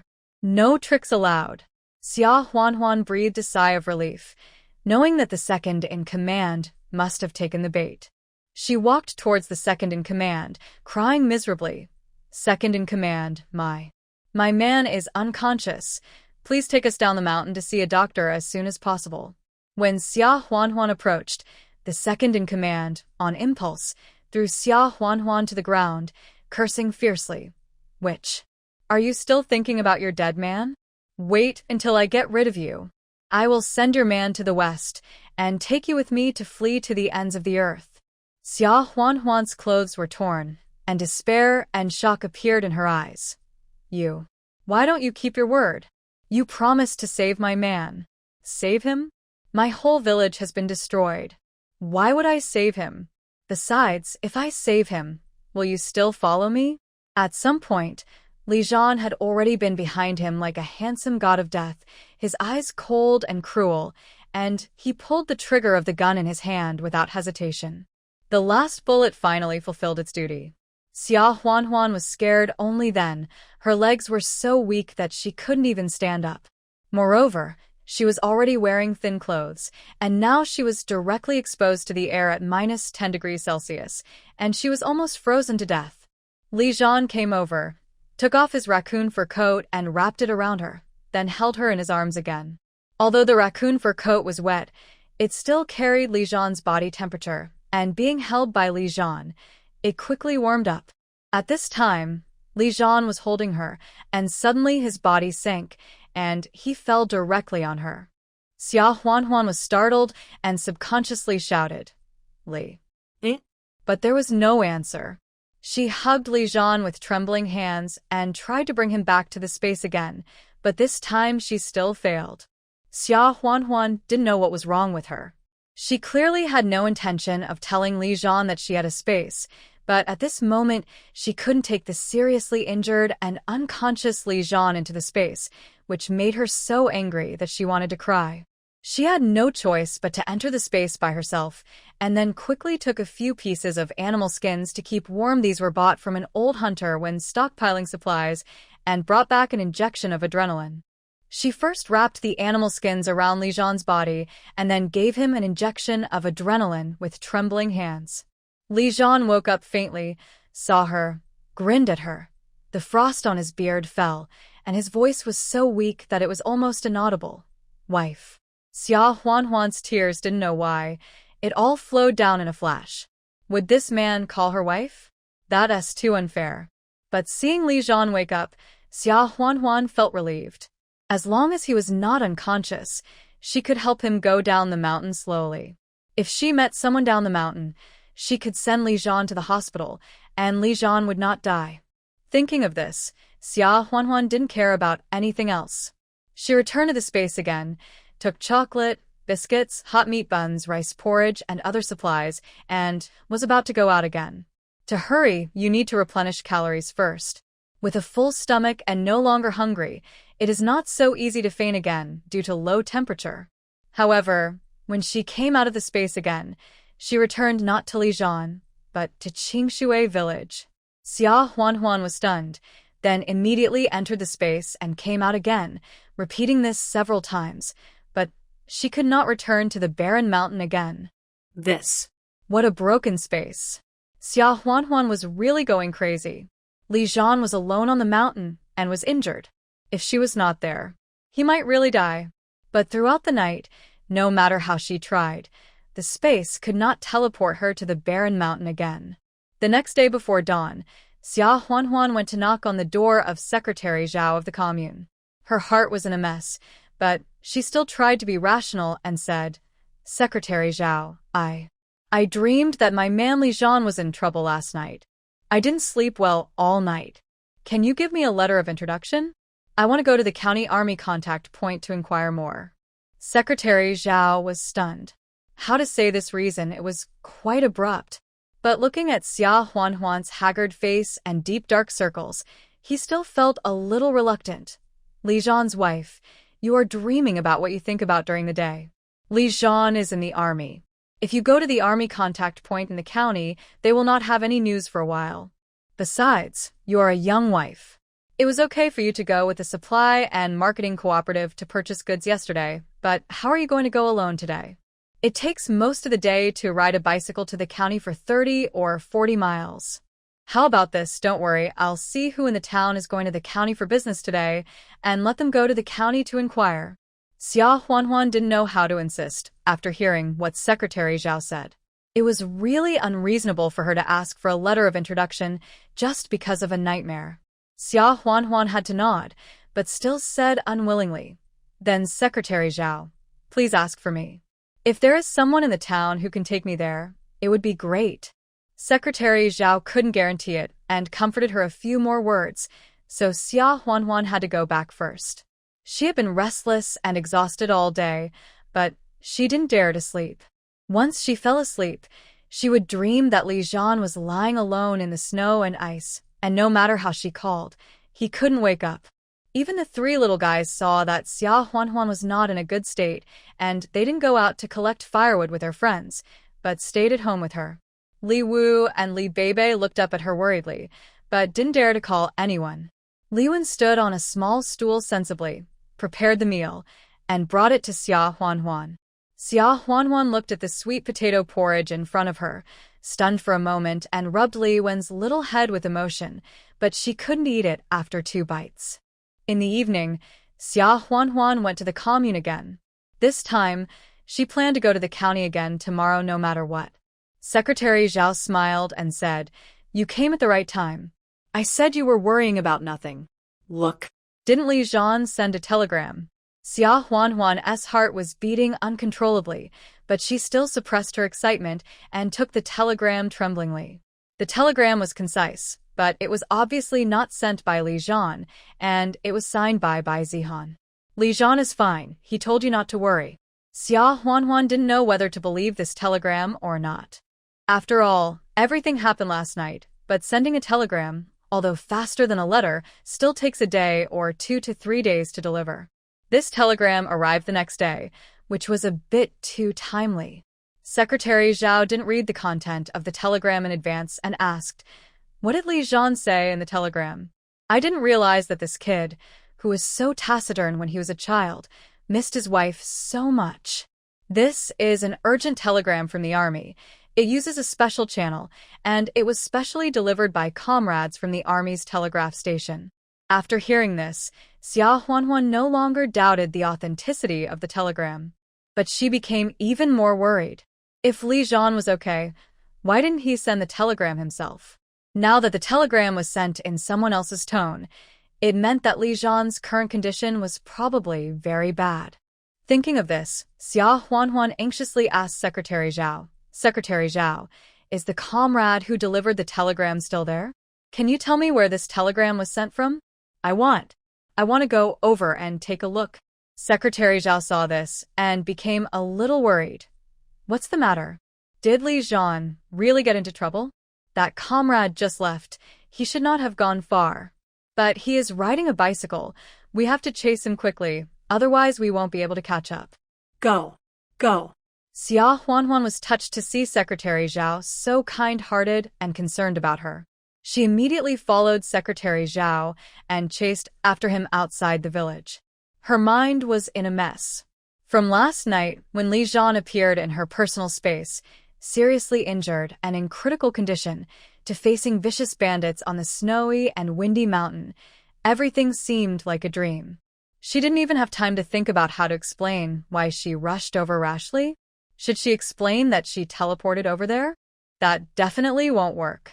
Even if she tells others, no one will believe her. Or should she just lie and say that she had a nightmare and that she was worried because she received a telegram? Xia Huanhuan made up her mind secretly. When she chased to the village entrance, she saw the postman delivering another telegram from the village and was about to leave on his bicycle. The postman told Xia Huanhuan that the telegram was sent from a military contact point in a county hundreds of miles away, but he didn't know the details. Xia Huanhuan was at a loss as to how to get there. After all, although she married a soldier, her household registration was still in the countryside. Even if the village gave her a letter of introduction, she would probably be stopped from leaving the county where Qingshui village was located. What's more, what about counties under the jurisdiction of other cities? At this moment, a camouflage green jeep drove over from a distance and stopped beside them. The driver was a burly and upright soldier in camouflage uniform. He leaned his head out of the car and asked, "Fellow villagers, are you from Qingshui village? How do I get to the Li family in the village?" Secretary Zhao and Xia Huanhuan were both stunned for a moment. "Comrade, why are you looking for the Li family?" The soldier did not hide it and said, "Li Zhan is from your village, right? Our leader asked me to pick up Li Zhan's new wife and take her to see Li Zhan immediately. The matter is urgent, fellow villager. Please show me the way immediately." Xia Huanhuan was stunned. In her impression, Li Zhan was just an ordinary soldier, so why did someone come to pick her up specially? Secretary Zhao was older and more experienced, so he first asked, "Comrade, can you show me your ID and letter of introduction?" When the soldier heard it, he took out the ID and letter of introduction that could prove his identity without delay. After Secretary Zhao looked at it, he pointed to Xia Huanhuan beside him and said, "What a coincidence. This is Li Zhan's new wife." He asked anxiously, "Comrade, has something happened to Li Zhan? Why did you come to pick up his wife in person?" When the soldier heard this, he turned around and took a closer look at Xia Huanhuan. It was not a big deal to take a look, but he was a little stunned. Xia Huanhuan was dressed in the clothes of a rural woman. He didn't look at her carefully just now, but now he saw that he didn't expect that there could be such a beautiful girl in the countryside. No wonder Li Zhan only returned home for a long time on the wedding night, and he couldn't forget his wife. However, he quickly came to his senses, looked at Xia Huanhuan with a serious face, and then introduced himself. "Sister-in-law, I am Bai Zihan, Li Zhan's comrade in arms. You should have received the telegram. I sent it to you." Xia Huanhuan blushed a little when this person called her. Then she couldn't help wondering, if this person drove directly to pick her up, why did he send a telegram in advance? Bai Zihan didn't waste any more words and said, "Sister-in-law, the situation is urgent. Get in the car and we will talk on the way." Li Zhan is now in the Union Hospital in Beijing. Xia Huanhuan's heart trembled.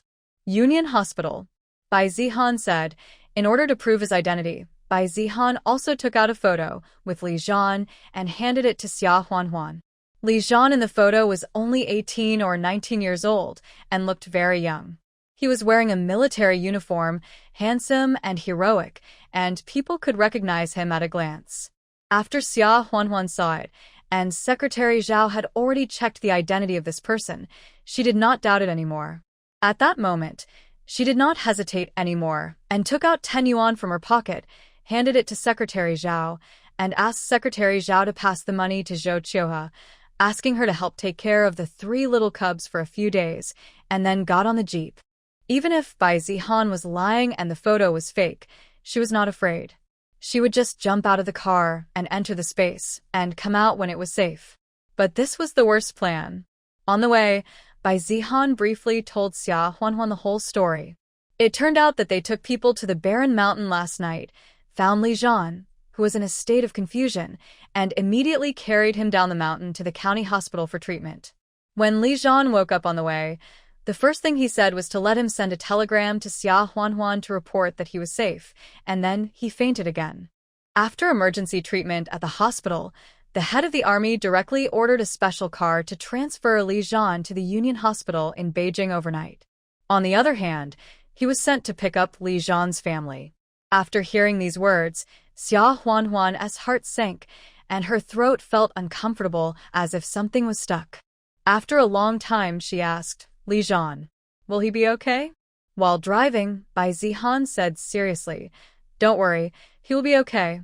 But even so, Bai Zihan's words trembled a little. He actually didn't know what to do. Last night, when he saw Li Zhan lying alone on the ground with snow all over his body, he almost couldn't help but kill Fang Yunru, who almost killed Li Zhan. But speaking of it, Li Zhan didn't know where he got the animal skin. If it weren't for the warmth and the good bandages on his body, I'm afraid he wouldn't be able to hold on until they got there. Fang Yunru said that the animal skin was left by her for Li Zhan, and she was the one who bandaged the wound, but Bai Zihan didn't believe a word of it. In the 1970s, not to mention highways, even asphalt roads and cement roads were rare, and most of them were still dirt roads. From Qingshui village to Jingshi, although it was only about 100 kilometers, it took more than 3 hours to drive, plus the bad roads and detours. This was with Bai Zihan's ID and letter of introduction, and the road was unimpeded. Xia Huanhuan didn't close her eyes for a day and a night. Her body was exhausted, but she couldn't sleep even if she closed her eyes, so she leaned her head against the car window, thinking about all sorts of things in her mind. Her previous thoughts were too naive, thinking that she would be able to get to Jingshi soon. Now it seems that even with the letter of introduction from the army and driving a jeep, it would take more than 3 hours. She wanted to run to Jingshi just by relying on her legs or riding a bicycle. She really underestimated the inconvenience of this era. As her mind turned, she somehow remembered the details of her time with Li Zhan on the barren mountain. Speaking of which, the second in command didn't seem surprised at all that she suddenly appeared beside Li Zhan, and he said that she was Li Zhan's lover. The only explanation that made sense was that before she appeared, there was a woman with Li Zhan, dealing with bandits on the barren mountain. And this woman must have acted very close to Li Zhan. Otherwise, how could the second in command be so sure that she was Li Zhan's lover? Xia Huanhuan couldn't help but frown. What? Is this? What? Is she? If Li Zhan had a woman he liked outside, why would he call her wife? All the time? No. At that time, Li Zhan had a high fever due to wound infection and was in a trance. Wife could also be a name for others, after all. He never called her name once. Thinking of this possibility, Xia Huanhuan felt a little depressed for some reason. But she quickly closed her eyes, and when she opened them again, there was a little more calmness and indifference in her eyes. Although she and Li Zhan were legally married, they were a name only and had no emotional foundation. If Li Zhan really had a lover, she wouldn't care. Divorce, if it's time. She can live alone. While driving, Bai Zihan glanced at Xia Huanhuan, who looked tired and quiet, and said, "You should sleep for a while. I'm afraid it will be night before you arrive." "I'll call you when you arrive." Xia Huanhuan was in a bad mood, so she nodded, closed her eyes, and stopped thinking about those things. She fell asleep in a daze. She didn't know how long it took before she woke up quietly. The jeep slowed down and drove into a large courtyard with an antique style. There was a 4-story old building facing north and south, with flying eaves and carved beams, standing against the night, and the branches of the old locust tree. Xia Huanhuan got out of the car and looked up at this historic building that was a bit old, but still very impressive. I have heard before that Beijing Union Hospital was built on the site of an old palace. It seems that this world and the world she did not travel through are indeed roughly the same mirror parallel world. Bai Zihan saw that Xia Huanhuan, a village woman who had hardly left the village, was not at all timid and embarrassed when she came to the most prestigious hospital in the country, and he could not help but secretly praise her in his heart. A young nurse came up and led Bai Zihan and Xia Huanhuan to the ward where Li Zhan was. As soon as they entered the hall, they heard a commotion. "Why are you stopping me? I want to see Li Zhan now. Do you know that his condition is complicated now, and he really needs someone close to him to cheer him up?" A woman in a green military uniform and 2 braids shouted hysterically to the 2 guards who stopped her. The 2 guards were unmoved and said coldly, "Comrade Fong, we are following orders and cannot let irrelevant people go up to disturb Captain Li's rest. In addition, this is a hospital. Please don't make trouble and affect other patients." This woman was Fong Yunru. Fong Yunru was so angry that her face, which was originally pretty and good-looking, twisted and became much uglier. She shouted even louder, "What irrelevant personnel! Li Zhan and I have fought against bandits in the deserted mountains, and we have lived and died together. If I hadn't bandaged Li Zhan's wounds and got a piece of animal skin to keep him warm, he would have died long ago.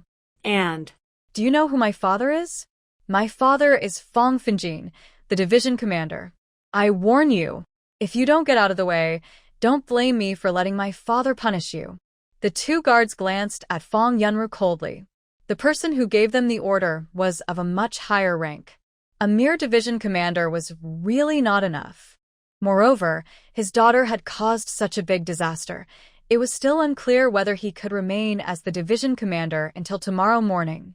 "Comrade Fong, we warn you one last time. If you make any more noise, don't blame us for being ruthless." Fong Yunru had never encountered such a problem since she was a child. Just when she was about to shout more arrogantly, Bai Zihan, who happened to come in, scolded her with a cold and disgusted face. "Fong Yunru, why are you everywhere? Are you unwilling to kill Li Zhan?" Xia Huanhuan couldn't help but frown slightly after hearing what Bai Zihan said. From what Fong Yunru said just now, it seems that she is the lover of Li Zhan on the barren mountain last night. If that's the case, then Li Zhan's vision is really bad. She thought she was some stunning beauty. But Bai Zihan said that she was the one who killed Li Zhan, so what's going on? Fong Yunru turned around and saw that it was Bai Zihan. She immediately ran over and said, By Zihan. You're just in time.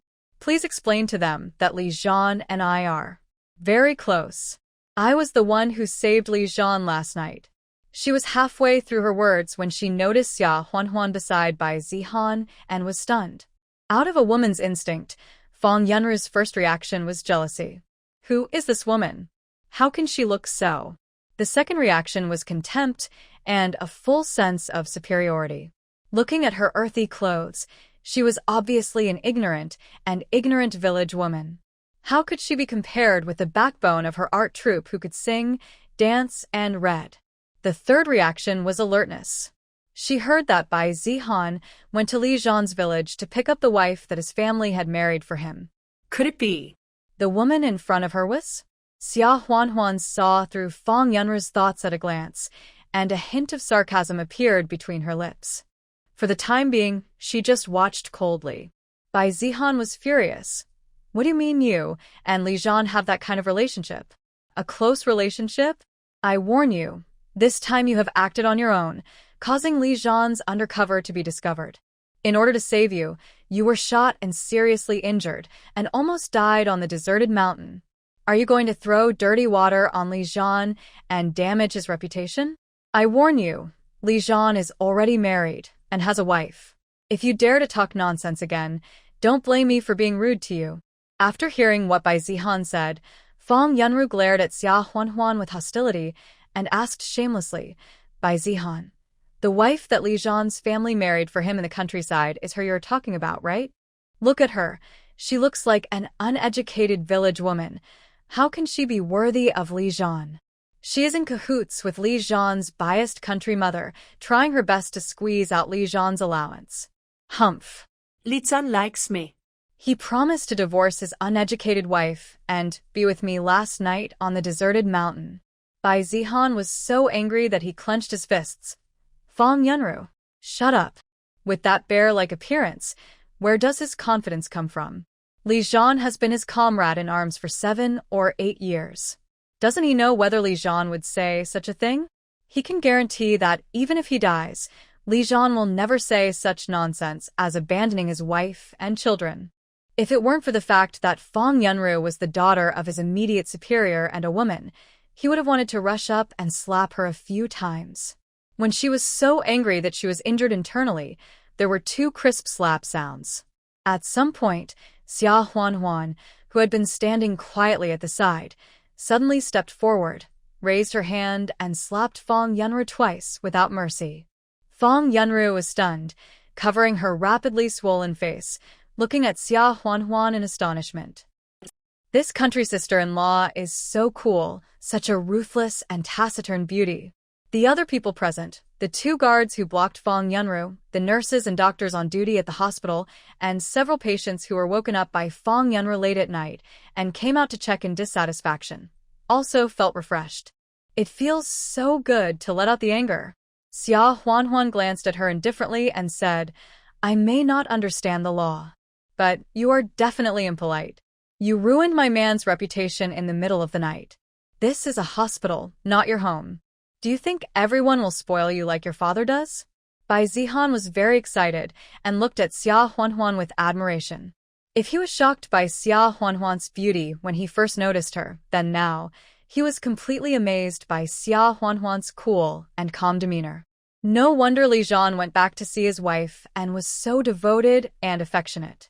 This sister-in-law is really beautiful and powerful. However, the word law is very new. How can a sister-in-law say it so naturally? Did Li Zhan teach her? Bai Zihan couldn't help but ask, Sister-in-law, do you know what the law is? Xia Huanhuan was very alert, glanced at Bai Zihan and said, Didn't you say I don't understand? But I still understand courtesy. Bai Zihan was very respectful of this double entendre. Fang Yunru was beaten, feeling ashamed and angry, and she didn't care that she was a knowledgeable backbone of the art troupe and stepped forward to beat Xia Huanhuan. You country woman. I will beat you to death. Unfortunately, before she rushed up, she was grabbed by the arms by 2 guards, one on each side. Comrade Fang, we have warned you several times just now. Now we have to ask you to leave the hospital immediately. Fong Yunru was not willing to give up. She no longer cared about her image and shouted hysterically, "Let me go. My father is Fong Finjin. He is your boss. I was beaten by that village woman. Why don't you catch the village woman who beat me? You bully people." At this time, an old but majestic voice came from the gate. "What are you arguing about in the middle of the night? If you don't know, you might think this is a vegetable market. How can you still look like a union hospital?" Xia Huanhuan couldn't help but turn around and saw an old man with white hair sitting in a wheelchair, accompanied by a middle-aged man who looked to be in his 40s and 5 or 6 other men who looked like guards, slowly walked in. Except for the old man wearing a Zhongshan suit, everyone else was wearing a military uniform, looking burly and majestic. Fong Yunru was so scared that she immediately fell silent and didn't even dare to breathe. Bai Zihan and the 2 guards immediately stood at attention and marched in a standard military formation. He simply shouted forcefully, "Old chief, hello, chief." Even Bai Zihan couldn't help but be secretly surprised. It was so late at night, how could even the old man be alarmed? However, the fact that he could immediately use a special car to transfer Li Zhan from the remote county to Beijing overnight must have been something the old man had personally asked about. The man in his 40s glanced at Fong Yunru coldly and asked, "What's the matter?" Bai Zihan immediately replied, "Commander, Fong Yunru wanted to visit Li Zhan in the middle of the night but was stopped, so she made a fuss." The middle-aged man frowned even more tightly and scolded, "Nonsense. Where's Fong Finjin? Let him take his precious daughter back immediately." Then he glanced at Xia Huanhuan again. Without waiting for him to ask, Bai Zihan answered cautiously, "This is Li Zhan's new wife. Her name is Xia Huanhuan."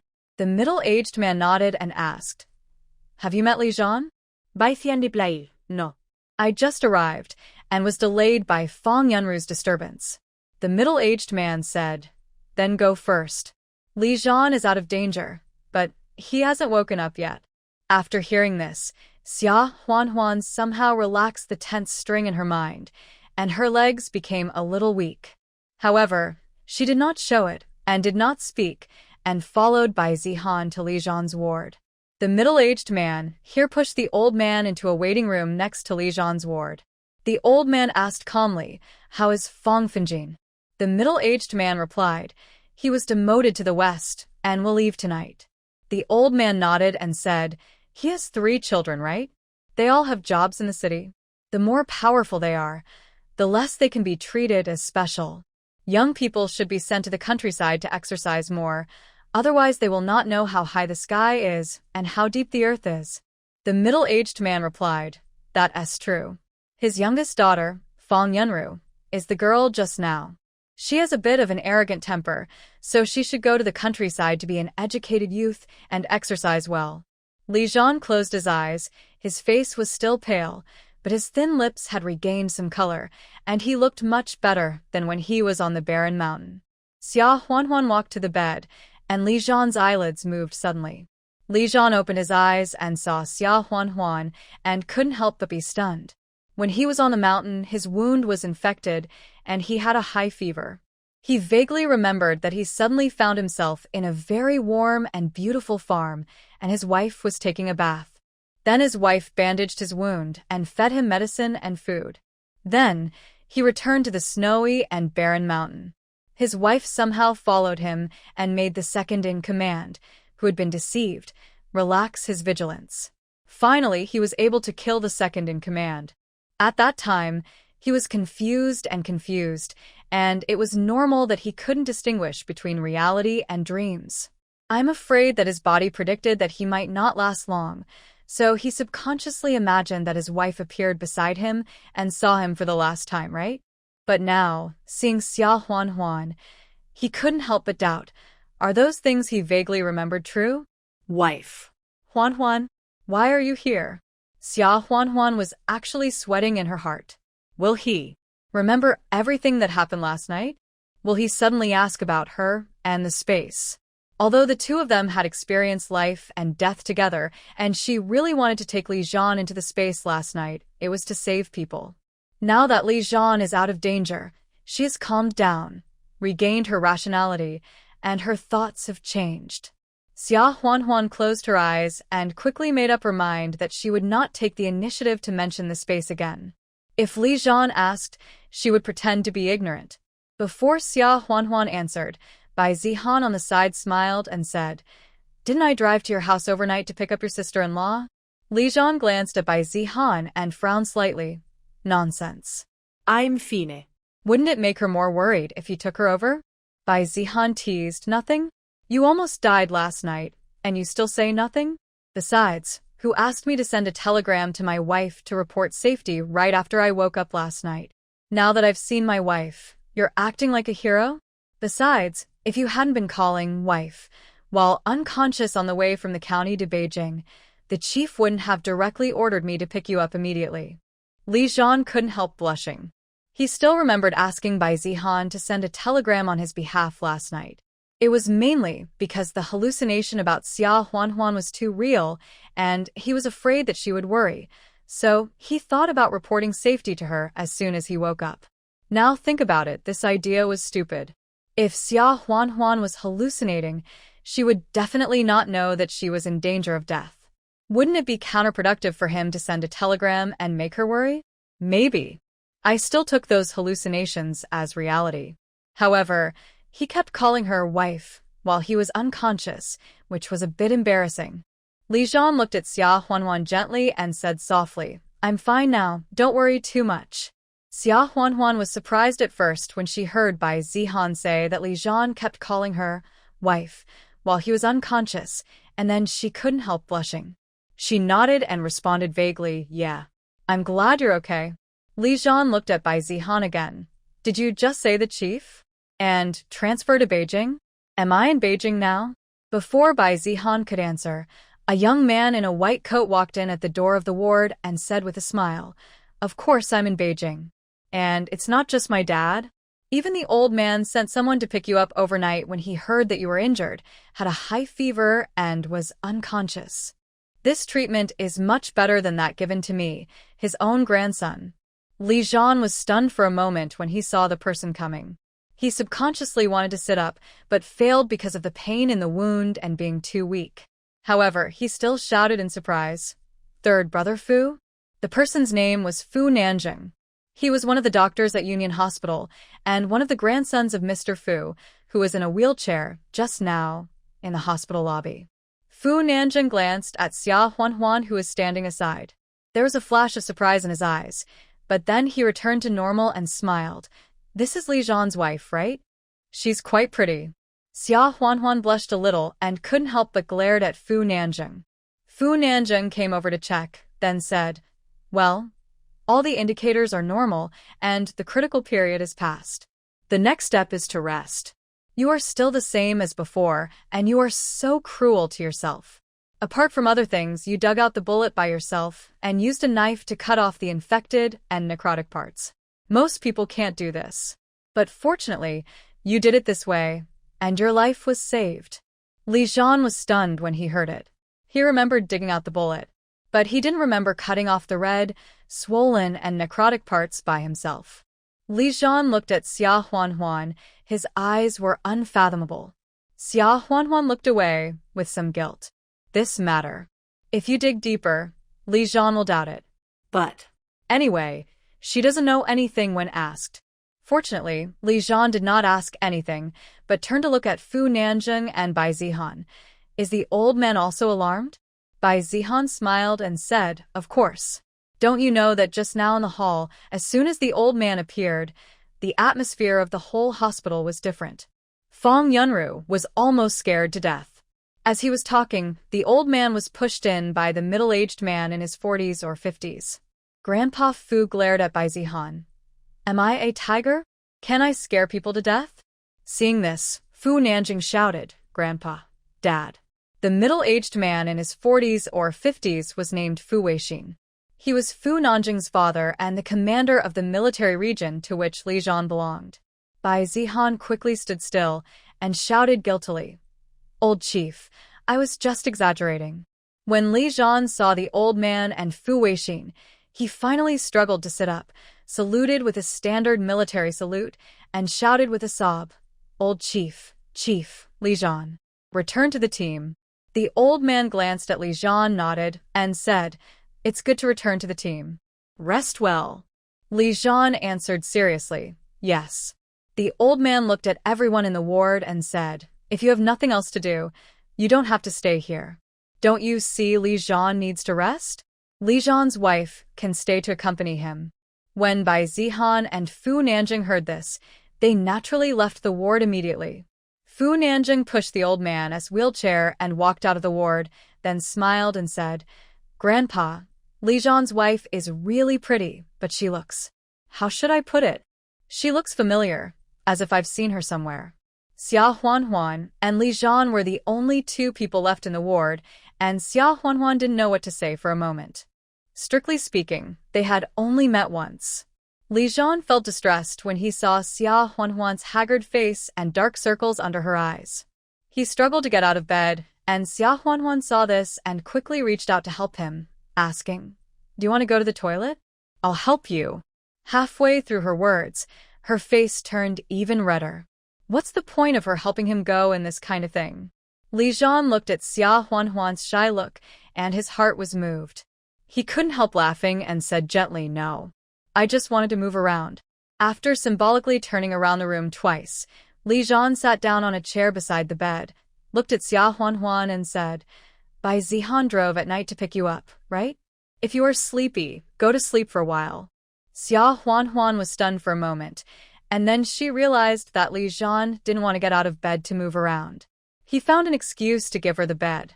Although the ward was a single ward and there was only Li Zhan as a patient, but in addition to a bed, there was only a chair and a table, and the furnishings were quite simple. She was a little helpless. Who is the patient here? How can that be? You are a patient, and I am occupying your bed. What's going on? Li Zhan pressed her shoulders forcefully and domineeringly, and made her sit on the bed, saying, You sleep.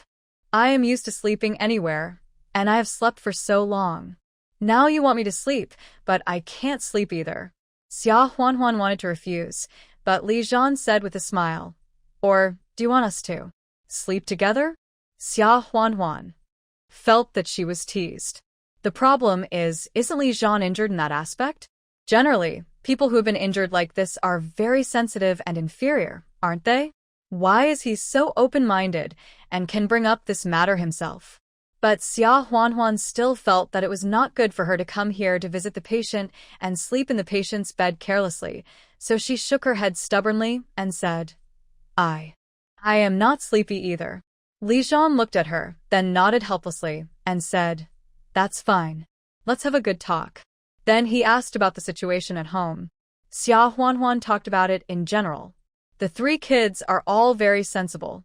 Every day they go out to collect firewood and cut grass for pigs. The food at home is very good, so we are not hungry. We have bought a coal stove, a new quilt, and rabbit fur boots, so they should not be cold in winter. Seeing that Li Zhan is fine, Xia Huanhuan's tight heart relaxes. As she is talking, she still can't bear the sleepiness and is about to fall on the bed. Li Zhan reacts quickly. As soon as her body shakes, he immediately reaches out to hold her head to prevent her from waking up again due to such a sudden fall.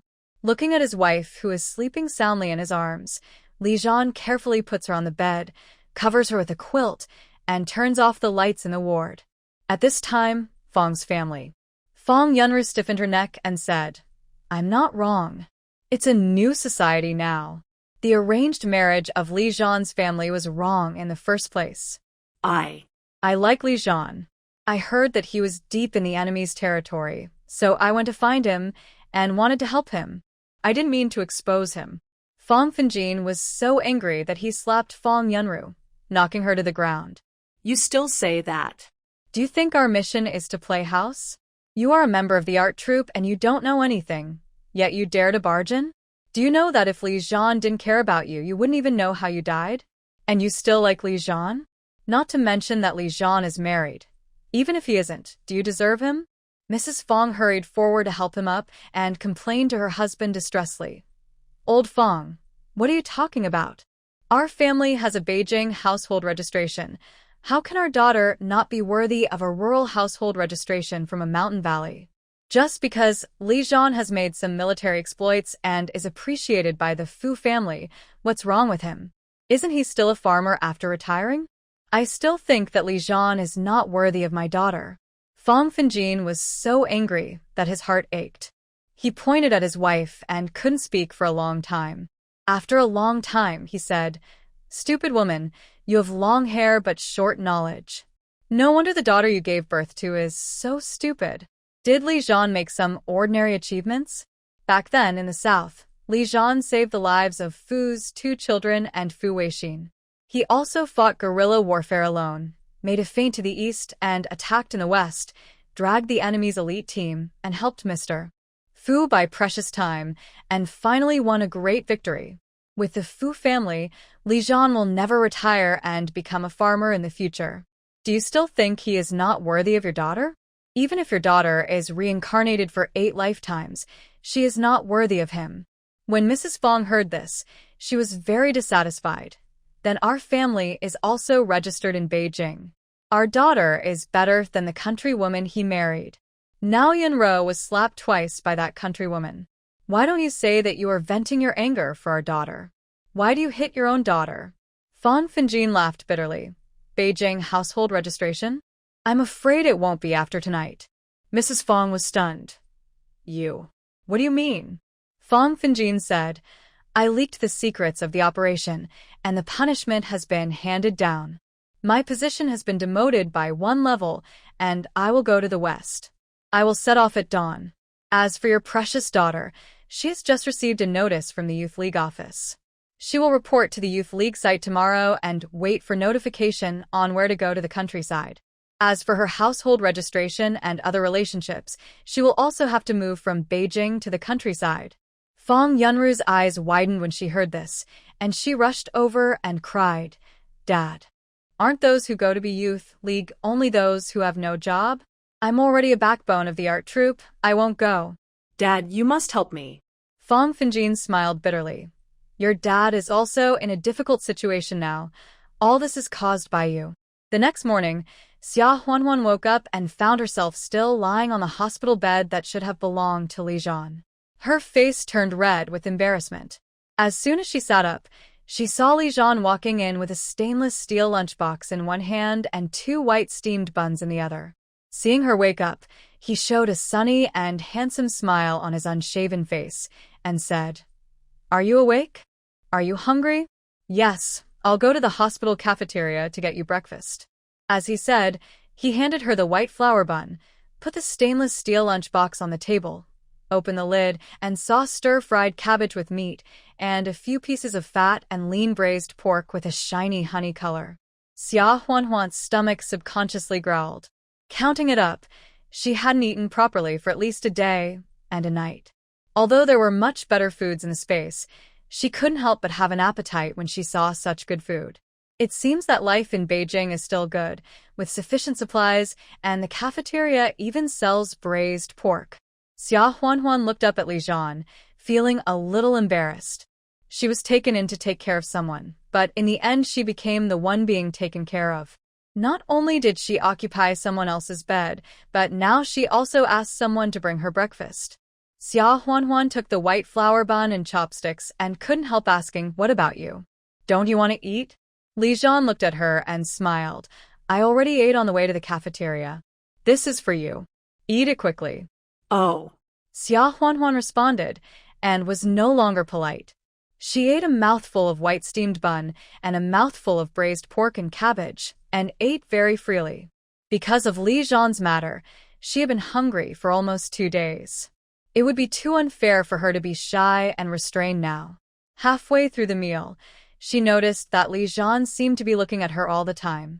She couldn't help but look up with a blushing face and asked embarrassedly, Is there anything on my face? Li Zhan was stunned for a moment, then grinned. No. I just see that you eat so happily. It looks good-looking. Xia Huanhuan. She doesn't eat politely at all. It's strange that she looks good. Are you trying to insult her? Li Zhan held back his laughter and said, Don't eat so fast. There are still some in the cafeteria. I have extra food coupons. If it's not enough, I can go and get more. Xia Huan. Does she look like she has such a big appetite? Give her more. She was now sure that Li Zhan was deliberately teasing her and couldn't help but roll her eyes at Li Zhan. Enough. Li Zhan raised his hand and touched his nose, using an excuse to hide the smile on his face, and changed the subject. After you finish breakfast, I will accompany you to visit famous places in Beijing. This is your first time in Beijing, right? This must be the first time for the original owner. Xia Huan has been here many times, but the times are different now, and this world is also similar to a parallel space, so in a sense, this is her first time here. However, she will definitely come in the future, and there is no need to go shopping today, so she shook her head and said no. You are still a patient, and your injuries haven't healed yet. What's the point of accompanying me out for a walk? I think you should stay in the ward to recuperate for the next few days. Li Zhan naturally heard that his wife was concerned about him, so he scratched his head and smiled. Okay, I'll listen to my wife. Xia Huan was startled, and this time her face was redder than the previous time. What's the use of calling her wife again? It's too foul. As soon as the voice fell, Bai Zihan walked in and said with a smile, Sister-in-law's words still work. Sister-in-law, you don't know that Li Zhan was running and doing push-ups early in the morning. I stopped him after I found out, but he just grabbed me and pressed me against the wall. He is really ungrateful.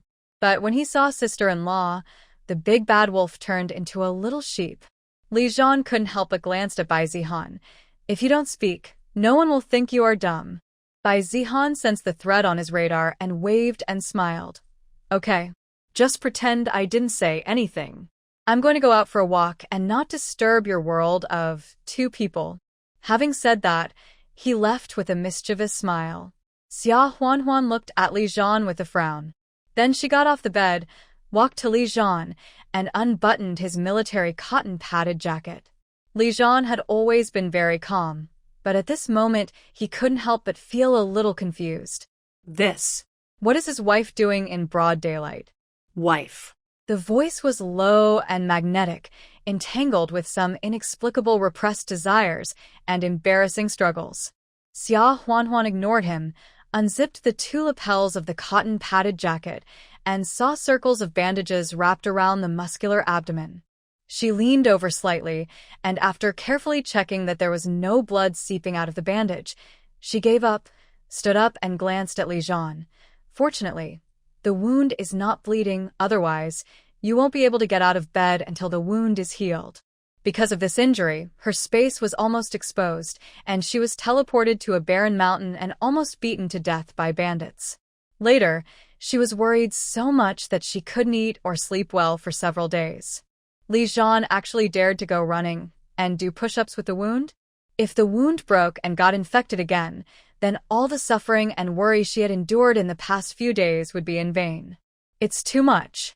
Li Zhan was stunned for a moment, and subconsciously thought in his heart, how did she know where his wound was? Although the bandage was obvious at a glance, it was also wrapped around the waist. From the outside, at most you would know that the wound was in this circle, but Xia Huan checked his right abdomen without hesitation. Li Zhan's eyes narrowed slightly. At this moment, a crisp female voice suddenly came from the door. Li Zhan, are you okay with your wound? I heard from my dad that you were seriously injured, so he transferred from the county town to Beijing overnight and rushed here immediately. Following the voice, a girl in a floral pleated dress walked in, just in time to see Xia Huan pulling open Li Zhan's cotton coat to check his wound. The visitor was stunned on the spot, and her words stopped abruptly. She was stunned at first, and then her face turned from red to pale. Xia Huan looked at her, and her brows frowned again almost inaudibly. Wasn't Li Zhan injured in that situation? The rumors in the village were like that, and no family was willing to marry their daughter to him. Only she, whose parents couldn't protect her and whose grandmother was partial to her, was sold for 30 yuan to live as a widow. How come she has witnessed Li Zhan's 2 bad peach blossoms from last night until now? Could it be that the girls in the city have different concepts from those in the countryside, and love is the most important thing, and they don't care whether he is injured in that situation or is already married? Li Zhan couldn't help frowning when he saw the visitor, but then he said indifferently, Qingye?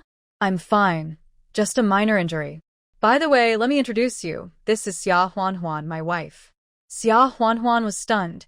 She didn't expect Li Zhan to introduce her so directly, without hiding anything. The visitor obviously didn't expect Li Zhan to suddenly introduce the woman in front of him, who was dressed like a village woman but had beautiful eyes and eyebrows so unreservedly, her body couldn't help but sway, and her face became even more livid. She bit her lower lip, looked at Xia Huanhuan coldly, then walked in, stretched out her hand to Xia Huanhuan and smiled. So you are the wife that brother Li Zhan's family married for him? Hello. My name is Fu Qingye, and I'm the adopted daughter of the Fu family. I have known brother Li Zhan 8 years ago. Thank you for taking care of him last night. Xia Huanhuan sneered. It seems that this piece of peach blossom this morning is much higher than the one called Fong Yunru last night. How many traps did she dig for her with just this short sentence? She was married by Li Zhan's family? So Li Zhan might not agree in his heart.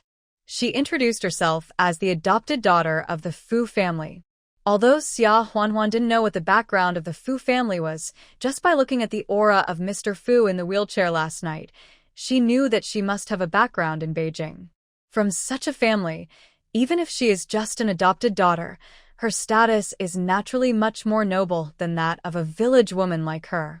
Li Zhan was only about 16 or 17 years old 8 years ago. They knew each other 8 years ago. Isn't this playing the card of childhood sweethearts? And thanked her for taking care of Li Zhan last night? This is clearly implying that she and Li Zhan are on the same side, and she, the daughter-in-law who has obtained a marriage certificate, is an outsider. Of course. There is another inconspicuous pit. Xia Huanhuan had a delicate smile on her lips, but there was a cold light in her eyes. She stretched out her hand and shook Fu Qingye's hand. Li Zhan flashed a moment of surprise. Fu Qingye was also stunned. How did this village woman from the countryside know the social etiquette of shaking hands that came from Western social occasions? And she did it so naturally, without any restraint or inferiority. She deliberately stretched out her hand to make Xia Huanhuan confused, and then she could explain that this was the etiquette of city people meeting for the first time, so as to laugh at Xia Huanhuan calmly. In the end, it was useless. Xia Huanhuan smiled and said, "Hello. My name is Xia Huanhuan. No need to thank me. Although I have only met Li Zhan a few times, Li Zhan is my man. It is natural for me to take care of my own man, and there is no need for outsiders to thank me." This sentence was almost a counterattack against her word by word, a slap in her face. The expression on Fu Qingye's face was very beautiful, and he couldn't help but use force when holding Xia Huanhuan's hand. Xia Huanhuan didn't cry out in pain, but held Fu Qingye tightly with her backhand. After all, the original owner was used to doing farm work in the countryside, and her hands were much stronger than Fu Qingye's. After a while, Fu Qingye's face was distorted with pain, and she cried out in pain. "Ah! It hurts. You hurt me." Xia Huanhuan heard it, and immediately pretended to be at a loss and let go of her hand, saying, "Ah, I'm sorry. I'm a farmer in the countryside, and my hands are strong. I'm sorry for hurting you." As she spoke, she glanced at Li Zhan indifferently. Fu Qingye might not be in much pain, but the little white lotus would never miss the opportunity to pretend to be weak. Xia Huanhuan wanted to see how Li Zhan would react. If he dared to grab Fu Qingye's hand immediately and ask about her well-being, then there would be nothing to say. She would immediately file for a divorce and make them happy. Fu Qingye also looked at Li Zhan eagerly, and some tears came out of his eyes. "Brother Li Zhan, I am fine. Don't blame your sister-in-law." Li Zhan looked at Fu Qingye, his tone still indifferent. "I'm glad you're okay. My wife just explained that she used a little more force when doing farm work. I apologize to you on her behalf." Fu Qingye. Xia Huanhuan was stunned for a moment, and then she felt a little sweet in her heart. This man knows how to talk and apologizes for her. It can be seen that he treats her as his own family and Fu Qingye as an outsider. Well, he is still clear-headed. Fu Qingye took a deep breath, gathered his spirits, and continued by Lian. "Brother Li Zhan, how long will you recuperate in Beijing this time?" I will take a few days off and come to take care of you, okay? Xia Huanhuan frowned, a little impatient. Is this woman sick? She has a proper wife standing by. You, an unmarried girl, come to take care of other people's men? If not sick, what is it? However, before she could speak, Li Zhan had directly refused. Qingye, I have my wife taking care of me these days. It's not appropriate for you to come here all the time. Even if you don't think about yourself, you have to think about the Fu family, right? When Fu Qingye heard this, her face turned pale instantly. Li Zhan's words were very harsh, and he was clearly blaming her for disregarding the reputation of the Fu family. Then, I know. Yes, that's right. I came here today to tell you that I will be going to the countryside soon. You may not see me when you come to Beijing in the future. However, when I arrive at the Educated Youth Point, I will write to you immediately and tell you my address. Then I'll leave first. After saying that, without waiting for Li Zhan to speak, he ran away without looking back. Xia Huanhuan had a headache. Still writing letters? Some people don't understand what people say or what. How shameless. Li Zhan was also a little speechless. Wasn't his refusal obvious? He turned to look at Xia Huanhuan, a little afraid that his wife would misunderstand. Wife, she and I are not what you think. Xia Huanhuan couldn't help but roll her eyes at him. Not what? Do you know what I think? I'm not stupid. Li Zhan was stunned for a moment, then couldn't help grinning. This sentence of I'm not stupid clearly meant that she had no wrong thoughts at all. His wife is really smart. Well, not only is she very smart, but there seemed to be many suspicious points about her. Apart from other things, when they got the marriage certificate before, he found that she could read, and the fact that she shook hands with Fu Qingye just now, no matter which one, it didn't seem like a village woman should know. However, Li Zhan didn't intend to expose and ask immediately. After sending away the uninvited guests, Xia Huanhuan gave up the bed and insisted that Li Zhan lie down and sleep for a while. Then Fu Nanzheng came to check, and the nurse came to change the medicine and bandages.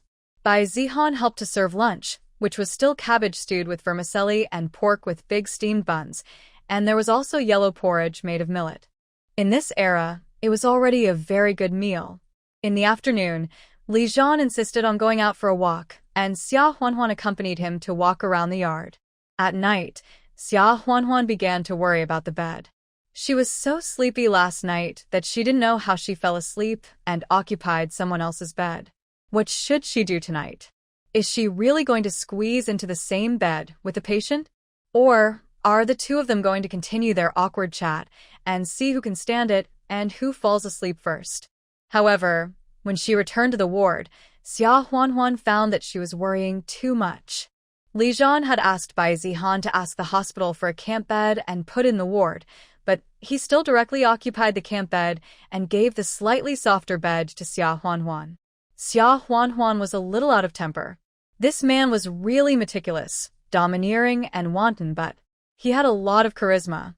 Xia Huanhuan knew that she couldn't win against him, so she just went to sleep on the bed. When she woke up again, it was still dark, and she heard rustling sounds. Xia Huanhuan turned her head and saw that Li Zhan had already stood up and was meticulously folding the quilt on the camp bed into tofu blocks. She wanted to sit up in a daze and asked him what he was doing before dawn, but was discovered by Li Zhan.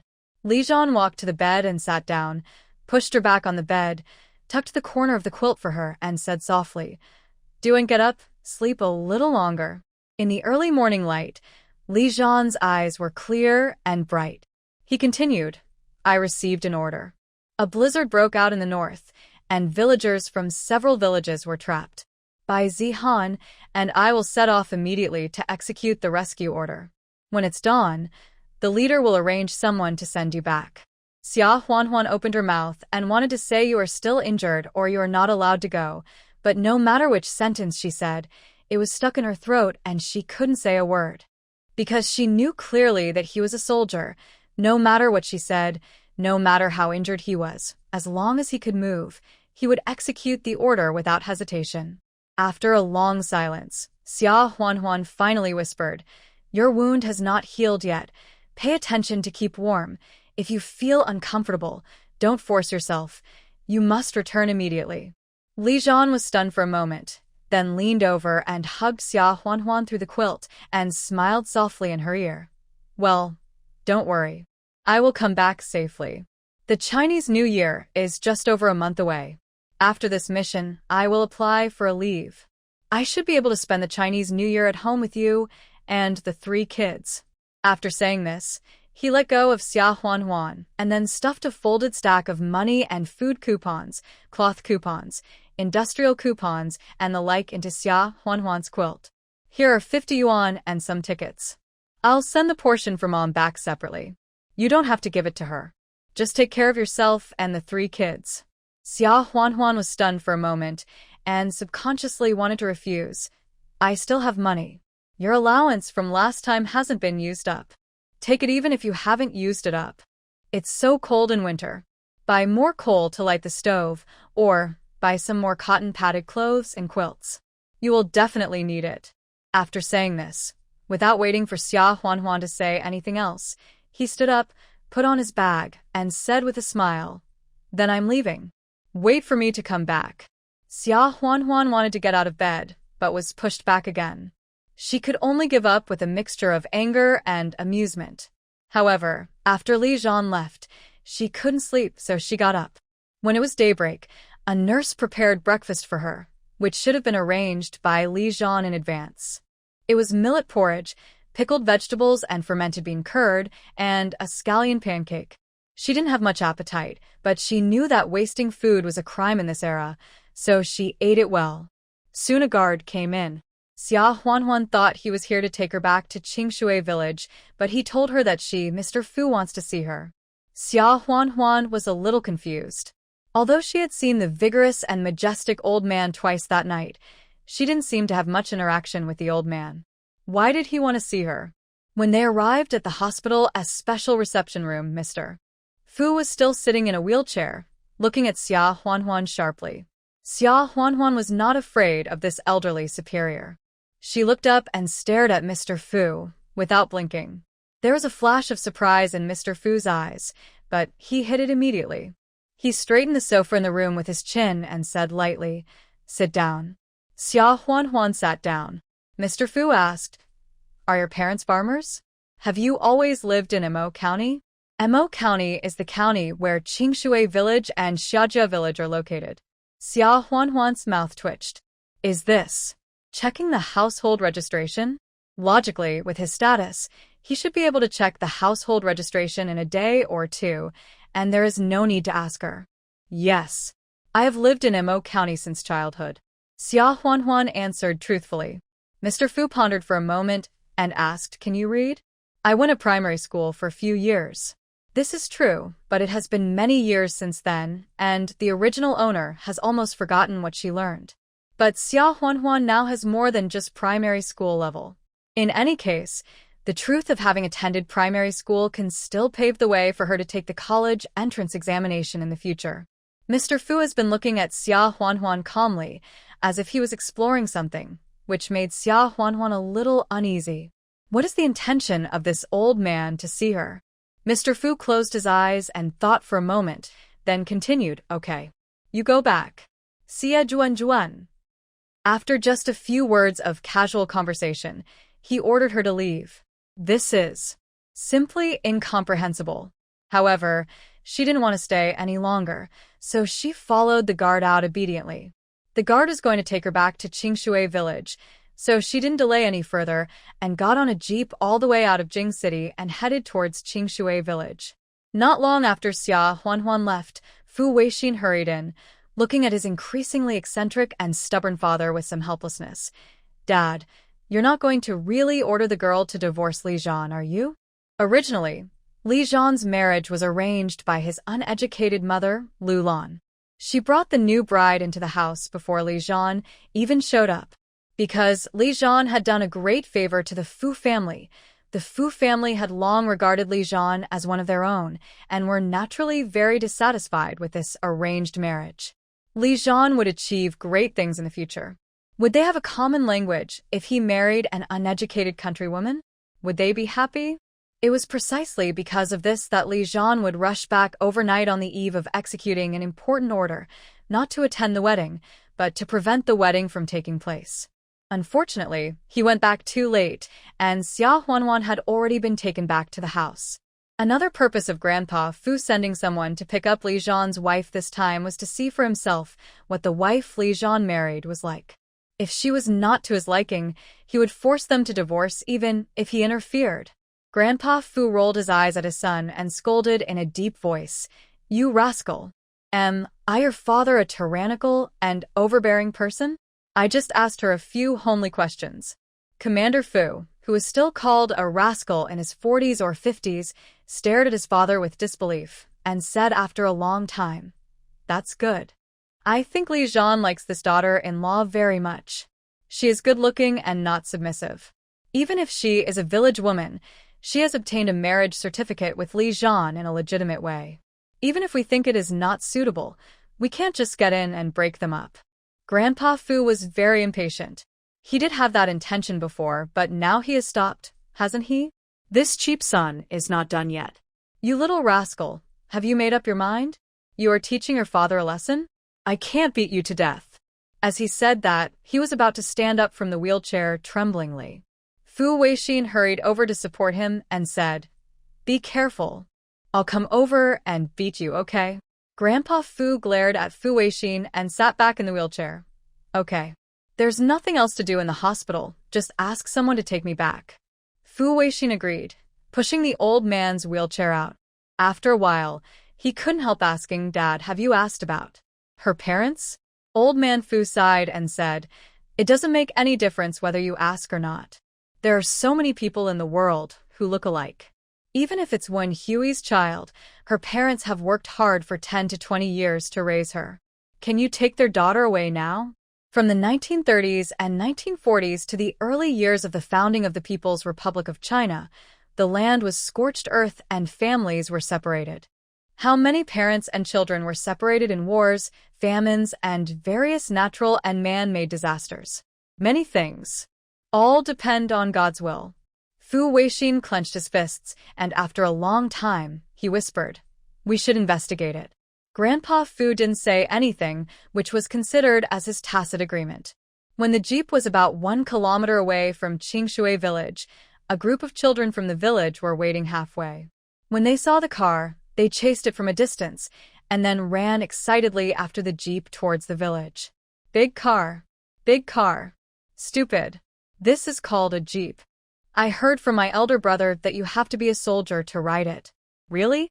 Then when I grow up, I want to be a soldier too."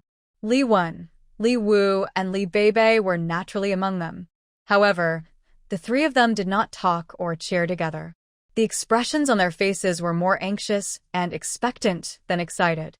They ran and looked in the window, trying to recognize if it was Xia Huanhuan who came back.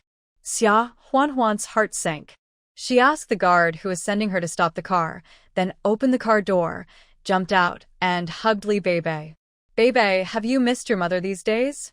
When the three little guys saw that it was really Xia Huanhuan, they were delighted, and then their eyes turned red. Li Beibei wrapped her little hands around Xia Huanhuan's neck and cried sadly, "Mom. Woo. We thought that Mom didn't want us anymore. Woo woo." Li Wu also hugged Xia Huanhuan's calf and cried miserably. Although Li Wen did not cry out loud, he still stood aside, lowered his head and raised his hand to wipe his tears with his sleeve. The guard was frightened. He really didn't expect that Xia Huanhuan, who looked only in her early 20s, actually had 3 children that big. Xia Huanhuan did not explain, but smiled and said, "Comrade, I'll get off here. Please take care on your way back.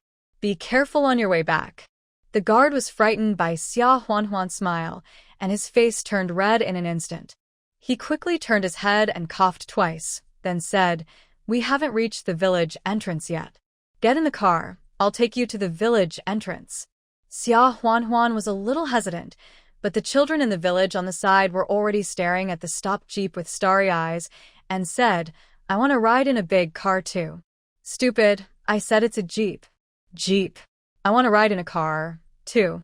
Seeing a group of people wearing patched cotton-padded clothes with red little faces frozen, the guard couldn't help but feel soft-hearted and smiled. Let them all get in the car. I'll take you to the village entrance together. Xia Huanhuan was stunned for a moment, then smiled brightly. This little soldier has a good heart. For her, who traveled through time, riding in a car is almost a daily routine. But for these children in remote villages in the 1970s, many of them may not have the opportunity to ride in a car in their entire lives. Therefore, she nodded and smiled. Thank you very much, comrade.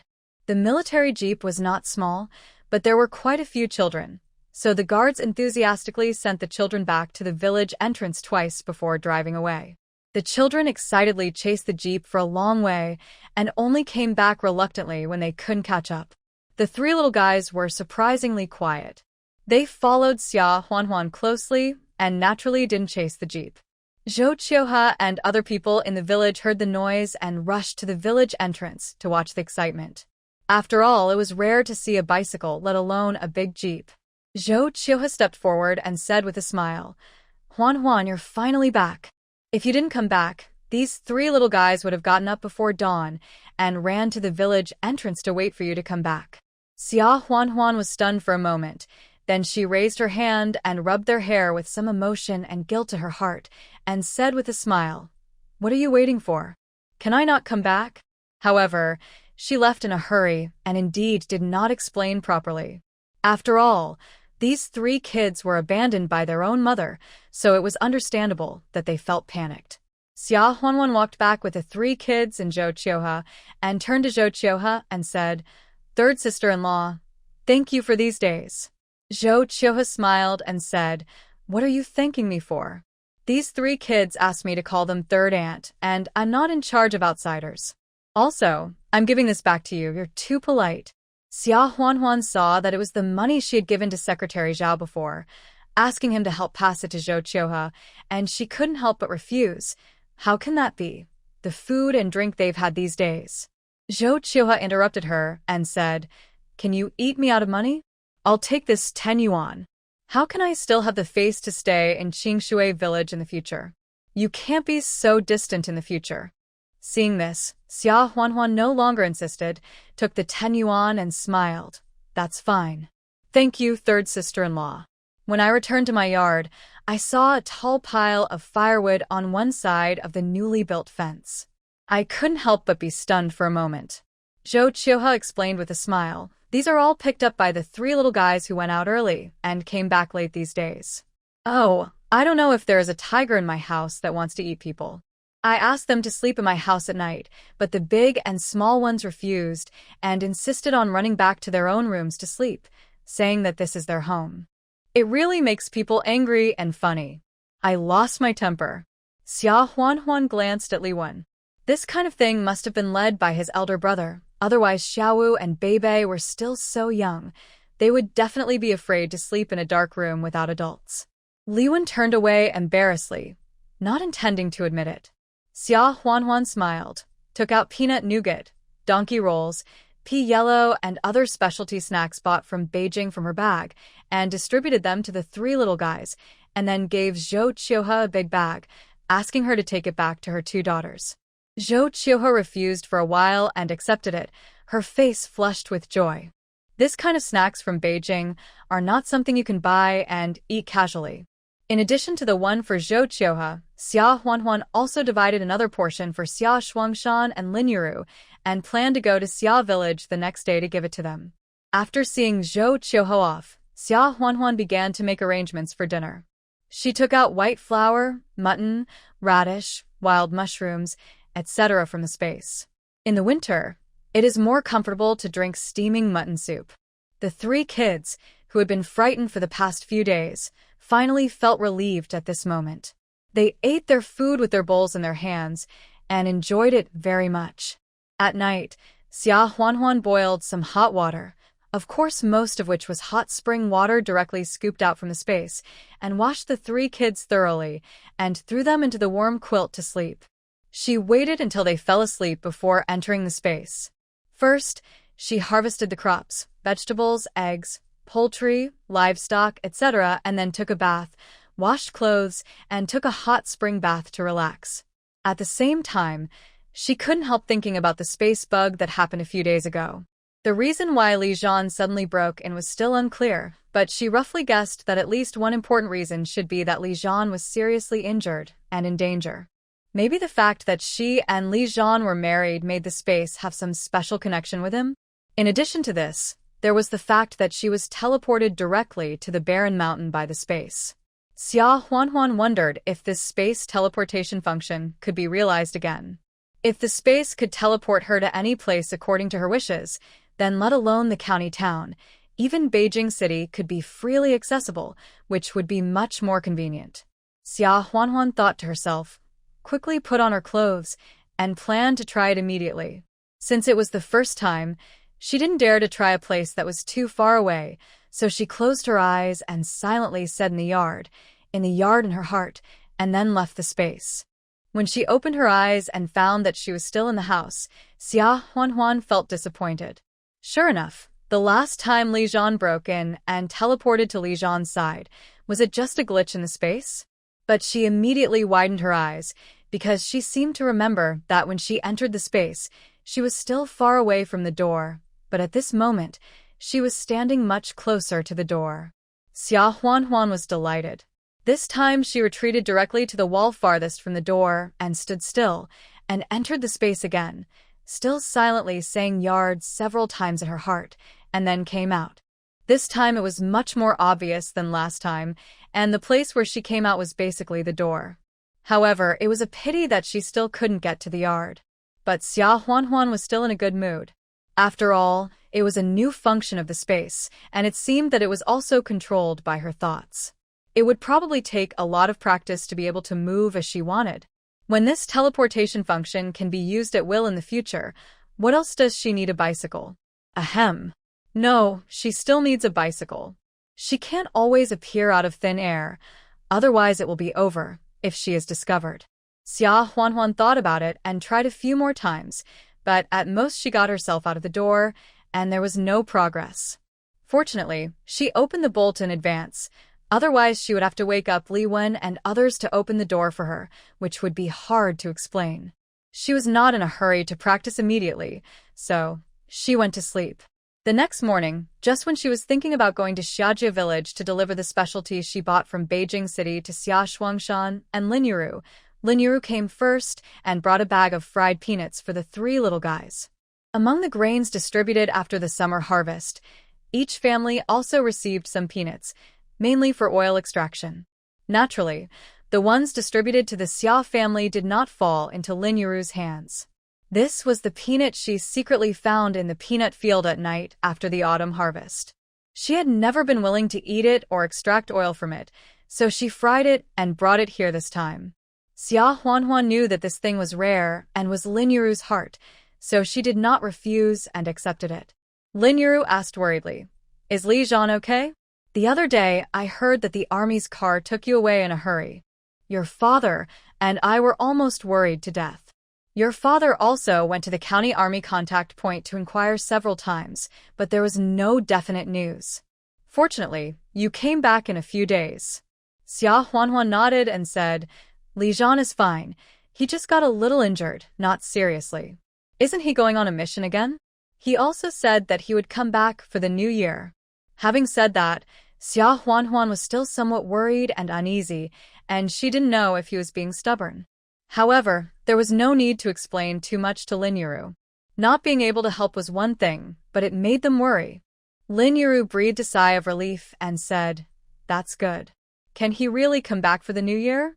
I secretly inquired about it. Since Li Zhan went out to serve in the army, he only came back for the new year for 2 or 3 years when his father was still alive. Later, he was always on missions and spent the whole time outside. Alas. It's really pitiful to think about him going through life and death all alone out there." Xia Huanhuan felt a little uncomfortable when she heard this. The new year is for the whole family to reunite. Li Zhan looked like he had hardly shaved his beard and was dressed like a rough man, but he was only 24 years old. He had been in the army for 9 years, which means he had been spending the new year alone outside since he was 17 or 18 years old. He was just a big boy at that time. Well, He's coming back this year. Let's spend a reunion year together as a family. Lin Yu smiled and said, "Oh, that's right. We will definitely have a good new year this year." Xia Huanhuan changed the subject somewhat awkwardly and handed Lin Yu a package of peanut nougat, donkey rolls, pea yellow candy snacks, and a small can of libaju pickles. "This is what I brought back from Beijing City. Take it back and try it with my father." Lin Yu opened it and took a look, then declined. "Your father and I are not children anymore. We don't like to eat these candies. Leave them for the 3 little guys." In the end, she only took 2 or 3 of each snack as a taste. She accepted the pickles. Lin Yu looked at the room where Lulan lived and whispered, "Give your mother-in-law some of the things you brought back from Beijing, so she won't go out and talk nonsense again." Xia Huanhuan heard that this seemed to have a reason, and asked, "She went out and talked nonsense?" "It wasn't her who said that, it was your second sister-in-law Wang Guixiang, who kept nagging you about being unfilial to your mother-in-law. She even built a fence in the yard, as if she would never have any contact with you. She threw your mother-in-law and your sister-in-law to their second room and said that you instigated Li Zhan to be unfilial. This time, when he sent people to pick up the family to Beijing, he didn't take Lulan, the mother, but took his daughter-in-law instead. What she said was so ugly." Xia Huanhuan sneered. Lulan was indeed the one who couldn't say such dirty words. She had to act aggrieved and pitiful. And Wang Guixiang, who was brainless, sarcastic, and took advantage, was naturally the best mouthpiece. "They don't have to. They framed me and almost put me in jail last time and made up those dirty words about me. Even if I feed these things to the dogs, it's better than giving them to them." Lin Yu hesitated. She wanted to persuade Xia Huanhuan not to be so hardline, but then she thought that she had been tolerant of Li Cuihua and her 2 sisters-in-law all these years. As a result, she took a step back and they took a step forward, bullying her twice as much. In the end, not only did she hurt herself, but even her daughter was bullied. She didn't even have a place to stand in the Xia family. Therefore, she swallowed the words that were on the tip of her tongue. "You don't have to deal with Lulan and Wang Guixiang, but you have to be careful to prevent them from tripping you up." Xia Huanhuan was a little surprised. If it were in the past, Lin Yu would definitely persuade her to respect her parents-in-law and build good relationships with her sisters-in-law, but she didn't say anything today. It seems that the matter of dividing the family and breaking off the relationship has made Lin Yu more tough. "Don't worry. I know what's going on." After seeing Lin Yu off, Xia Huanhuan went out with a basket on her shoulder and first went to the commune. Secretary Zhao was sorting out some information, and when he saw Xia Huanhuan coming in, he also asked with a smile, "Li Zhan's wife. Seeing you like this, is Li Zhan okay?" Xia Huanhuan smiled and said, "Nothing serious. Thank you for your concern, Secretary. By the way, I brought back some specialties from Beijing City and brought them here for everyone to try." Secretary Zhao wanted to refuse. Xia Huanhuan smiled and said, "This is not just for you, Secretary Zhao. I am giving it to the commune, but not every family can get it, so I put it here in the commune. Whoever is lucky enough can have a taste. First come, first served. This should not violate discipline, right?"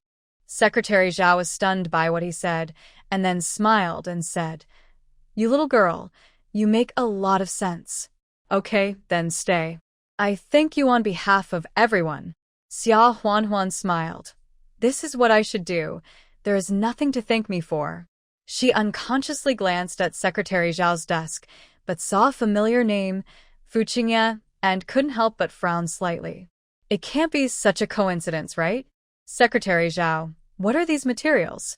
Secretary Zhao heard her ask. It was not a secret, and he would soon hold a meeting to tell everyone in the commune, so he smiled and said, "Oh, these are the household registration, food relationship, and other materials of the educated youth who will be going to our commune in a few days. Several of them are coming from Beijing this time. I don't know if these kids from the city can adapt to our hard life in the countryside." Xia Huanhuan's mouth twitched. "They came from Beijing. I'm afraid it's almost certain that it's the White Lotus that set a trap for her in the hospital last time." Secretary Zhao didn't notice Xia Huanhuan's expression. He sighed and said, "Alas.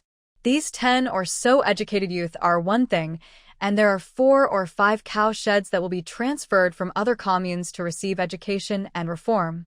Now there are 15 or 16 more mouths to feed. I'm afraid our commune will have even less food next year. Apart from other things, just how to place them is a worry. I'm afraid the 3 villages don't want to accept them."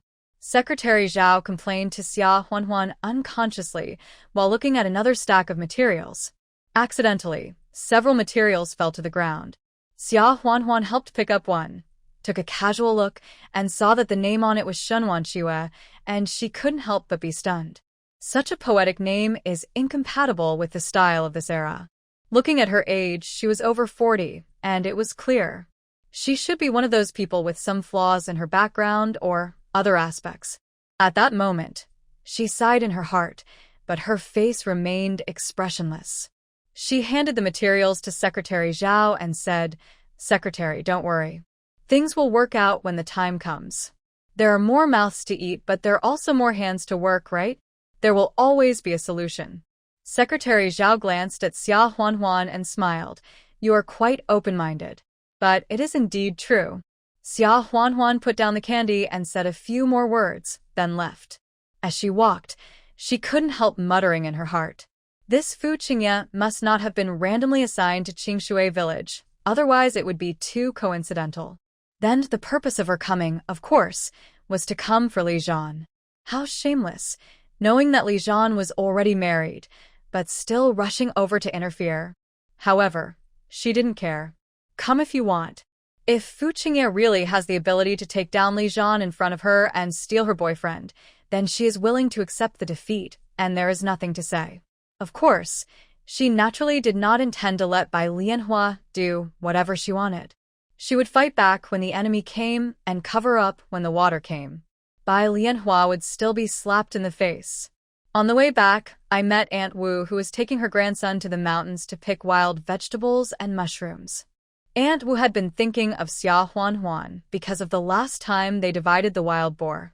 If anyone in the village dared to gossip about Xia Huanhuan, Aunt Wu would definitely scold them fiercely.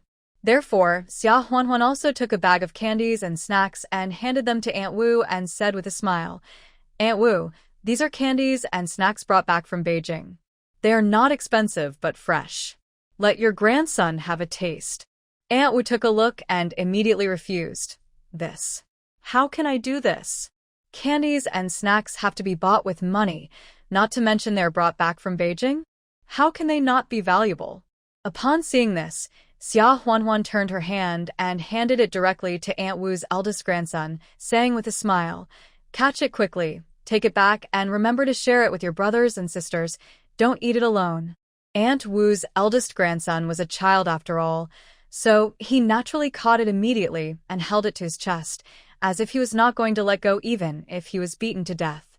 Aunt Wu was so angry when she saw this that she hit the child on the head and said, "This kid, you took it just because I told you to?"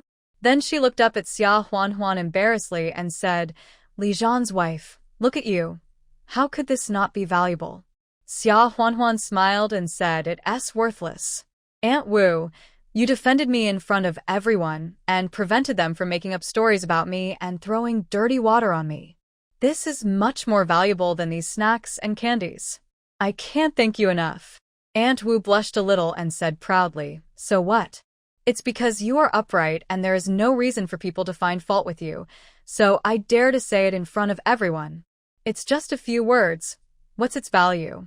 As she said that, she seemed to suddenly remember something and grabbed a handful of mushrooms, black fungus, and so on from the basket she was carrying and gave them all to Xia Huanhuan and said with a smile, "Take it.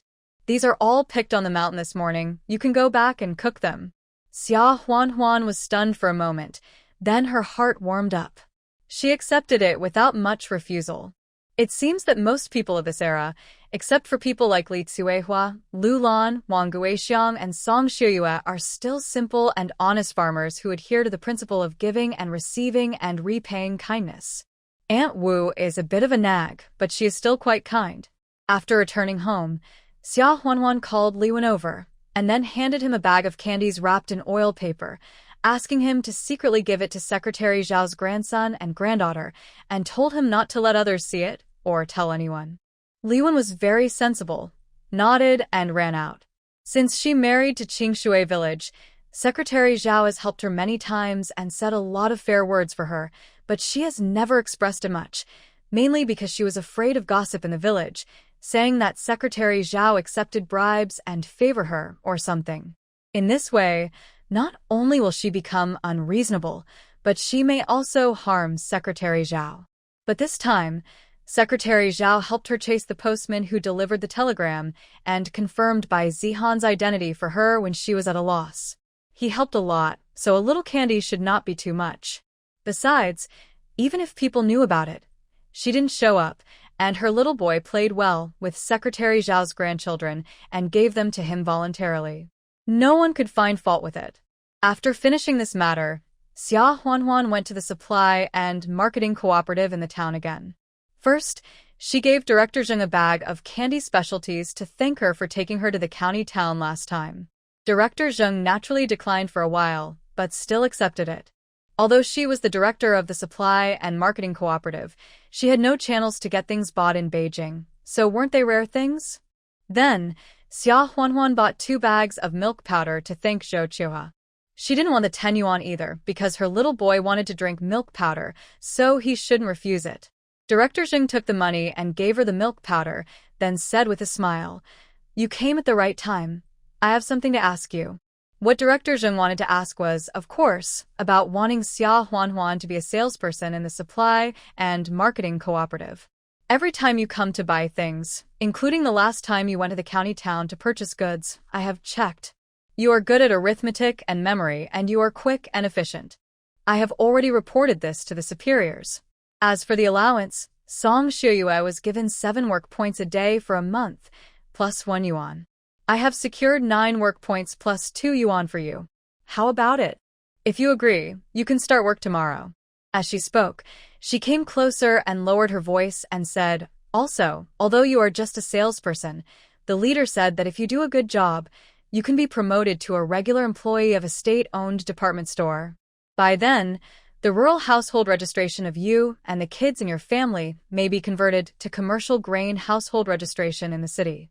Director Zheng's family is actually in the county and is considered a commercial grain household registration, but they were sent to work in the supply and marketing cooperative distribution store in the township below. The supply and marketing cooperative as hiring of a rural household registration as a salesperson is a hard requirement from the superiors and is considered one of the manifestations of the close relationship between workers and farmers. She knew that Xia Huanhuan's husband was a soldier, and his monthly allowance was several dozen yuan, so he didn't need to worry about the 2 yuan and 9 work points a day. But commercial grain household registration was different. In that era, leaving the rural household registration meant that you didn't have to work in the fields to make a living. You would receive a fixed salary and food stamps and industrial coupons every month. If you were to become a salesperson in a state-owned company, you would get more than 10 yuan a month. Moreover, you would have the opportunity to get a house in the future, and your children would be able to go to elementary and junior high school in the county school. When they grow up, they would be assigned a job. This is much more promising than farmers who have nothing but the harvest from the fields and have to pay public grain. This is why she thought about it for a long time and finally spoke to Xia Huanhuan. Xia Huanhuan immediately thought that with the identity of a salesperson, she would be able to ask the village to issue a letter of introduction to the county. As for becoming a regular employee, transferring to a commercial grain household registration, she had no interest at all. But she immediately rejected this idea. Being a salesperson means reporting for duty almost every day, and even if it is easy to get a letter of introduction to the county, she still has to work, and it is impossible for her to wander around the black market to sell things or do other things. She is not stupid to give up her freedom just to go to the county. Besides, she now has the function of teleportation in her space. When she can use it proficiently, she will not need a letter of introduction to go to the county. However, Xia Huanhuan will not be stupid enough to refuse immediately. After all, Director Zheng's proposal is absolutely rare for ordinary rural women. If she refuses immediately, wouldn't it be like taking good intentions for granted and offending people for nothing? Therefore, Xia Huanhuan smiled and said, Director Zheng, thank you so much. I am a woman and cannot make the decision on this matter. I will send a telegram to discuss it with my husband and then give you an answer. Do you think it's okay? Director Zheng smiled and said, What's wrong with that? Just tell me after you have considered it. By the way, I have to go back to the county to purchase goods in a few days. If you are free, come with me and help me check the accounts. This proposal was exactly what Xia Huanhuan wanted, so she naturally agreed. Of course, no problem. Xia Huanhuan asked again, Director Zheng, does our supply and marketing cooperative sell pencils and manuscript paper? Xiaowen will be 6 years old after the Chinese New Year, and Xiaowu and Beibei will be 5 and 4 years old respectively. It's almost time for them to go to school. While there is nothing to do in winter, you can teach them to write simple words and lay a foundation. Director Zheng was stunned when he heard it. She also has 2 children, both of whom are studying in the workers' school in the county. The older one is in the 1st grade of junior high school, and the younger one is in the 5th grade of elementary school. Therefore, she immediately thought that Xia Huanhuan bought paper and pens for her children. In the countryside, having enough food is the right way, and children are half laborers and can earn work points. Therefore, although there are simple primary schools in the town, many rural families are unwilling to send their children to school to learn to read. Even if they send their children, many of them are half-hearted and do not study seriously. There are very few people like Xia Huanhuan who take the initiative to buy paper and pens for their children to let them learn to read in advance. Director Zheng could not help but cast a surprised and approving look at Xia Huanhuan. You have paper and pens. Are they for the little ones at home to study? It just so happens that my child has used old textbooks. I will bring them to you tomorrow. Xia Huanhuan smiled and thanked her when she heard it. Thank you very much, Director Zheng. With textbooks of this era, she can teach more efficiently. After paying for paper and pen, Xia Huanhuan did not go to the black market in town this time, but went straight back. She put the things back home first, and then went to Zhou Qiuhe's house with milk powder. Zhou Qiuhe was holding her 6 or 7-month-old son Dongbao, rocking him while looking at her work points book, muttering to herself. On the 1st day of November, Li Jie repaired the pig pen for the commune and got 10 work points. I cut grass to feed the pigs and got 8 work points. Huan and Yingying picked firewood and got 2 and 1 points respectively. That's 21 work points for the whole day. On the 2nd day of the new year, I worked half a day and got 14 points in total. From November to today, the total is 123 work points. 10 work points is 15 cents, which is 1.845 yuan. Alas! After working hard for more than half a month, the whole family, big and small, worked together. And after buying a bag of milk powder for Dongbao, they only had more than 30 cents left. Although there is nothing you can do during the off-season in winter, this winter is really too hard to endure. Zhou Qiuhe stared at the work points book with a sad face and did not notice Xia Huanhuan coming. Xia Huanhuan was a little surprised at first when she heard her counting, and then something moved in her heart. Dongbao saw that his mother ignored him, so he pouted and started crying. Only then did Zhou Qiuhe come back to her senses and hurried to coax him. Then she saw Xia Huanhuan and couldn't help but smile. Huanhuan? How come you came without saying hello? I didn't even see you. Xia Huanhuan pursed her lips and smiled, saying, I watched you calculate the accounts, so I didn't dare to interrupt you. Zhou Qiuhe felt embarrassed. There's nothing to calculate. There's no farm work to do in winter, and I can't earn work points outside, so I took out some to calculate and pass the time. Xia Huanhuan didn't expose her, put the 2 bags of milk powder on the table, and said with a smile, If you didn't accept the 10 yuan yesterday, I bought the milk powder. It's considered as what I bought for Dongbao. You have no right to refuse on his behalf. When Zhou Qiuhe heard this, her face suddenly turned even redder. She was actually just worried about the milk powder. What she usually eats is not nutritious, and she had no milk 3 or 4 months after giving birth to Dongbao. Now Dongbao is still young, and his nutritional development cannot keep up without milk powder, so she would rather the adult suffer a little and buy milk powder and rice soup for the child. However, the work points for most of the month are only enough to buy a bag of milk powder. There is only more than a month before the Chinese New Year, and it is impossible to earn work points from farm work in the 12th lunar month. Therefore, if she buys milk powder, she will have no money for the Chinese New Year.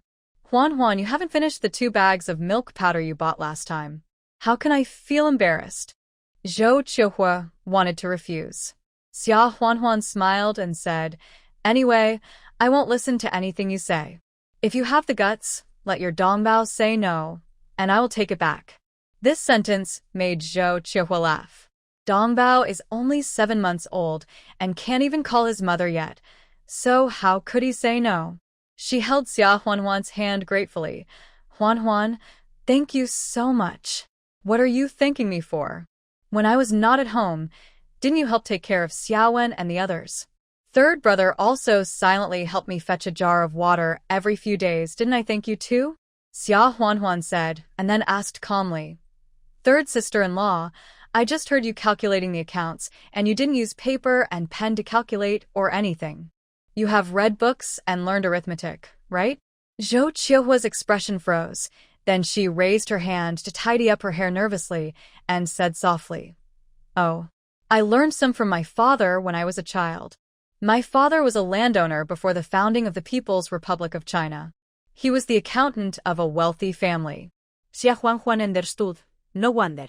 However, this is easy to deal with. Xia Huan said with a smile. Third sister-in-law, if you dare to use an abacus and learn to read in front of others, I just know a way that can allow you to earn 7 work points every day during the winter without any drought or flood, and you can also get extra money. As far as Xia Huan knows, Zhou Qiuhua has always been seen by outsiders as an honest and uneducated village woman. It can be seen that she deliberately concealed the fact that she had received an education. As for the reason, it is naturally self-evident. If she didn't dare, Xia Huan would not plan to say it further. Zhou Qiuhua was stunned for a moment. Her eyes shrank instinctively at first, and then she couldn't help being moved. Earning 7 work points a day on land that can guarantee a harvest regardless of drought or flood, and 30 days a month, that would be 210 work points. The full amount of work points that women can earn in a day during the busy farming season is generally 8, and they may only get 6 to 7 during the slack farming season. Moreover, Dongbao is only a few months old now. In fact, no matter how hard she works, she still has to make time to take care of the child. When doing farm work to earn work points, this will be deducted points, and in the end it would be good to get 4 work points a day. How could she not be tempted? Zhou Qiuhua swallowed her saliva and asked in a trembling voice, Huan, you tell me, what is the way? As long as it is not illegal, as long as I can really earn the full amount of work points, I dare to do it. Xia Huan smiled. Don't worry, it must not be illegal. Wouldn't it harm you? Then, she told Zhou Qiuhua about the salesperson in the town supply and marketing cooperative. However, she did not mention the salary increase and the possibility of being transferred to a formal employee in the future. These should be what Director Zheng specially fought for her, and it is not certain whether it can be guaranteed for others. She was determined to refuse, and she had no right to recommend Zhou Qiuhua for Director Zheng. But seeing that Director Zheng wanted her simply because she was good at arithmetic and had a good memory, then Zhou Qiuhua would only be better than her, not worse. After all, Zhou Qiuhua can not only read and do arithmetic, but also use an abacus. This business ability is amazing. Therefore, Xia Huan planned to take the liberty to recommend Zhou Qiuhua to Director Zheng. Zhou Qiuhua was a little skeptical. Will Director Zheng agree? Didn't Song Shiyue do it before? This still needs to be recommended by the village, right? There are so many young girls and wives eyeing it. How could it be my turn? Xia Huan said with a smile. Why do you think Director Zheng mentioned it to me directly? Isn't it because the people recommended by several surrounding communes are not so good? Don't worry, if you don't have the ability to do this job, I wouldn't mention it. If there are other people who want to grab it, at worst, let them compete with you to see who is better at keeping accounts and using abacus beads. Even I will lose to you.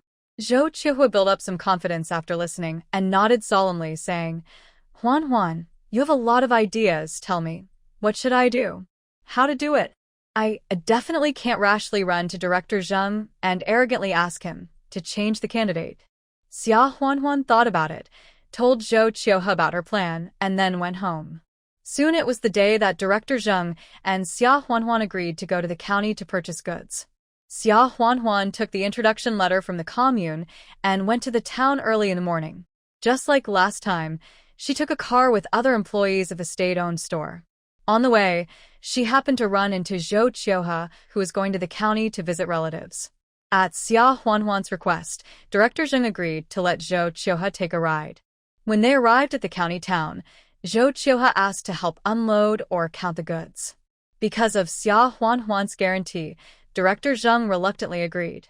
Xia Huanhuan helped Director Zheng with the accounts, and she always did mental arithmetic. When the accountant at the supply point in the county town was still using the abacus beads and Director Zheng was still calculating with his pen, she read out the results. Even Zhou Qiuhe, who had not wasted the mental arithmetic skills he learned from his deceased father over the years, secretly admired him. This stall of goods here, the wholesale price of 10 meters of dacron is 4.24 yuan per meter, 10 meters of thick twill cotton cloth is 7 yuan per meter, 10 meters of linen is 2.4 yuan per meter, and 5 caddies of wool yarn is 12 yuan per caddy. The total is 196. No, it's 197. For Xia Huanhuan said as she counted the goods. Director Zheng had given up struggling and directly recorded the number Xia Huanhuan said in the account book. The accountant at the supply point was still desperately using his fingers on the abacus. His self-esteem did not allow him to give up, but he had not yet figured it out. At this moment, Zhou Qiuhe on the side suddenly straightened up and said in a trembling voice, "It seems that the calculation just now was wrong. It's not 197.40 yuan, but 196.40 yuan. Xia Huanhuan smiled with curved lips. Director Zheng and the accountant at the supply point looked up at Zhou Qiuhe at the same time, with surprise in their eyes. Zhou Qiuhe shrank a little. She seldom experienced such a scene, so she acted very unconfident. The air was a little quiet. At this moment, the accountant's fingers instinctively moved the last abacus bead. With a pop sound, it passed through the air crisply. The accountant looked down at the number displayed on the abacus, and then said in shock, It's 196.40 yuan. 1 yuan is wrong." Director Zheng looked at Xia Huanhuan, then at Zhou Qiuhe. If she still didn't understand what was going on at this moment, she would have lived in vain for more than 30 years. However, Director Zheng was not angry. First of all, she was not the kind of person who would abuse her power for personal gain after having a little power. Otherwise, she would not have reprimanded Song Qiuyue for her bad attitude towards customers, or she would not have taken a fancy to Xia Huanhuan and wanted to recruit her as a salesperson. After all, there were many people in the surrounding area who wanted to get the opportunity of being a salesperson by giving her some things. If she really wanted to do that, why would she take the initiative to recommend Xia Huanhuan? Secondly, Xia Huanhuan only knew the quantity and unit price of the goods she wanted to purchase this time after she arrived here, and it was even more impossible for Zhou Qiuhe to know in advance. Therefore, it is possible that Xia Huanhuan deliberately made a mistake in her calculation just now so that Zhou Qiuhe could correct it and draw her attention. But the result of their quick mental calculation just now could not have been colluded in advance, and it must have been based on their real ability. The two are sisters-in-law. Xia Huanhuan has no intention of being a salesperson, but it is human nature for her to give the opportunity to her third sister-in-law Zhou Qiuhe. Moreover, she is not blindly recommending. Zhou Qiuhe usually looks taciturn, smiling at everyone she sees, and not noticeable at all. But her mental calculation speed just now is comparable to Xia Huanhuan, faster than the accountant at the supply point who moves the beads on the abacus. It can be seen that she has more than enough ability and talent to be a salesperson. Xia Huanhuan looked at the changes in Director Zheng's expression and guessed in her heart that Director Zheng might have guessed her intention. To be honest, she finally decided to use this method to introduce Zhou Qiuhe to Director Zheng, which was somewhat of a gamble. If she introduced Zhou Qiuhe directly, it would be too abrupt on the one hand, and on the other hand, Zhou Qiuhe gave people a feeling that she was too ordinary and Director Zheng might not be interested in her. If she said it all at once, there would be no room for maneuver. She might as well take a risk and let Director Zheng look at Zhou Qiuhe with a new eye and then bring up this matter. The success rate would be much higher. Of course, this premise is that Director Zheng is not petty, can forgive them generously, and is eager to seek talents. Judging from the fact that Director Zheng took the initiative to ask her to be a salesperson, Xia Huanhuan felt that she had a great chance of winning this gamble. Director Zheng looked at Zhou Qiuhe, then asked with a smile, "Are you the wife of the third son of the Li family? He has helped the supply and marketing cooperative unload goods twice before. Who did you learn arithmetic from?" Zhou Qiuhe was a little embarrassed, but since she had taken this step, she had considered the risks, so she took a deep breath and answered truthfully, "Yes. I learned it from my father, but I only learned the basics." Director Zheng nodded. It was quite humble that he could calculate quickly and accurately after learning the basics. She did not ask any further questions, but smiled and said, "Don't count the goods, just help Huanhuan to calculate the sub-accounts and the general ledger. I will feel more at ease if you two calculate it once and check it again." Xia Huanhuan couldn't help but curl up her lips when she heard this. She knew that she had won most of the bet. At least Director Zheng was not angry and blamed them. Instead, he was willing to give Zhou Qiuhe a chance and continue to observe her. The accountant at the supply point next to her, whose surname was Sun, rolled his eyes to the sky. How much do they not trust him? He had to find two people to calculate twice and compare the results with his own? He couldn't help but snorted through his nose, very proud and conceited. What a joke. He has been an accountant for so many years. Can he still be outdone by two young country wives? The total cost of grain is 76.4 yuan. The enamel wash basin, teacup, coal stove, needles, and thread all together are 179 yuan. Wait, these should add up to 176. Zhou Qiuhe suddenly said. Accountant Sun was stunned for a moment, and then his face was a little embarrassed.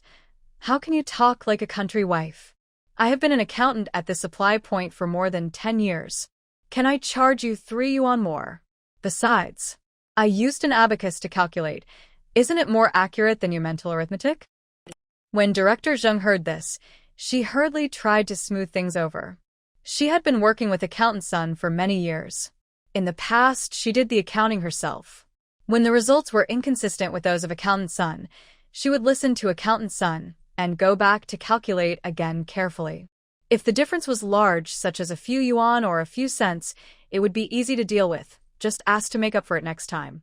But sometimes the difference was a few cents, and Director Zheng would be embarrassed to ask for it again, because she had to pay for it herself. There was no problem with the difference of 3 yuan. She would check it again when she went back, and ask the supplier to make up for it next time. Therefore, Director Zheng meant to temporarily follow Accountant Sun's instructions, so as not to hurt the relationship. Unexpectedly, before she opened her mouth, Zhou Qiuhe frowned slightly, then walked up to Accountant Sun and said, "No, you really calculated it wrong. If you don't believe in mental arithmetic, I can calculate it for you with abacus and see." Accountant Sun was stunned for a moment, looking at Zhou Qiuhe with some disbelief. "You can use an abacus?" Zhou Qiuhe blushed and said, "Yes, I know a little." Accountant Sun was not a bad person. He was just a little proud and conceited. Now that he was questioned, he held his breath and pushed the abacus to Zhou Qiuhe, saying unhappily, "Okay, then you calculate it. I want to see where I made a mistake." Zhou Qiuhe was not vague either.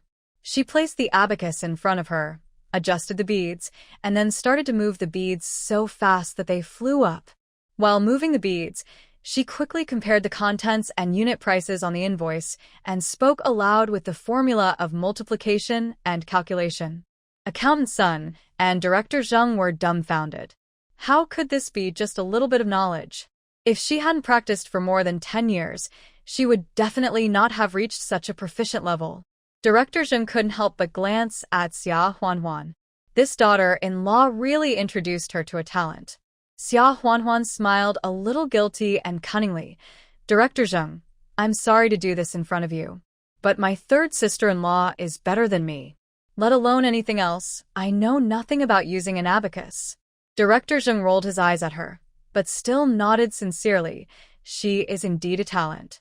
The crisp sound of the abacus beads stopped abruptly, and Zhou Qiuhua said, "Look, this is the result, a total of 176 pieces." Accountant's son came to his senses, then snatched the abacus and calculated again. It was indeed 176, and he had miscalculated. He blushed, but still had the courage to admit his mistake. "I was wrong." Director Zheng couldn't help but look at Zhou Qiuhua with new eyes. She was actually a little hesitant in her heart whether to really hire Zhou Qiuhua. After all, as a salesperson, being able to count is one thing. But it is also very important to treat people with grace and generosity, not to cause trouble, but also not to be afraid of trouble. Xia Huanhuan has all these. Zhou Qiuhua is a little too dull when it comes to dealing with people, and she is afraid that she will not be able to serve customers well. But just now Zhou Qiuhua was able to stand up bravely and point out the mistakes of accountant's son in a reasonable and well-founded manner. At least she is qualified in terms of not being afraid of trouble. With these observations, Director Zheng's recognition of Zhou Qiuhua has reached more than 90%. With good training, she will definitely be a good salesperson in the future. After the goods were received, it was almost noon. Director Zheng deposited the ox cart at the supply point first, turned around and smiled. "Trouble you to work for me for half a day for nothing. Let's go. I'll treat you to a bowl of Zaozi noodles at the state-owned noodle stall. By the way, I'll listen to your explanation." Xia Huanhuan smiled, knowing that this was a sure thing. Xia Huanhuan was also hungry, so she did not refuse and took Zhou Qiuhua to follow Director Zheng. The county town was much more prosperous than the town. Most of the people were workers or family members of the two factories and ate commercial grain. Therefore, the noodle stall had quite a few customers. The noodles were a mixture of white flour and sweet potato flour, and the dumplings were also vegetarian, fried with mushrooms, winter bamboo shoots, and the remaining oil residue from boiling lard. A bowl of dumplings cost 1.3 cents. People were honest in that era, and both noodles and dumplings were given a lot. The three of them were hungry and did not talk much. They just held the bowls and buried their heads in eating. When they were almost full, Director Zheng looked at Xia Huanhuan unhappily and said with a smile, "I don't know how I offended you, my young wife. I was kind enough to introduce you to a job, but you didn't want it, and you rejected me in public and had to use your sister-in-law to force it on me? What's the matter? Do you think our supply and marketing cooperative is too small to support a great god like you?" Zhou Qiuhua was a little flustered, but Xia Huanhuan knew that Director Zheng was joking more than serious. Otherwise, she would not have invited them to eat noodles first. She smiled coquettishly. "Oh, Director Zheng, Sister Zheng, you are my real sister. You are really sorry for my heart by saying these words." Director Zheng glanced at her. "Oh, it's okay that you rejected me, but I am sorry for your heart?" Xia Huanhuan smiled. "Sister Zheng, listen to me. How can I not be tempted by such a good job as a salesperson? But after I went back and thought about it, I still felt that it was inappropriate. Everyone in the village knows that my husband has dozens of allowances every month. If I become a salesperson in the town's supply and marketing cooperative, I will have a guaranteed income of more than 200 work points per month, and I will also get money. Don't you think this will not arouse jealousy? Because of Li Zhan's identity, they may not be able to spread rumors about Li Zhan and me, but what if they spread rumors about Sister Zheng, saying that you took advantage of me or acted in favor of me and deliberately chose me? Isn't this going to harm you, Sister Zheng?" These words made Director Zheng's heart beat fast. She only cared about the good of the supply and marketing cooperative and thought she was upright and had nothing to fear. How could she have thought of so many dark sides? "So, Zhou Qiuhua is your sister-in-law. If I hire her, won't people still gossip about her? If it really affects herself, then she really has to think about whether to hire Zhou Qiuhua. After all, it is related to her own interests, and she must put herself first." Xia Huanhuan smiled and said, "We have thought about this too. My third brother and his wife and I have long been separated from each other. Besides, the life of my third brother's family is obvious to everyone in the village and the commune. They don't earn many work points every month, but they have to give my mother-in-law a fixed amount of work points every month as pension money. As a result, the baby, who is only a few months old, can't even afford a bag of milk powder. My third brother's wife applied for this. Isn't it justified? In addition, I have discussed with my third sister-in-law that as long as Director Zheng thinks that my third sister-in-law is capable, then we can apply through the formal channels. My third sister-in-law will go back and apply for this quota from the commune, and then let our commune secretary report it to the higher authorities for approval. After it is approved by the state-owned department store, the leaders above will definitely ask for your opinion, Sister Zheng, right? You can then pick out the one you like from the candidates and who can find any fallacies. Moreover, even if our commune or other communes have objections to the results, my third sister-in-law's professional ability is there, and we are not afraid of their gossip. After these words, Director Zheng nodded continuously. After what happened just now, she really had her eyes on Zhou Qiuhe. If it didn't affect her, she would definitely be happy to choose Zhou Qiuhe. If you say so, then fine. As long as your commune can recommend Zhou Qiuhe as a candidate, I will choose her. When Zhou Qiuhe heard this, a look of joy appeared on her face, and she looked at Xia Huanhuan with gratitude. If it weren't for Xia Huanhuan, even if she were to take the reins for 3 generations, she would never have the chance to be a salesperson in the supply and marketing cooperative. Xia Huanhuan picked up the bamboo basket that Zhou Qiuhe had brought over and slightly lifted the cloth hanging on it, only to see that there were a dozen green-skinned wild duck eggs inside, and also a plucked wild pheasant. She pushed it to Director Zheng and said with a smile, "Sister Zheng, I heard that your home is in the county town. These are common things in the village. You can take them home for your children to taste." Director Zheng was stunned for a moment. The situation in the county town was a little better, but there was still a shortage of supplies. More than 20 wild duck eggs and wild pheasants. This is too expensive. You, what are you doing? These are too expensive. If I take them, wouldn't it be? Xia Huanhuan didn't wait for Director Zheng to finish and smiled. The wild duck eggs were picked up from the reed marshes, and the wild pheasants were also hunted from the mountains. They are really common things in the village. Besides, this is my way of thanking you, Sister Zheng, for giving me your old textbooks. Who else has the right to interfere? Director Zheng was still a little hesitant, but Xia Huanhuan stuffed the bamboo basket directly into Director Zheng's hand and said, "Besides, if you really want to calculate it clearly, didn't you treat me and my third sister-in-law to eat salzaman, eldest sister?" Director Zheng accepted it upon seeing this. While they were in the county town, she asked Xia Huanhuan and Zhou Qiuhe to go for a walk. She went back home and took the wild duck eggs and wild pheasants back home. Zhou Qiuhe said she would wait at the supply point for fear of complications. Xia Huanhuan also wanted to go to the black market again, so she didn't force it. The black market was similar to the last time. Relying on her memory, Xia Huanhuan happened to see the wife of the person in charge of canteen purchasing at the textile factory, who she had inquired about last time buying eggs from a middle-aged man. She didn't immediately rush over to say hello, but still took out some chicken eggs, duck eggs, pork, pheasant, wild roe deer, and other game from the space, and sold them slowly. The wife's husband's surname was Liu, and people called him Liu, the purchasing manager. After negotiating for a long time, the middle-aged man still refused to give a discount and insisted on selling them for 1.4 cents each. She couldn't help but get angry. "Brother, why are you so stubborn? I told you to sell it to me at a low price this time, and I will definitely buy a lot from you next time. If you do this, I won't buy it." The man had scouted the market today and knew that he was the only one who had eggs in the black market today, not to mention 1.4 cents. He had just sold one for 1.5 cents. What's the big purchase? Are you trying to fool a kid? A family buying 10 at most is a big purchase. Therefore, he ignored Liu, the purchaser's wife, and said, "If you don't want to buy, go somewhere else and don't delay other customers."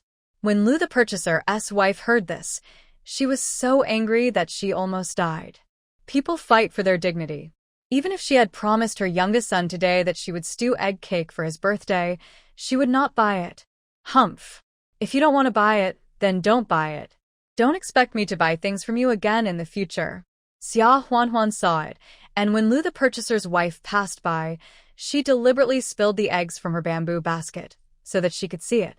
Lu, the purchaser's wife, noticed it and really came forward and asked, "Girl, how much do you sell these eggs?" Xia Huanhuan smiled and said, "Sister, I brought these from home. They are very fresh. One egg is 1.1 cents, and you can get a discount if you order more. This is the price on the black market in the town. When they arrive in the county, they usually have to go through second-hand dealers. The honest ones are 2 or 3 cents more expensive, while the unscrupulous ones are 5 or 6 cents more expensive." The man who sold them for 1.4 cents just now was considered to be quite unscrupulous. When Lu, the purchasing wife, heard this, she was a little unconvinced. "Really 1.1 cents each? How much do you give me to get a discount?" Xia Huanhuan blinked and smiled. "I'll give you 1.3 cents each if you buy more than 10. What do you think?" Lu, the purchasing wife, was afraid that Xia Huanhuan would go back on her word, so she took out the money and said, "Then I want 10. This is $1. Xia Huanhuan took the money and counted out 10 eggs and gave them to her. Lu, the purchasing wife, smiled and couldn't help asking, "Girl, what else do you have for sale? Are they all cheap?" Xia Huanhuan smiled and said, "I'll also give you a pheasant and a rabbit. The pheasant is 2 catties and the rabbit is 5 catties. One catty costs $1.04. If you want both, I'll give you $1.02, which makes a total of $8.04. As she spoke, she deliberately lowered her voice and said, "To be honest, sister, these 2 are left over from this delivery. I'm giving them to you at the wholesale price. You can't buy them at other times." Lu, the purchasing wife's heart moved. $1.20 is not expensive. The price of poultry and game that the supply and marketing cooperative needs meat tickets is 80 cents a catty, and the black market usually doubles that. It's only $1.02, which is 4 cents more expensive. Lu, the purchasing wife, gritted her teeth and said, "That's fine. I'll take it. Today is my son's birthday, so it's not too much to have a wild pheasant stew. As for the wild rabbit, I'll give it to her husband when the time comes. It's considered purchased, and there's still a few cents difference. Her husband is in charge of purchasing for the canteen, and he often needs to buy supplies on the black market. The factory always turns a blind eye, and as long as he doesn't take the opportunity to enrich himself, they won't pursue it. After all, starving to death is a big deal. If the food supply in the factory is not good and the workers are upset and affect production, then the responsibility will be great." Lu, the purchasing wife, put away the things, but still couldn't help but lower her voice and asked, "My daughter, you just said, is this the wholesale price? Do you have a way to get a lot of supplies?" Xia Huanhuan smiled when she heard the question and said, "Sister, it's not convenient to talk here. Why don't we go somewhere farther away to talk?" The 2 arrived at a secluded place, and Xia Huanhuan smiled and said, "I have a way to get a lot of supplies here, but I can't reveal more. Anyway, the price I can give here is definitely the lowest price in the entire Mo County black market, and the things are absolutely fresh, and the weight is definitely enough. Big sister, you are asking this because you want to buy a large amount of supplies from somewhere, right? Big sister, if you're interested, I have to ask this clearly, otherwise, no matter how big the business is, I dare not do it." Lu, the purchasing wife, heard it and asked, "Then you tell me the price of the 2 things first, then I can reveal." Xia Huanhuan blinked. "Well, we just got a 150-pound wild boar here recently, and it's still alive. If you want the whole thing, it's 2 yuan per pound of meat and 300 yuan per head. If you also want other things like eggs, duck egg whites, noodles, rice, etc., you can get it at a discount of 1 yuan and 80 yuan per pound." The wife of Lu, the purchasing agent, was even more excited. The price of pork on the black market in the county is almost 2 renminbi and 50 cents per catty. 1 renminbi and 80 cents per catty is really a conscience price. Apart from anything else, the price difference alone is almost enough to buy a catty of meat from a regular supply and marketing cooperative. Not to mention the huge price difference. If Lu Mao tells the factory, it will save the factory and the workers, and her family will only make 10 renminbi from it, which means they can save a lot in a year. The wife of Lu, the purchasing agent, said anxiously, "My daughter, can you wait for me here for a while?" "Aye." This matter is too big. I have to tell my man before I can make a decision. Xia Huanhuan's purpose was to open up the way for the factory canteen to purchase, so of course she agreed. However, she still said deliberately in embarrassment, "Sister, then you'd better hurry up. I'm afraid it's not safe." The wife of Lu, the purchasing agent, thought that Xia Huanhuan suspected that she was going to ask the red armbands to arrest speculators and immediately swore, "Don't worry, my daughter, if I want to sell you out, won't I lose myself too?" After saying that, she immediately ran away at a trot. Not long after, she came over again with a man and introduced him to Xia Huanhuan. "Girl, this is my man, the canteen chef and purchasing director of the Mo County Textile Factory. I'm a woman and don't know much, you talk to my man." Xia Huanhuan knew that the real boss had come, so she told him in detail the types of materials she could provide and the price of each item. Naturally, the price of each item was a few cents or even a few dimes lower than the black market price in the county, and if the quantity was large, there would be more discounts. Lu, the purchasing manager, who originally thought that his wife was making a fuss, was very excited. After hesitating for a while, he decided to give it a try before seeing such a big price difference. "Brother Lu, sister-in-law, I came here today just to explore the way and see the situation. I didn't expect to meet such big customers like you all of a sudden. I definitely can't carry so many materials with me, right? So, how about you make a list for me first? We'll prepare the goods here first, and then we'll pay and deliver the goods in a week? Location. I'll tell you next time I come. What do you think?" Lu Saigo thought for a moment, nodded, and said, "That's fine. I heard from my wife that you have a live wild boar weighing 150 kilograms. I'll take that. In addition, I'll need 100 kilograms of white flour, 100 kilograms of sweet potato flour, 100 kilograms of corn flour, 50 kilograms of winter bamboo shoots, 100 kilograms of Chinese cabbage, 100 kilograms of white radish, and 50 kilograms of sweet potato vermicelli." Xia Huanhuan wrote them down one by one, and then separated from Lu Saigo and his wife. She did not go to the black market again, but went through the secluded dark alley to meet Zhou Qiuhe and Director Zheng. Just as she walked to the center of the alley, four men in black patched clothes and baseball caps suddenly rushed out, blocking the front and back roads. Xia Huanhuan's heart trembled. The alley was very narrow.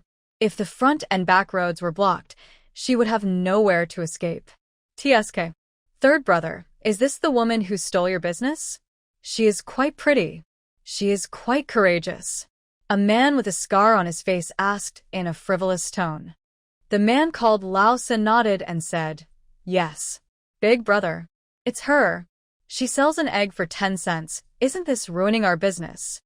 Xia Huanhuan recognized this Lao San as the man who was selling eggs for 10 cents and 14 cents each on the black market.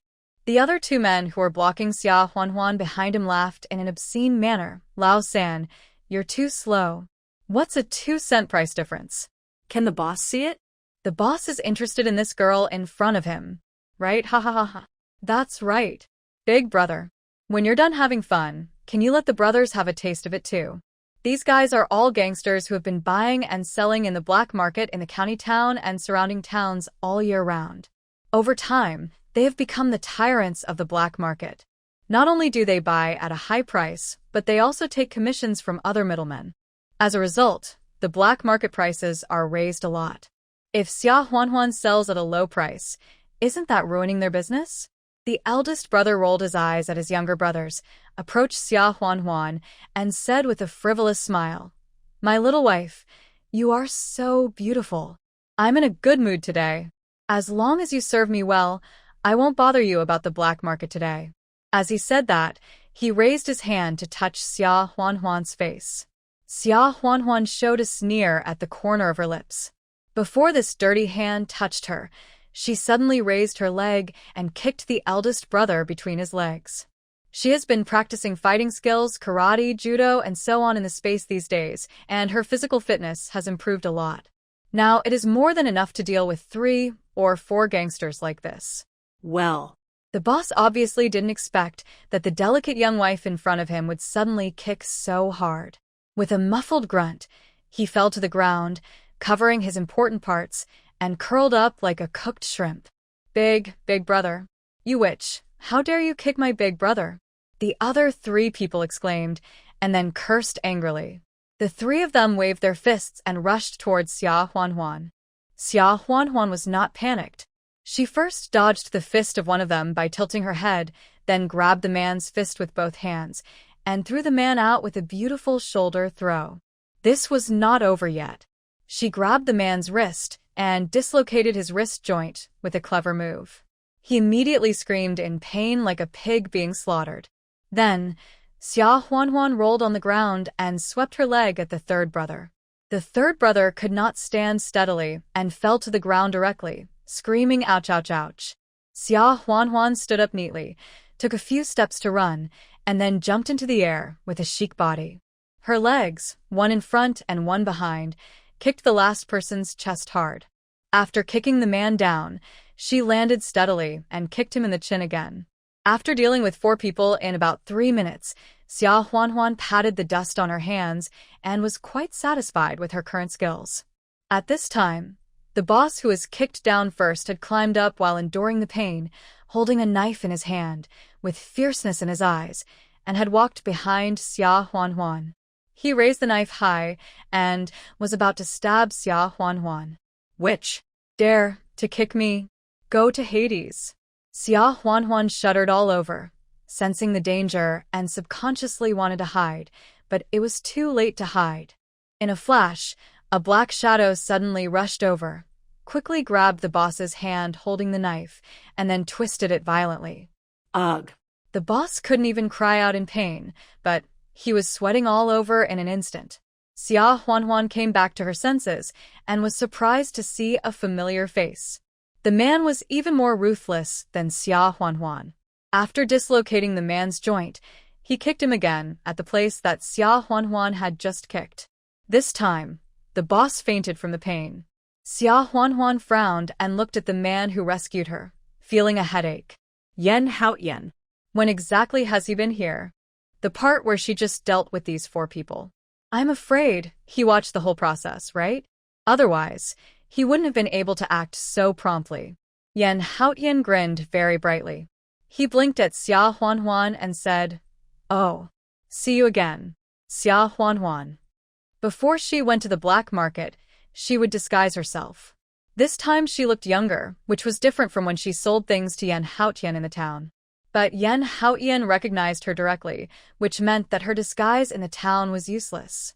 Xia Huanhuan's heart was alarmed. He first rescued her quickly and neatly. It was obvious that he was strictly trained. Now he recognized her disguise at once. She used to think that this man might be a middleman in the black market, but now she has completely overturned this guess. With such good skills, it would be strange if he was a middleman. Although his identity could not be guessed, it was definitely very dangerous. Xia Huanhuan had made up her mind in her heart that she would never do business with Yan Haoyan again in the future. She blinked, pretending to be afraid, and said weakly, "Brother, you. What are you talking about? I don't understand. Thank you for saving me, but it seems like this is the first time I see you today." Yan Haoyan. Xia Huanhuan continued, "Brother, you are such a good person. I want to go home quickly." After giving out the nice guy card, Xia Huanhuan immediately turned around and was about to run away. Unfortunately, she hadn't taken 2 steps when she heard Yan Haoyan's sarcastic words from behind. "Oh. So, when I send these 4 thugs to the police station, should I also report the fact that I saw someone selling a whole wild boar on the black market some time ago?" Xia Huanhuan stopped, then took a deep breath and held it in. She walked back to Yan Haoyan, raised her head and gritted her teeth and whispered, "You bought that wild boar. If you report me, you can't get away either." Yan Haoyan curved his lips and smiled and said, "Hey, do you recognize me now?" Xia Huanhuan felt her soft spot was pinched, and she was really afraid that this man would be so crazy as to go to great lengths to report her, so she asked without temper, "Brother, what do you want? Do you think the price I sold it to you was too high last time?" Yan Haoyan shook his head. "I agreed to the price, and I have no reason to regret it now. It's just that we should have agreed that if you have supplies, you should sell them to me. Now not only are you selling them to others, but you're pretending not to know me.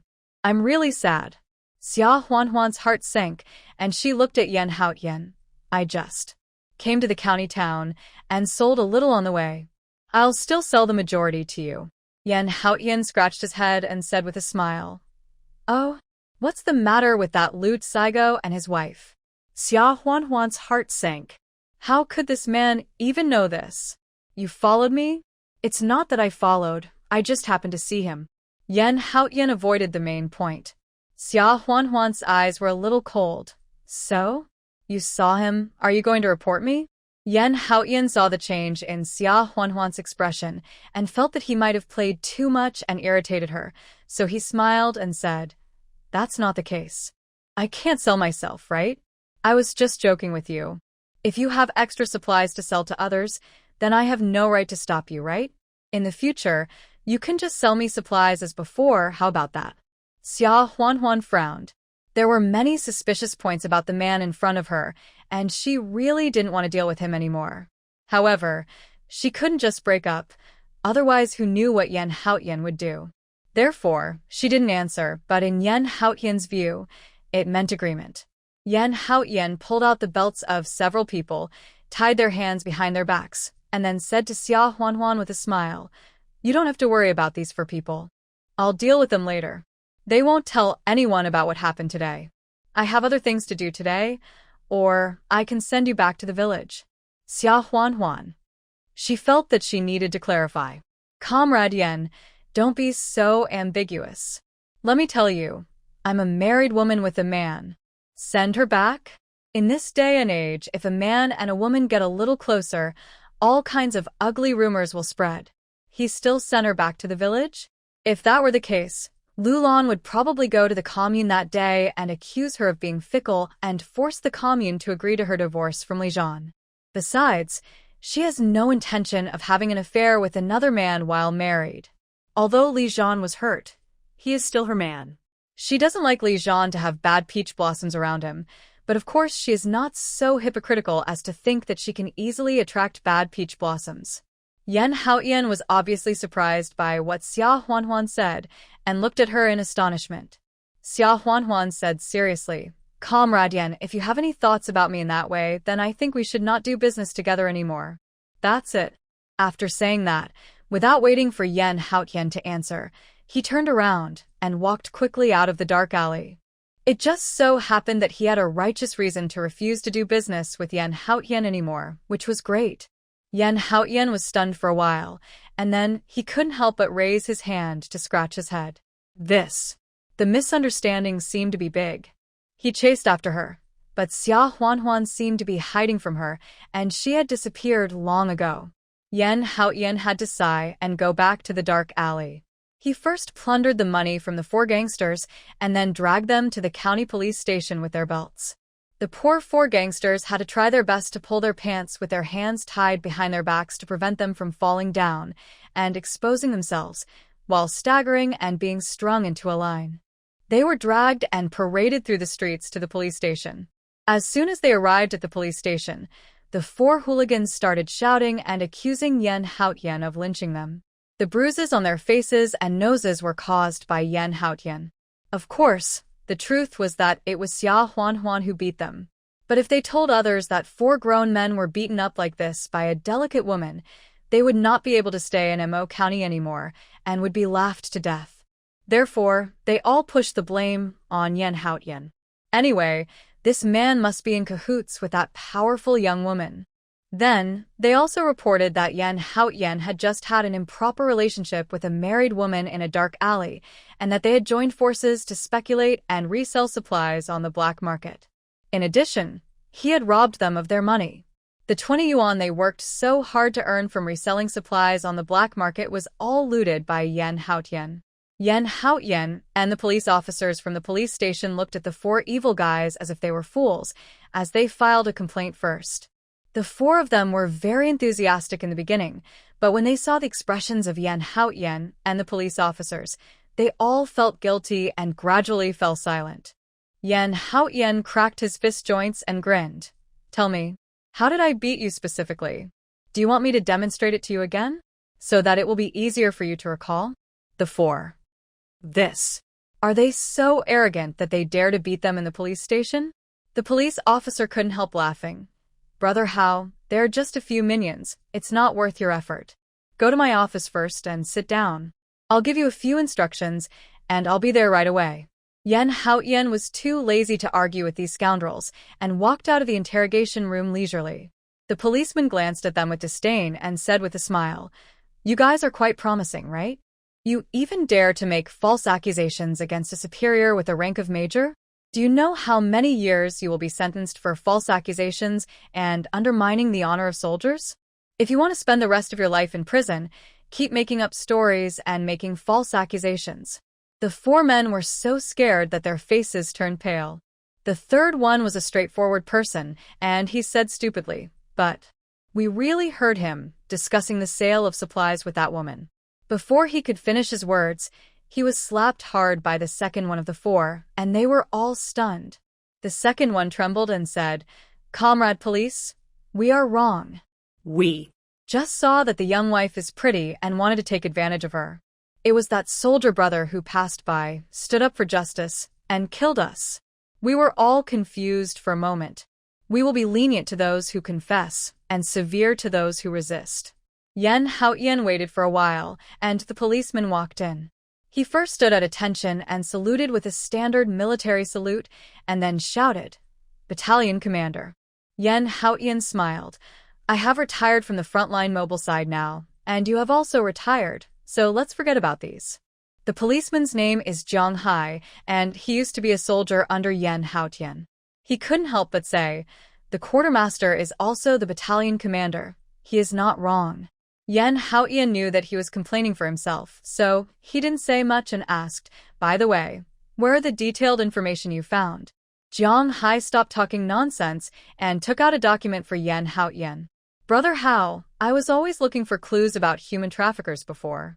After all, it's been many years, and I still can't find any clues. But the direction of this investigation should be right. I checked the household registration information of all the villages and households in the surrounding towns and villages of Mo County. There are 3 families that are more in line with your recollection, but there is a river around the village, and only the family in Xia village has a younger sister. I sent their brief information, Brother Hao, you should have seen it, right? The younger sister is Xia Huanhuan, and she just got married not long ago.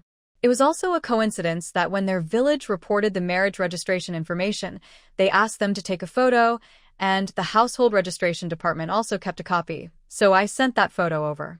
"But..." Zhang Hai looked up at Yan Haotian and smiled. Yan Haotian kicked him. "Stinky boy, what are you laughing at?" Zhang Hai dodged for a moment, then laughed. "I told you not to hit me. This sister doesn't look like you, Brother Hao. She's prettier than you. Your brother Hao is the most handsome in the world. Who doesn't agree? Come and fight." Yan Haotian laughed and scolded. Yan Haotian took out the black and white photo from his chest pocket and looked at it for a while. In the photo, Xia Huanhuan, who was wearing a common slanted collar top in the countryside and smiling, did not look like him, but it did not prevent the brother and sister from being very good-looking. Zhang Hai, this bad boy, was just jealous of him. Speaking of which, fate is really hard to explain. He had temporarily gone to the township to which Xia village belonged for official business before, met Xia Huanhuan on the black market, and bought her supplies. Unexpectedly, there is now evidence that Xia Huanhuan is very likely his sister. Zhang Hai looked at Yan Haotian and asked, "Brother Hao, what are you going to do? Are you going directly to Xia village to recognize your relatives?" Yan Haotian pondered for a moment and said, "I have to go to Xia village, but this time I'll come here during the break between tasks and wait until the task is completed. As for whether to acknowledge him or not, I'll wait and see before deciding." You continue to investigate the kidnapper. He vaguely remembered that he was kidnapped. Although his memory was fuzzy, he still remembered that it was his mother who took him out, saying that she wanted to take him to the town to play. He was a little afraid that it was actually his parents who agreed to his family selling him to the human traffickers. After all, the human trafficker who kidnapped him had brought several other children, all of whom were sold by their parents. The family couldn't afford to eat, and they could sell them for a few cents or some food. As for the fate of the child, it was up to God. If his parents had acquiesced to his kidnapping, then there was no need for him to acknowledge such parents. However, his sister was innocent, and he must acknowledge her. Yan Haoyan put the information away and left the police station. After Xia Huanhuan came out of the dark alley, she immediately turned into another road, fearing that Yan Haoyan would catch up with her. Fortunately, she escaped unharmed. She soon met up with Zhou Qiuhe and Director Zheng and took a bullock cart back to town. What Xia Huanhuan and Yan Haoyan didn't know was that someone had seen them coming out of the dark alley one after another. Su Jiayuan's face was a little gloomy. Xia Huanhuan, this witch, pretended to be a chaste and brave woman in front of him, swearing to die and never obey, but in the end, she ran into another wild man in the alley. In his heart, Xia Huanhuan had eloped with him, although he was deceived and he thought so unilaterally, and she was his woman.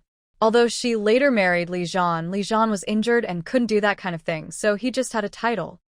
But now she was taken away by another man? How could he not be jealous and furious, feeling like he was being cuckolded? However, Su Jiayuan quickly suppressed his anger. Just in time. He was just worried about how to get Xia Huanhuan because of her special identity. Now, he has this handle on Xia Huanhuan in his hand. Is he still afraid that she will not let him control her? After the ox cart returned to the town, Xia Huanhuan bought some wool yarn at the supply and marketing cooperative. Li Zhan will be back in more than a month, and she wanted to knit him a sweater to wear next his body. The wool yarn bought from the supply and marketing cooperative was not very good. She had high-quality wool yarn in her space, and she would replace it with the same color yarn when she got home. Zhou Qiuhe also knew how to knit, so she asked her to teach her. There was no fancy stitching, but she learned it quickly. Xia Huanhuan took out the set of preschool teaching materials that Director Zheng had lent her, called Li Wen, Li Wu, and Bei Bei over, and said solemnly, "This is the literacy book I borrowed from the town. Starting from tomorrow, you can go out to collect firewood or play with other friends in the afternoon, but you have to learn literacy and arithmetic with a textbook at home in the morning. Do you hear me?" Next spring, Xiaowen will go to the primary school in town. As for Xiaowu and Bei Bei, they have to wait until next year and the year after. However, they can still learn with their brother first. Upon hearing this, Li Beibei raised his finger and said excitedly, "Mom, Beibei can count." It was Big Brother who taught Beibei. Beibei can count from 1 to 10. Upon hearing this, Li Wu said not to be outdone. "Mom, Big Brother also taught me. I can count to 20. Li Beibei was very dissatisfied when she saw that her brother had taken the limelight. She pointed at Li Wu and said, "Second brother is lying. Second brother can't even count to 20. If you want to count, how many will come after 10? Li Wu immediately said unconvinced, "Of course I know, it's It's 1, 2, 3. Because he couldn't remember, Li Wu counted from 1 on his fingers. Xia Huanhuan laughed at the side. "This kid is really cute and funny." Li Beibei put his hands on his waist and said proudly, "Huh." Beibei said that the second brother can't count. "Second brother, shame on you." Li Wu blusha, "Then, do you know how many there are after 10? You say." Li Beibei twisted her face and said righteously, "Beibei doesn't know either. But Beibei can only count to 10. Of course, I don't know." Li Wu. Xiao Wu, who was bullied by his sister, felt aggrieved. He looked at his eldest brother Li Wen for help and pouted his lips and wanted to cry. Li Wen on the side sighed and patted his head comfortingly. "It's 11. Li Wen turned to look at Xia Huanhuan, suddenly lowered his head, and said hesitantly in a low voice, Is it very expensive to go to school? I heard from Zhao Debao in the village that the tuition fee is 1 yuan per semester. What's more, if I go to school, I won't be able to earn work points." Xia Huanhuan was stunned for a moment, then smiled. "You don't have to worry about the money. As for work points, it's useless for you to earn 1 or 2 work points a day. It's better to go to school." Li Wen bit his lip and said nothing. Suddenly, he ran to the inner room and then came out with a small box. He took out the 4 yuan that Xia Huanhuan had given him before from the box and handed it to Xia Huanhuan. "This is for you. From now on, We don't have to ask for money every month. Thank you, Mom. Mom. After saying that, her little face was red as if blood was about to drip out. Li Wen had actually already agreed with Xia Huanhuan a long time ago, but he was awkward at the beginning, and he had secretly practiced the word mom for a long time but didn't dare to say it out loud. Today he finally said it out loud. Xia Huanhuan was confused by Li Wen's calling. This awkward little kid, who had been struggling for so long, was finally willing to call her? But she didn't care what she was called, so she just agreed. That night, she began to teach the 3 kids 1 or 2 Chinese characters in pinyin or simple arithmetic every day, which was also a pastime in the evening. In addition to teaching them to read and knit sweaters, she also practiced hard. After a week, she was able to teleport directly to the town with the space teleportation skill, and the control was much more flexible. However, she found that she could only teleport to places she had been to before. In the town, it was the supply and marketing cooperative and the black market. Fortunately, she tried it at night and didn't meet many people. A week later, she followed Director Zheng to purchase goods again and delivered the materials agreed with Lu the last time, earning almost 400 yuan. Lu was very satisfied with the goods and decided on the spot to have a long-term cooperation, delivering materials every half a month. Considering that she could use the space to go directly to the county town in the future, Xia Huanhuan thought about buying a house in the county town. Mo County was already a county town before the founding of the People's Republic of China, so there are many houses with independent doors and courtyards in the old city, similar to the courtyard houses in Beijing, which were previously inhabited by county residents. After the founding of the People's Republic of China, Mo County built textile factories and wood processing factories. Some of the workers came from the original residents of Mo County, and some were relocated from all over the country to support the construction. The factory quickly built a 4- or 5-story resettlement building for the workers, giving priority to those who moved in. However, compared with the old houses, which had to draw water from the well, and it was too expensive to pull wires at home, the original residents still wanted to live there. Later, the factory built several more buildings, allowing the original workers who were willing to move in, and those who were unwilling to move in were given a compensation. As a result, many people left their houses vacant and moved into the resettlement building. Over time, the resettlement building gradually became lively and became a new urban area, while the courtyards with independent doors and courtyards here became less and less populated and somewhat desolate. The county town is not big. Xia Huanhuan has been there several times and has already gotten a general idea of the situation. What she wants to buy is an old house with a private entrance and courtyard. She is not afraid of desolation.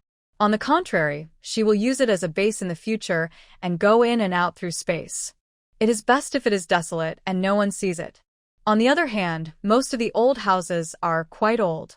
Although the carved beams and painted pillars are peeling and dilapidated, Xia Huanhuan likes the antique charm. Moreover, some houses have a full set of mahogany tables, chairs, and furniture from the Ming and Qing dynasties. In a few decades, the houses and these utensils will be priceless treasures that cannot be bought with money. Xia Huanhuan decided to ask around the next time she goes to the county town to see if anyone is interested in selling the ancestral house. She now has almost 1,000 yuan in her hand, not counting the allowance given by Li Zhan, which should be more than enough to buy a courtyard in the county town. If the owner does not want money and wants supplies such as food, she is not afraid because she has more supplies than money. After another 6 or 7 days, the sweater for Li Zhan was almost finished. Zhou Qiuhe's application for a salesperson position in the supply and marketing cooperative through the commune was also finalized. 1 month before the Chinese New Year, every household buys things for the new year, so it is the busiest time for the supply and marketing cooperative. Zhou Qiuhe immediately planned to go to work the next day, and even ran to thank Xia Huanhuan with a smile. The last time she bought wool at the supply and marketing cooperative, Zhou Qiuhe also weighed 3 taels of wool. She thought Zhou Qiuhe was going to knit a sweater for her son, so she bought this little wool. This time, Zhou Qiuhe came with 3 pairs of small and cute knitted gloves for the 3 little ones. Huanhuan, I really want to thank you this time. If it weren't for you, I wouldn't have had such an opportunity. These 3 pairs of gloves are for the 3 kids. They can use them right away. Xia Huanhuan felt a little embarrassed. You bought the wool for this? The 3 of them have gloves. You are too polite. What about your 2 girls? Give them to them. She was going to turn down the opportunity to be the salesperson, so it didn't matter who she gave it to. The most important thing was that Zhou Qiuhe also had the ability and she worked hard for it, so what she did was just a favor. Zhou Qiuhe pushed the gloves back and said with a smile, "They are my own daughters. How can I be so stingy as not to knit them?"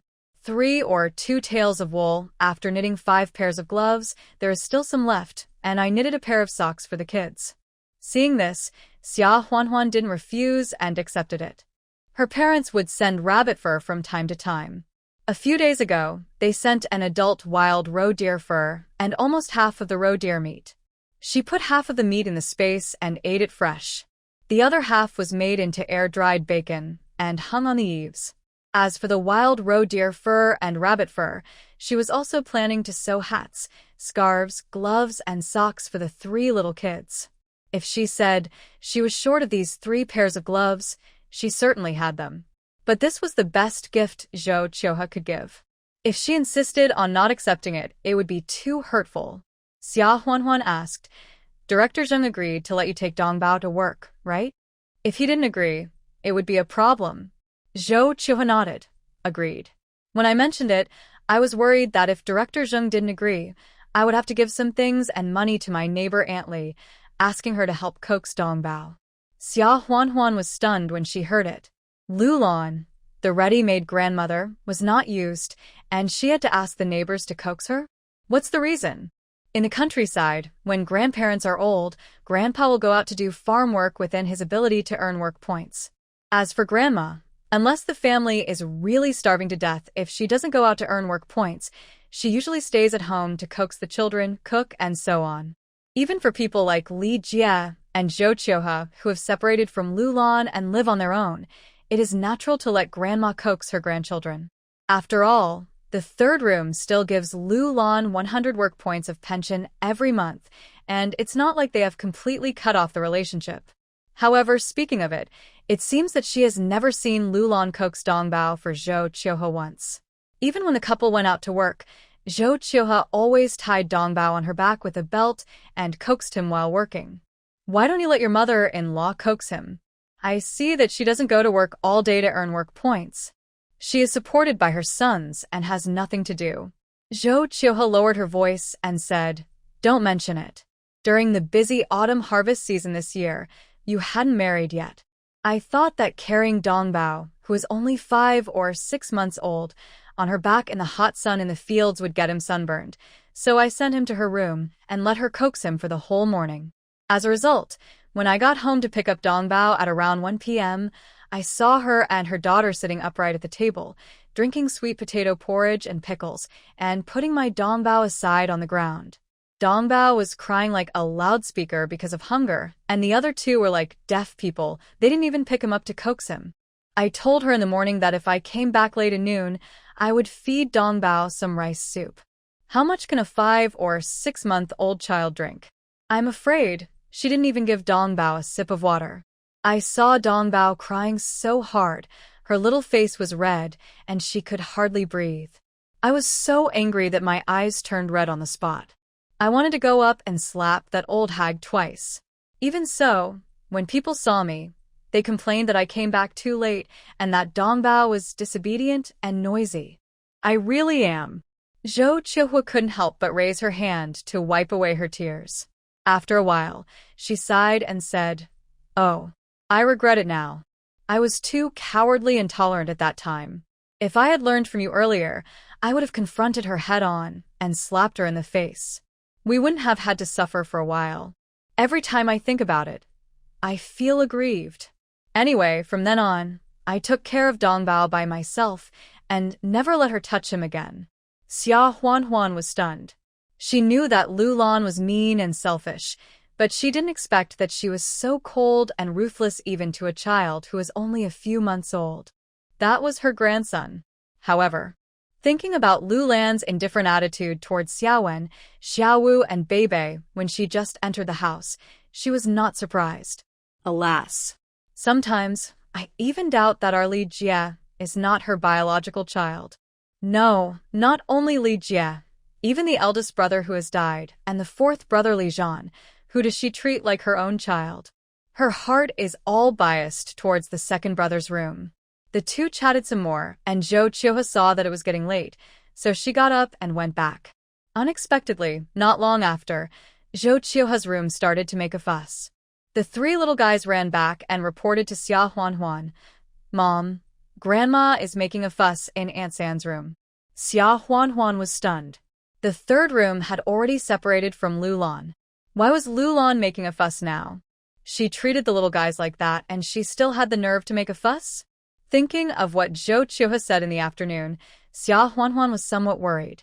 She was afraid that she would not be able to stand up and be bullied by Lulan again, so she got up and went to her room to take a look. It didn't seem like a big deal at first glance, as not only Lulan, but Wang Guixiang and Li Qiaoqiao were also blocking the door. Lulan acted like a superior mother-in-law, standing at the door with a cold and disdainful look, and said in a light but unquestionable tone, "I heard from the villagers that the third daughter-in-law was recommended by the commune to work as a salesperson in the supply and marketing cooperative in town, and the supply and marketing cooperative has agreed?" Li Jie was a little annoyed with Lulan now. He raised his eyelids to look at her and responded vaguely, "Yeah." After getting the answer, Lulan didn't show anything on her face, but Li Qiaoqiao on the side was obviously delighted. Lulan coughed twice, cleared her throat, and said, "I don't think it's appropriate for the third daughter-in-law to be a salesperson.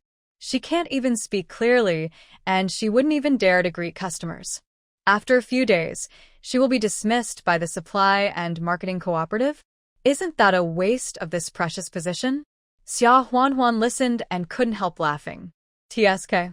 Lulan is really like Li Cuihua. Li Cuihua coveted the original owner's place in college, and Lulan is now coveting the opportunity to be a salesperson. Lulan paused after she finished speaking, and then said, "Besides, Dongbao is only 7 or 8 months old now. If your wife goes to work as a salesperson, who will coax him?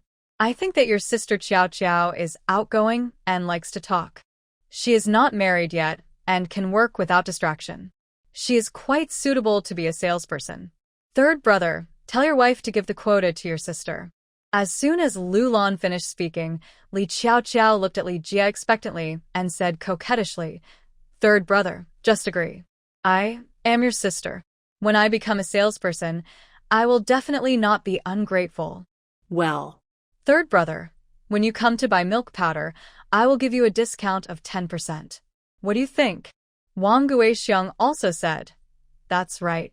Third brother, I also think your sister-in-law is not suitable. She didn't even cry out when she was pricked by a needle. If she could be a salesperson, I could be the director of the supply and marketing cooperative." Wang Guixiang didn't actually want Li Qiaoqiao to be a salesperson, but if Zhou Qiuhe did, she would feel uncomfortable. Why could Zhou Qiuhe be a salesperson but she couldn't? So it was better for the sister-in-law to be the salesperson at first. Zhou Qiuhe was anxious. Why should she and Xia Huanhuan give up the quota that they had won with great difficulty to Li Qiaoqiao? If it were usual, she would just look at her man Li Jie helplessly and let him decide. But today, she decided to fight for herself. "Mother-in-law, this quota is mine. You should ask me if you wanna." "Why ask Li Jie? Even if he agrees to give it up, I won't give it up." Lulan, Wang Guixiang, and Li Qiaoqiao were all stunned. Li Jie also looked at his wife in some astonishment. It was the first time he saw such a strong and resolute light in his wife's eyes. "If my brother agrees, why don't you give it up? What's the matter? You still plan to disobey your man? Are you going to make a fuss?" Li Qiaoqiao was the first one who couldn't help but screamed. Zhou Qiuhe looked at Li Qiaoqiao with a red face and said, "You're a little sister-in-law, and you still have the nerve to gossip in front of your brother and sister-in-law? I've made it clear today I won't give in. If Li Jie agrees to give in, I will divorce him." Before she could say the second word divorce, Zhou Qiuhe suddenly felt her hand being wrapped by Li Jie's big hand. She couldn't help but be stunned and looked at Li Jie. Li Jie has always been taciturn. He is a typical rural rough man with some male chauvinism. He does more and says less, and has never shown any affection to her. But today, in front of so many people, he grabbed her hand. Zhou Qiuhe felt her face burning hot, and she couldn't say anything. She struggled shyly, but couldn't get away, so she had to turn her face away and let him hold her hand. Li Jie swept Lu Lan, Li Qiao, and Wang Guixiang with a sharp eye, and then said, "My wife's decision is my decision. We won't give in." Lu Lan was stunned. The development was beyond her expectation. She opened her mouth, but didn't know what to say. Li Qiao was anxious and grabbed Lu Lan's clothes. "Mom, look at the third brother. He sides with his wife and not with his own sister. I don't care. I want to be a salesperson. Mom, can't you let the second brother beat up the third brother and see if he and his wife still don't listen to you?" Xia Huanhuan on the side couldn't help but laughed out loud, laughing so hard that her stomach hurt. This mother and daughter pair is really funny. Do they think they're the center of the world or something? Who wants to fulfill their wishes? Li Qiao saw Xia Huanhuan laughing and became angry and embarrassed. "Xia Huanhuan, what are you laughing at?" Xia Huanhuan glanced at her coldly and smiled. "Isn't it normal to laugh at a fool?" Li Qiao was stunned. "Idiot? Where is the idiot?" Then she realized that Xia Huanhuan was scolding her. "Xia Huanhuan, You scolded me. how am I stupid?" "Lu Lan." Xia Huanhuan had a hard time holding back her laughter. Isn't it stupid enough to ask herself where she is stupid? Let me ask you, what is $1 and 8 times 5? Li Qiao was confused. $1 and 8 times. What does that mean? Because she loved to play, she didn't even go to elementary school, so how could she know multiplication? Xia Huanhuan said coldly, "Simple arithmetic. White flour costs $1.80 per caddy. How much should the customer be charged for 5 caddies? This is what the salesperson has to calculate. You can't even do arithmetic, and you still dare to be a salesperson?" Xia Huanhuan glanced at Lu Lan with pity. "It would be fine if we charged the customers more, but if we charged less, the supply and marketing cooperative asked us to make up for the shortfall." Li Qiao, do you plan to make up for it yourself? Or do you want to ask your mother for money to make up for it? Li Qiao didn't even think about it and said firmly, "Then I must ask my mother for money to make up for it. Where do I have the money? But if I made a mistake in the calculation, what does it have to do with you? My mother will definitely be happy to give me the money to make up for it." Xia Huanhuan laughed sarcastically and didn't stop talking. Next, it's time to watch Lu Lan's performance. "Lu Lan." She suddenly felt a headache. What kind of cheap daughter is this? Is she willing to give money? She's willing to give it to her. Lu Lan has always been shrewd and calculating. Even if she is partial to her daughter, it's only because the job of a salesperson belongs to her daughter-in-law Zhou Qiuhe. If she can take it away and give it to her daughter, it must be better than giving it to her daughter-in-law. But she wants her to give money to Li Qiao to make up for the deficit in the future? She is 100 times unwilling, because that money is hers. What sons and daughters, what filial piety and elderly care in the future are not as real as holding money in hand. Li Qiao has been a straw bag since she was a child. If she really becomes a salesperson, there will be many times when she is short of money in the future, and she will be emptied out. Thinking of the risks she will have to take in the future, Lu Lan changed her mind and didn't want Li Qiao to be a salesperson. Li Jie saw that he had made his attitude clear, and Lu Lan and Li Qiao were still making trouble at the door of his house, so he frowned impatiently and said, "If you have nothing else to do, go back. My wife's job as a salesperson is impossible to give up anyway. If you force me again, I will have to go to the commune to find Secretary Zhao and ask him to help write a letter of severance of engagement." Lu Lan widened her eyes in shock. Just for her daughter-in-law's job as a salesperson, Li Jie would actually propose to sever the engagement with her. She then glared at Xia Huanhuan fiercely. Ever since she entered the Li family has been in turmoil. It's really infuriating. However, Lu Lan quickly calmed down her anger. Now is not the time to quarrel. She took the opportunity to show weakness and said, "Third brother, what are you talking about? Isn't mom just discussing this with you? If your wife doesn't want to give up, then let her do the salesperson job. Can't your sister stop fighting? Why are you talking about such a serious matter of severing the engagement? It will hurt the relationship between us mother and son?" After saying this, everyone except Xia Huanhuan was stunned. "Mom, why did you suddenly change your mind? Didn't we agree that I will be the salesperson?" "I don't care. Third sister-in-law is a person from an outsider family. Why are you suddenly turning your elbow outward?" These words made Wang Guixiang, who was standing aside, feel a little uncomfortable because she, like Zhou Qiuhua, was also a person from an outsider family. However, this did not prevent her from not wanting Zhou Qiuhua to be a salesperson. "Yes, Mom. If you are afraid that my sister-in-law will make a mistake in the calculation, you can let me replace my third brother's wife as a salesperson. At most, I can calculate a little slower, and I will definitely not make a mistake." Everyone looked at Wang Guixiang speechlessly. "I have seen shameless people, but I have never seen such shameless people."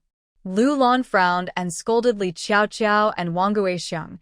"You two stupid things know nothing. If you keep arguing, I will tear your mouths apart. Get out of here." Having said that, he glared at Xia Huanhuan viciously and led Li Qiaoqiao and Wang Guixiang back dejectedly. Seeing that the matter was resolved, Xia Huanhuan did not stay any longer and went back as well. The next morning, before dawn, Li Jie was worried, so he also got up early, carried Dongbao and his wife to the town, and arrived before the supply and marketing cooperative opened. Director Zheng was quite satisfied with Zhou Qiuhua's professional attitude. After working for a few days, although Zhou Qiuhua didn't like to talk much, she was fair, never weighed less than the weight, and was fast in arithmetic. She also received so many customers who came to buy New Year's goods before the new year in an orderly manner, and soon gained the trust of the customers. Dongbao seemed to know that his mother was working, and he didn't make any noise. Some customers couldn't help but pinch his little face and shake his little hands when they saw the cute little baby, which was quite popular. Xia Huanhuan went to the supply and marketing cooperative several times, mainly to see how Zhou Qiuhua adapted. Seeing that she had gained the trust of Director Zheng and the customers and was very busy, she had nothing to worry about. She bought some cloth and cotton, most of which were taken out from the space, and gave them to Lin Yiru, asking her to make a new set of clothes for Xia Shuangshan and herself for the new year. Lin Yiru's was the common floral cotton cloth, while Xia Shuangshan's was gray-black dacron. The two of them had been exploited by the Xia family for many years, and they hadn't had new clothes for several years. They usually wore clothes with patches on top of patches. Although they have separated now, on the one hand, it is impossible for them to become rich suddenly without any accumulation, and on the other hand, they are used to living frugally, so how can they afford to make new clothes?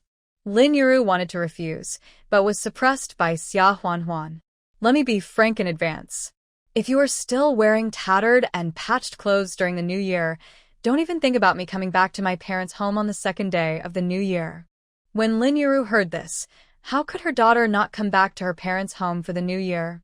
She had no choice but to accept it. Xia Huanhuan's life was neither busy nor idle. She mainly made hats and gloves with roe deer skin and rabbit fur and bought New Year goods. She was clever and skillful. After learning from Zhou Qiuhua or Lin Yiru, she basically knew how to do it. She measured the head circumference and hand size of the 3 cubs and finished it quickly. There were still some roe deer skins left. She originally wanted to make a hat for Li Zhan, but who knew how big his head circumference was? If it was too big or too small, the good fur would be wasted, so she changed it to make a scarf, which was simple and convenient. The 3 cubs happily put on the hats and gloves, took them off and put them on again, and walked out of the house. They were the cubs that all the little friends in the village envied. There were 2 more snowfalls in winter, and the whole village was covered with snow. The dead branches were soaked, and how could the children in the village have the heart to collect firewood? They all quit work and went out early in the morning without feeling the cold, rolling around in the snow with their good friends, having snowball fights, building snowmen, etc. The three kids are getting along well with Zhou Qiuhe's two daughters Huan Huan and Yingying, and Secretary Zhao's two grandsons Chao Yang and Qiming, and they go to play with them every time. Xia Huanhuan would occasionally take out some white rabbit milk candies or fruit candies, peanut nougat, etc. from her space, and let the three kids share them with their friends. Of course, they had to do it secretly, without letting other children see, and they couldn't tell the adults at home. Although Li Wen he is 5 years old, but very sensible. No matter how playful he is, he always comes back early at noon to help with the cooking, washing vegetables and rice, etc. After eating, he stands on a small stool and reaches the stove to wash dishes and pots, etc. He does everything in a very good manner. Xiaowu and Beibei also follow their brother back obediently. No matter if they help or make things worse, their enthusiasm for helping with housework is still remarkable. Xia Huanhuan likes to cook, but she hates washing pots and dishes, so she doesn't feel guilty about leaving it to Li Wen to wash. Anyway, they use hot water when washing, so there is no risk of freezing their hands. Besides, she had already cooked, so there was nothing wrong with not washing the dishes. In the afternoon, the kids would go out for some fun, but they would come back soon, gather around the coal stove in the house, spread out the borrowed textbooks, and start to recognize words and do arithmetic problems seriously. Soon they recognized a lot of words and mastered a lot of simple addition and subtraction. Xiao Wu could count to 50, and Bei Bei could count to 20, and they were so proud that their tails were about to stick up to the sky. Honeycomb coal was burning in the coal stove, and an iron kettle for boiling water was placed on it, and the thermos was also full, so that hot water could be drunk at any time. The house was also warm at all times, which was a treatment that other families in the village could not even think of. Xia Huanhuan also liked to put an iron net on it to roast sweet potatoes. The skin is baked until it is soft and crispy. When you peel it off, it is soft and sweet. It is the most soothing snack in winter. She was too lazy to move, so she sat by the coal stove and sewed hats and gloves and knitted sweaters for Li Zhan. After a few days, the sweater was finished. Xia Huanhuan couldn't help thinking that she didn't know if Li Zhan could come back before the New Year as agreed. There was still more than half a month to New Year's Eve. However, she quickly put this idea aside and started to buy New Year's goods. Speaking of buying New Year's goods, even having enough food in this era is a luxury, and there is nothing to buy. But after all, it is the New Year, and every household still lives more luxuriously than usual. In terms of food, you have to buy 2 pounds of white flour that you usually don't want to buy, make some white flour dumplings, and steam a few white flour buns to eat. You also buy 1.5 pounds of pork and mutton that you usually don't want to buy, and chop them into dumpling fillings. Even eggs, you have to buy more than 10 or 20. You can't make many dumplings with meat fillings, and eggs are more delicious than vegetarian fillings, right? In terms of clothing, there are not many families as wealthy as Xia Huanhuan. Cotton and cloth are expensive, and they're used a lot. Families that can make a blouse and a pair of cotton boots are well off. Other snacks such as peanuts, melon seeds, and candies are only bought in small quantities to entertain relatives during the New Year. The big gifts are the gifts to bring when visiting relatives. Eggs and pork gift strips, plus a bag of white sugar, are the most impressive, but this is only for well-off families, and it is brought by the daughter-in-law when she returns to her parents' home. For other relatives, they will wait until their own family receives the gifts and then redistribute them, moving them from one family to another, and the gifts are all white sugar noodles, better canned fruits, etc. Xia Huanhuan thought about it. The kid and her cotton padded jackets, hats, and boots were all newly made, so at most she would make a blouse for each person and wear them on the first day of the new year. There is no need to make boots for the time being. As for food, her family usually eats just like during the Chinese New Year. There is nothing that must be bought. Just take it from the space when you eat it. Snacks are much richer. Others weigh half a caddy and 3 taels in total, but she weighs 2 caddies each for peanuts, melon seeds, and candies, which makes other housewives envious and privately talk about her being a spendthrift. Xia Huanhuan doesn't care about these. She just bought 2 caddies for the occasion. How can it be enough to eat? The bulk of it still needs to be taken out of the space. As for the gifts for visiting relatives, Xia Huanhuan thought about it. It seems that there is only one family from the original owner as parents. Li Tsuehua and the Xia family have broken off their relationship, so there is no need to go. As for Li Zhan, she heard from Zhou Qiuhe that the Li family fled from the flood and famine, and there are no other relatives in the family. There is only one eldest sister-in-law, that is Li Zhan's eldest sister, who has never come back since she married far away 10 years ago. She didn't even go back to the funeral of her eldest brother, the father of the little ones. I heard that Lulan has an older brother, so Li Zhan and the others should call him uncle, but Xia Huanhuan just pretends that he doesn't exist. Zhou Qiuhe's family has only one older brother, but he lives in Lin County, so they just send a postal package and don't come over. Wang Guixiong's family is in the next village, and they have a large family. Li Wen's father's side, his mother has remarried, so he can't be involved. Rural areas are poor, but they pay more attention to the relationship between neighbors and relatives, and all kinds of grandfathers and fathers are elders. Cousins and so on can be considered relatives, so the family of the sister-in-law can also be considered as one, and there will be exchanges during the Chinese New Year or weddings and funerals. However, Xia Huanhuan only considered Zhou Qiuhe's side, and she also thought that if she could not bring it up, she would not bring it up. Wang Guixiong's family just laughed. Well, rounding it off, it can be said that there are no messy relatives, which is quite wonderful. Think about Li Zhan's foul appearance and work conditions. If he were in the modern blind date market, he would definitely be very popular. Well, ignoring his superb mother. Suddenly thinking of Li Zhan's injury. Xia Huanhuan's mouth twitched, and she didn't know how he got injured. This kind of thing is not easy to mention in front of the person involved. Thinking about it, Xia Huanhuan came back to her senses. Why did she think about this? She was bored. Therefore, in terms of gifts for visiting relatives, Xia Huanhuan only bought 2 bottles of canned fruit and a bag of sugar wrapped in turmeric rough paper. She had to buy this. She had fine sugar in her space, but the quality was too good. It was different from the coarse sugar now. As for canned fruit, she had never thought of stocking this when she was stockpiling supplies, so she really didn't have it. For other gift strips of eggs and pork, she could just take them directly from her space. In addition to the gifts of food, clothing, and meals, there were firecrackers and couplets. Firecrackers were sold at the Supply and Marketing Cooperative, and tickets for firecrackers were issued before the New Year. This kind of stuff that can't be eaten or worn, no one bought much. A string of firecrackers was split into several pieces, and it was used to send off the kitchen god on the 23rd of the Little New Year, and on the night of New Year's Eve, on the 1st day of the New Year, and the 5th day of the New Year. It was also meant to drive away evil spirits and make a lot of noise. Xia Huanhuan didn't buy many firecrackers, and she didn't dare to set them off, so she split a string into several strings like other families. But she also bought firecrackers for Li Wen and Li Wu, which made other children in the village envious. The couplets were made by red paper bought from the Supply and Marketing Cooperative, cut at home, and then asked the village intellectuals to write them with brushes.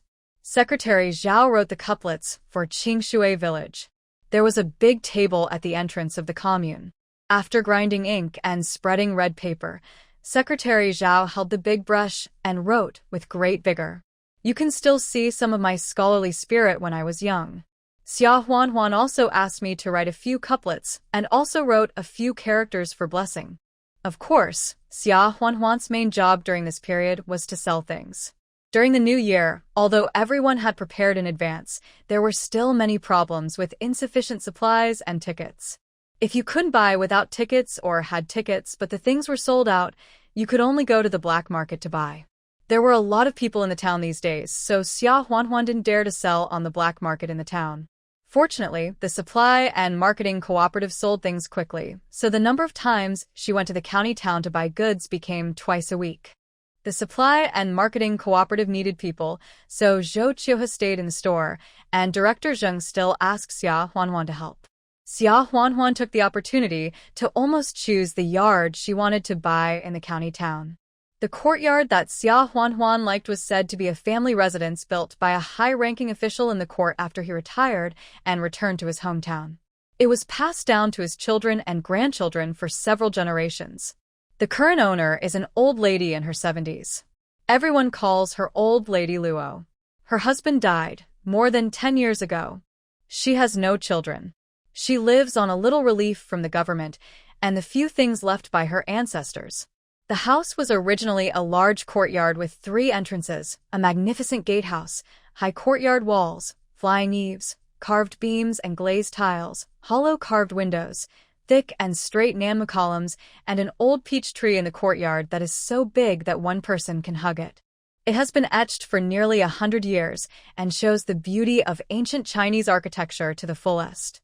However, at the beginning of the founding of the People's Republic of China, 2 of the courtyards were donated by the owner, that is, Old Lady Luo's husband, and turned into a large courtyard, which was distributed to poor people in the county. The remaining entrance was left for the original owner to live in.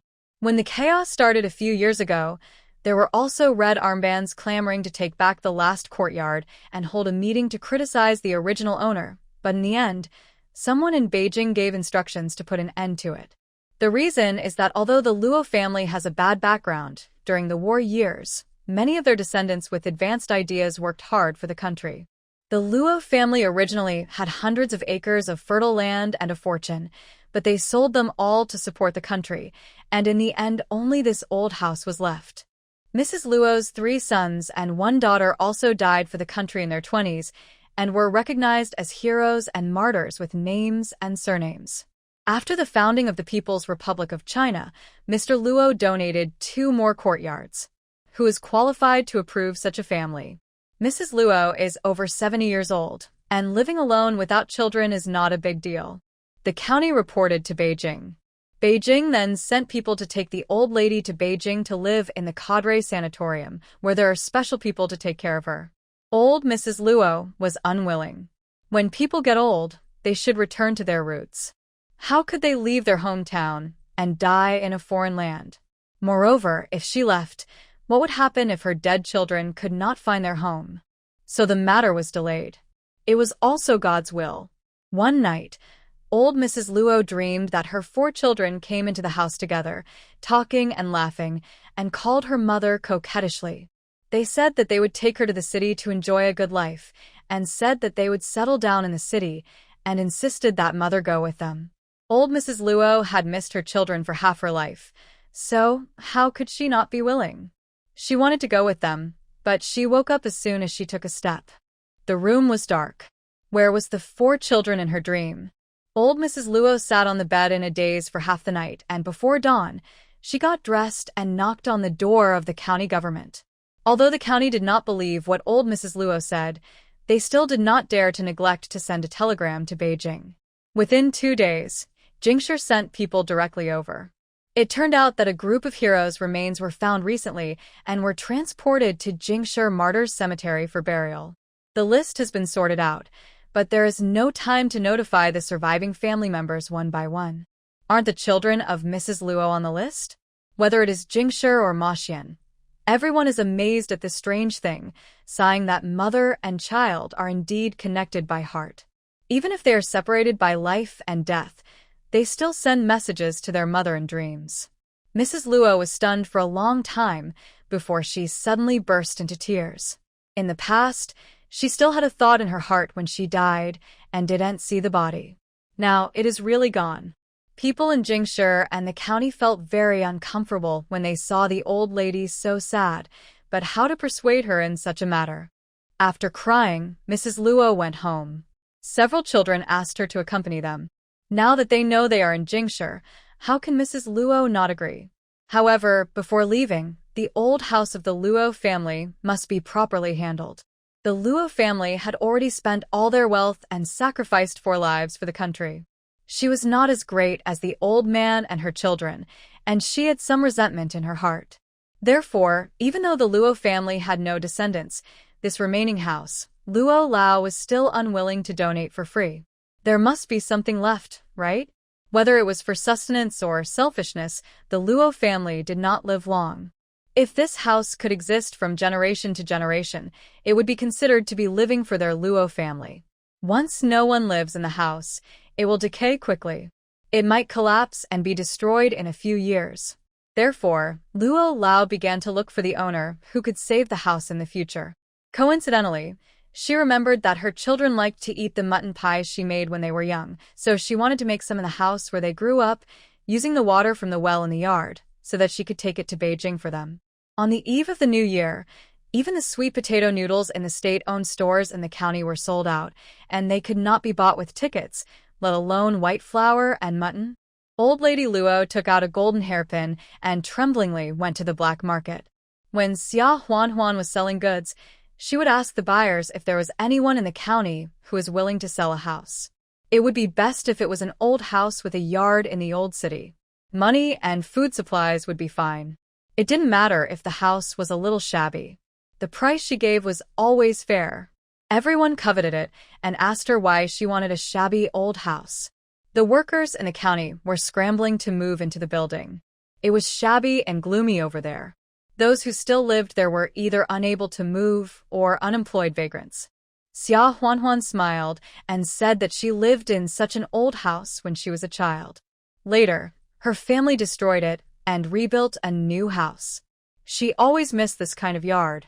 Old Lady Luo was moved when she heard this, and she observed Xia Huanhuan from a distance. After observing for several times, she was sure that Xia Huanhuan was fair even when selling things on the black market, and the price was fair, so she became interested. Therefore, when she went to the black market again, she went straight to Xia Huanhuan and said, "Girl, I want to buy some white flour and mutton. Do you think this is enough?" Xia Huanhuan was stunned when she saw the golden hairpin. The natives of the county town are richer than the people in the town and the village. In addition to the old woman she met in the town, Xia Huanhuan also met several people in the county town who exchanged old things at home for supplies, but they were all relatively ordinary, such as some old pottery jars, copper coins that were circulated in the past, silver earrings, and other small items, and Xia Huanhuan also exchanged them. This is the second time that a golden hairpin as heavy as this one, which is made of solid pure gold, is so valuable. Although it is not as good as the pair of jasper bracelets of the old woman in the town, it is not much different from the golden beast incense. "Old lady, this thing is very valuable. Are you sure you want to exchange it?" Old Lady Luo nodded. "I'll exchange it for 2 kilograms of flour and 2 kilograms of mutton. Is it okay?" Xia Huanhuan nodded and smiled. Yes. She is not too entangled in the value of the things that people bring decades later. After all, this is a different time, and now is the time when materials are more precious than everything else. Anyway, if the things are valuable, then she will give whatever the person who comes to exchange wants, and even give more weight. Xia Huanhuan took out more than 2 kilograms of mutton and flour and handed them to Old Lady Luo. Old Lady Luo took the things, but did not leave immediately. Instead, she hesitated and asked, "Girl, I heard that you want to buy an old house in the county? My family does have one. Would you like to go and see it?" Xia Huanhuan certainly wanted to. She has already seen several houses, but she is not very satisfied with them, so she has not decided yet. Following Old Lady Luo all the way into the old house of the Luo family, Xia Huanhuan fell in love with this house at first sight. The house was ancient and elegant, with high walls and deep courtyards.